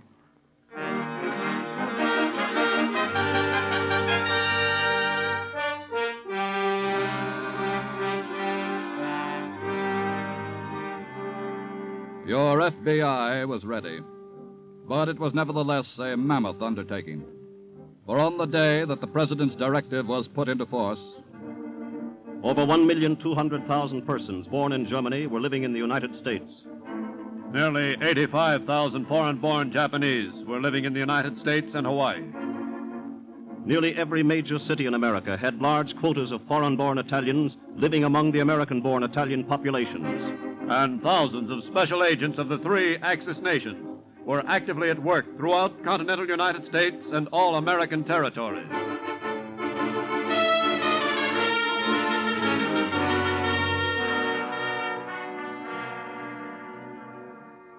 ever since the rise of the pompous political criminal Benito Mussolini to the throne of dictator, Italian fascist societies had been at work in America, seeking, first by propaganda, and when that failed, by brutal force, to convert American-born Italians to the service of Il Duce. And they didn't stop with threats. In a large eastern city one night, an elderly, gray-haired foe of fascism was preparing to leave his office when... All right, just stay put, Baroni. Huh? Who are you men, and what do you want here? You've been warned 3 times to stop talking against Il Duce. Oh. So you have come to warn me again? No. This time we come to make you stop. What I have said about Mussolini and fascismo is the truth. I said we come to make you stop. What Mussolini and fascismo do in Italy, I cannot fight against. But I am an American citizen, and I can fight against what they are trying to do in my country. And I shall continue to fight against it.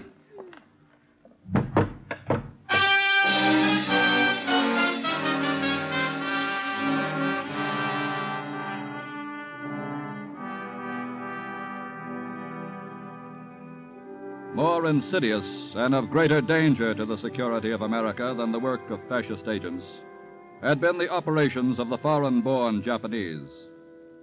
Executed with oriental cunning and fanatical worship of their sacred Son of Heaven, and behind a false face of friendship. For how often did we read or hear such words as, Japan has always considered America her greatest friend, and it is the supreme desire of the government and the people of Japan to perpetuate peaceful relations between our two countries. But throughout the country and in Hawaii, Japanese Buddhist and Shinto priests preached the doctrine of absolute loyalty to the homeland. Japanese children learned that it was glorious to die for the emperor. Japanese consulates spread literature defending Japan's actions in China. Crews on Japanese fishing boats sounded harbor depths and photographed defense installations. Japanese admirals and army officers posing as civilians gathered vital information on America's military strength and production capacity.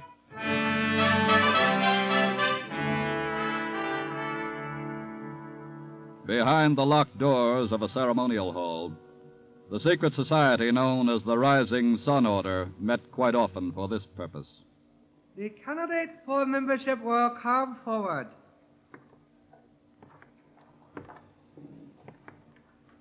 You will kneel before the sacred shrine. You will repeat the pledge now. I swear allegiance unto death to His Imperial Majesty, Son of Heaven and Emperor of Japan, and declare that through unity of purpose and complete cooperation, we intend to show our friendship to our comrades at war, and to express the great spirit to build up the Japanese Empire.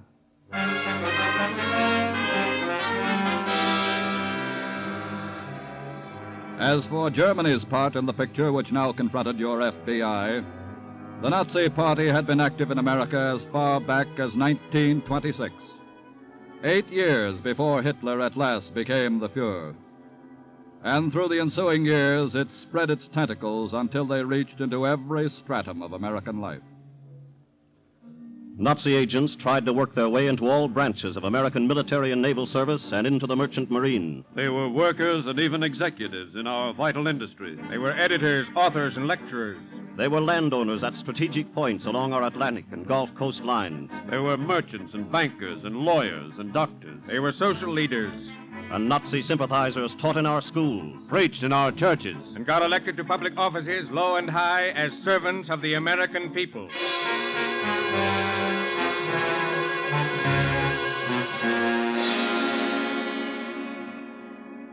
And more than that, thousands of Nazi youth in America and their elders put on gray shirts and uniforms. And by day and by night, secluded valleys echoed with the goose-stepping of these fanatical legions. Then they boldly came out into the open, held public rallies, and one night 20,000 Bundes jammed New York's Madison Square Garden. The day is speeding toward you when you will be called upon to contribute your part in building this new world.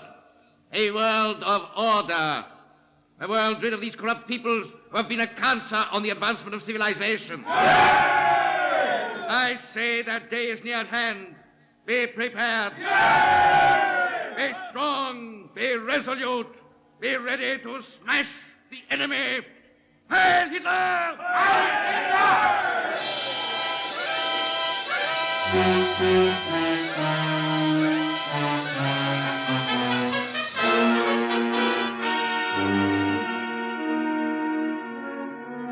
That was the picture that confronted your FBI on September 6, 1939. The day the president said, take defensive action. Director Hoover said, we are ready. And to his staff, go into action at once.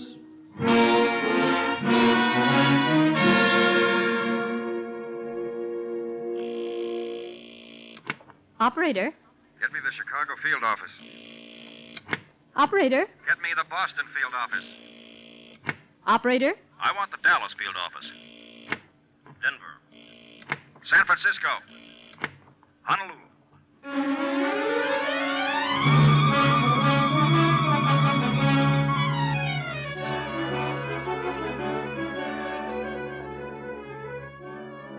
Within the space of a few minutes after Director Hoover had read the presidential directive to his staff, the nerve center of your FBI in Washington had transmitted the impulse for action along every thread of contact in the vast web of its organization. And soon, special agents were surveying America's defense plans and taking precautionary measures against sabotage, setting up protection for America's transportation and communication systems, watching the movements of Axis diplomatic officials using their immunity to carry on hostile operations, and embarking on the widest spread spy hunt in the nation's history.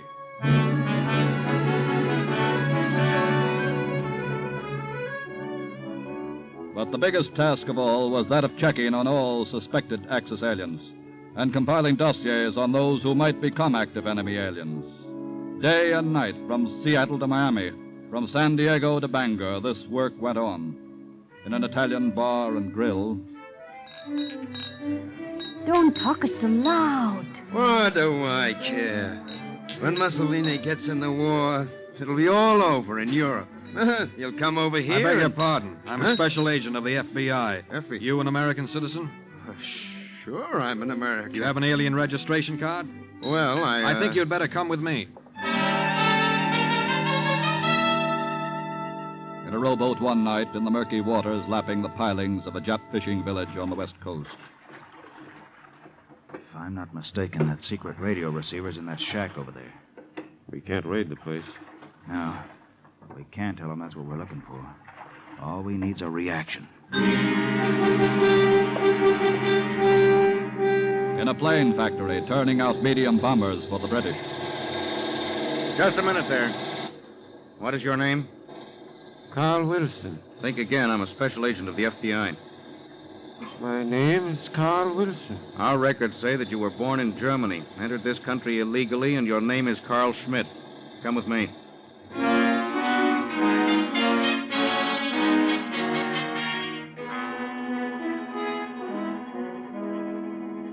24 hours around the clock, 7 days a week.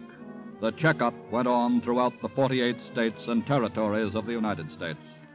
The checkup and all other parts of the vast program of defensive action, with the result that FBI agents were able to report 2,300 defense plants surveyed and protected against sabotage. Railroads, airlines, harbors, bus lines, and vital inland waterways protected against sabotage. Coordination of all local and state law enforcement agencies with the FBI into one internal defense unit ready for any national emergency. All potentially dangerous Axis aliens cataloged and whereabouts known at all times. Complete record of activities of all Axis diplomatic officials in the United States. And all 42 members of 2 German spy rings taken into custody.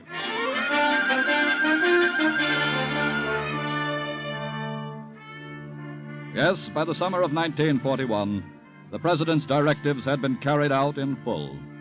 America's internal security was protected. There remained only the important job of keeping a constant vigil. And this your FBI did during the remainder of the summer, through the fall, and this it was still doing when it was another Sunday in America. Christmas was hardly more than 2 weeks away, but still the people were following their usual Sunday habits. In some parts it was time to go to church. Elsewhere it was Sunday dinner time. Some were playing golf, driving in the countryside, visiting friends, seeing movies, or dozing in a big chair at home. In the telephone switchboard room of the FBI in Washington, the operators on duty took care of routine calls. Then a yellow light glowed on panel number 6. Washington. This is the agent in charge in Honolulu. I want to speak to Mr. Hoover. Right away, sir. Yes? Honolulu calling, Mr. Hoover. Put them on. Yes, sir. Go ahead, Honolulu. Mr. Hoover? Yes. Japanese planes are bombing Pearl Harbor. What? Listen. You can hear the bombs exploding.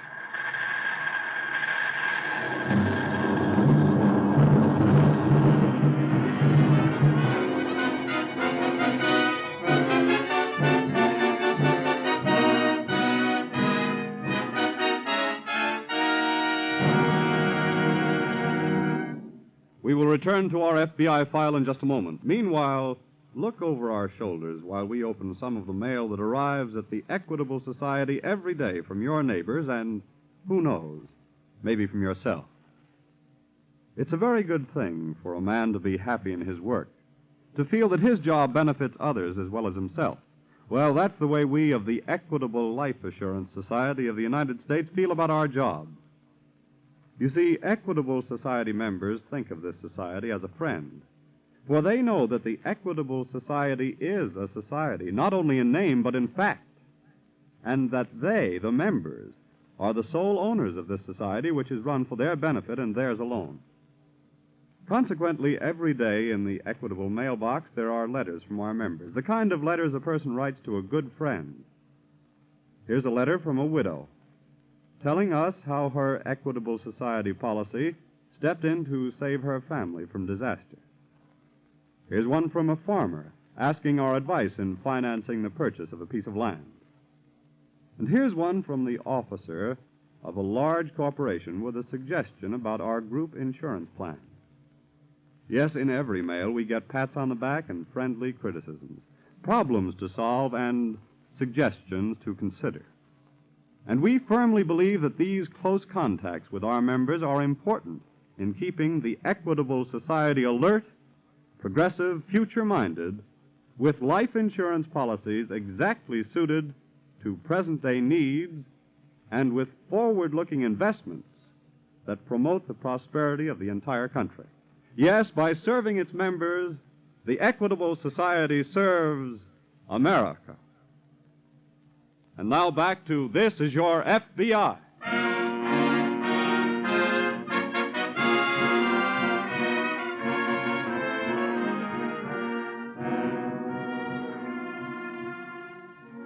Through the telephone transmitter which the Honolulu agent held out of the office window, Director Hoover listened to the exploding bombs which were taking a terrific toll of lives, leaving Honolulu and Pearl Harbor an inferno of smoke and flame, and turning battleships of the Pacific Fleet into a mass of twisted steel at the bottom of the bay. Then the agent came back on the line. Mr. Hoover, have you any special instructions? Put our emergency plans into operation at once. You'll receive further instructions shortly. Yes, sir. Yes, sir? Operator, this is Mr. Hoover. Have a staff call issued immediately and have all members of the Bureau not on duty report for duty at once.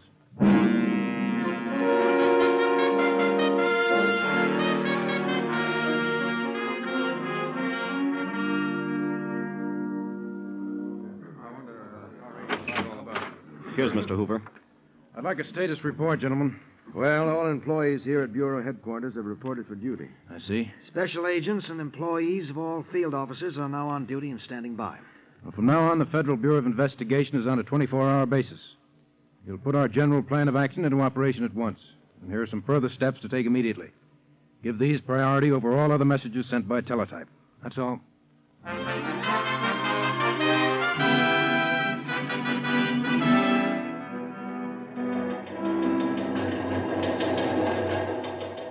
All special agents in charge.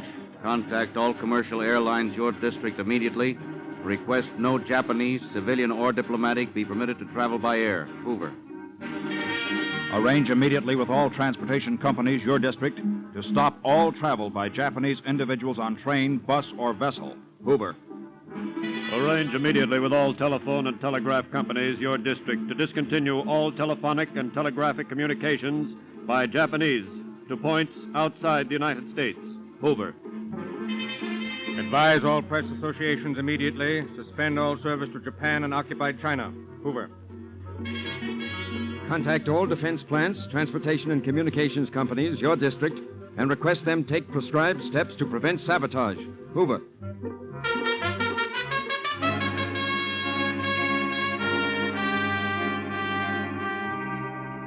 Barely more than 2 hours after the first Japanese bombs rained down on Pearl Harbor, your FBI was fully mobilized, operating on a 24-hour basis, and with its prepared plan of action moving at top speed. Special agents had located and had under close surveillance those who, they had reason to believe, would try to sabotage the United States. Then there came chattering over the teletypes into every field office in the United States and Hawaii this climactic order, which every agent was waiting for and eager to execute. Immediately arrest all Japanese individuals on A, B, and C lists. Also all other Japanese aliens on whom you have information indicating arrests necessary for best interest internal security of this country.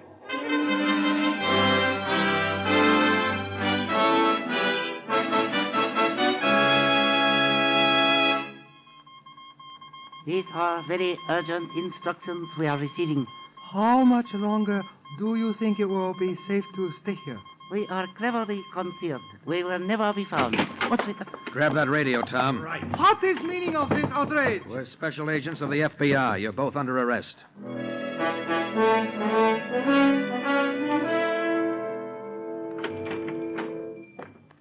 You're Saito Fuji? Yes. Are you interested in Oriental antique? I'm a special agent of the FBI. You're under arrest. We'll take your suitcase full of dynamite along, too.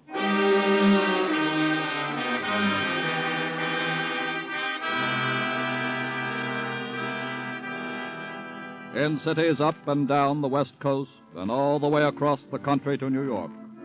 And all through the night, the arrests went on. And they were still going on next day when Congress, in special session, formally declared war against Japan. This was quickly followed by other declarations against Germany and Italy. And the FBI was being rewarded for its years of preparations. At a railroad station in Dallas, Texas,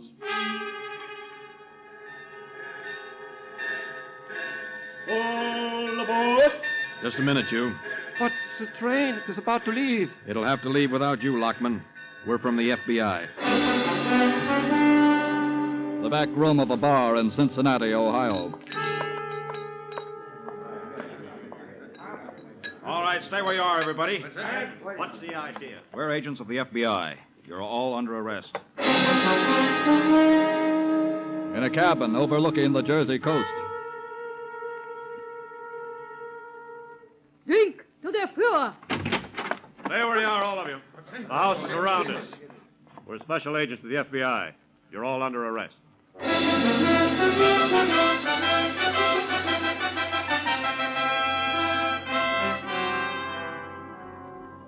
The roundup continued, and by nightfall of December 8th, scarcely 30 hours after Japan's sneak attack on Pearl Harbor, nearly 2,000 enemy aliens on the highly dangerous list had been arrested. And the war against espionage and sabotage was to continue, along with every other phase of the FBI's internal defense program until VE Day and VJ Day brought total victory to America and her allies. And when the end had come, Director J. Edgar Hoover said this. My co-workers throughout the Federal Bureau of Investigation and I are proud to be able to report that during the 4 long years of war, not one single act of enemy-directed sabotage was successfully carried out in this country. But the credit is not alone the FBI's. It belongs also to those local and state law enforcement officers of yours who worked faithfully and around the clock with us, and to the alertness and cooperation of you, the American citizen. Is there not something highly significant in that? By working side by side together in common cause, each forgetting self, the American people have won a great victory in war. Is not a victory in peace dependent on that same unity of mind and heart and purpose? Before you answer, think a while of those 275,000 sons and husbands and brothers and sweethearts of yours lying under those little white crosses.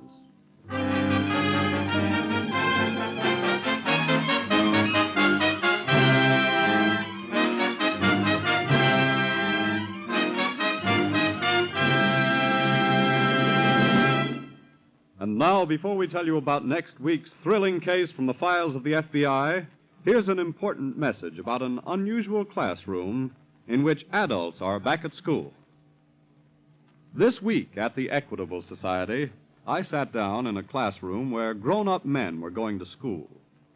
The students in this class were ex-servicemen. In rank, they ranged from first-class privates and naval petty officers to colonels and commanders. One was a fighter pilot with a distinguished record. Another was a Marine, a veteran of many hard-fought landings on the islands of the Pacific. Before going into the service, all of them had been agents or field representatives of the Equitable Life Assurance Society of the United States.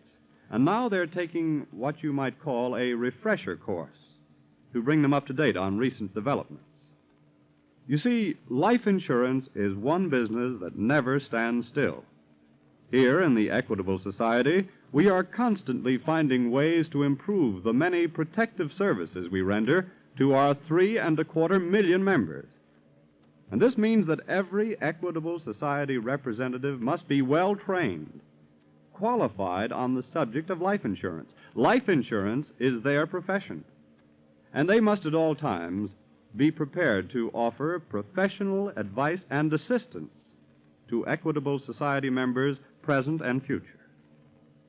We of the Equitable Life Assurance Society of the United States take particular pride in the men and women who have been chosen to represent us. It is due in a great measure to their conscientious efforts that we are able to say that this week and every week for 86 years, the Equitable Society has been building security for you, your home, and your country.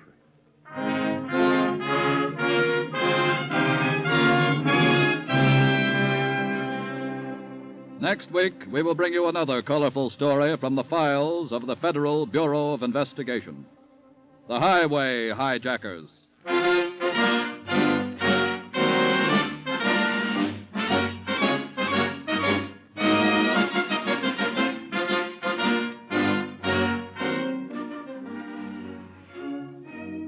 The incidents used in tonight's Equitable Society's broadcast are taken from the files of the Federal Bureau of Investigation. The role of J. Edgar Hoover was impersonated.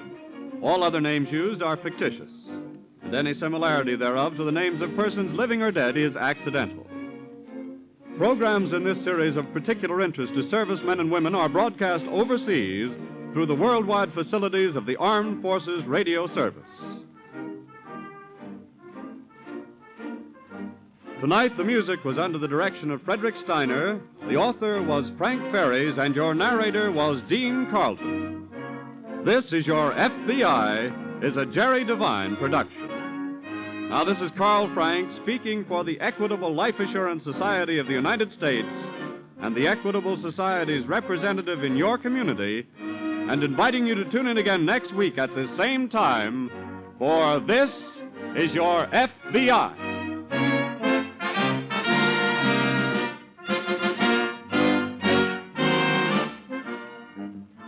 This is ABC, the American Broadcasting Company.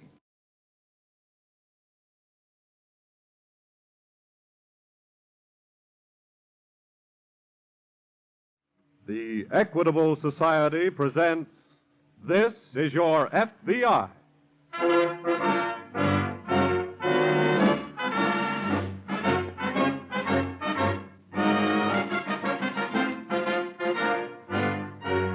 This is Your FBI, an official broadcast from the files of the Federal Bureau of Investigation, presented as a public service by the Equitable Life Assurance Society of the United States and the Equitable Society's representative in your community.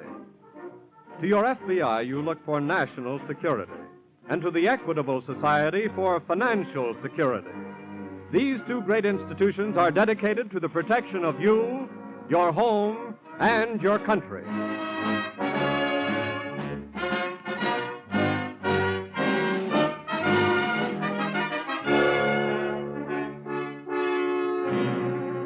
Tonight's file, The Highway Hijackers.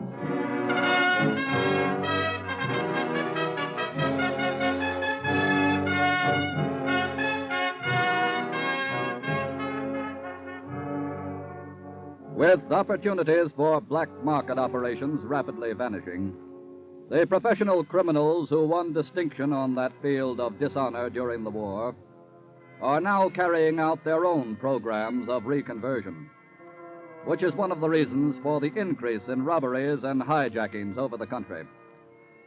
The ink is barely dry on tonight's case, telling of your FBI's encounter with two criminals who discovered recently that a certain road in the Southwest offered rich profits for highway robbery.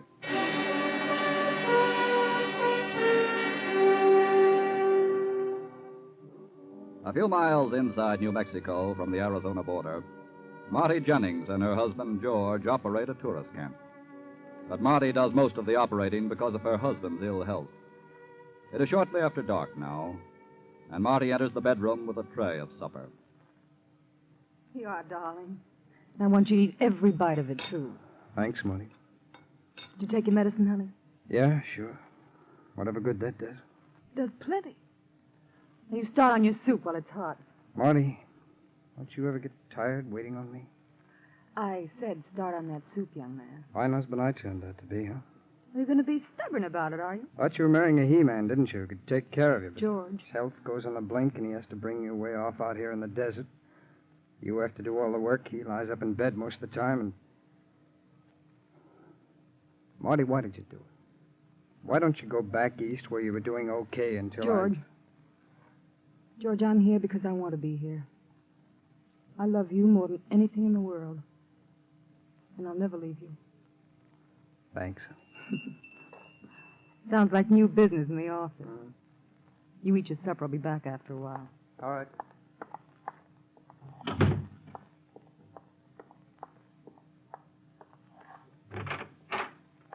Good evening. Hello, Marty. You remember Mac here? How are you, Marty? Nick, what are you doing here? We come to see you. How did you know where I was? Well, after you'd done that run out, we did a little checking up. Heard you'd married yourself a sucker and come out here. Yeah. What's the matter? Ain't you glad to see us, Marty? Why did you come here, and what do you want? We figure you owe us a little favor, and we come here to collect. Nick, I don't want any more of that life I was mixed up in, and you know it. But Marty, Nick don't want I'll you do the talking, Nick. There won't be any more talking, Nick. The only good break I ever got was a chance to play it straight with a guy like I'm married to. And nothing's going to get a chance to mess it up. They tell me he's got bad lungs. But he's going to get well out here. They also tell me that worry is the worst thing in the world for people with bad lungs. What are you getting at? Mac and I are out here on business, and all we want is one of your cabins for headquarters. Now, look, Nick, I just got through telling And you I that- just got through telling you that worry is bad for that husband of yours. Now, either we get the cabin, or he gets the whole story on you. Well? Marty, can I help you? George, you get right back. Just a minute, lady. Did you say you had a cabin for us? Or not? Yes. We'll take care of you.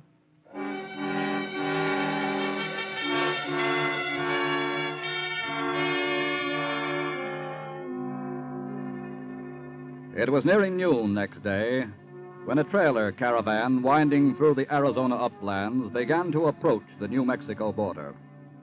A caravan of some of those families who, a few years ago, had trekked to California in search of relief from their wretched poverty. Okies, they were called.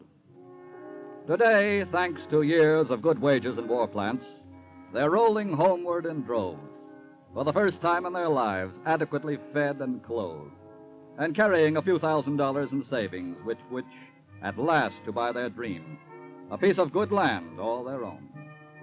Most of them travel in caravans for mutual protection. But as this particular little caravan rolls along, Sarah Barlow doesn't feel too secure.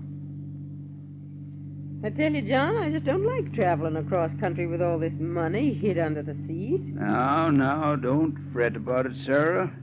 That's why everybody going home travels together like this, 'cause it's safe that way. Well, maybe I wouldn't feel so skittish about it if we wasn't the last in line. Oh, somebody's got to be last. Yeah, I suppose so, but just the same, I Now, wish stop your worrying about it. Just think we're going to be home in about 3 or 4 days. Home, Sarah. Kind of does something to you when you think about it, don't it? Yes. Yes, sir, those old green hills are going to look good to us this time, Mother. Because instead of scratching around on top of them and going hungry, we're going to have a piece of rich land down in the valley and a good house. Then we can look up at them and see how pretty they are. Oh, it'll be wonderful, John, just wonderful. Look at that car speeding around that curve, Sarah. Why, that looks like the same one as passed a while back. Yeah. Look at them cutting over in front of us. But, John, they're waving to us to stop. Must be something wrong up ahead. They're getting out. Yeah. What's wrong up ahead, mister?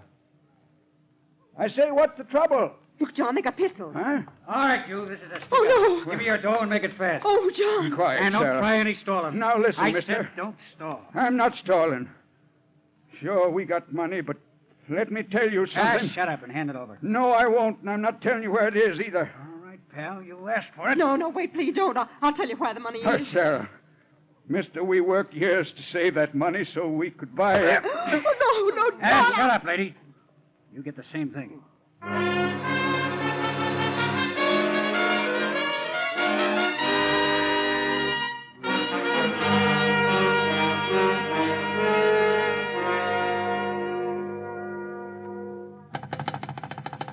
Hurry it up, operator.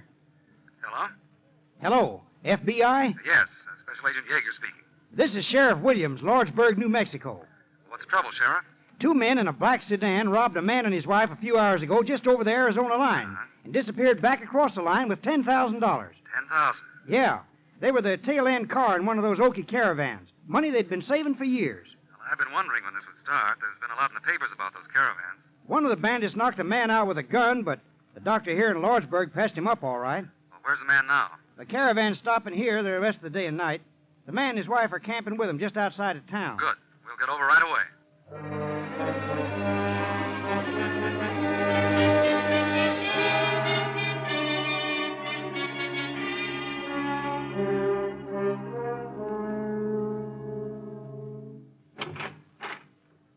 That you, George? Yeah. How was the sunset? Huh? You went out to look at the sunset, George. Oh, yeah. Yeah, it was beautiful. Marty, Yeah. those two men who rented a cabin here last night, What about them? who are they? How would I know? Their names are on the register over there. Well, what I meant was, did you talk with them at all? No, not much. They said they were from the east. They're looking over ranch properties, I think. Well, did they tell you that? Why? What's the matter? Well, Rancher stopped by a little while ago on his way back from Lordsburg. Yeah. He said 2 bandits robbed a couple in an Okie caravan today just over the line in Arizona. They got away with over $10,000. Oh, that's terrible. Well, George, you don't think... All I'm thinking right now is that the 2 men in that cabin back there sure drove back here in an awful hurry this afternoon.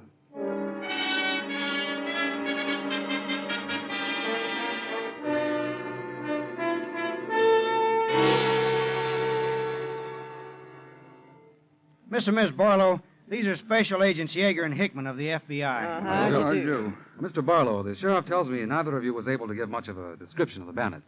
Well, what little I might have remembered, Mr. Yeager, I'm afraid the blow on my head knocked it out of me. And I was too upset to remember how they looked, what with John hurt and all. Oh, yes, of course, but maybe one of you might recall how they talked.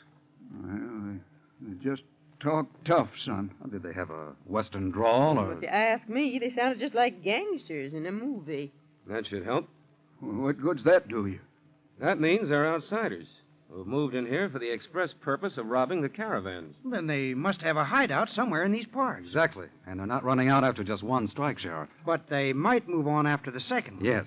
Meantime, we'll try to find that hideout.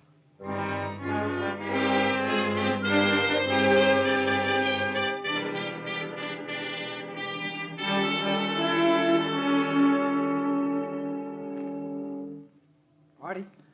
George, I thought you'd gone to bed. Honey, my hunch about those men was right. What? I had to find out, and I did. What have you done? Well, I slipped around outside their cabin a minute ago, and I heard them talking about plans for holding up a caravan. Oh. Yeah, I'm going to call the sheriff at Lord's... No, George, wait. What for? You mustn't call the sheriff, George. Well, honey, those men are dangerous criminals. You can't call. Well, why not? There's something you don't understand. What? George, it's about them and me. Marty, what do you mean? I know those men, George. I know them from, well, the days before I met you. Oh. That's why they came here. Well, Marty, you mean you're mixed up with them in this thing they're doing? No. Well, then I don't get it, Marty. Look, darling, I told you there were some things in my past that weren't very pleasant, that I could never talk about. Yeah, I know. Well, those men were part of that past. Marty, this is the present. You're shielding those men, and I've got to know why. Okay. I used to go around with a man named Crandall. Don't ask me why. He was mixed up with these two out there. Yeah. A few months before I met you, Crandall was killed. They killed him. I have no proof, but I know they killed him. They tried to pin the crime on me. Well, how? They planted my fingerprints on a gun. The police arrested you? No, nobody was arrested. They just held that over me in case they were ever picked up for the crime. And they're holding it over you now. They threatened to tell you. They knew that you were sick and that I didn't want to upset you. Oh, baby. I didn't know what to do. Darling, look, I love you. I don't care about whatever happened in the past. Are you sure? Sure. Now can I call the sheriff? I'll call him. Hang up that phone, Marty. What? Mac thought he saw this husband of yours snooping around, so I thought I'd better find out why. So you did? Yeah. Marty, I said for you to hang up that phone. Honey, let me have that phone. You keep out of this. Let me have it. Okay, punk. Operator. You asked for Operator. No!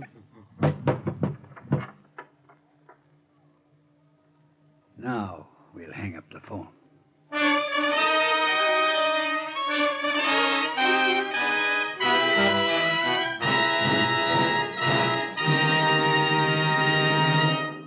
You've just heard the first half of the FBI file on the highway hijackers. As you know, the action took place in New Mexico and Arizona, states renowned for starlit nights. But other stars, imaginary stars on maps, hold special interest for members of the Equitable Society. Let me tell you about them. Suppose you were to take a big map of the United States and start putting stars on every spot where funds of the Equitable Life Assurance Society are invested. Before long, every section of that map would be so covered with stars that you wouldn't be able to see the state boundaries or the names of cities and towns. Thousands of stars would point out farms, ranches, or plantations where Equitable Society dollars are helping to promote American agriculture. Thousands of other stars would indicate homes that are being purchased through the Equitable Society's Assured Home Ownership Plan. More stars would mark industrial plants, large and small, in which Equitable Society funds are now invested. There would be stars on steel mills and power plants, on railroads and textile mills, on coal mines and refineries. Yes, every single state would be covered with stars showing places that Equitable Society dollars are at work, which goes to prove that the Equitable Life Assurance Society of the United States has every right to use the last 4 words in its name, of the United States. By serving its members, the Equitable Society serves America. And now back to the file on the highway hijackers.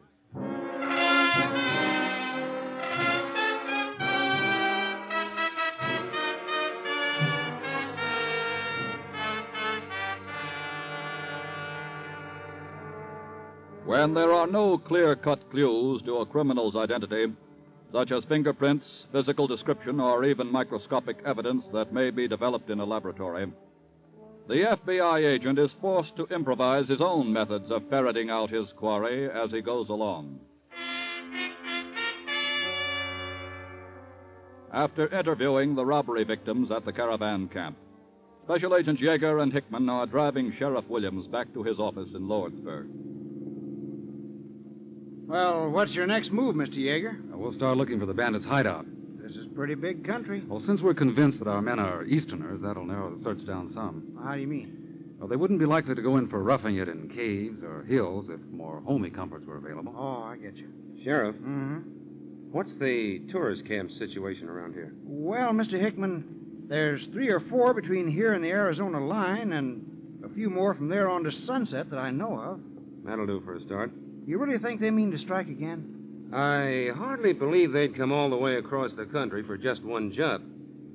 Otherwise, they'd have figured out a way of robbing a whole caravan at once for a big haul, instead of just taking the tail-end car. That sounds reasonable. Mr. Yeager, here's my office right here. Oh, okay. What time you aiming to start checking on the tourist Right camp? now. Oh, tonight, huh? Well, every minute counts. We want to locate that hideout if we can before they strike again. What can I do to help? Well, right now, just stay where we can reach you. We may need a lot of help in a hurry. I'll be ready.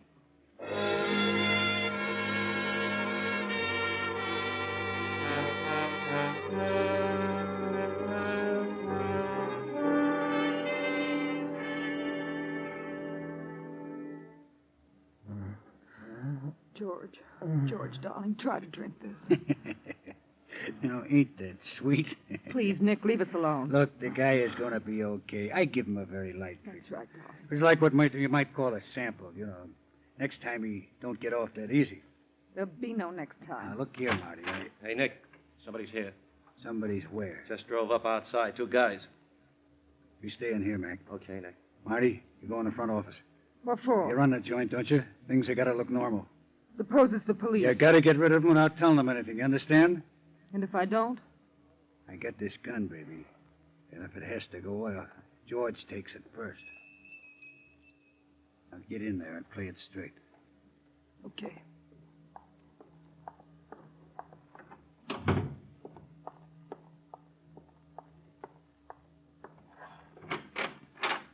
Good evening. Good evening. I hope you're not looking for a cabin. Well, that's all right. We didn't want a cabin. No? We're special agents of the FBI. Oh. Did you hear anything about the highway robbery just over the line today? Yes, I did. A rancher stopped by and told us. Us? My husband. Oh. We're looking for two men who drove a black sedan. Have you rented a cabin today or yesterday or any time recently? No, I haven't. Perhaps your husband has, or maybe he's seen them. May I ask him? Well, I'd rather you didn't disturb him now. You see, he's in bed. Well, I can understand, but it is rather important. Well, my husband is ill. He's quite ill. No. He's in bed most of the time, and I handle all of the business. I see. Well, I'm very sorry, and sorry to have bothered you. Oh, that's all right. Good night. Good night. Good night.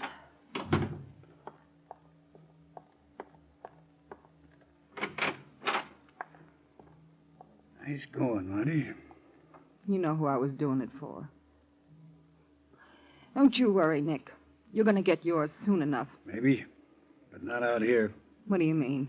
The way things had turned out, I decided to pull one more job tomorrow and head back east.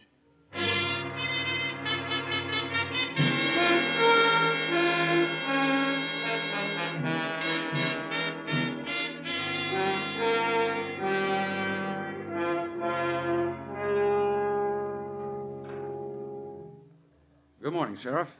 Morning, Mr. Yeager. What luck? None, I'm afraid. I stayed on here all night hoping you'd call for help. I'm sorry, but Hickman and I covered every tourist camp and ranch house between here and Sunset, Arizona. I had every sheriff between here and Phoenix on the lookout. They haven't turned up anything yet. I still think they're hiding out around here somewhere. But how are we going to smoke them out before they make another strike? Which they're just as apt to do today as not, if they figure things are getting too hot around here for them. Wait a minute. What you thinking? What I should have been thinking before. What's that? I think I've got the answer, Sheriff. But we're going to have to do some fast traveling to make it work. Well, I'm ready to go. Then I'll get Hickman and we'll get started.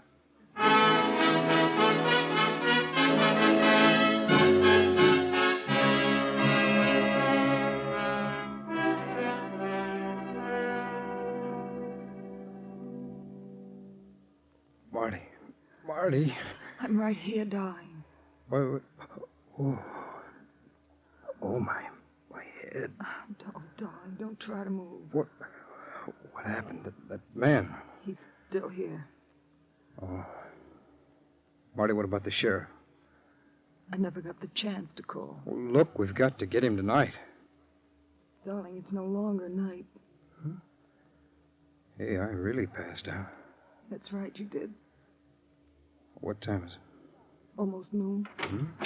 Well, how's the patient? Keep out of here, please. Sorry, I got some business to attend to. Come on in, Mac. Okay. You heard my wife say to keep out of here? Look, George. mister, I don't want to have no more trouble with you. Take care of him first, Mac. Right. What are you going to do? Don't get excited. We're just tying the guy up. You keep away from Take it easy. Keep away. You leave him alone. Hold it, Marty. You're next. No, let me go. You're getting a lucky break. You just tie you both up and get out of here.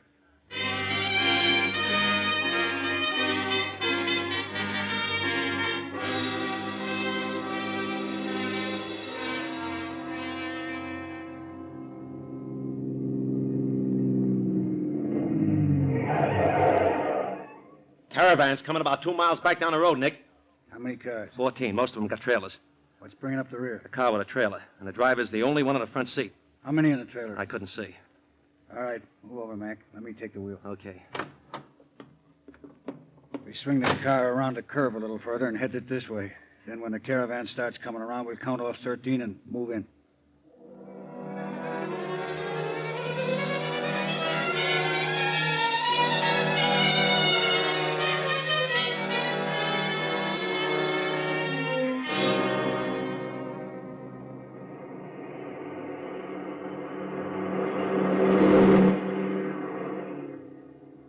That's number 12, Nick. Yep. And here comes 13.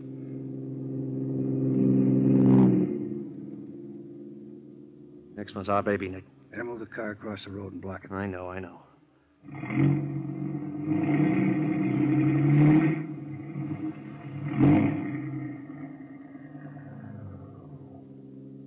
Here comes 14.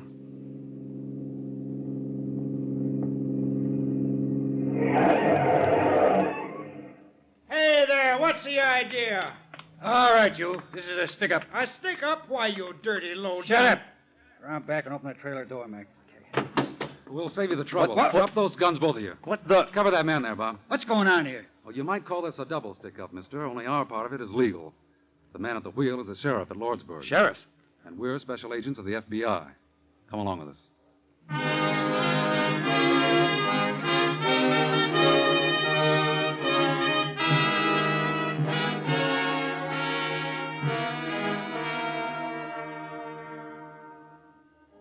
The roundup of the hijacking gang resulted in their ultimate trial and conviction. They were sentenced to serve 10 years in a federal penitentiary. With the end of gasoline rationing, and with auto travelers once more streaming over the highways of America, criminals have taken to the road again. But your FBI and your local and state law enforcement officers are determined to wage war against them day and night, until the only ones for whom auto travel will be unsafe will be those who seek to make it unsafe for others.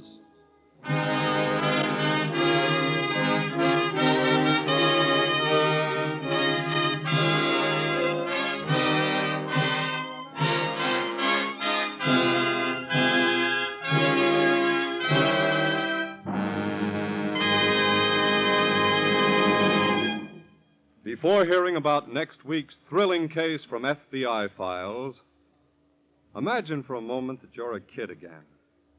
It'll help you to understand a message from the Equitable Society. This week at the Equitable Society, I heard a young veteran talking about cellar doors. He was holding a picture of a white colonial house in his hand, and he said, "You see that cellar door?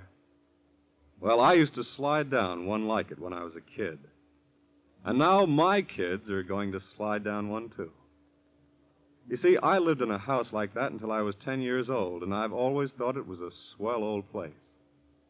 Well, after I got back from France last month, I looked around and was fortunate enough to find a new house very much like it. Of course, I had to have a mortgage, and I guess it was my lucky day, because on that same day, I heard about the Equitable Society's home ownership plan. Well, I signed up right away for an Equitable Assured Home Ownership Loan. So next week, you'll see me teaching my little girl how to slide down a cellar door. Well, you know, no matter how often we of the Equitable Life Assurance Society of the United States hear stories like that, we never grow tired of listening to them. After all, that's our business in the Equitable Society, helping to make dreams come true, helping ambitious men and women reach their goals, starting young married couples on the road to an assured future, helping fathers and mothers send their boys and girls to college, bringing peace and contentment to old age. Yes, this week and every week for 86 years, the Equitable Society has been building security for you, your home, and your country.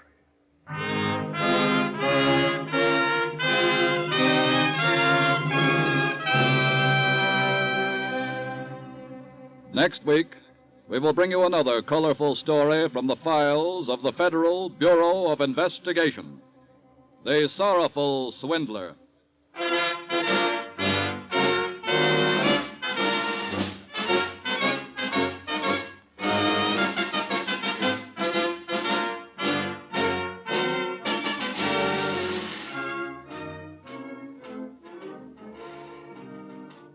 The incidents used in tonight's Equitable Society's broadcast are taken from the files of the Federal Bureau of Investigation.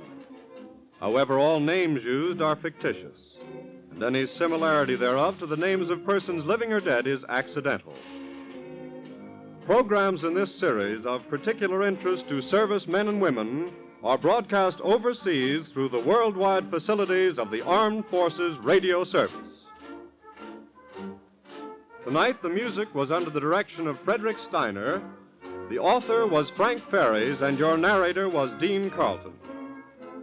This is Your FBI is a Jerry Devine production. Now, this is Carl Frank speaking for the Equitable Life Assurance Society of the United States and the Equitable Society's representative in your community, and inviting you to tune in again next week at this same time for This Is Your FBI.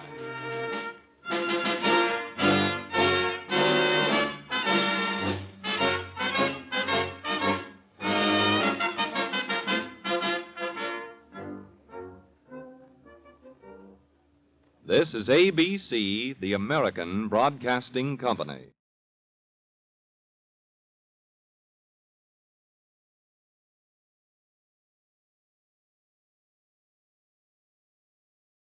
The Equitable Society presents This Is Your FBI.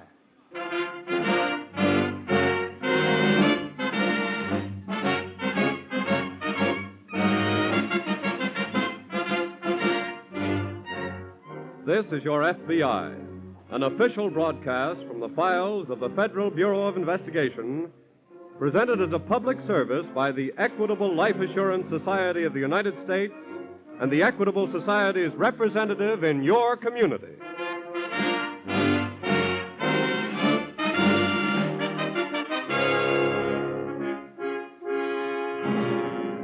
Tonight's file, The Sorrowful Swindler.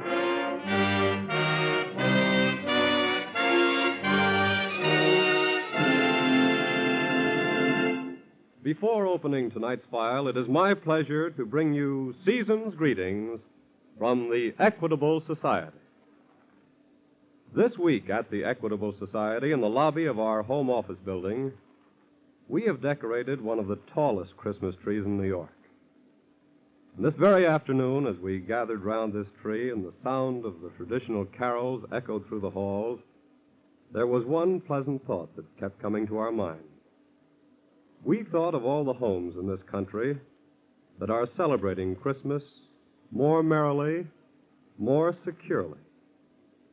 We thought of all the children to whom Santa Claus will be more real, because someone in that home had the forethought to purchase life insurance. And we of the Equitable Society and the Equitable Society representatives all over America are happy to have done our share in bringing that kind of happiness to so many American homes this Christmas time. And so to each of our 3.25 million members and to the other millions of Americans who enjoy this radio program, we of the Equitable Life Assurance Society of the United States wish a very Merry Christmas and a very Happy New Year. And now to the file on the Sorrowful Swindler.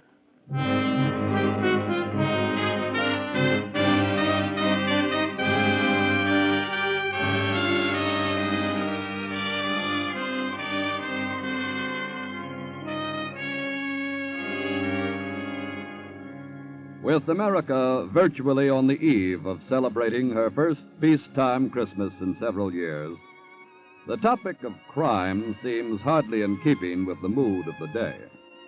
But then there is a negative kind of relationship between the two, because it can be said truly that the doctrine of crime is the direct antithesis of the philosophy of Christmas. One is the religion of taking, the other, the religion of giving. And to the criminal, Christmas time is no more than just another time in which to ply his profession of cheating, as demonstrated in tonight's case from the files of your FBI. Several years ago, during another Christmas season, a man using the alias of Colonel Weatherford and a companion in larceny were speeding eastward on a crack train headed for New York.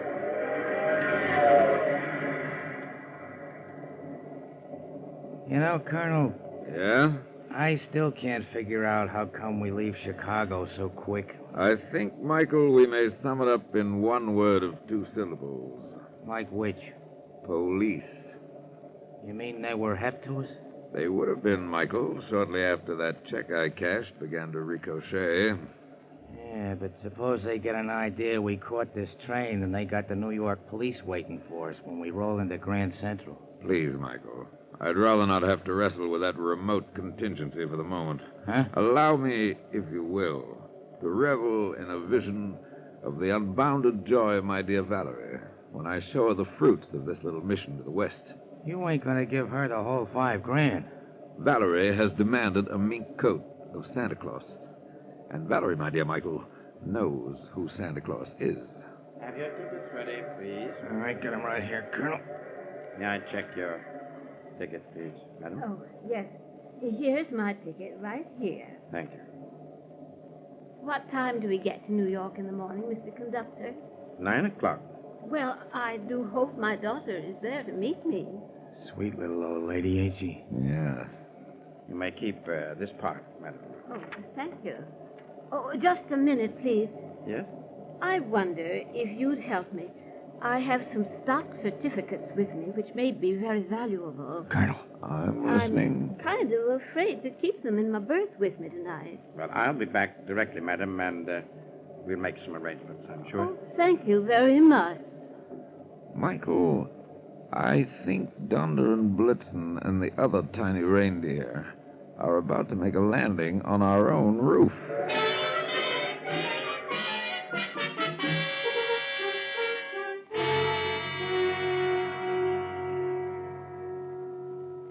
Since crime never takes a holiday, neither does your FBI.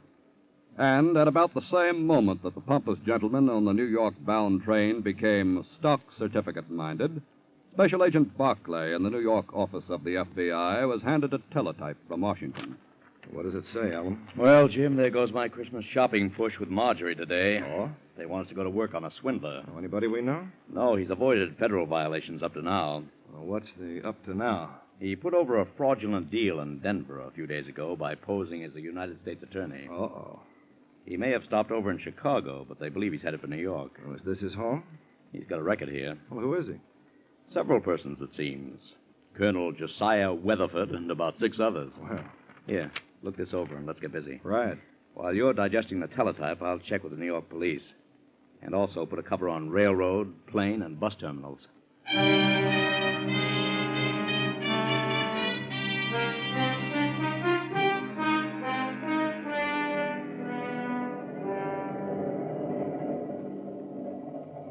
I didn't quite catch the name. Weatherford. Colonel Josiah Weatherford. Oh, yes. Well, I'm Mrs. Greeley. How do you do? Will you please sit down? Thank you. I came primarily to apologize for staring at you as I did. Oh, I didn't think anything about it. You see, you look so much like my own dear mother. Oh, then I feel quite honored. She passed on last March. Oh, I'm so sorry to hear that. This is to be my first Christmas without her. It'll be most desolate. Yes, I know it will. You live in New York, Mrs. Greeley? Oh, land, no. It's too big a place for me. I'm just going there to spend Christmas with my daughter. How fortunate for your daughter. Oh, I suppose that you live in New York? Well, I sort of divide my time between Chicago and New York. I have an investment business with offices in both. Investment business, did you say? Yes. Well, then maybe you'd know about my stock certificates. I beg your pardon? I mean, know whether they're any good or not. Oh. Well, I don't know. May I see them? Oh, dear. I've already let the conductor put them away in a safe place for the night. Oh. You see, I was going to have them looked into while I was in New York. I could do that for you. You see, my husband has been dead about 10 years, and I didn't know he'd left anything like that till the other day I was rummaging around in his old desk, and, well, there it was, 1,000 shares, all tied together. 1,000 shares of what? Lodestar Mining Company. What was that again? Lodestar Mining Company. That's what I thought you said. Do you know something about it? Well, it's not listed on the exchange anymore that I know. Oh, then you mean it's no good? I wouldn't say that. I want to look it up for you.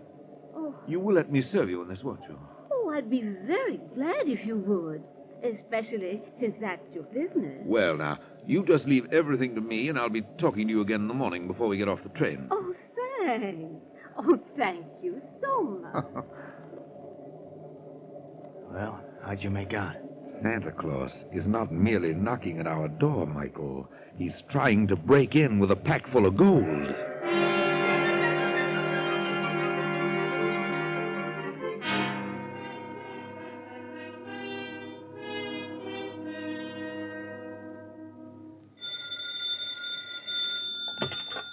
Special Agent Farrell speaking. Morning, Jim. This is Alan. Hey, say, where are you?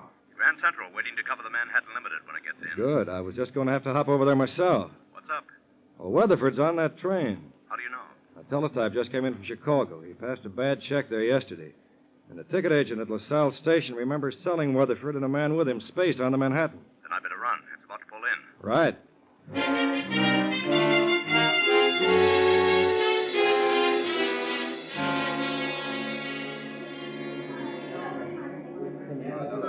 Yes, sir, Mr. Barkley. A man of that description occupied space in car 254.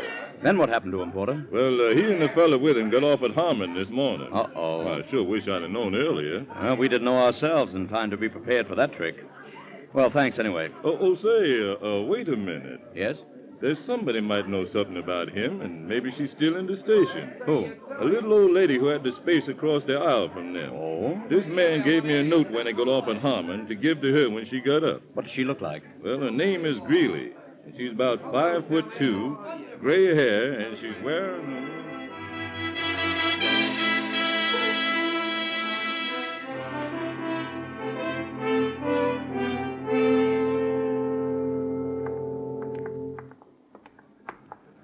Michael. Yeah?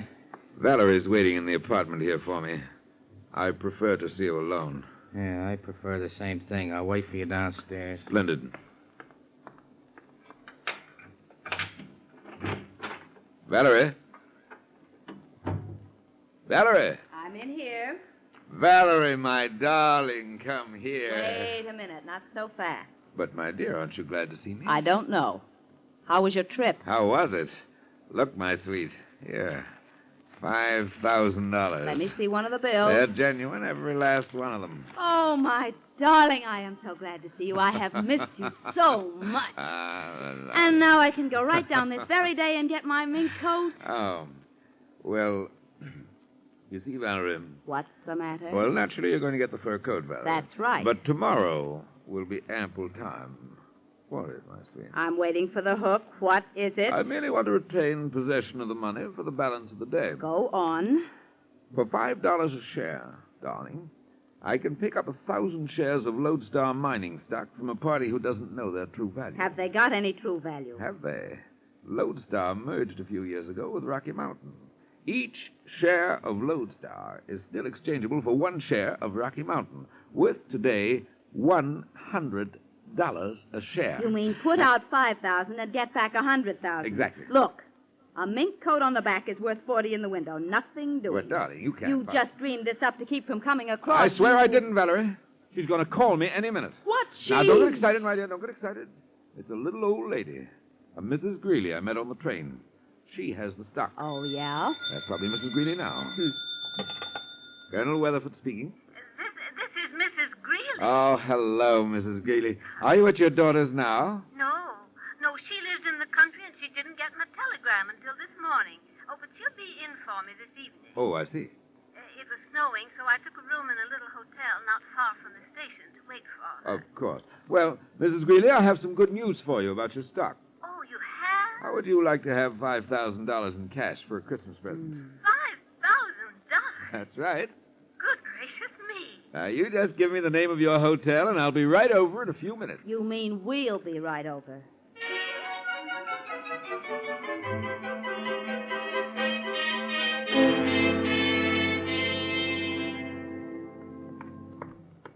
Alan. Yes, Jim. Well, I mushed over as soon as I could. Good. I think this is our best prospect of getting a line on Weatherford. The Greeley woman checked her bag at the station, huh? Yeah. You got anything out of the conductor? Mrs. Greeley gave him what she said was some stock certificates to keep safe for her last night. Oh? Weatherford was across the aisle and saw it all. I see. 10 to 1, he's trying to pull a swindle on her for that stock. Well, I hope she comes back for her bag before the job's done. Yes, but she checked it 2 hours ago. And a lot can happen in 2 hours.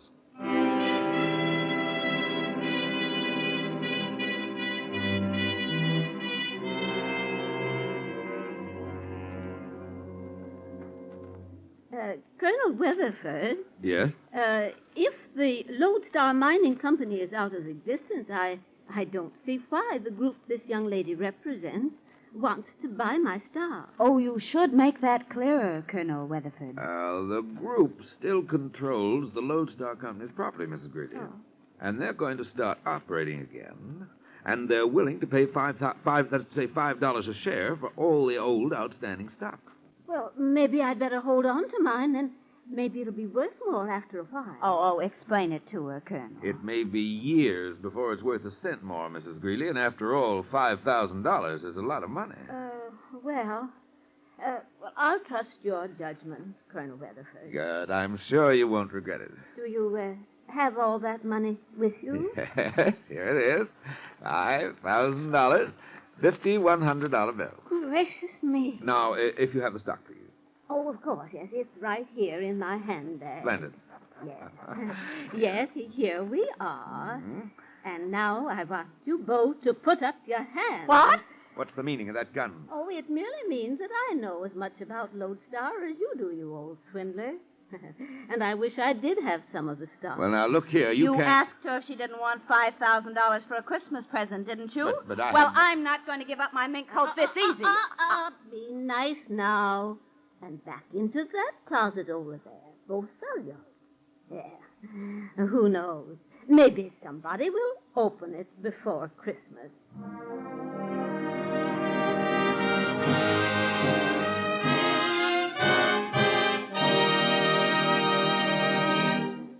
Crooks don't qualify as men of goodwill, do they?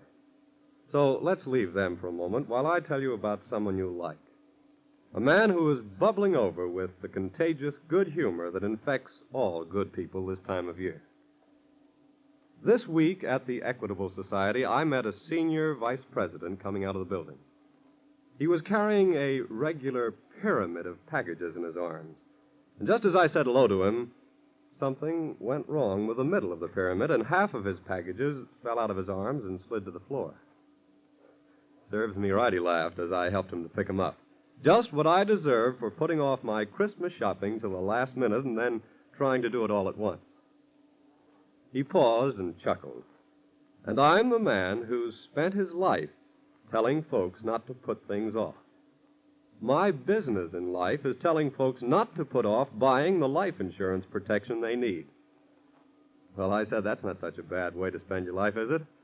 Well, he smiled and answered, saying, yes, there are a lot of people in this world who are much happier right now because someone from the Equitable Society kept urging a husband or father not to put off buying life insurance. Believe me, that's a pretty pleasant thought for a fellow to entertain this time of year. Well, as I said goodbye to him, the thought came to me that it'd be a very fine thing if all members of the Equitable Life Assurance Society of the United States had the same opportunity to know the officers of their society that I have. Could get to know the sincerity and human understanding that they put into their daily work, managing the life insurance of 3.25 million Equitable Society members. I've met all these men, and I've yet to find any stuffing in any one of their shirts, or any brass in any one of their hats. No matter how important their jobs are, their doors are always open, and their time is always at the disposal of members of this Life Assurance Society. You see, the officers of the Equitable Society are the kind of men who take pride in the thought that this week and every week for 86 years, the Equitable Society has been building security for you, your home, and your country. And now back to the file on the Sorrowful Swindler.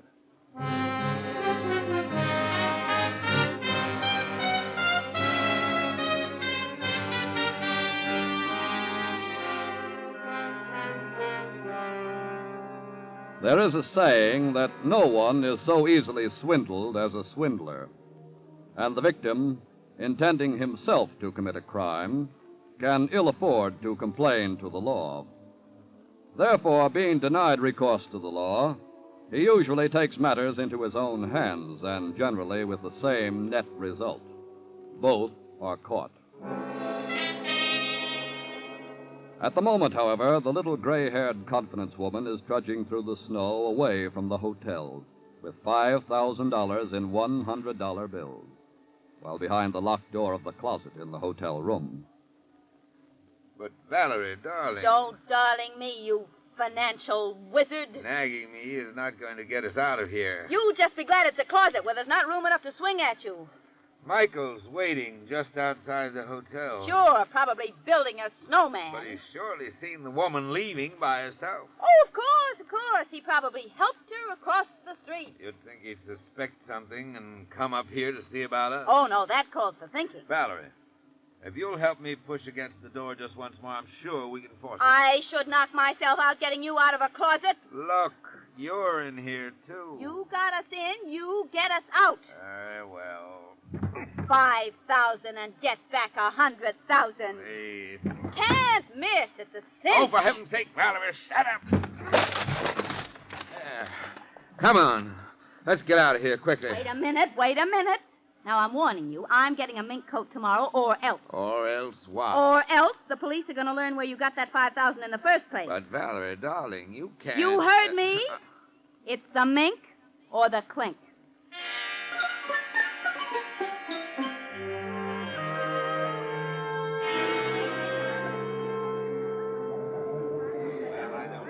Well, it doesn't look like our Mrs. Greeley's coming back for a bag. She only checked it a couple of hours ago. Give her time. Yes, but in the meantime, this Weatherford wait a could have... minute. This looks like our little lady now. Yeah, seems to fit her description all right. And she's going over to the baggage counter. Come on. No, wait a minute. What? For one thing, somebody's trailing her. Huh? Look over there. And according to the conductor's description, that would be Weatherford's pal. Yeah, you're right. And item number 2, do you know who our Mrs. Greeley really is? No. I had dealings with her a couple of years ago. That's an old-time operator who's known as Larceny Annie. What?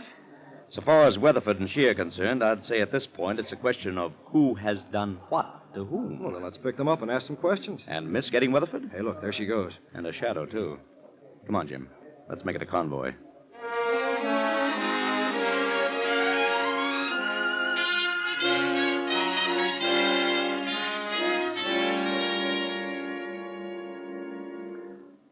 What good is it going to do to come back here to the apartment? Michael wasn't in front of the hotel, was he? So what? Darling, please. Patience and fortitude. Probably saw the woman leave and suspect... Oh. Just a minute. Hello? This is Mike. Say, what's going on? Where the devil are you, Michael? I seen the old lady leave the hotel by herself, and I says something's crazy about this. Where's she now? I'm in a telephone booth at the State National Bank. I said, where is she? She's standing in line with a deposit slip and a fistful of dough. Oh. What happened? We've been robbed, Michael. Yeah? Don't take your eyes off her until she holds up somewhere, and then call me, do you hear? Sure, If you slip up, Michael, it'll be a cheerless Christmas for you and me. What do you mean? Did you ever spend Christmas behind the bars, Michael? Not yet. Then do what I tell you, or you will.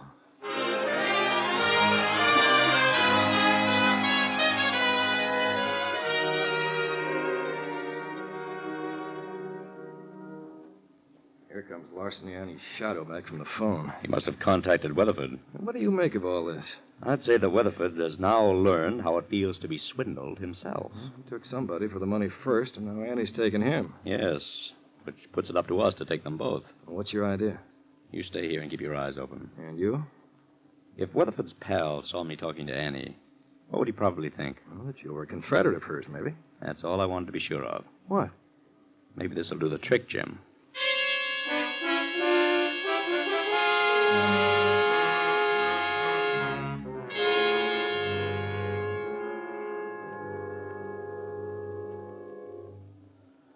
Come, darling. Let me help you trim the Christmas tree. You better get out and trim somebody for that mink coat. I tell you, I'm waiting on a telephone call from Michael. I'm surprised he can even use a telephone. You should not disparage Michael's intelligence, my dear. Ha! Providence beat me to it. Michael is a simple soul, but a loyal one with a great amount of common sense. And on occasion displays a flash of superior intelligence. Maybe you ought to be working for him then. May I fix your cocktail? No, and don't try to soften me up because I'm... Yes? It's me, Colonel. Well? I done what you told me. Where is she? You You better meet me quick, corner of Madison and 91st. There are 4 corners, Michael, you know. Yeah, but I'll be standing on just one of them, boss. East side downtown. You better hurry. I'll be there right away. You mean we'll be there? Then come on quickly, my dear. Now you shall have that mink.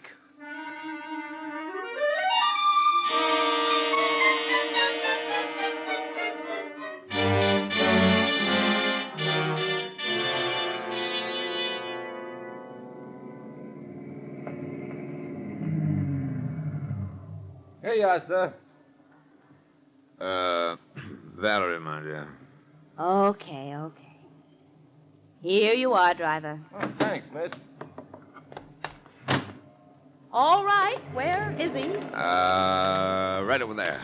Michael, Oh, hiya. where's the woman? I done a good job of trailing her. You ought to be proud of me. I said, where is she? Right in that brownstone house. Well, what are we waiting for? Lead the way, Michael. Okay, come on. She went right in here, the ground floor. This better work. Please, my dear. Yes? Greetings, Mrs. Greeley. Well, come right in. Go ahead, darling. Michael. I dare say you're a trifle surprised to see us again. Well, as a matter of fact, Colonel Weatherford, I am a little surprised the way things turned out, but we rather expected you'd come here. Who's we? Yes, what do you mean? What she means, Weatherford, is that you're all under arrest. What? What is this? We're special agents of the FBI. Huh? This is an apartment that we used on another case. It was also convenient to bring Mrs. Greeley here for questioning. We hoped you'd follow her. You mean she's working with you? Oh, not willingly, Colonel. But as you know, this is the Christmas season, and it's full of surprises for everyone.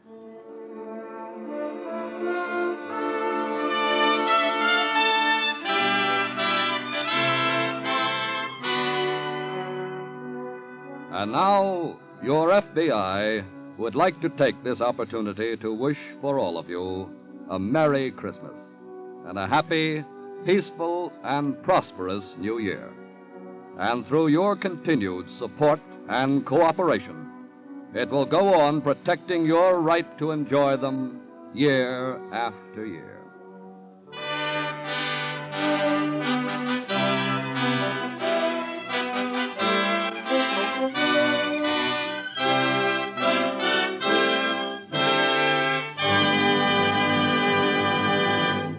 Before we tell you about next week's thrilling case from the files of your FBI, a word about a man worth knowing.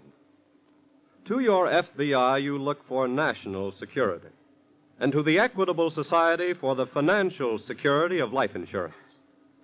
In the past 86 years, the Equitable Life Assurance Society of the United States has weathered 4 wars and 7 major depressions.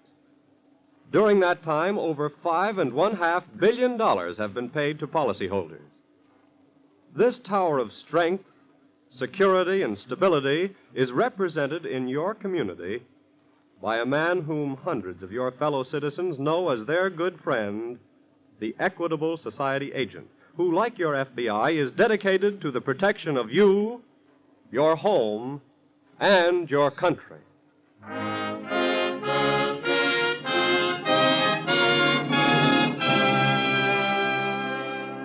Next week, we will bring you another colorful story from the files of the Federal Bureau of Investigation.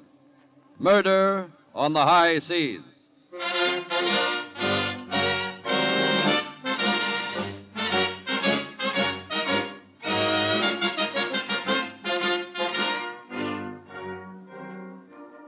The incidents used in tonight's Equitable Society's broadcast are taken from the files of the Federal Bureau of Investigation. However, all names used are fictitious, and any similarity thereof to the names of persons living or dead is accidental. Programs in this series of particular interest to servicemen and women are broadcast overseas through the worldwide facilities of the Armed Forces Radio Service. Tonight, the music was under the direction of Frederick Steiner, the author was Frank Ferries, and your narrator was Dean Carlton. This is Your FBI is a Jerry Devine production. Now, this is Carl Frank speaking for the Equitable Life Assurance Society of the United States and the Equitable Society's representative in your community, and inviting you to tune in again next week at this same time for This Is Your FBI.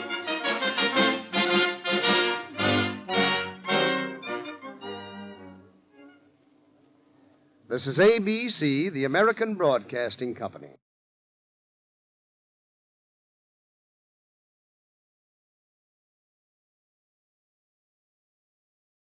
The Equitable Society presents This Is Your FBI.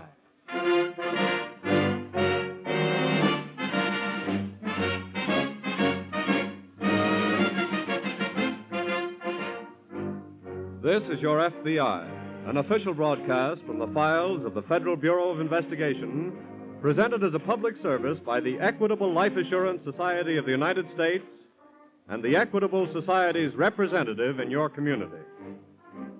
Midway through tonight's program, we shall have the special pleasure of bringing you once again one of America's best-loved businessmen, Thomas I. Parkinson, president of the Equitable Society.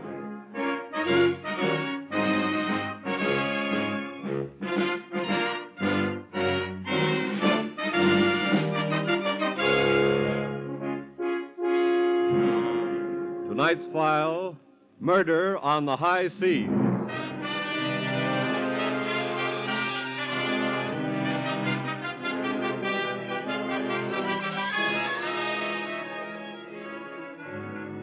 The international thief, whose criminal activities were curtailed by wartime restrictions on ocean travel, is now at work again along the ship lanes of the world. The international thief is the cleverest of his breed. Because of the scope of his activities, it is difficult for the law to detect his work and track him down. But when he commits a crime on a vessel flying the American flag, he finds himself up against the forces of your FBI.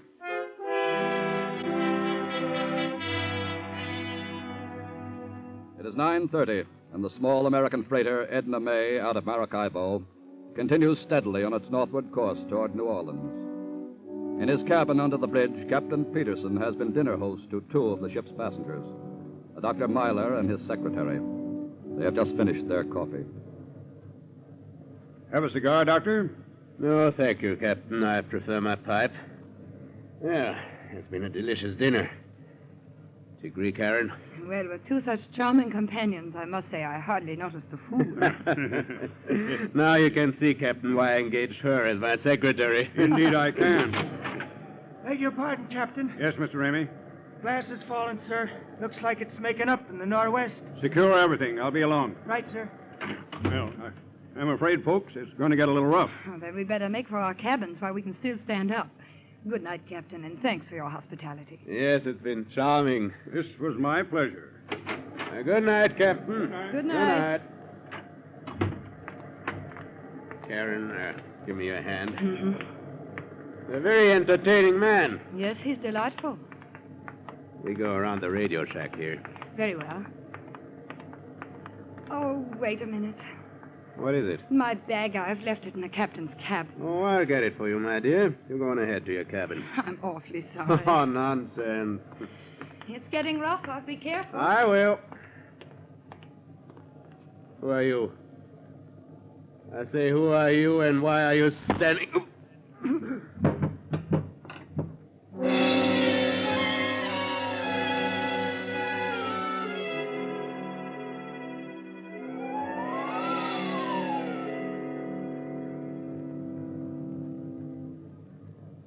But I left him just a few minutes ago, Captain. It's incredible. I know, Miss Brenner. How did it happen? Your fellow passenger here, Mr. Hanley, found the body. Yes, purely by accident. I was taking a turn around the deck when I fairly stumbled over the doctor. He was between the radio shack and the captain's cabin here. Where did he leave you, Miss Brenner? At the after ladder. He was coming back here to get my bag. I see. Can you think of any motive for his being killed? Yes. Yes, Captain, there was plenty of motive. What do you mean? Dr. Mahler was in a Nazi concentration camp. The report was that he had died there. Actually, with the help of friends, he escaped to South America. Yes? In South America, he fought the Nazis just as he had fought them at home. But the war is over now. All the Nazi troublemakers have not been caught, Captain. You think he was killed because of this? He must have been. He was on his way to the States to tell what he knew. Do you know of anyone on board who might have had a reason to kill Dr. Myler? No.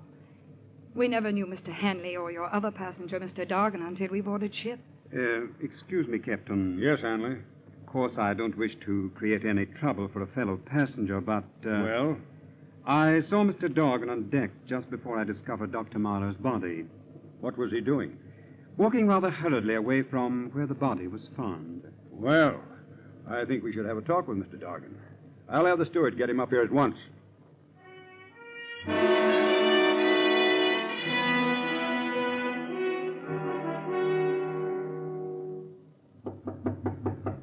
Come in. I have Mr. Dargan here, Captain. Bring him in, steward. Yes, sir. Go ahead, sir. Okay. Hi, Miss Brenner. Mr. Dargan. Hanley. Hello, Dargan. Mr. Dargan, do you know why I sent for you? Yeah, the steward gave me a fill-in. It's too bad. I'm trying to check on everyone's activities. Can you tell me what you've been doing for the past hour? Yeah, I was in my cabin most of the time. Were you on deck at all? For a while. Why? Mr. Hanley here discovered the body. It was between my cabin and the radio shack. Yeah? He told me that just before this discovery, he saw you on deck. So what? You were walking away from where the body was found. If it was near the radio shack, he was right. I was in there sending a message. You can check that with your operator. I will. Who was with Hanley when the body was found? I was alone. Why? Maybe somebody ought to check up on you. Now, see I here. believe you're in the mining business, Mr. Dargan. That's right. Have you ever had any dealings with the Nazis in South America? Are you kidding? We just fought a war with them, remember? Captain, I wonder if I might go to my cabin. Oh, yes. Go ahead, Miss Brenner. I'm going to question these men a bit further and then radio a report to the federal authorities. Steward. Yes, sir? Take Miss Brenner below. Yes, sir. Good night, everyone. Good night, Good night, Miss Miss Brenner. Brenner. Good night. Go ahead, miss. Thank you, Stewart. This way, miss. Never mind the act, you fool. What do you mean? You bungled the job. What are you talking about? Why didn't you throw the body overboard? I never had the chance. Why? Somebody beat us to the job.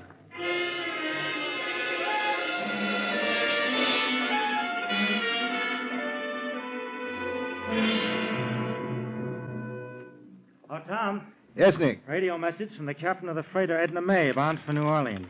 There's been a murder on board. Oh? A Dr. Heinrich Myler escaped to South America 2 years ago from a German concentration camp. Oh. He was accompanied by his secretary, Karen Brenner. Oh, and seems both originally from Vienna. Radio the captain to send us a list of his passengers right away and all details he has on them. What about the crew? Well, there's a possibility he took on a hand or two at Maracaibo we can't check on at this end. Get that information, too. Right. Meantime, we'll go to work on Myler and Brenner.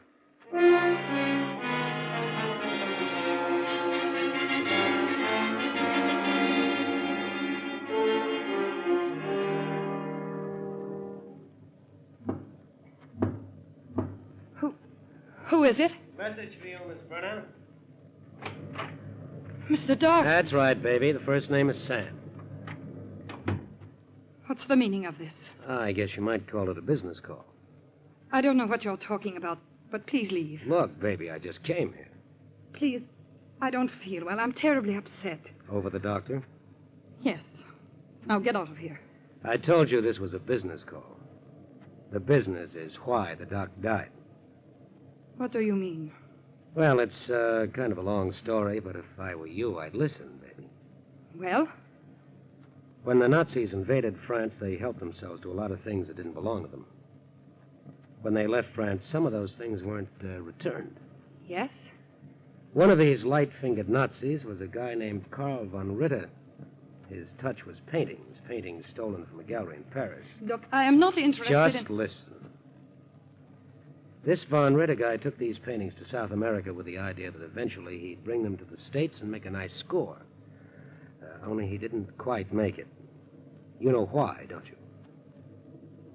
You know that the doc was really Karl von Ritter. That's not true. true. Now look, baby, I did a lot of research on this. It's a lie, I tell you.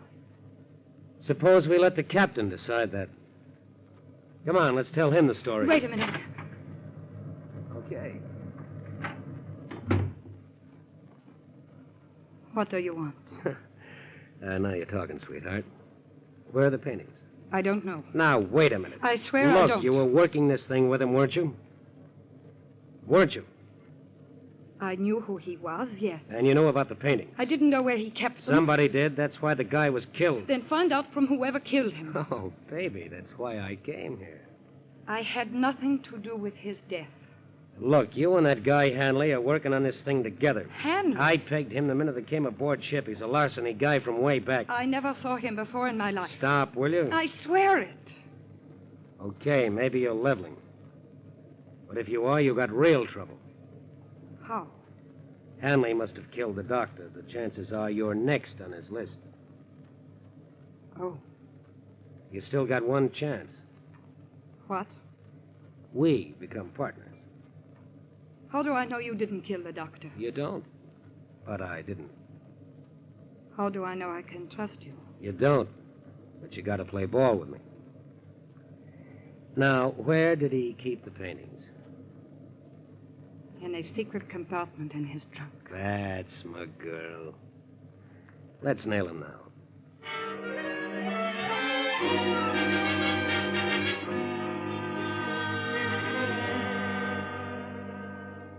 Here's the Edna May's passenger list, Tom. Just came in. Good. There are only 4 passengers aboard. I see. Did you get a call back on Myler and Miss Brenner yet? Not yet, Nick. They're still checking. Mm-hmm. Captain Peterson took on 2 hands at Maracaibo. Yes, I see. An oiler and a steward. Shall I start a check on them, Tom? Yes, and on these passengers, too. Grady speaking. What? Definitely, huh? What about Brenner? Uh-huh. All right, send over the files on them, please, and thanks. Well, Dr. Heinrich Myler died 2 years ago in a concentration camp. Then who was the murdered man? We've got to find that out. Tom, what about Miss Brenner? Been in South America 4 years, suspected of having worked with Nazi agents, but nothing was ever proved. You think she could have killed the man? We can't think anything yet, Nick, until we get the answers to an awful lot of questions. When is the ship due at New Orleans? Sometime tomorrow, if the storm she's in now doesn't delay her too much. Well, we got some fast work to do. We can make that 8 o'clock plane for New Orleans. Radio the captain. We'll board the ship when she drops anchor in midstream for inspection. All right. Meanwhile, we've got to find out who Dr. Myler really is.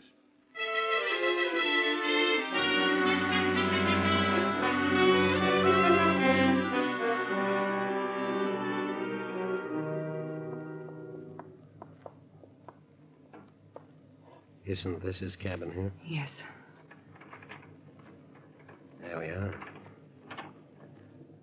Go ahead, baby. Right. The lights are right we over... ain't putting on any lights. I've got a flash here. There. Now, where's the trunk? Right in the corner. Okay. Where's the secret compartment? In the bottom.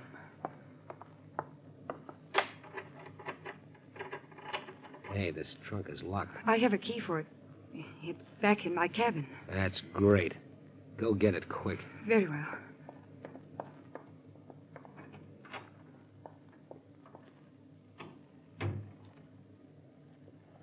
Who's that?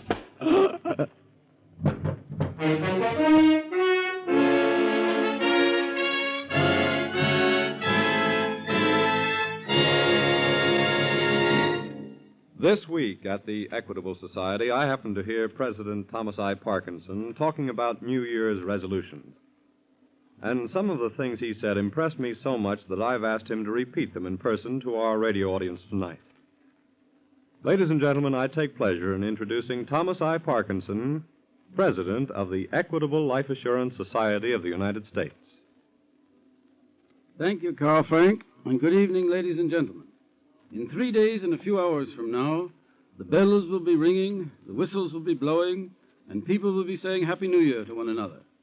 Since I won't be able to be with you at that moment, I'll have to give you my good wishes in advance. So a happy and prosperous New Year to all of you, from me personally and from the Equitable Life Assurance Society of the United States. I think everybody realizes that this year, 1946, we are soon to enter, will be a critical year in the history of civilization, the beginning of a new age for the whole world.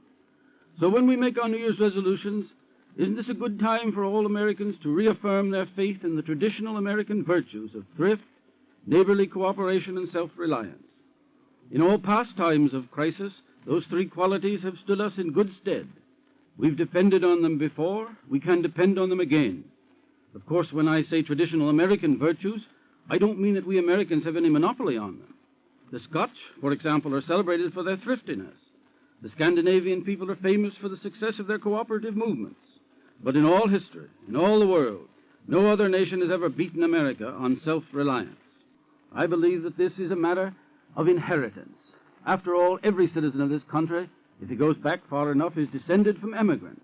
And that's something to be proud of. Any immigrant is a man or a woman who had the courage and initiative to leave his homeland and cross an ocean in search of greater opportunity and greater freedom. That's the pioneer spirit.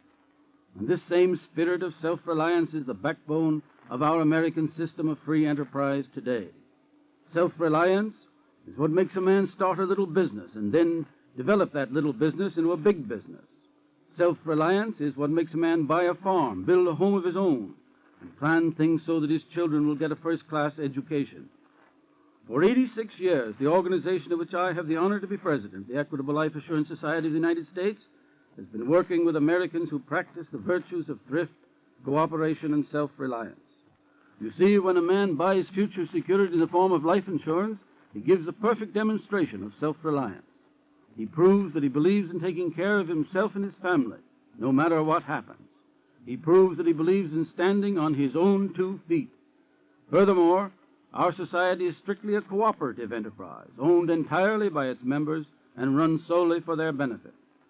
Thanks to the thrift of our 3.25 million members, a great protective fund has been built up which gives every individual member far more security than he could achieve by his own unaided efforts. Thrift, neighborly cooperation, and self-reliance. These are the qualities that have made the Equitable Society strong. They are also the qualities which have made America strong. The more we practice those 3 virtues in the future, the more certain we can be of a Happy New Year in 1946 and of Happy New Years for many years to come.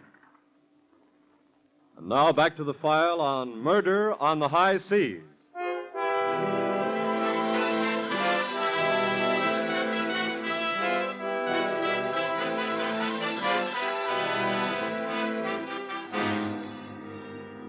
Many unusual methods have been employed by your FBI in the solution of crimes. Tonight's file is an example of this. A murder is committed on the high seas. FBI agents have neither seen the corpse nor interviewed the suspects.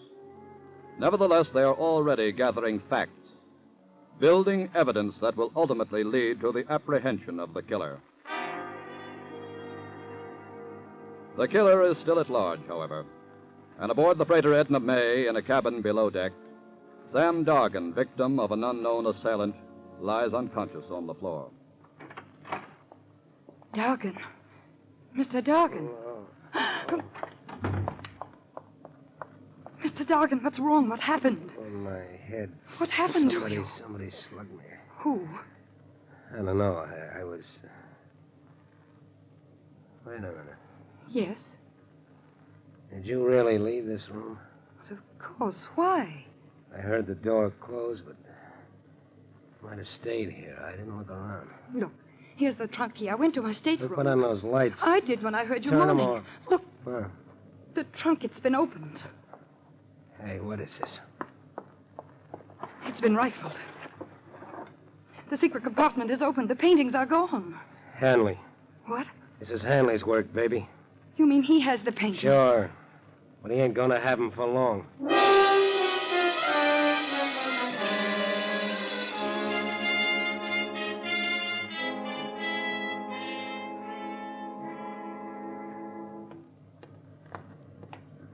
Good morning, Captain. Well, good morning, Mr. Hanley. May I fall in with you? Of course. You're up and about rather early, aren't you? Oh, yes, I'm always an early riser at sea. Sleep well? Yes, like a top, sir. Anything new on the killing? No. I'm just waiting now to turn it over to the FBI. Good morning, Captain. Well, Mr. Dargan, Miss Brenner. Good morning, Captain. Looks like a lot of early risers this morning. Yeah. Good heavens, Dargan. What? Your head, the bandits, what happened? I took a pretty good wallop last night, Hanley. Oh, how was that? I got a little restless and took a walk. And just as I came to Dr. Myler's cabin... Yes? That's where it happened. What do you mean? Oh, the ship did a half roll, Captain. I banged my head on a brass fitting. Oh. Well, that's too bad, old man. Yes. What time are we due at New Orleans, Captain? We ought to drop hook in about an hour. Good. Well, shall we continue our stroll, sir? Very well. Will you join us, folks? No, thank you. See you later, then. Cheerio. I was watching Hanley's face when you told the story. He's the one, all right. Sure. We arrive in an hour. What are you going to do? You make sure that he stays on deck. I'm going down now and case out his cabin.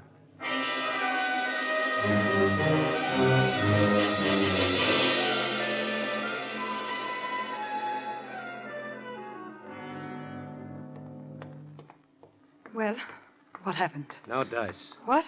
I went through everything in Hanley's cabin. The paintings aren't there. What'll we do? Where's Hanley? Up forward there. Come on, we're going to talk to that guy. What good will that do? At least I can find out if he really slugged me. It still could have been you, sweetheart. Now, look. Shut up. Hanley, Yes, old boy? I want to talk to you. Very well. A slug on the head I got last night. You know how it really happened, don't you? Yes, I heard your story. Quit stalling. I know all about you, Hanley. You work on the same side of the street that I do. I'm afraid I don't follow you. Larceny Boulevard, mister. You gave it to me last night in the doctor's cabin, and you were there for the same reason I was. Mrs. Brennan, what's he talking about? Look, she belongs to the same club, too. Now, where are the paintings? What paintings? I'm giving you one chance, Hanley. Either you play with us on a three-way cut or everybody falls. There's a boat pulling alongside. That's probably the G-men, Hanley. You know, the FBI. Now talk fast.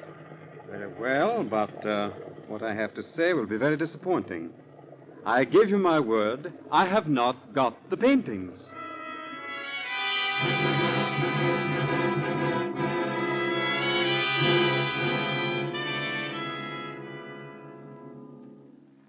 Captain, I think you should know some of the facts we've already assembled on this case.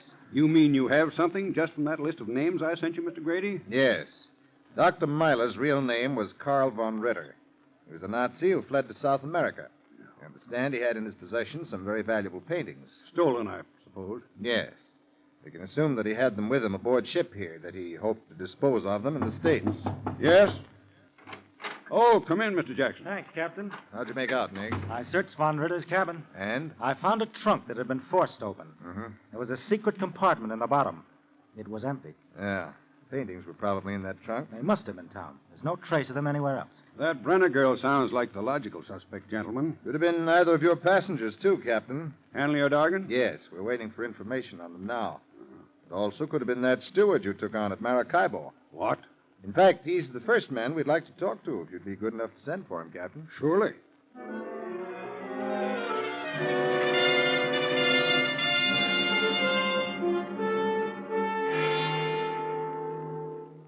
You send for me, Captain? Yes, steward. This gentleman is a special agent of the FBI. I see. He wants to talk to you about the death of Dr. Myler. I'm afraid I know nothing about it. Then let me tell you something I know. What do you mean? Your real name is not Paul Mason. It's Max Schmidt. That's true, but I tell you, I didn't... Wait a minute. You and your oiler friend jumped a Swedish ship 6 weeks ago in a South American port. Well, what if we did? Police down there keep pretty good track of strangers, Schmidt. That's how they were able to tell us about your contacts with Miss Brenner. Shall I go any farther? All right. Miss Brenner did hire us to make this trip and help forge our papers and everything so we could sign on the ship. And you were supposed to kill Dr. Myler and get part of the money from the sale of the paintings. But I tell you, I didn't kill him. No? What happened? The oiler and I decided not to go through it. Excuse me, Tom. Yes, Nick. The wireless room just gave me this. I see. Oh, that'll be all now, Stewart. You can go. Yes, sir. Well, this is the information we wanted on Dargan and Hanley. Both of their records would fill a book. Well. Captain. Yes? I'm going to call on you for some help. Now, here's what I'd like you to do.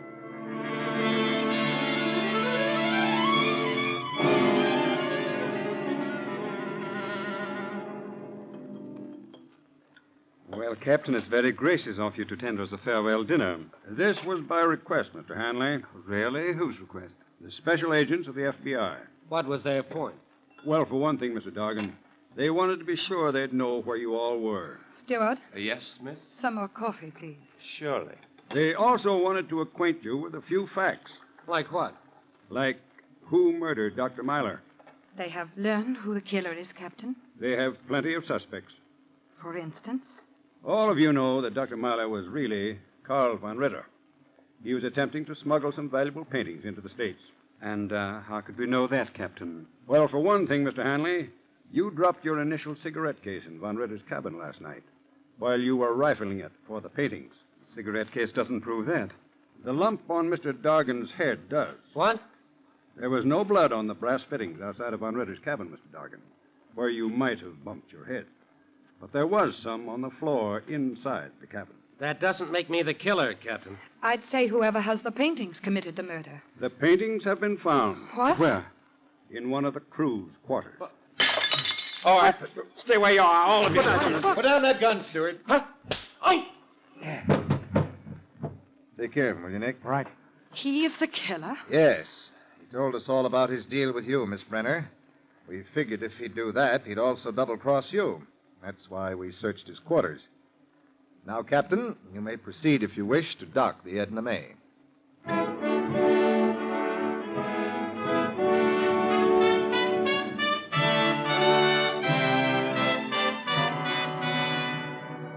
The subsequent finding of the murderer's weapon led to the trial and conviction of the ship's steward on the charge of first-degree murder.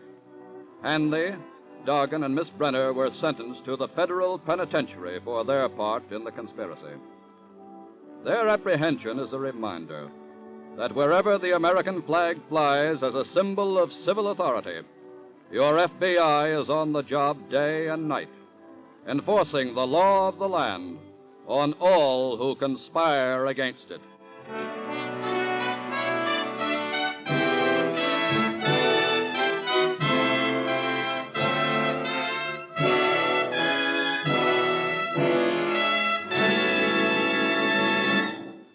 Before you hear about next week's thrilling case from the files of your FBI, may the Equitable Society again wish you a happy and prosperous New Year. Just as you look to the FBI for national security, you look to the Equitable Society for the financial security of life insurance.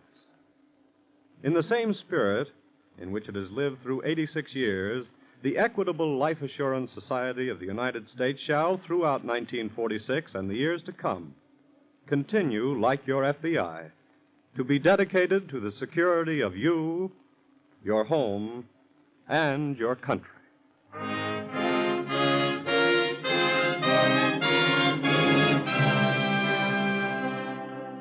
Next week, we will bring you another colorful story from the files of the Federal Bureau of Investigation. Crime in the Roaring Twenties.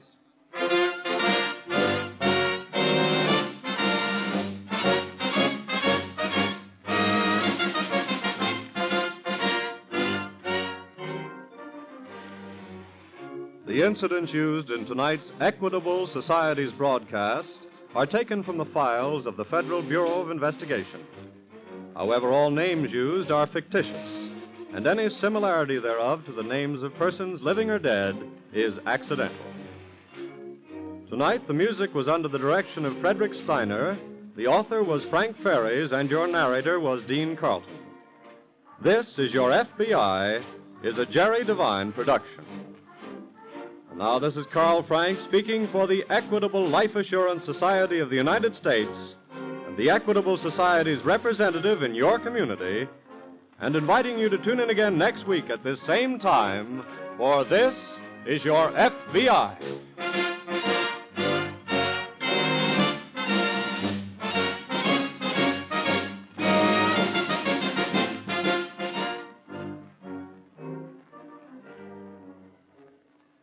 This is ABC, the American Broadcasting Company.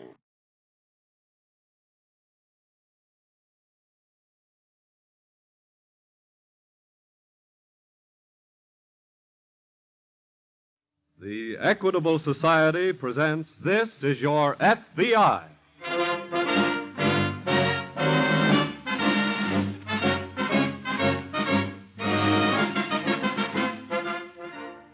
This is Your FBI, an official broadcast from the files of the Federal Bureau of Investigation, presented as a public service by the Equitable Life Assurance Society of the United States and the Equitable Society's representative in your community.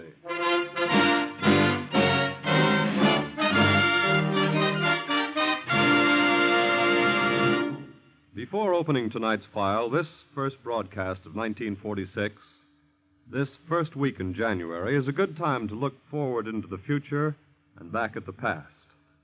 We of the Equitable Life Assurance Society of the United States are happy to report that the end of World War II finds our society in a stronger position than ever before.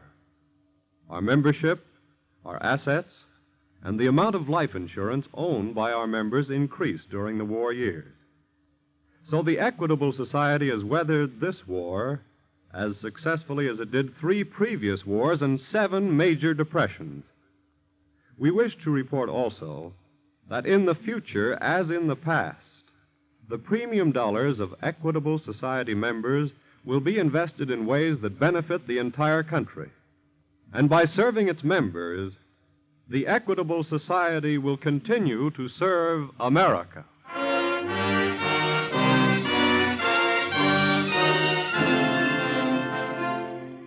Tonight's file, Crime in the Roaring '20s.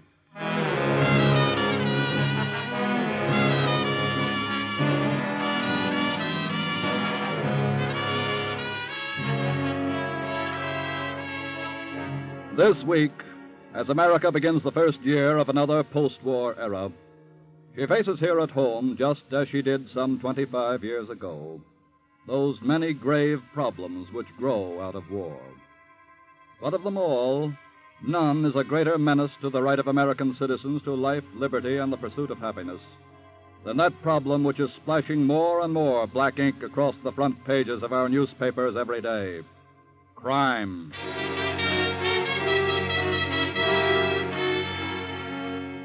Addressing the International Association of Chiefs of Police recently, Director J. Edgar Hoover of the Federal Bureau of Investigation, your FBI, uttered this warning. After every great war, there has been a recession of moral fortitude. This one will be no exception. I hope, as you do, that the racketeers, the overlords, the desperados, and the criminal scum who characterize the Roaring '20s will not come back to the American scene. I fear, however, that this is wishful thinking. Once they get a start and find they can succeed, we shall face very serious trouble. It is the delinquent youngster of the war years who is now graduating into the ranks of seasoned criminals. They are now becoming the postgraduates of crime and are committing the more despicable offenses.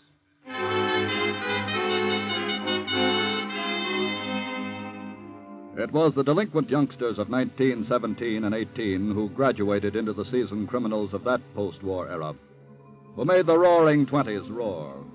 Roar with the explosions of pistols, machine guns, and pineapple bombs. Will it happen here again? This is how it happened then. This is how one delinquent youngster of 1917 became a postgraduate of crime in the Roaring '20s. In a cellar room of the Black Cat Club, a roadhouse just outside a large Midwestern city, the slot machines and dice games, as usual, were taking more than giving. While upstairs on the main floor, the young hip blast set were drinking bootleg liquor in dim corners and dancing the black bottom to a pasty-faced orchestra. Presently, young Red Martin and 2 companions sweep into the room and take over a booth in a corner. Hey, waiter. Yeah. Give these guys a setup and bring me a Coke, will you? Okay. What's with the Coke? Why don't you take a real drink, Red? None of that rot gut for me, pal. You can't make dough out of it, and ulcers, too. And I'm going to make dough out of it. Yeah? How do you mean? Tell you all about it in a minute. Hey, look. Yeah?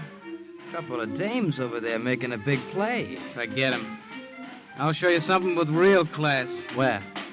That blonde. Huh? There she goes now, toward the back. Hey. That's for me, fellas. Are you kidding, Red? You know who that is? That's Legs Miller's dame. I know. Guy that runs this joint? Yeah. Look, stupid. Don't you know who Legs Miller really is? Yeah, I know. He does a little bootlegging. A little. He ain't in the pint and quart business. He runs the stuff by the truckload. Yeah? Sure. And he's the guy I'm here to do business with. Are you kidding, Red? Where's your setup, boys? Your Coke, Red. Okay, say, tell Casey I want to see him. Sure. Now, before this Casey gets here, I want to tell you guys something. Okay. Up to now, we've just been playing a nickel and dime rackets. It's time we graduated. How? We'll hook up with a gang like Legs Miller's, make some real dough, and if we're smart, we'll have our own business before you know it, okay? Well, gee, Red, What's the matter, you yellow? No, of course not, You want to see me, Red? Yeah. Well, what about? You know what about, Casey? Yeah, but Legs ain't... Don't give me that. He's here. I saw his dame go back a minute ago. Look, Red, the guy is busy. I want to see him. Now. Okay, kid. Come on. Stick right here, boys. I'll be back with a deal.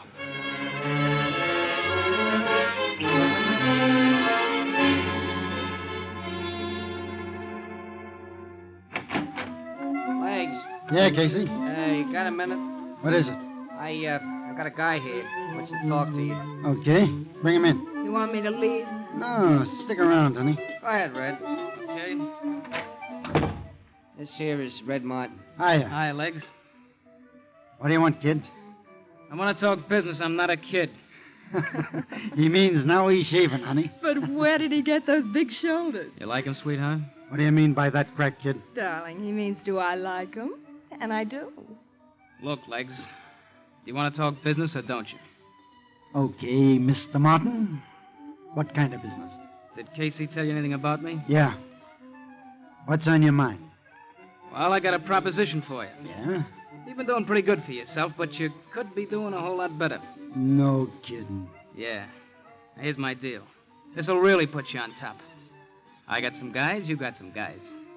I bring my guys in and join up with you and work on a commission. Before you know it, everybody in the whiskey business is working for us. That's your proposition? Yeah. How's it sound to you? Casey. Huh? Bounce this bum. Wait a minute. I said bounce him. Keep away from me. I'll walk out of here under my own power. But I want you to remember something, Legs. Next time you and me get together, it'll be you that gets the bounce. What?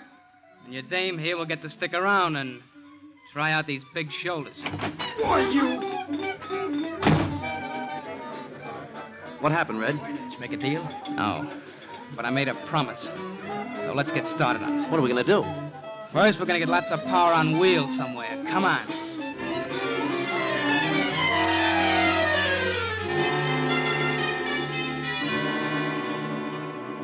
Crime, like history, repeats itself.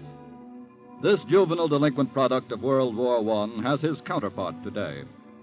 Somewhere in the nation, a youngster like Red Martin may be planning a similar career of ruthless violence. Let him listen, then. Listen and learn. The first report on Red Martin is received in the local office of the FBI. Special Agent Brown speaking. Morning, Mr. Brown, police headquarters. I think this is one for you FBI fellas. All right. What is it? Morristown across the state line last night. Yes? 3 young fellas stuck up an all-night garage and auto storage, slugged the man on duty, and escaped with a black Cadillac sedan. Mm-hmm. Believe they came back across the state line with it. What are the details? The garage man gave a pretty fair description of him. I've got all the facts about the car. Good. What do the thieves look like? One of them was about 5 feet 11, big shoulders, red hair, seemed to be the leader. The other two...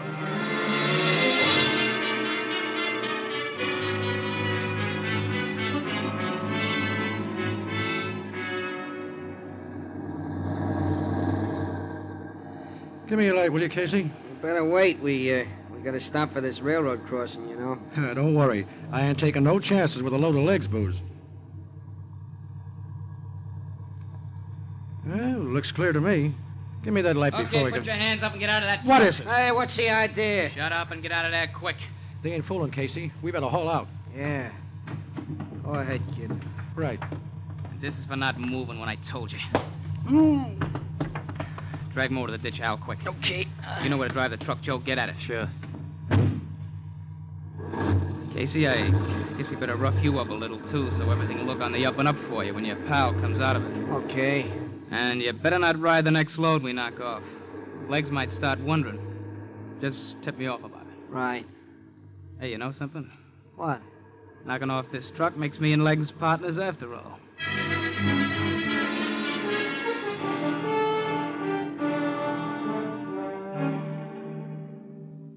What's the story, Bob? It's the Cadillac we're looking for, all right. And I've got some fingerprints. They abandoned it right at the scene of the hijacking? Yes. The watchman at the crossing who saw it take place said one hijacker drove off with a truck. And while he was calling the police, the other two disappeared on the run down the tracks. What about the two men in the truck? He was sure one of them was slugged. But by the time he made the call and got over there wasn't a sign of anybody or anything but the Cadillac. Since the victims didn't bother to report to the police, that tells what was in the truck. Liquor. Exactly. But why did the hijackers leave the Cadillac there? They don't have to worry about a hot car anymore. They can buy their own now. They obviously stole it to pull this job and get a stake. The start of a new gang, eh? Yes.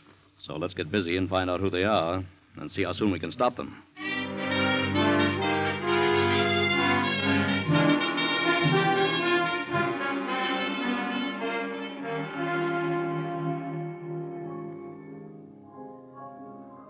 Hiya, Red. Oh, hiya, Joe. I've been looking all over for you. What's the matter? Huh? Nothing. I just thought we might get a couple of dames and go dancing. I'm a scratch. Why? I already got a date. Oh, yeah? With who? Legs Miller's dame. Huh? Yeah, I sent word to her. I told her I'd be here. Oh, you did, huh? What makes you think she'll come?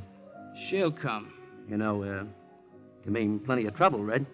This kind of trouble I like. Yeah, but if Legs finds Wait a out... minute. Huh? She's coming in the door.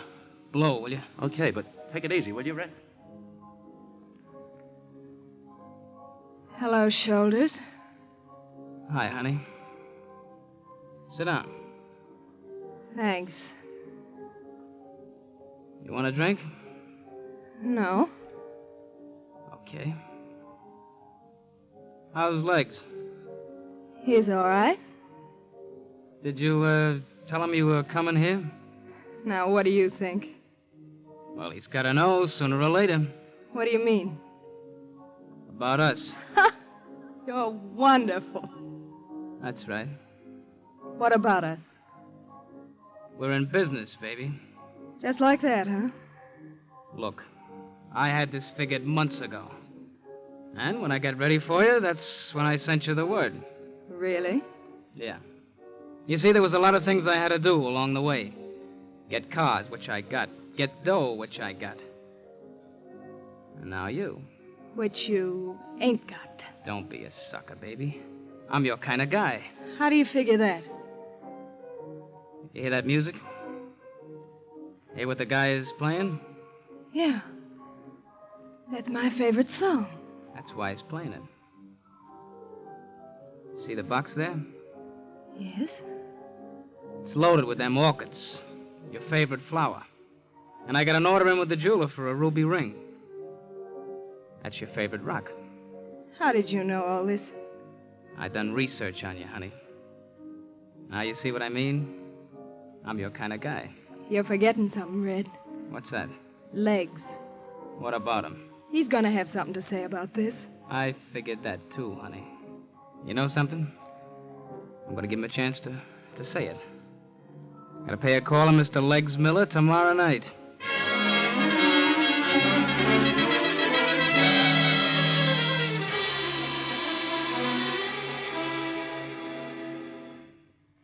I found the dealer finally, Jim. Good.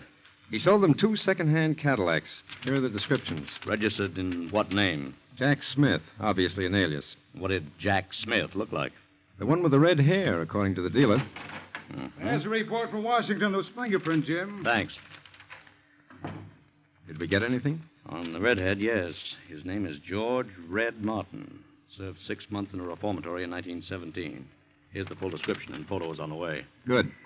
I think I'd better get over to police headquarters and see if they have anything on the private life and public habits of said George Red Martin.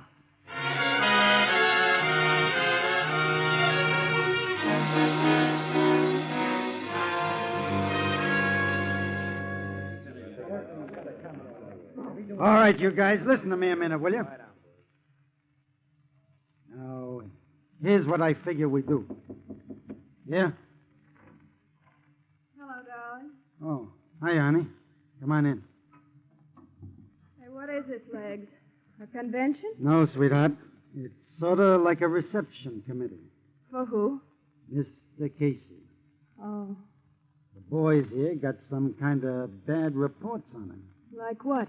He's been hanging around with that punk Red Martin, which just about accounts for a lot of that liquor we've been losing lately. Yeah? Hiya, Legs. Come on in, Casey. Okay. What is this, meeting or something? Yeah. A real important meeting. It's about you. What do you mean?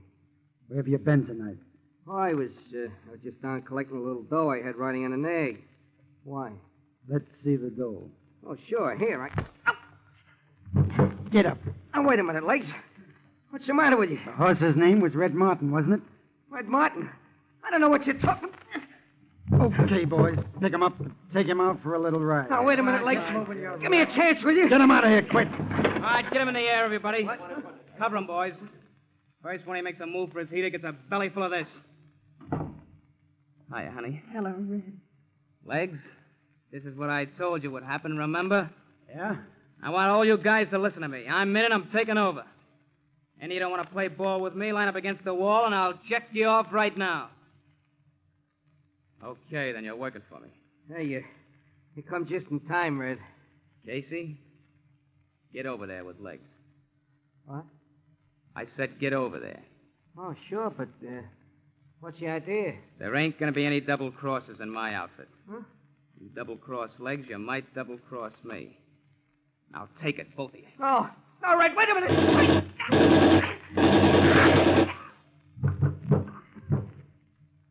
Honey, from now on, as long as you play it straight, these big shoulders are yours.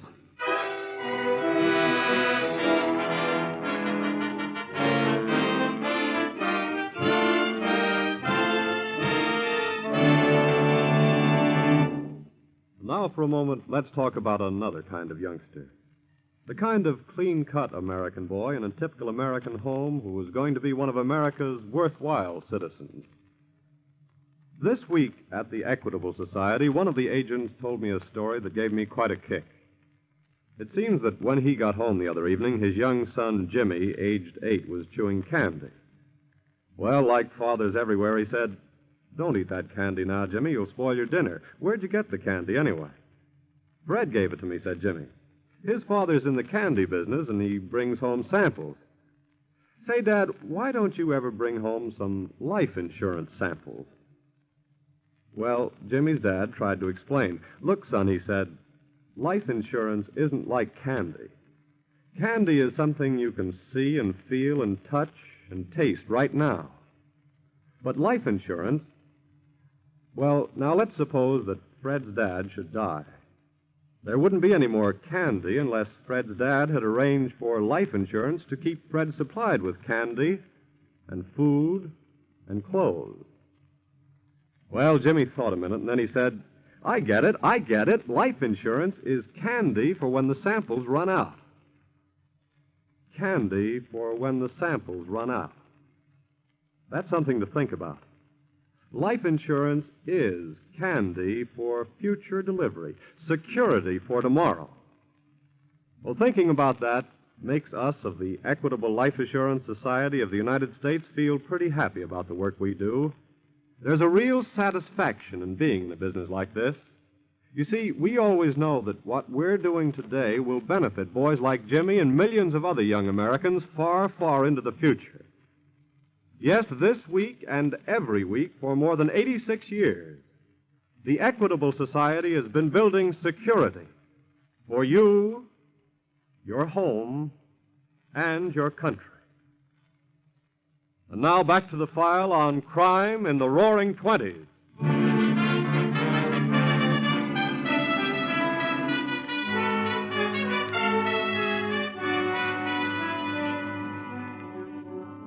Red Martin and his companions, delinquent youngsters of 1917, had now graduated into major crime. And together with thousands like themselves, whose potential counterparts after this war were to be far greater in number, had added the explosions of their guns to the roar of the roaring 20s.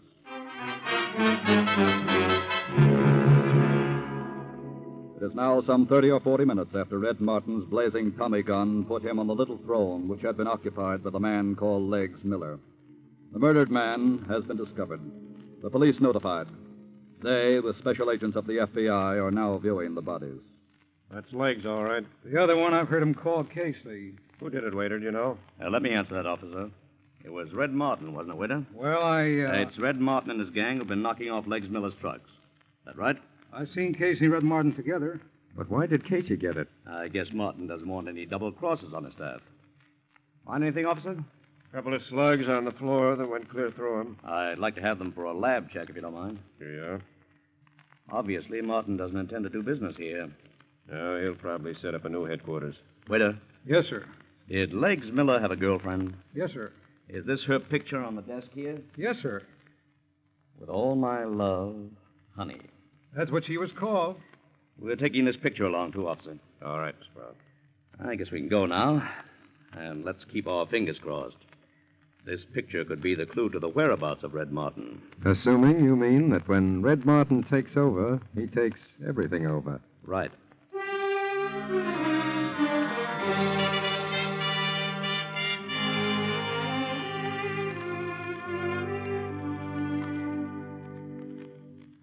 Red, Yeah? what time is it?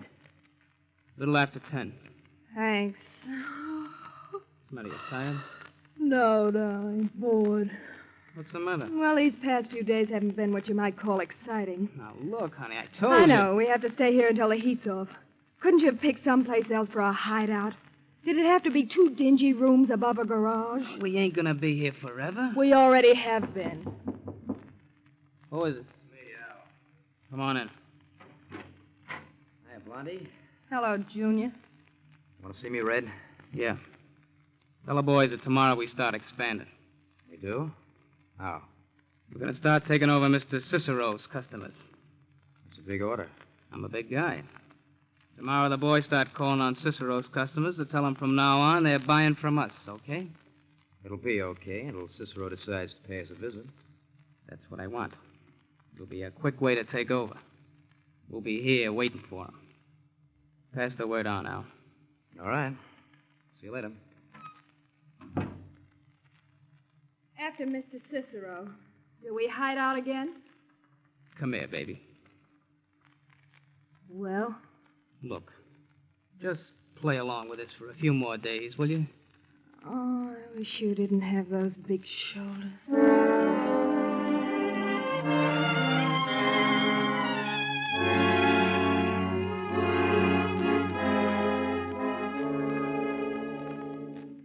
What luck, Bob? Enough, I think. What do you mean? I checked the photographer this morning who made this picture of Honey. Well? He said all he knew, she was a nightclub singer. Mm-hmm. So I checked with the booking offices, and I finally got this address. Whose? Her mother's, on the north side. I'm bound to see her mother once in a while. We'll keep a 24-hour surveillance on the house and wait for Honey to show up.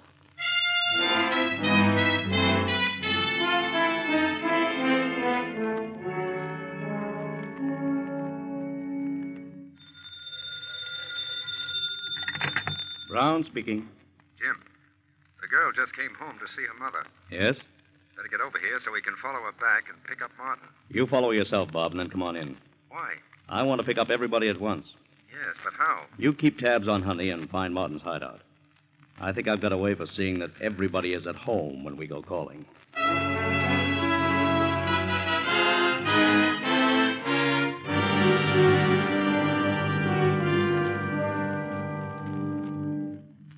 Joe? Yeah? Stand over there by the window. Right. Al, find yourself by the door. Okay. And don't take any chances. Have your rods on that door when she opens. And, honey, Yes, darling. for the 10th time, go on back home to your mother's. Nothing doing. I'm staying here. Look, baby, that was Cicero that called and said he was coming over, not a magazine salesman. Cicero. I'm not afraid of Cicero. So I suppose you like his shoulders, too. Darling. Okay, then get out of line of that door anyway. Hey, Red. Yeah. They're here. How many? 3 cars full. Get set for anything. They'll be upstairs any minute. But they won't all come up here. Never mind what stays downstairs. Just take care of what comes in that door. That's all we have to... Listen, Red. Only one guy coming up. Yeah. Must be Cicero himself. Gonna try talking first, I guess. Shall we let him have it when he comes in?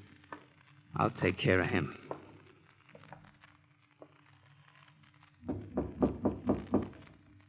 Come in. Evening. That's not Cicero. Hey, who are you, pal? I'm Special Agent Brown of the FBI. FBI? You better get out of here. There might be a lot of shooting in a minute. There'll be an awful lot if any of you starts at Martin.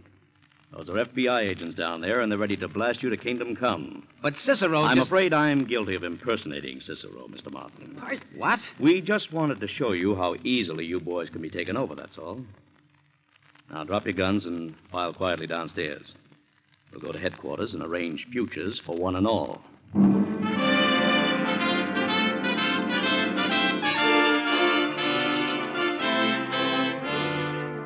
Young Red Martin's short and unprofitable career of crime ended with his death in the electric chair. The members of his mob were sentenced to long terms in prison.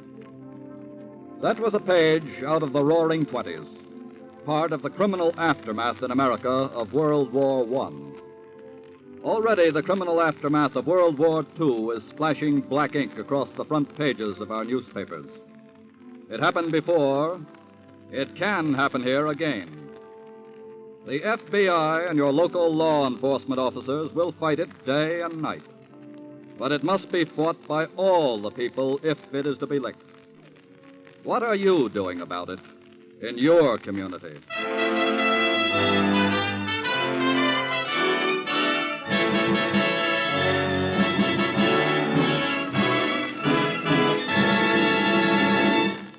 Before we tell you about next week's case from the files of the FBI, a word about a man worth knowing. To the FBI, America looks for national security. And to the Equitable Society, 3.25 million Americans look for the financial security of life insurance. These 3.25 million people are the sole owners of the Equitable Society. Because, you see, the moment they purchased life insurance through an Equitable Society agent, they became part owners of this great mutual organization. Yes, like your FBI, the Equitable Society representative in your community is constantly working for the security of you, your home, and your country.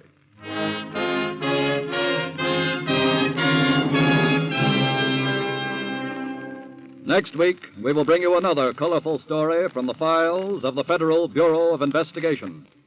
The Innocent Killer.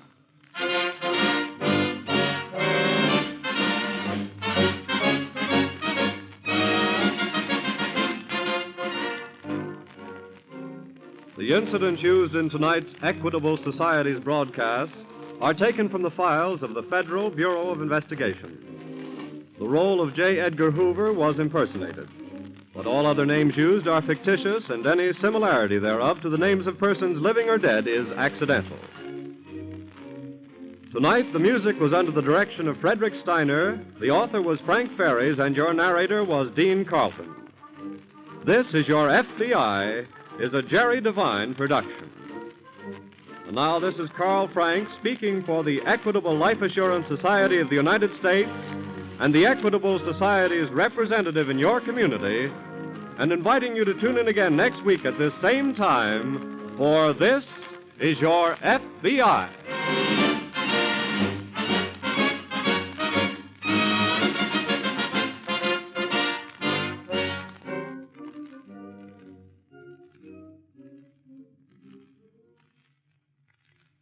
This is ABC, the American Broadcasting Company.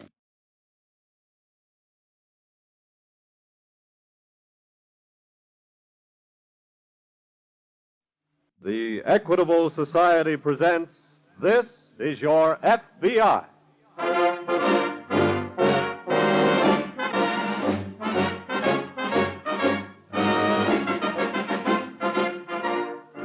This is Your FBI, an official broadcast from the files of the Federal Bureau of Investigation, presented as a public service by the Equitable Life Assurance Society of the United States and the Equitable Society's representative in your community.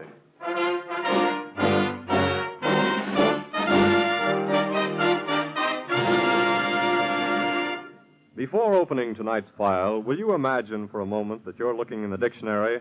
There's one word in it of special importance for millions of you who have tuned in this program. If you look in the dictionary, you'll find that the word society comes from an ancient Latin word, societas, which means literally a group of allies. So don't you agree that the Equitable Life Assurance Society of the United States is well named a society? It is a group of allies. Every member of the Equitable Society has 3.25 million trustworthy allies. They are his fellow members, the men and women who have joined forces with him to provide the security of life insurance for themselves and their families. So now you know that the word society in the name Equitable Society has a very deep significance. It means that this great mutual organization is owned entirely by its members, the Equitable Life Assurance Society of the United States.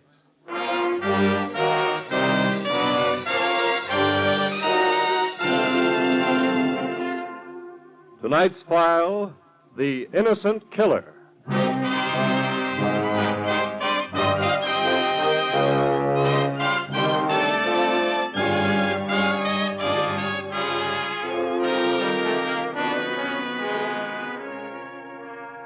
Too often, grave injustices have been committed against innocent persons through circumstantial evidence and coincidence.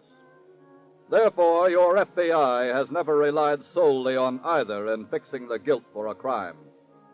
Considering rather the establishment of innocence as a first principle of true justice. Your FBI, as tonight's case from its Alaskan files demonstrates, takes nothing for granted, suspects all evidence until proven valid, and never jumps at conclusions.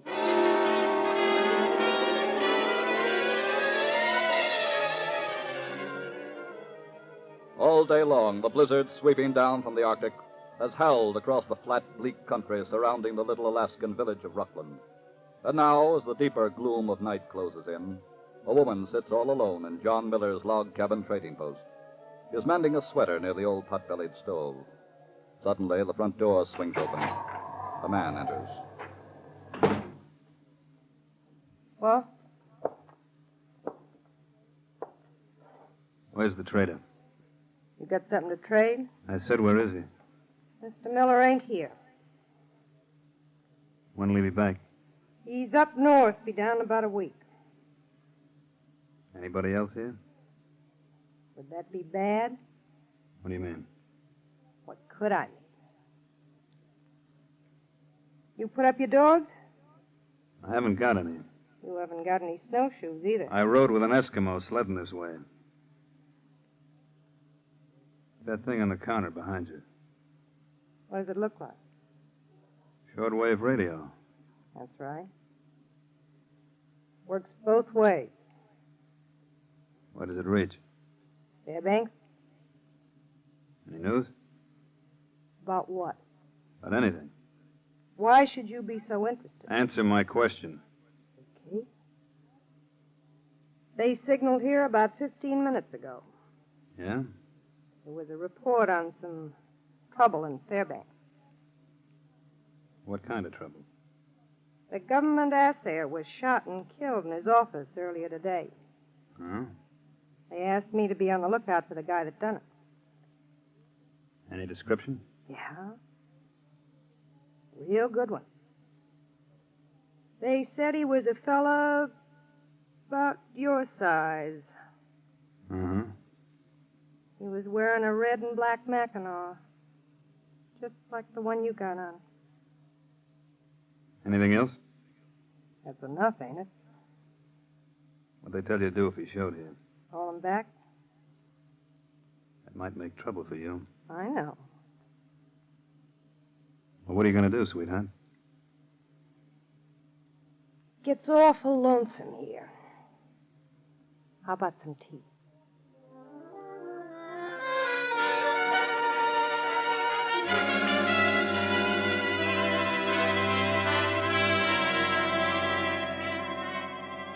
Immediately after the body of the government assayer was found on the floor of his office, United States Marshal Henderson had contacted the FBI office in Juneau.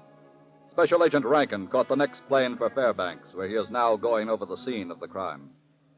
The assayer must have put up a fight. Looks like signs of a struggle, Marshal. Sure does, Mr. Rankin. Do you have any opinions? Could have been somebody had a grudge. Somebody who thought the government was trying to cheat him on weight or quality? Yeah. How about robbery? Could have been. Only nothing seems to be missing. Safe wasn't even touched. Oh. How did you fix the time of the killing?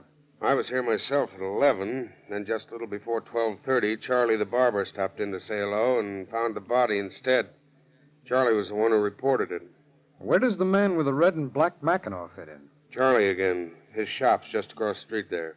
He saw the man come in here around 12 or so. Did he recognize him? No, he was too far away. Oh. According to the books, Uncle Andy was the only one in today. Brought a little panning in. Who's he? Old booze fighter. Does a little panning and trapping down around Ruckland, a few miles south of here. Did he ever make any trouble? Oh, he's rowed with the assayer some. Even threatened to blow his head off a time or two, but just liquor talk. Or maybe. And maybe not. There's been a man killed, and we're not overlooking any angle, Marshal. Let's run them all down.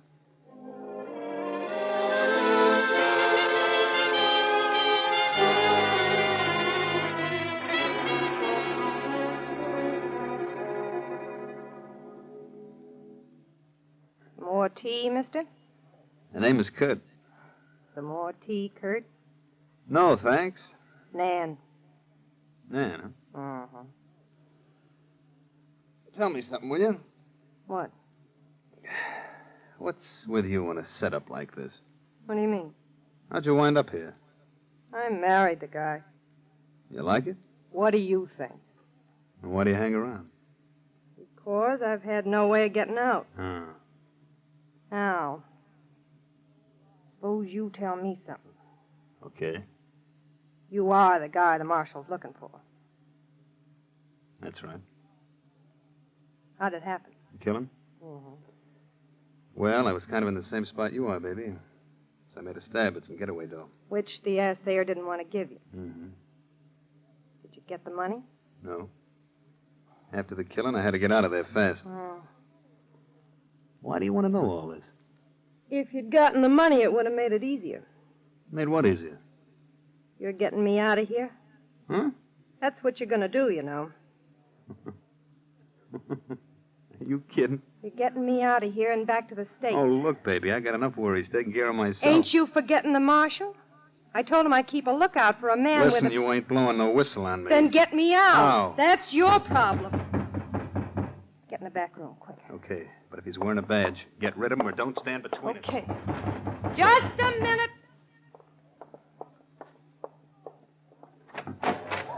Howdy, Miss Nan. Oh, hello, Uncle Andy. Gotta have a snort of antifreeze. I'm fresh out. Wouldn't say you've been doing so bad. No, but the whiskey run out on me between Fairbanks and here. You were in Fairbanks today? Yeah. And I had another row with that thick-headed assayer. Someday I'm going to blow his head plumb off his shoulders. Uncle Andy. I mean it, Miss Nan. Doggone it. Haven't you heard? What? He was shot and killed today. It's about time. Huh? What'd you say? I said the assayer was shot and killed today. You mean that? When did it happen? I got it over the radio. The marshal said about noon. About noon? What? I was in round with him about that time. Well, it must have happened right after. How come you didn't hear about it? Well, I hit the trail right after. I was in his office. I wanted to take a look at some traps up the way before coming down here. Well, what do you know? Here. Have a drink. That'll kick your pump over a little faster. Yeah. Thank you, Miss Nan. Thank you. Who done it? They don't seem to know. Well, guess that'll get me over to my cabin. Take the bottle with you. Well, thank you, Miss Nan. Thank Just you. a minute, pal. Okay. No need of you rushing off, mister. Who's this, Miss Nan? Oh, he's a friend of mine. Kurt, this is Uncle Andy. Hiya. Hi, son. What'd you want with me? Just your company. Well, no. Well, that's real nice of you. Pull up a chair. Don't mind if I do. Man, you got another bottle of that stuff? I'd like to buy Uncle a little drink. Well, now, Nan, this is a man after my own heart. I'll get some cups, honey. Let's be stylish. What is all this? You told me I had a problem to solve, sweetheart. Maybe now I got the solution.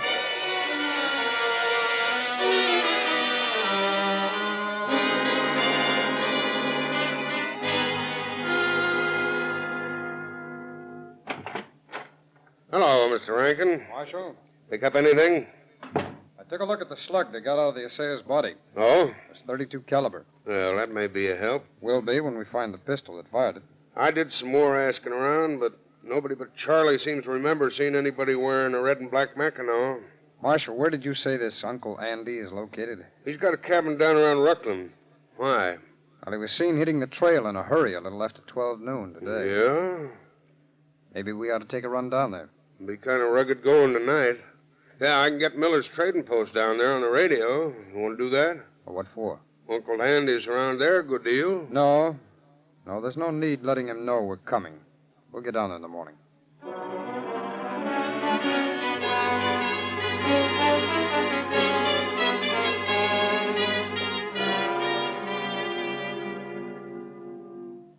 Say, you know, I'm beginning to like this young fellow an awful lot, Miss Nan. You're okay yourself, huh? Give us another bottle, Nan. Yes, another bottle, honey. And you know something? You ought to make him stay around this country. You and him might hit it off, you know? Maybe I'm not his type. Sure, you're his type. Sure, she's any man's type, huh? Ain't she, son? That's what they tell me. Rat. What do you say, son, eh? Like to settle down here and kind of be a neighbor? Huh? No, I don't think so. Can't make any money here. What? Money? Why, you can make lots of money around here. That's so? How? Sure, prospector, trapper like me. You make money? Well, you just ask John Miller, when he comes back, if old Andy ain't doing all right. Yeah? Sure. He's keeping a lot for me over in that there safe right now. You hear that, Nan? Huh? Unc's got a couple of bucks put away. Yeah. Couple of bucks. Wait, he's holding $5,000 for me if he's holding a nickel. That's all I wanted to know. Yes. Huh? Baby, this guy's our passport. What do you mean? Yeah. You mean call me passport? When's Miller coming back? About a week. Why? That's plenty of time. Passport. Give me a little drink, honey. I got it all figured out now. How? Please, give me one little drink. Sure, pour him one, sweetheart. A stiff one. Yeah, a stiff one. Okay. There you are. Bottoms up, Unc. Yeah. Here's to you, son. Oh. Baby, Yeah? get on that radio and tell them they can come get the body of the guy who killed the assayer.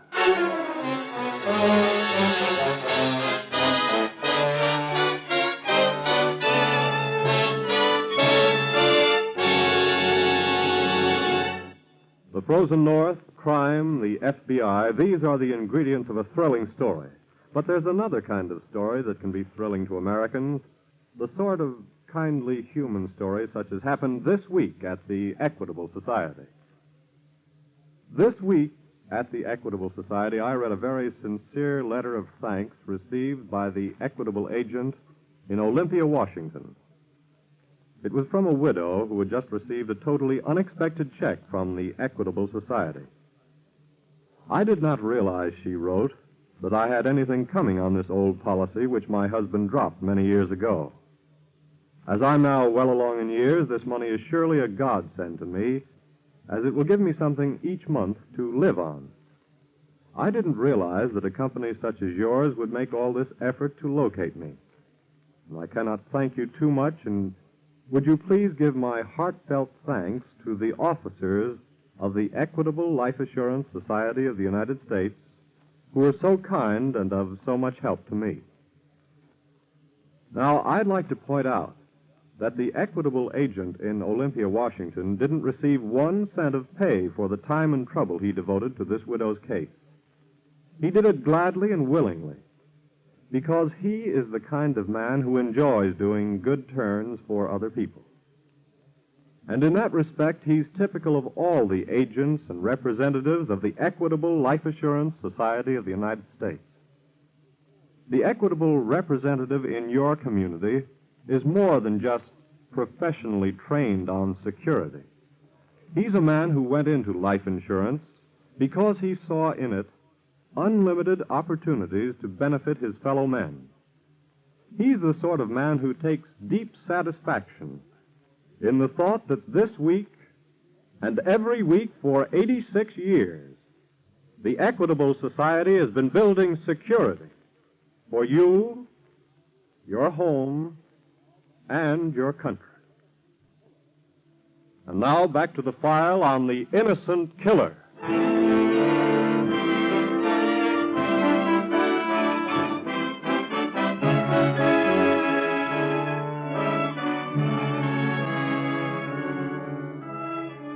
The crime files of this country contain hundreds of cases in which criminals have temporarily escaped justice by manipulating circumstance and coincidence to pin the guilt on an innocent person. But invariably, the truly guilty person pays for his crime.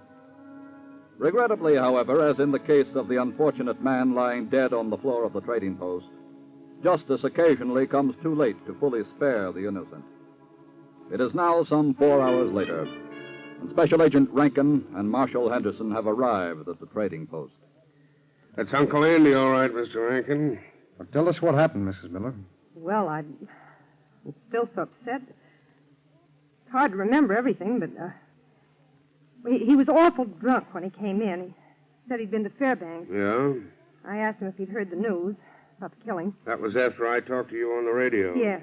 And I believe the marshal told you to be on the lookout for a man with a red and black Mackinaw. Yes, he did. Well, didn't you suspect something right away when this man walked in wearing a Mackinaw like this? Well, of course, I noticed it, but I just couldn't believe that Uncle Andy would... What did he say when you asked him if he knew about the killing? He just looked at me, kind of funny. I told him the marshal had warned me to be on the lookout for a man wearing a red and black Mackinaw. Yes. Then he pulled out a pistol and said, what was I going to do about it? I see. Go on. Well, he was so drunk, I thought maybe I could handle him, and I started fighting with him for the gun. And before I knew it, it went off, and he was lying there on the floor. At any time during the struggle, did you get possession of the pistol? No, I tried to jerk it out of his hand, but he was too strong for me. What's this bottle here? Oh, that. He asked for a drink when he first came in. I gave him the bottle. Well, Marshal, I guess we'd better get the body into the sled and head back to Fairbanks. All right, Rankin. Is there anything else you want me to do? Well, we'll let you know, Mrs. Miller, if there is. Marshal, will you give me a hand, please? Sure. All right. I'll open the door for you. That's all right. Good night, Miss Nan. Good night. Good luck on the trail back.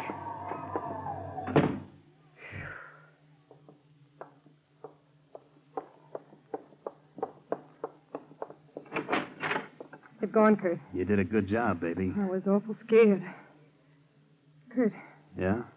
what are we going to do now? I got that all figured out. Well, would it be asking too much to let me know about Now, it? don't get jumpy, sweetheart. Well, what are we going to do? I pull out of here tonight.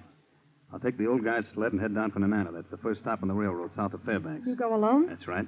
I'll grab a train and go on to Anchorage and wait for you. When do I leave? You got to stick around here for a couple of days in case the law wants to ask any more questions. We get Uncle Andy's dough out of the safe, cut it up, take $2,500 apiece, and you... Wait a minute. What's the matter? You think I'd buy that deal? You're out of your mind. Well, what's wrong with it? Oh, not a thing. It's just peachy. You killed 2 men, get a gift of $2,500, use the dough for a getaway, and leave me holding the bag. Now, look, well, it sweetheart. just ain't going to work out that way.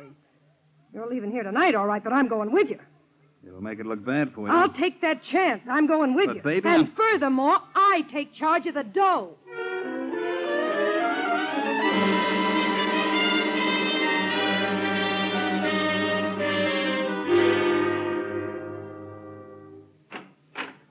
come in, Mr. Rankin? Oh, yes. Come in, Marshal. How are you making out? Well, the doctor just left here. He performed the autopsy. Did he find the bullet? Yes. What's the story on it?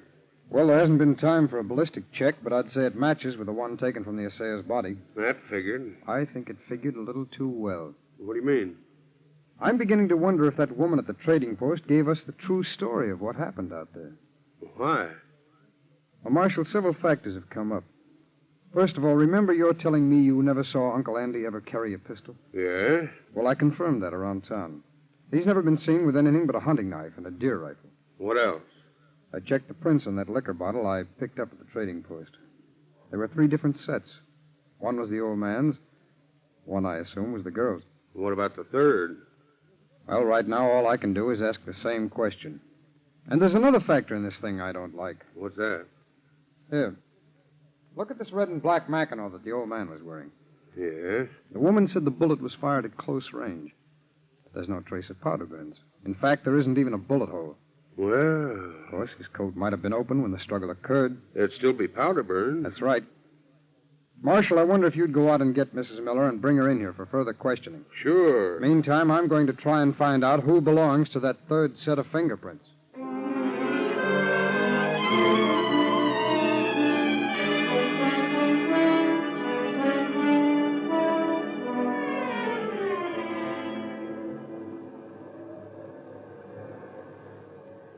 Did you get the ticket? Yep. When's the train due in? Any minute now, I guess. What'll we do with this dog team? Just leave it here. Oh, no, that ain't very smart. Somebody will find it. So what? They'll know we came here to take this train. By the time that happens, we'll be in the clear. I don't Look, see... I'm the one that's got real trouble in this deal, remember? We leave the dogs right here. Okay. What do we do when we get to Anchorage? I got a hotel room there. I want to stop by and pick up some things I left. Then we head right for the States. Here it comes. Yep. Take my bag, will you? Okay.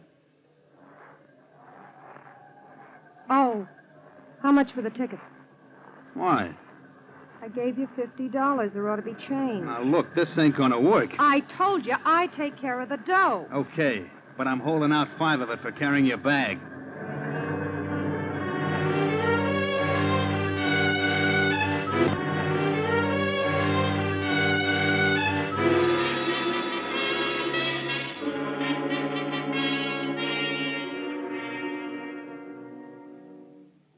Mr. Rankin. Oh, how did you make out, Marshal? Not so good. What happened? I went out to the trading post. The woman wasn't there. From the looks of things, she's gone for good. What do you mean? Well, I looked around the place. All her clothes were missing. The safe was open and empty. I see. Well, that more or less ties in with the information I picked up around town. What's that? I talked with some friends of Uncle Andy's. They saw him the morning of the killing. He wasn't wearing this red and black Mackinaw. No? No, and I also learned that Uncle Andy let John Miller at the trading post keep money for him in that safe out there. Oh, then she skipped out with Andy's dough. Looks that way. You think she killed him, too? No. No, I have another theory on that killing. What? I believe that the murderer was the real owner of this red and black coat. Oh, then that would be the owner of the third set of fingerprints. That's right. But who is he? His name is Kurt Williams. Well, how'd you find that out? I'll explain that later. You think he's run off with Mrs. Miller? Yes. Well, we'd better get an alarm out on him right away. Yes, send out an alarm. But I have an idea we may be able to pick them up ourselves. How? Well, let's get the airport on the phone. We're taking a little trip.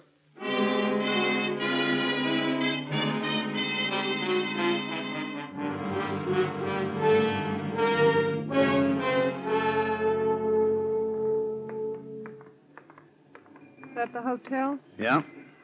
Crummy looking joint. Honey, you weren't exactly living at the Ritz. How long do we stay here? I told you, just till I pack up and check out. And, dig into that bankroll, sugar. This hotel tab is on you. Okay. Open the door, will you? Go ahead. Thanks. While I'm upstairs packing, you find out about flights to Seattle. That'll be a pleasure. I gotta get my key. Let me have the key to room 27, please. Yes, sir. Hello, Mrs. Miller. What? Remember me? Yes. FBI. The marshal and I had an idea we might find you here. Who's your friend, Mrs. Miller?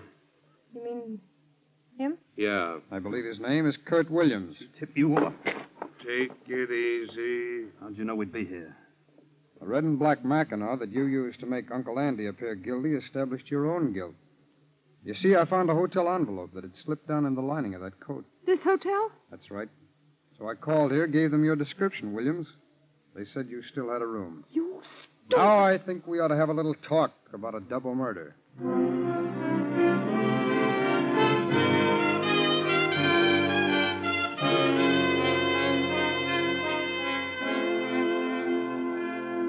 Kurt Williams was tried and convicted in a federal court on the charge of first-degree murder. His female accomplice was sentenced to a long term in the penitentiary.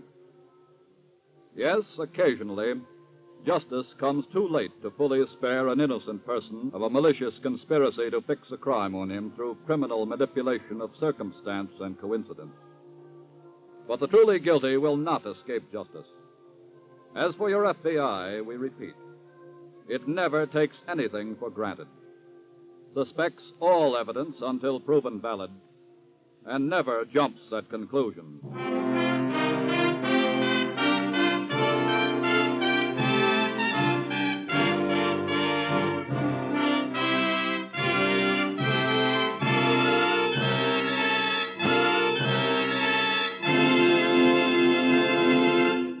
There's another thrilling story from FBI files ready for next week's broadcast.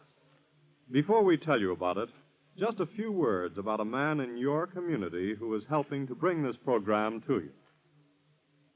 Just as you look to your FBI for national security, so to the Equitable Society you look for the financial security of life insurance. Yes, like the FBI agent, the Equitable Society representative in your community is a specialist on the subject of security. His job is to preserve homes, to help keep children in school, and to make old age a time of happiness and contentment. It's a good job, and one that has won for him the respect and confidence of his fellow citizens, who recognize his contribution in bringing security to you, your home, and your country.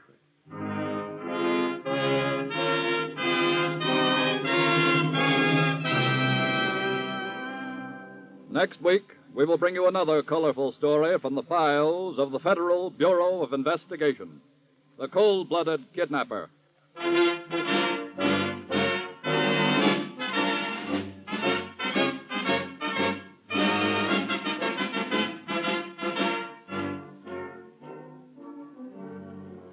The incidents used in tonight's Equitable Society's broadcast are taken from the files of the Federal Bureau of Investigation. However, all names used are fictitious, and any similarity thereof to the names of persons living or dead is accidental. Tonight, the music was under the direction of Frederick Steiner, the author was Frank Ferries, and your narrator was Dean Carlton. This is Your FBI is a Jerry Devine production. And now this is Carl Frank speaking for the Equitable Life Assurance Society of the United States and the Equitable Society's representative in your community, and inviting you to tune in again next week for This is Your FBI.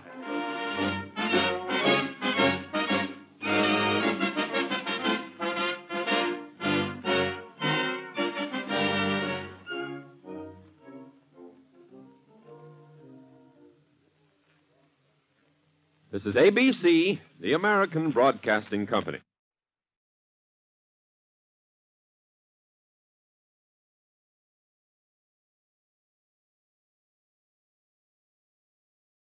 The Equitable Life Assurance Society presents This is Your FBI.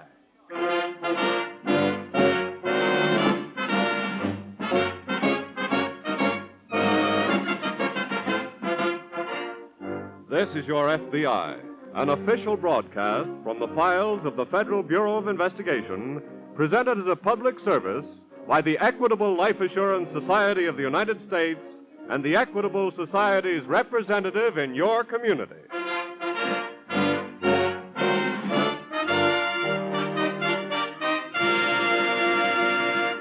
Tonight's important and exciting case will open in just a moment. First, a brief word on what's ahead for our returning soldiers, sailors, and Marines.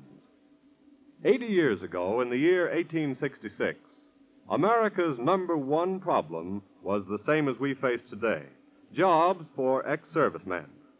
And in 1946, as it did in 1866, at the close of the Civil War, the Equitable Life Assurance Society of the United States is helping American business and American agriculture to create jobs and more jobs for the men who serve this country well. Funds of the Equitable Society are invested in thousands of farms and ranches, as well as in hundreds of the great basic industries on which our national prosperity depends. That is how Equitable Society dollars help provide opportunities for veterans in search of employment. That is why we say that by serving its members, the Equitable Society serves America.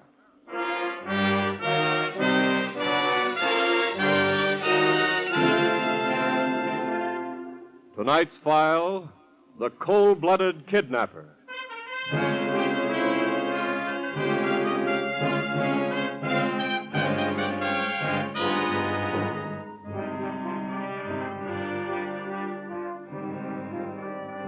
After nearly a decade of comparative freedom from his scourge, the kidnapper has gone to work again.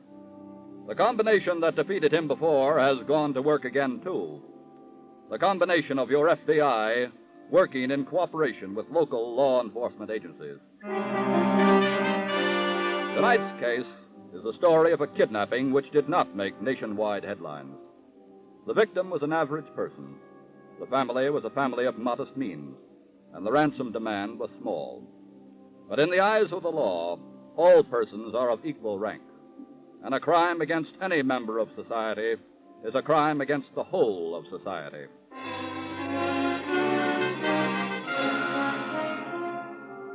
Back in the hills on the outskirts of a New England town, there's a squalid shack belonging to one Jed Monroe and his wife Clara.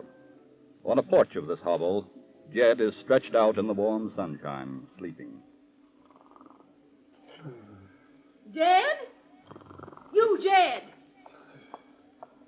Jed, wake up. Huh? Wake up, I said. What is it, Clara? Time to eat? Huh? Nope. No, then leave me be. Just a minute. I want to talk to you. Now what? I'm getting sick to death about what's going on around here. 365 days a year. You eat, you sleep, then you get up and eat again. Well, don't go starting that again. I tell you, I'm sick to death of it. Oh, Clara, quit your nagging. When are you going to get to work? I already told you. I don't like work. Well, we need to eat and we need clothes. Working is the only way to get them things. And what makes you think that? You've got some other way. Maybe I have. Like what, for instance? Clara, a man don't make no real money working with his hands. He gets it out of up here, his head, thinking. That lets you out then. Now leave me talk. All the time that you've been yapping and nagging at me around here, I've been thinking real hard. And I got a way to make me some big money. More than you ever seen in your whole life. Now you just listen to me. Now here's what I'm aiming to do.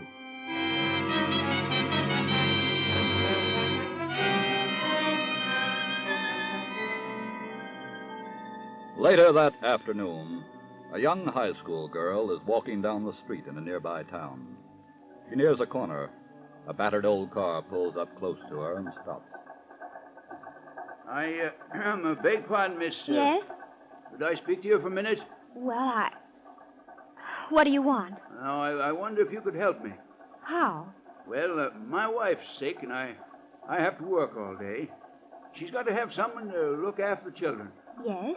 So we need somebody to come in the afternoon till I get home. Oh, I see. Would you be interested in the job? Gee, I don't know.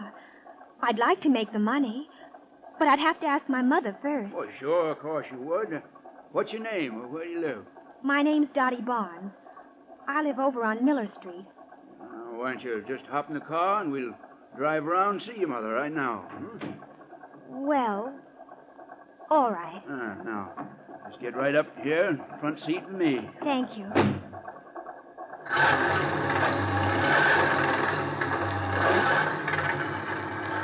Even if your mother won't let you work, this'll save you walking home. Huh? Sure. Excuse me, but Miller Street is down the other way. Yeah, I know. Then why are we going this way? 'Cause this is the way I want to go. Hey, wait a minute. Where are you taking me? Keep quiet. Look, you stop this car. Shut up. No, let me out of here. Let me out of here! Shut up, I said. Ow!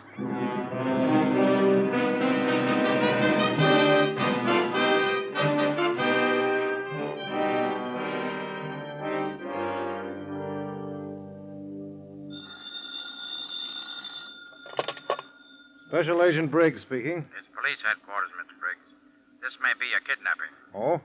Dorothy Barnes, 16 years old, daughter of J.A. and Mrs. Barnes, 1625 Miller Street.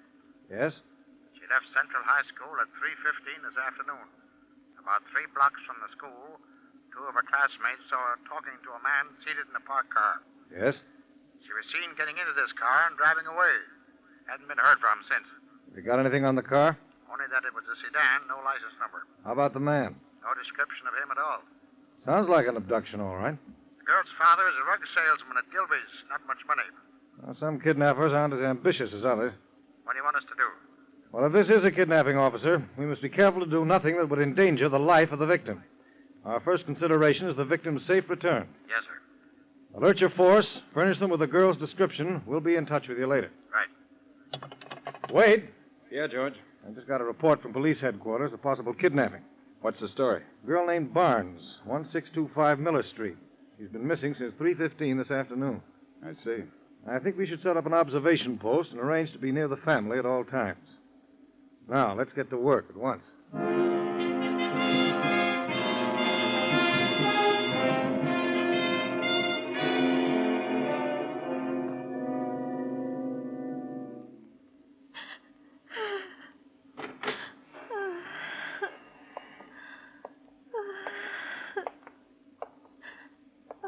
How you feeling, miss? I said, how you feeling? Where am I? This here's my home. Oh, it's you. Now, just take it easy. Cut out that crying. Why did you bring me here? Why? Well, it's just a business deal, that's all. What do you mean? You stay here until your pop buys your way out. This is a kidnapping. I guess maybe you'd call it that. Oh. If pop pays off, no harm's going to come to you at all. Oh, my head. It hurts so. Huh? There's some cold water in the bucket here. Just fix a rag for you. Oh, no. Go away. Just leave me alone. Now, don't be afraid of me. No, please go away. Please. What? You get away from her. Clara, you get out of here. I said let her alone. What are you doing with that gun? Just seeing that you get out of this room and get yourself into town. I didn't want to get mixed up in this, but there's some money due in this, kid. Now that I'm in it, I want my share. Get started, I tell you. Ugly old fool. Don't get no wrong ideas, miss. It ain't that I'm sticking up for you. 'Cause that's what I think of you.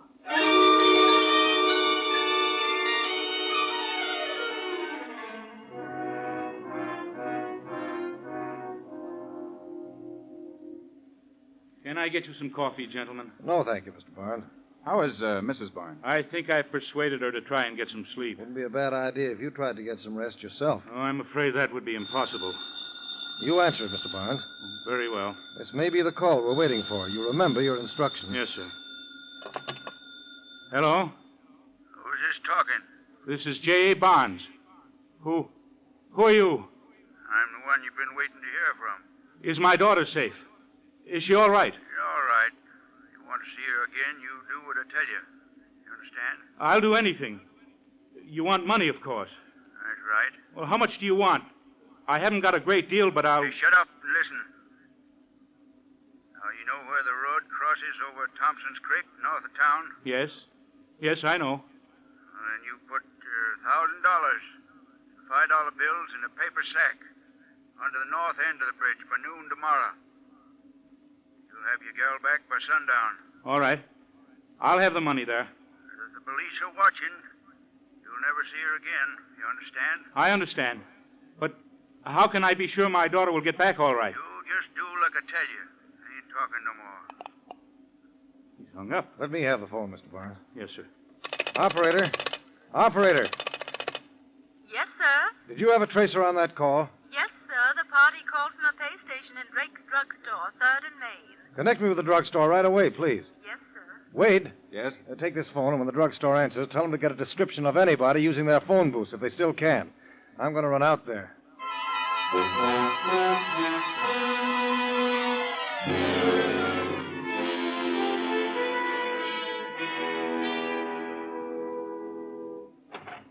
Hello, Wade. Oh, hello, George. Any luck? I've got a pretty fair description of the man. Oh, good. He's about 6 feet tall, middle-aged, rough clothes, and unshaven. Looked like somebody out of the hill country around here. Anything else? The man out in front of the store remembered seeing him drive off in an old black Ford sedan, but didn't notice any more details. What do we do now, George? We'll arrange to deliver the $1,000 in marked $5 bills to Barnes in the morning to put under the bridge. And after sundown tomorrow, whether the girl is back or not, we move in and go to work fast.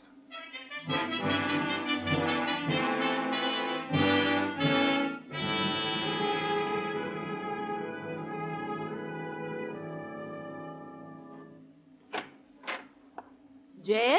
Yeah? Well, how'd you make out? I made out all right. How you feeling, girl? Never mind how she's feeling. How much did you get? I got $1,000 right here in this paper sack. Let me see the money. Never mind. I got it. Then you'll let me go now, won't you? What'd you tell him you'd do about her? You will let me go now, won't you? Won't you? Well, what'd you tell him, Jed? I told him she'd back by sundown. Well, then we better blindfold her and get started. And let her out somewhere. What do you mean, we'd better? 'Cause I'm going with you. That's why. You ain't going nowhere, Clara.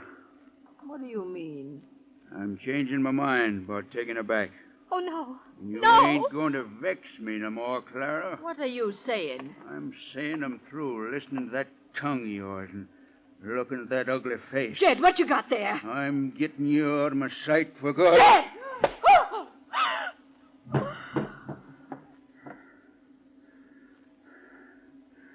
Now, young lady, if you don't do like I say from now on, same thing will happen to you.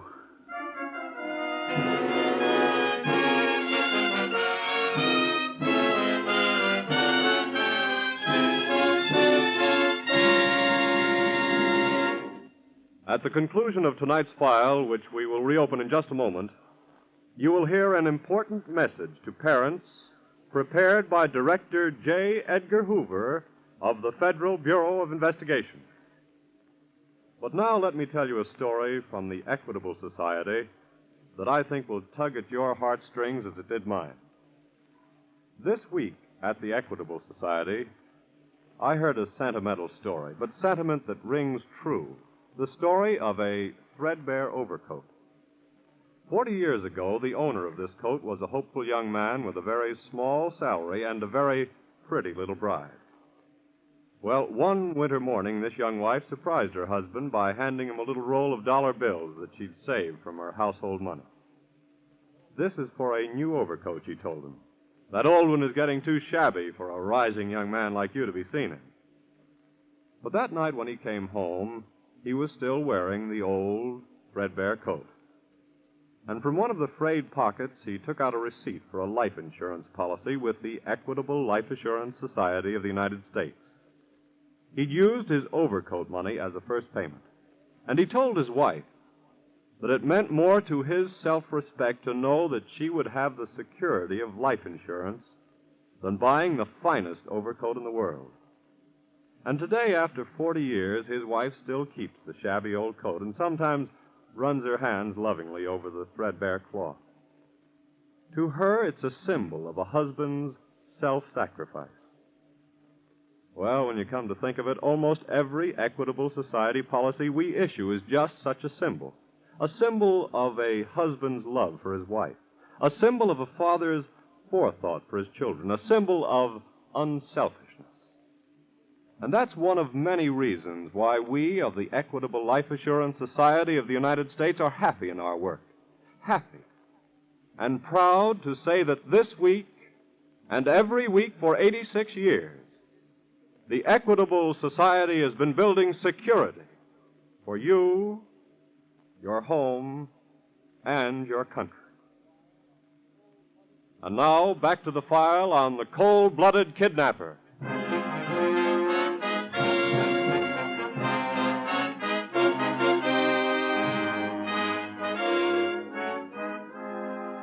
Yes, the kidnapper has gone to work again. And we repeat, the combination that defeated him before has gone to work again, too. The combination of your FBI working in cooperation with local law enforcement agencies. Because the first concern of the FBI is the safe return of the victim, Special Agents Briggs and Wade stand by in the local FBI office awaiting development. Special Agent Wade glances at the clock. It's 2 hours after sundown, George. Yes, they've had enough time. Let's get moving. We'll phone the newspapers and press associations, tell them to release that list of serial numbers on those $5 bills. Right. Then let's put out an alarm on the descriptions of the kidnapper and the girl. Here's that sketch from the artist, Mr. Briggs. Thanks, Tom. Hey, what's that, George? I had an artist make a sketch of the kidnapper from the description we got from the druggist. Boy, he's an ugly-looking devil. Well, let's just hope for the girl's sake he's not too much of a devil.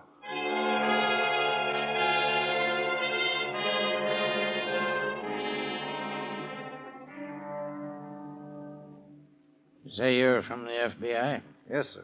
We thought since you run the general store up here, you might be pretty well acquainted with most everybody in the hills. If they live in the hills, I know 'em. Now, this is just a rough sketch, but do you know anybody it looks like?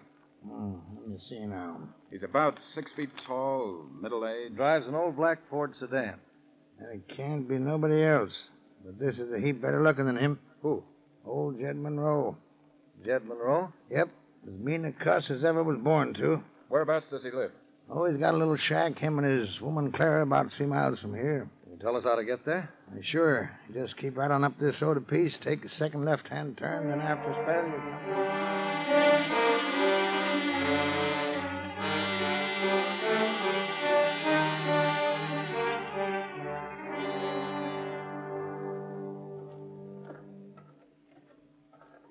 There's the shack. Yeah. No sign of a lamp. Don't flash your light. Let's make it up to the door. Come on.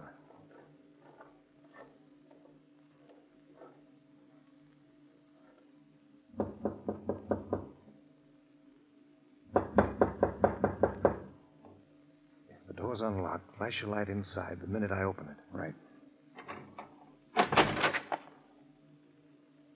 Well, doesn't seem to be anybody in there.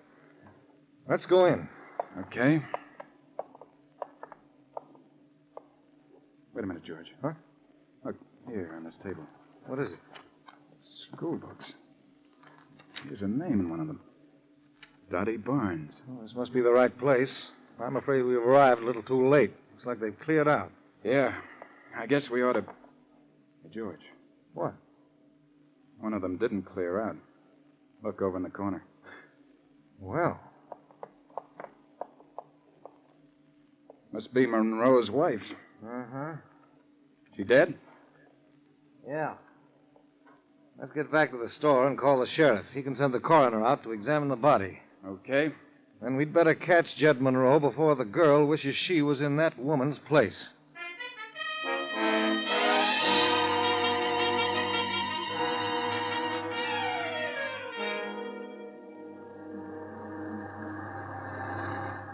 You must be worn out. Riding all night this way, girl? Well, we're going to stop pretty soon, then you can rest up. Well, why don't you say something? I want to go home. Oh, now look here. I ain't meaning you no harm. You'll get home. When? As soon as me and your pop do a little more business. But he's already paid you. Well, that was just the down payment. I'm sure he's given you all he could afford. It ain't enough. See, the way I figure it, you're kind of like my meal ticket. Just like money in the bank. Anytime I need some, I just send word to your pop. Then I'll never get home. Oh, now you'll get home. Now cut out that moping and listen to me. Now we're going to stop at that filling station up the road, gas up. And if you do decide to start talking, don't say the wrong thing while we're there.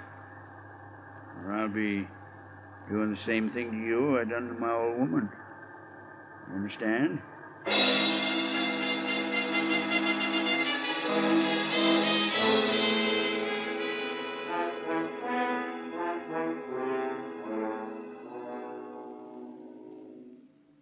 Oh, it's going on 8 o'clock, George. Not a trace of him yet.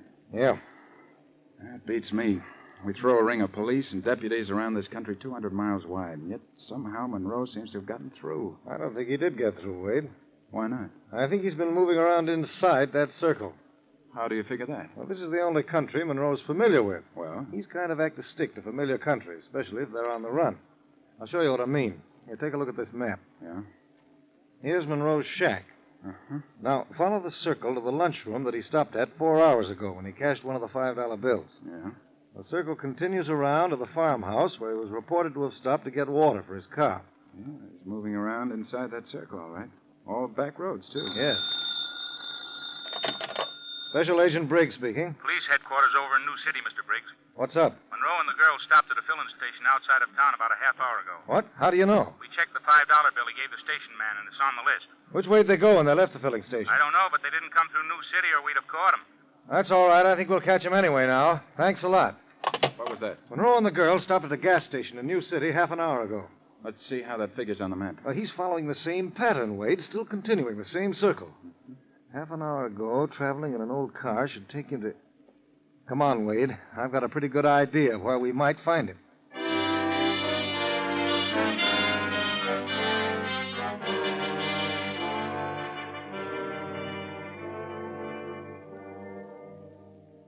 Will you quit that sniffling now? Oh, leave me alone. I stopped here at this tourist camp so you could get some rest. Oh, please, go away. No. We've got some business to take care of. What do you mean? Well, it's time your pop was hearing from us again. This time, it's going to be direct from you. How? I want you should write him a letter. Oh, no. Now, look, you want to get home, don't you? You won't let me go home. You just want to get more money from my father. You're writing that letter. I said no. Now, you listen here. I don't want to do nothing mean to you, you understand? But you'd better be remembering what happened to my wife, Clara. Now, write me that letter. Keep away from me. I'm giving you one last chance. Keep away, please. Stay where you are, Monroe. Huh? Who are you? The special agents of the FBI. What? Oh, thank heaven. And my hands are just itching for you to resist arrest.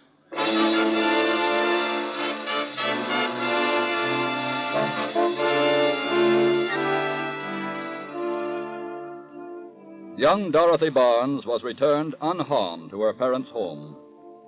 Although Jed Monroe could have been tried for kidnapping, he was first turned over to the local authorities, who tried and convicted him for the murder of his wife.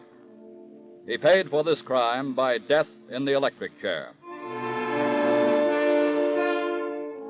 With indications that kidnapping has once again threatened the security of the American home, J. Edgar Hoover, director of the Federal Bureau of Investigation, has prepared this following important message.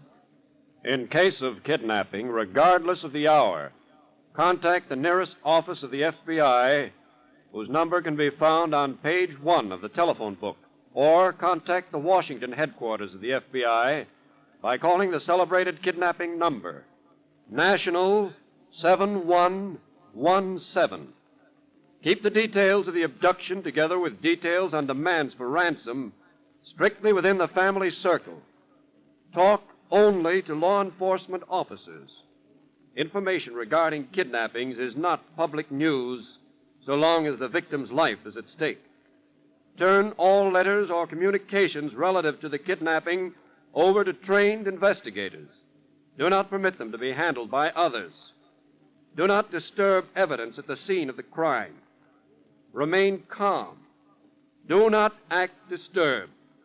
Carry on normal routine so far as possible.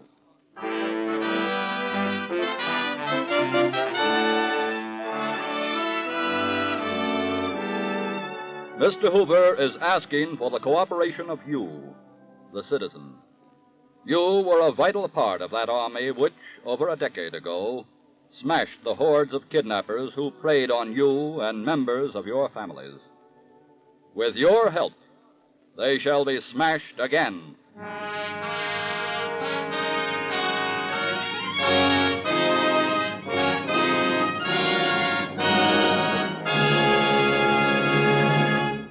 In a moment, we'll tell you about next week's exciting case. Meanwhile, remember that to your FBI agents, you look for national security. And to the Equitable Society agent in your community, you look for the financial security of life insurance.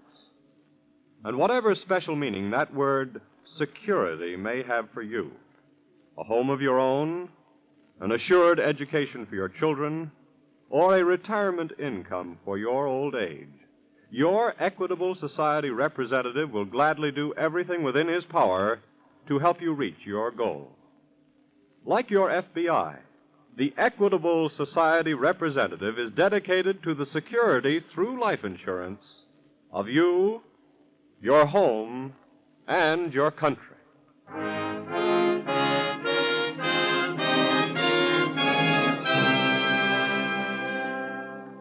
Next week, we will bring you another colorful story from the files of the Federal Bureau of Investigation. The Unwelcome Guest.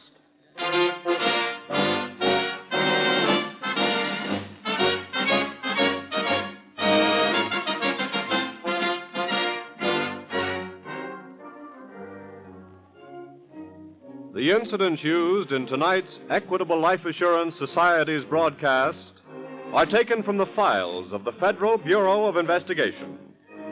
The role of J. Edgar Hoover was impersonated, but all other names used are fictitious, and any similarity thereof to the names of persons living or dead is accidental. Tonight, the music was under the direction of Frederick Steiner, the author was Frank Ferries, and your narrator was Dean Carlton. This is Your FBI is a Jerry Devine production. Now, this is Carl Frank, speaking for the Equitable Life Assurance Society of the United States and the Equitable Society's representative in your community, and inviting you to tune in again next week at this same time for This is Your FBI.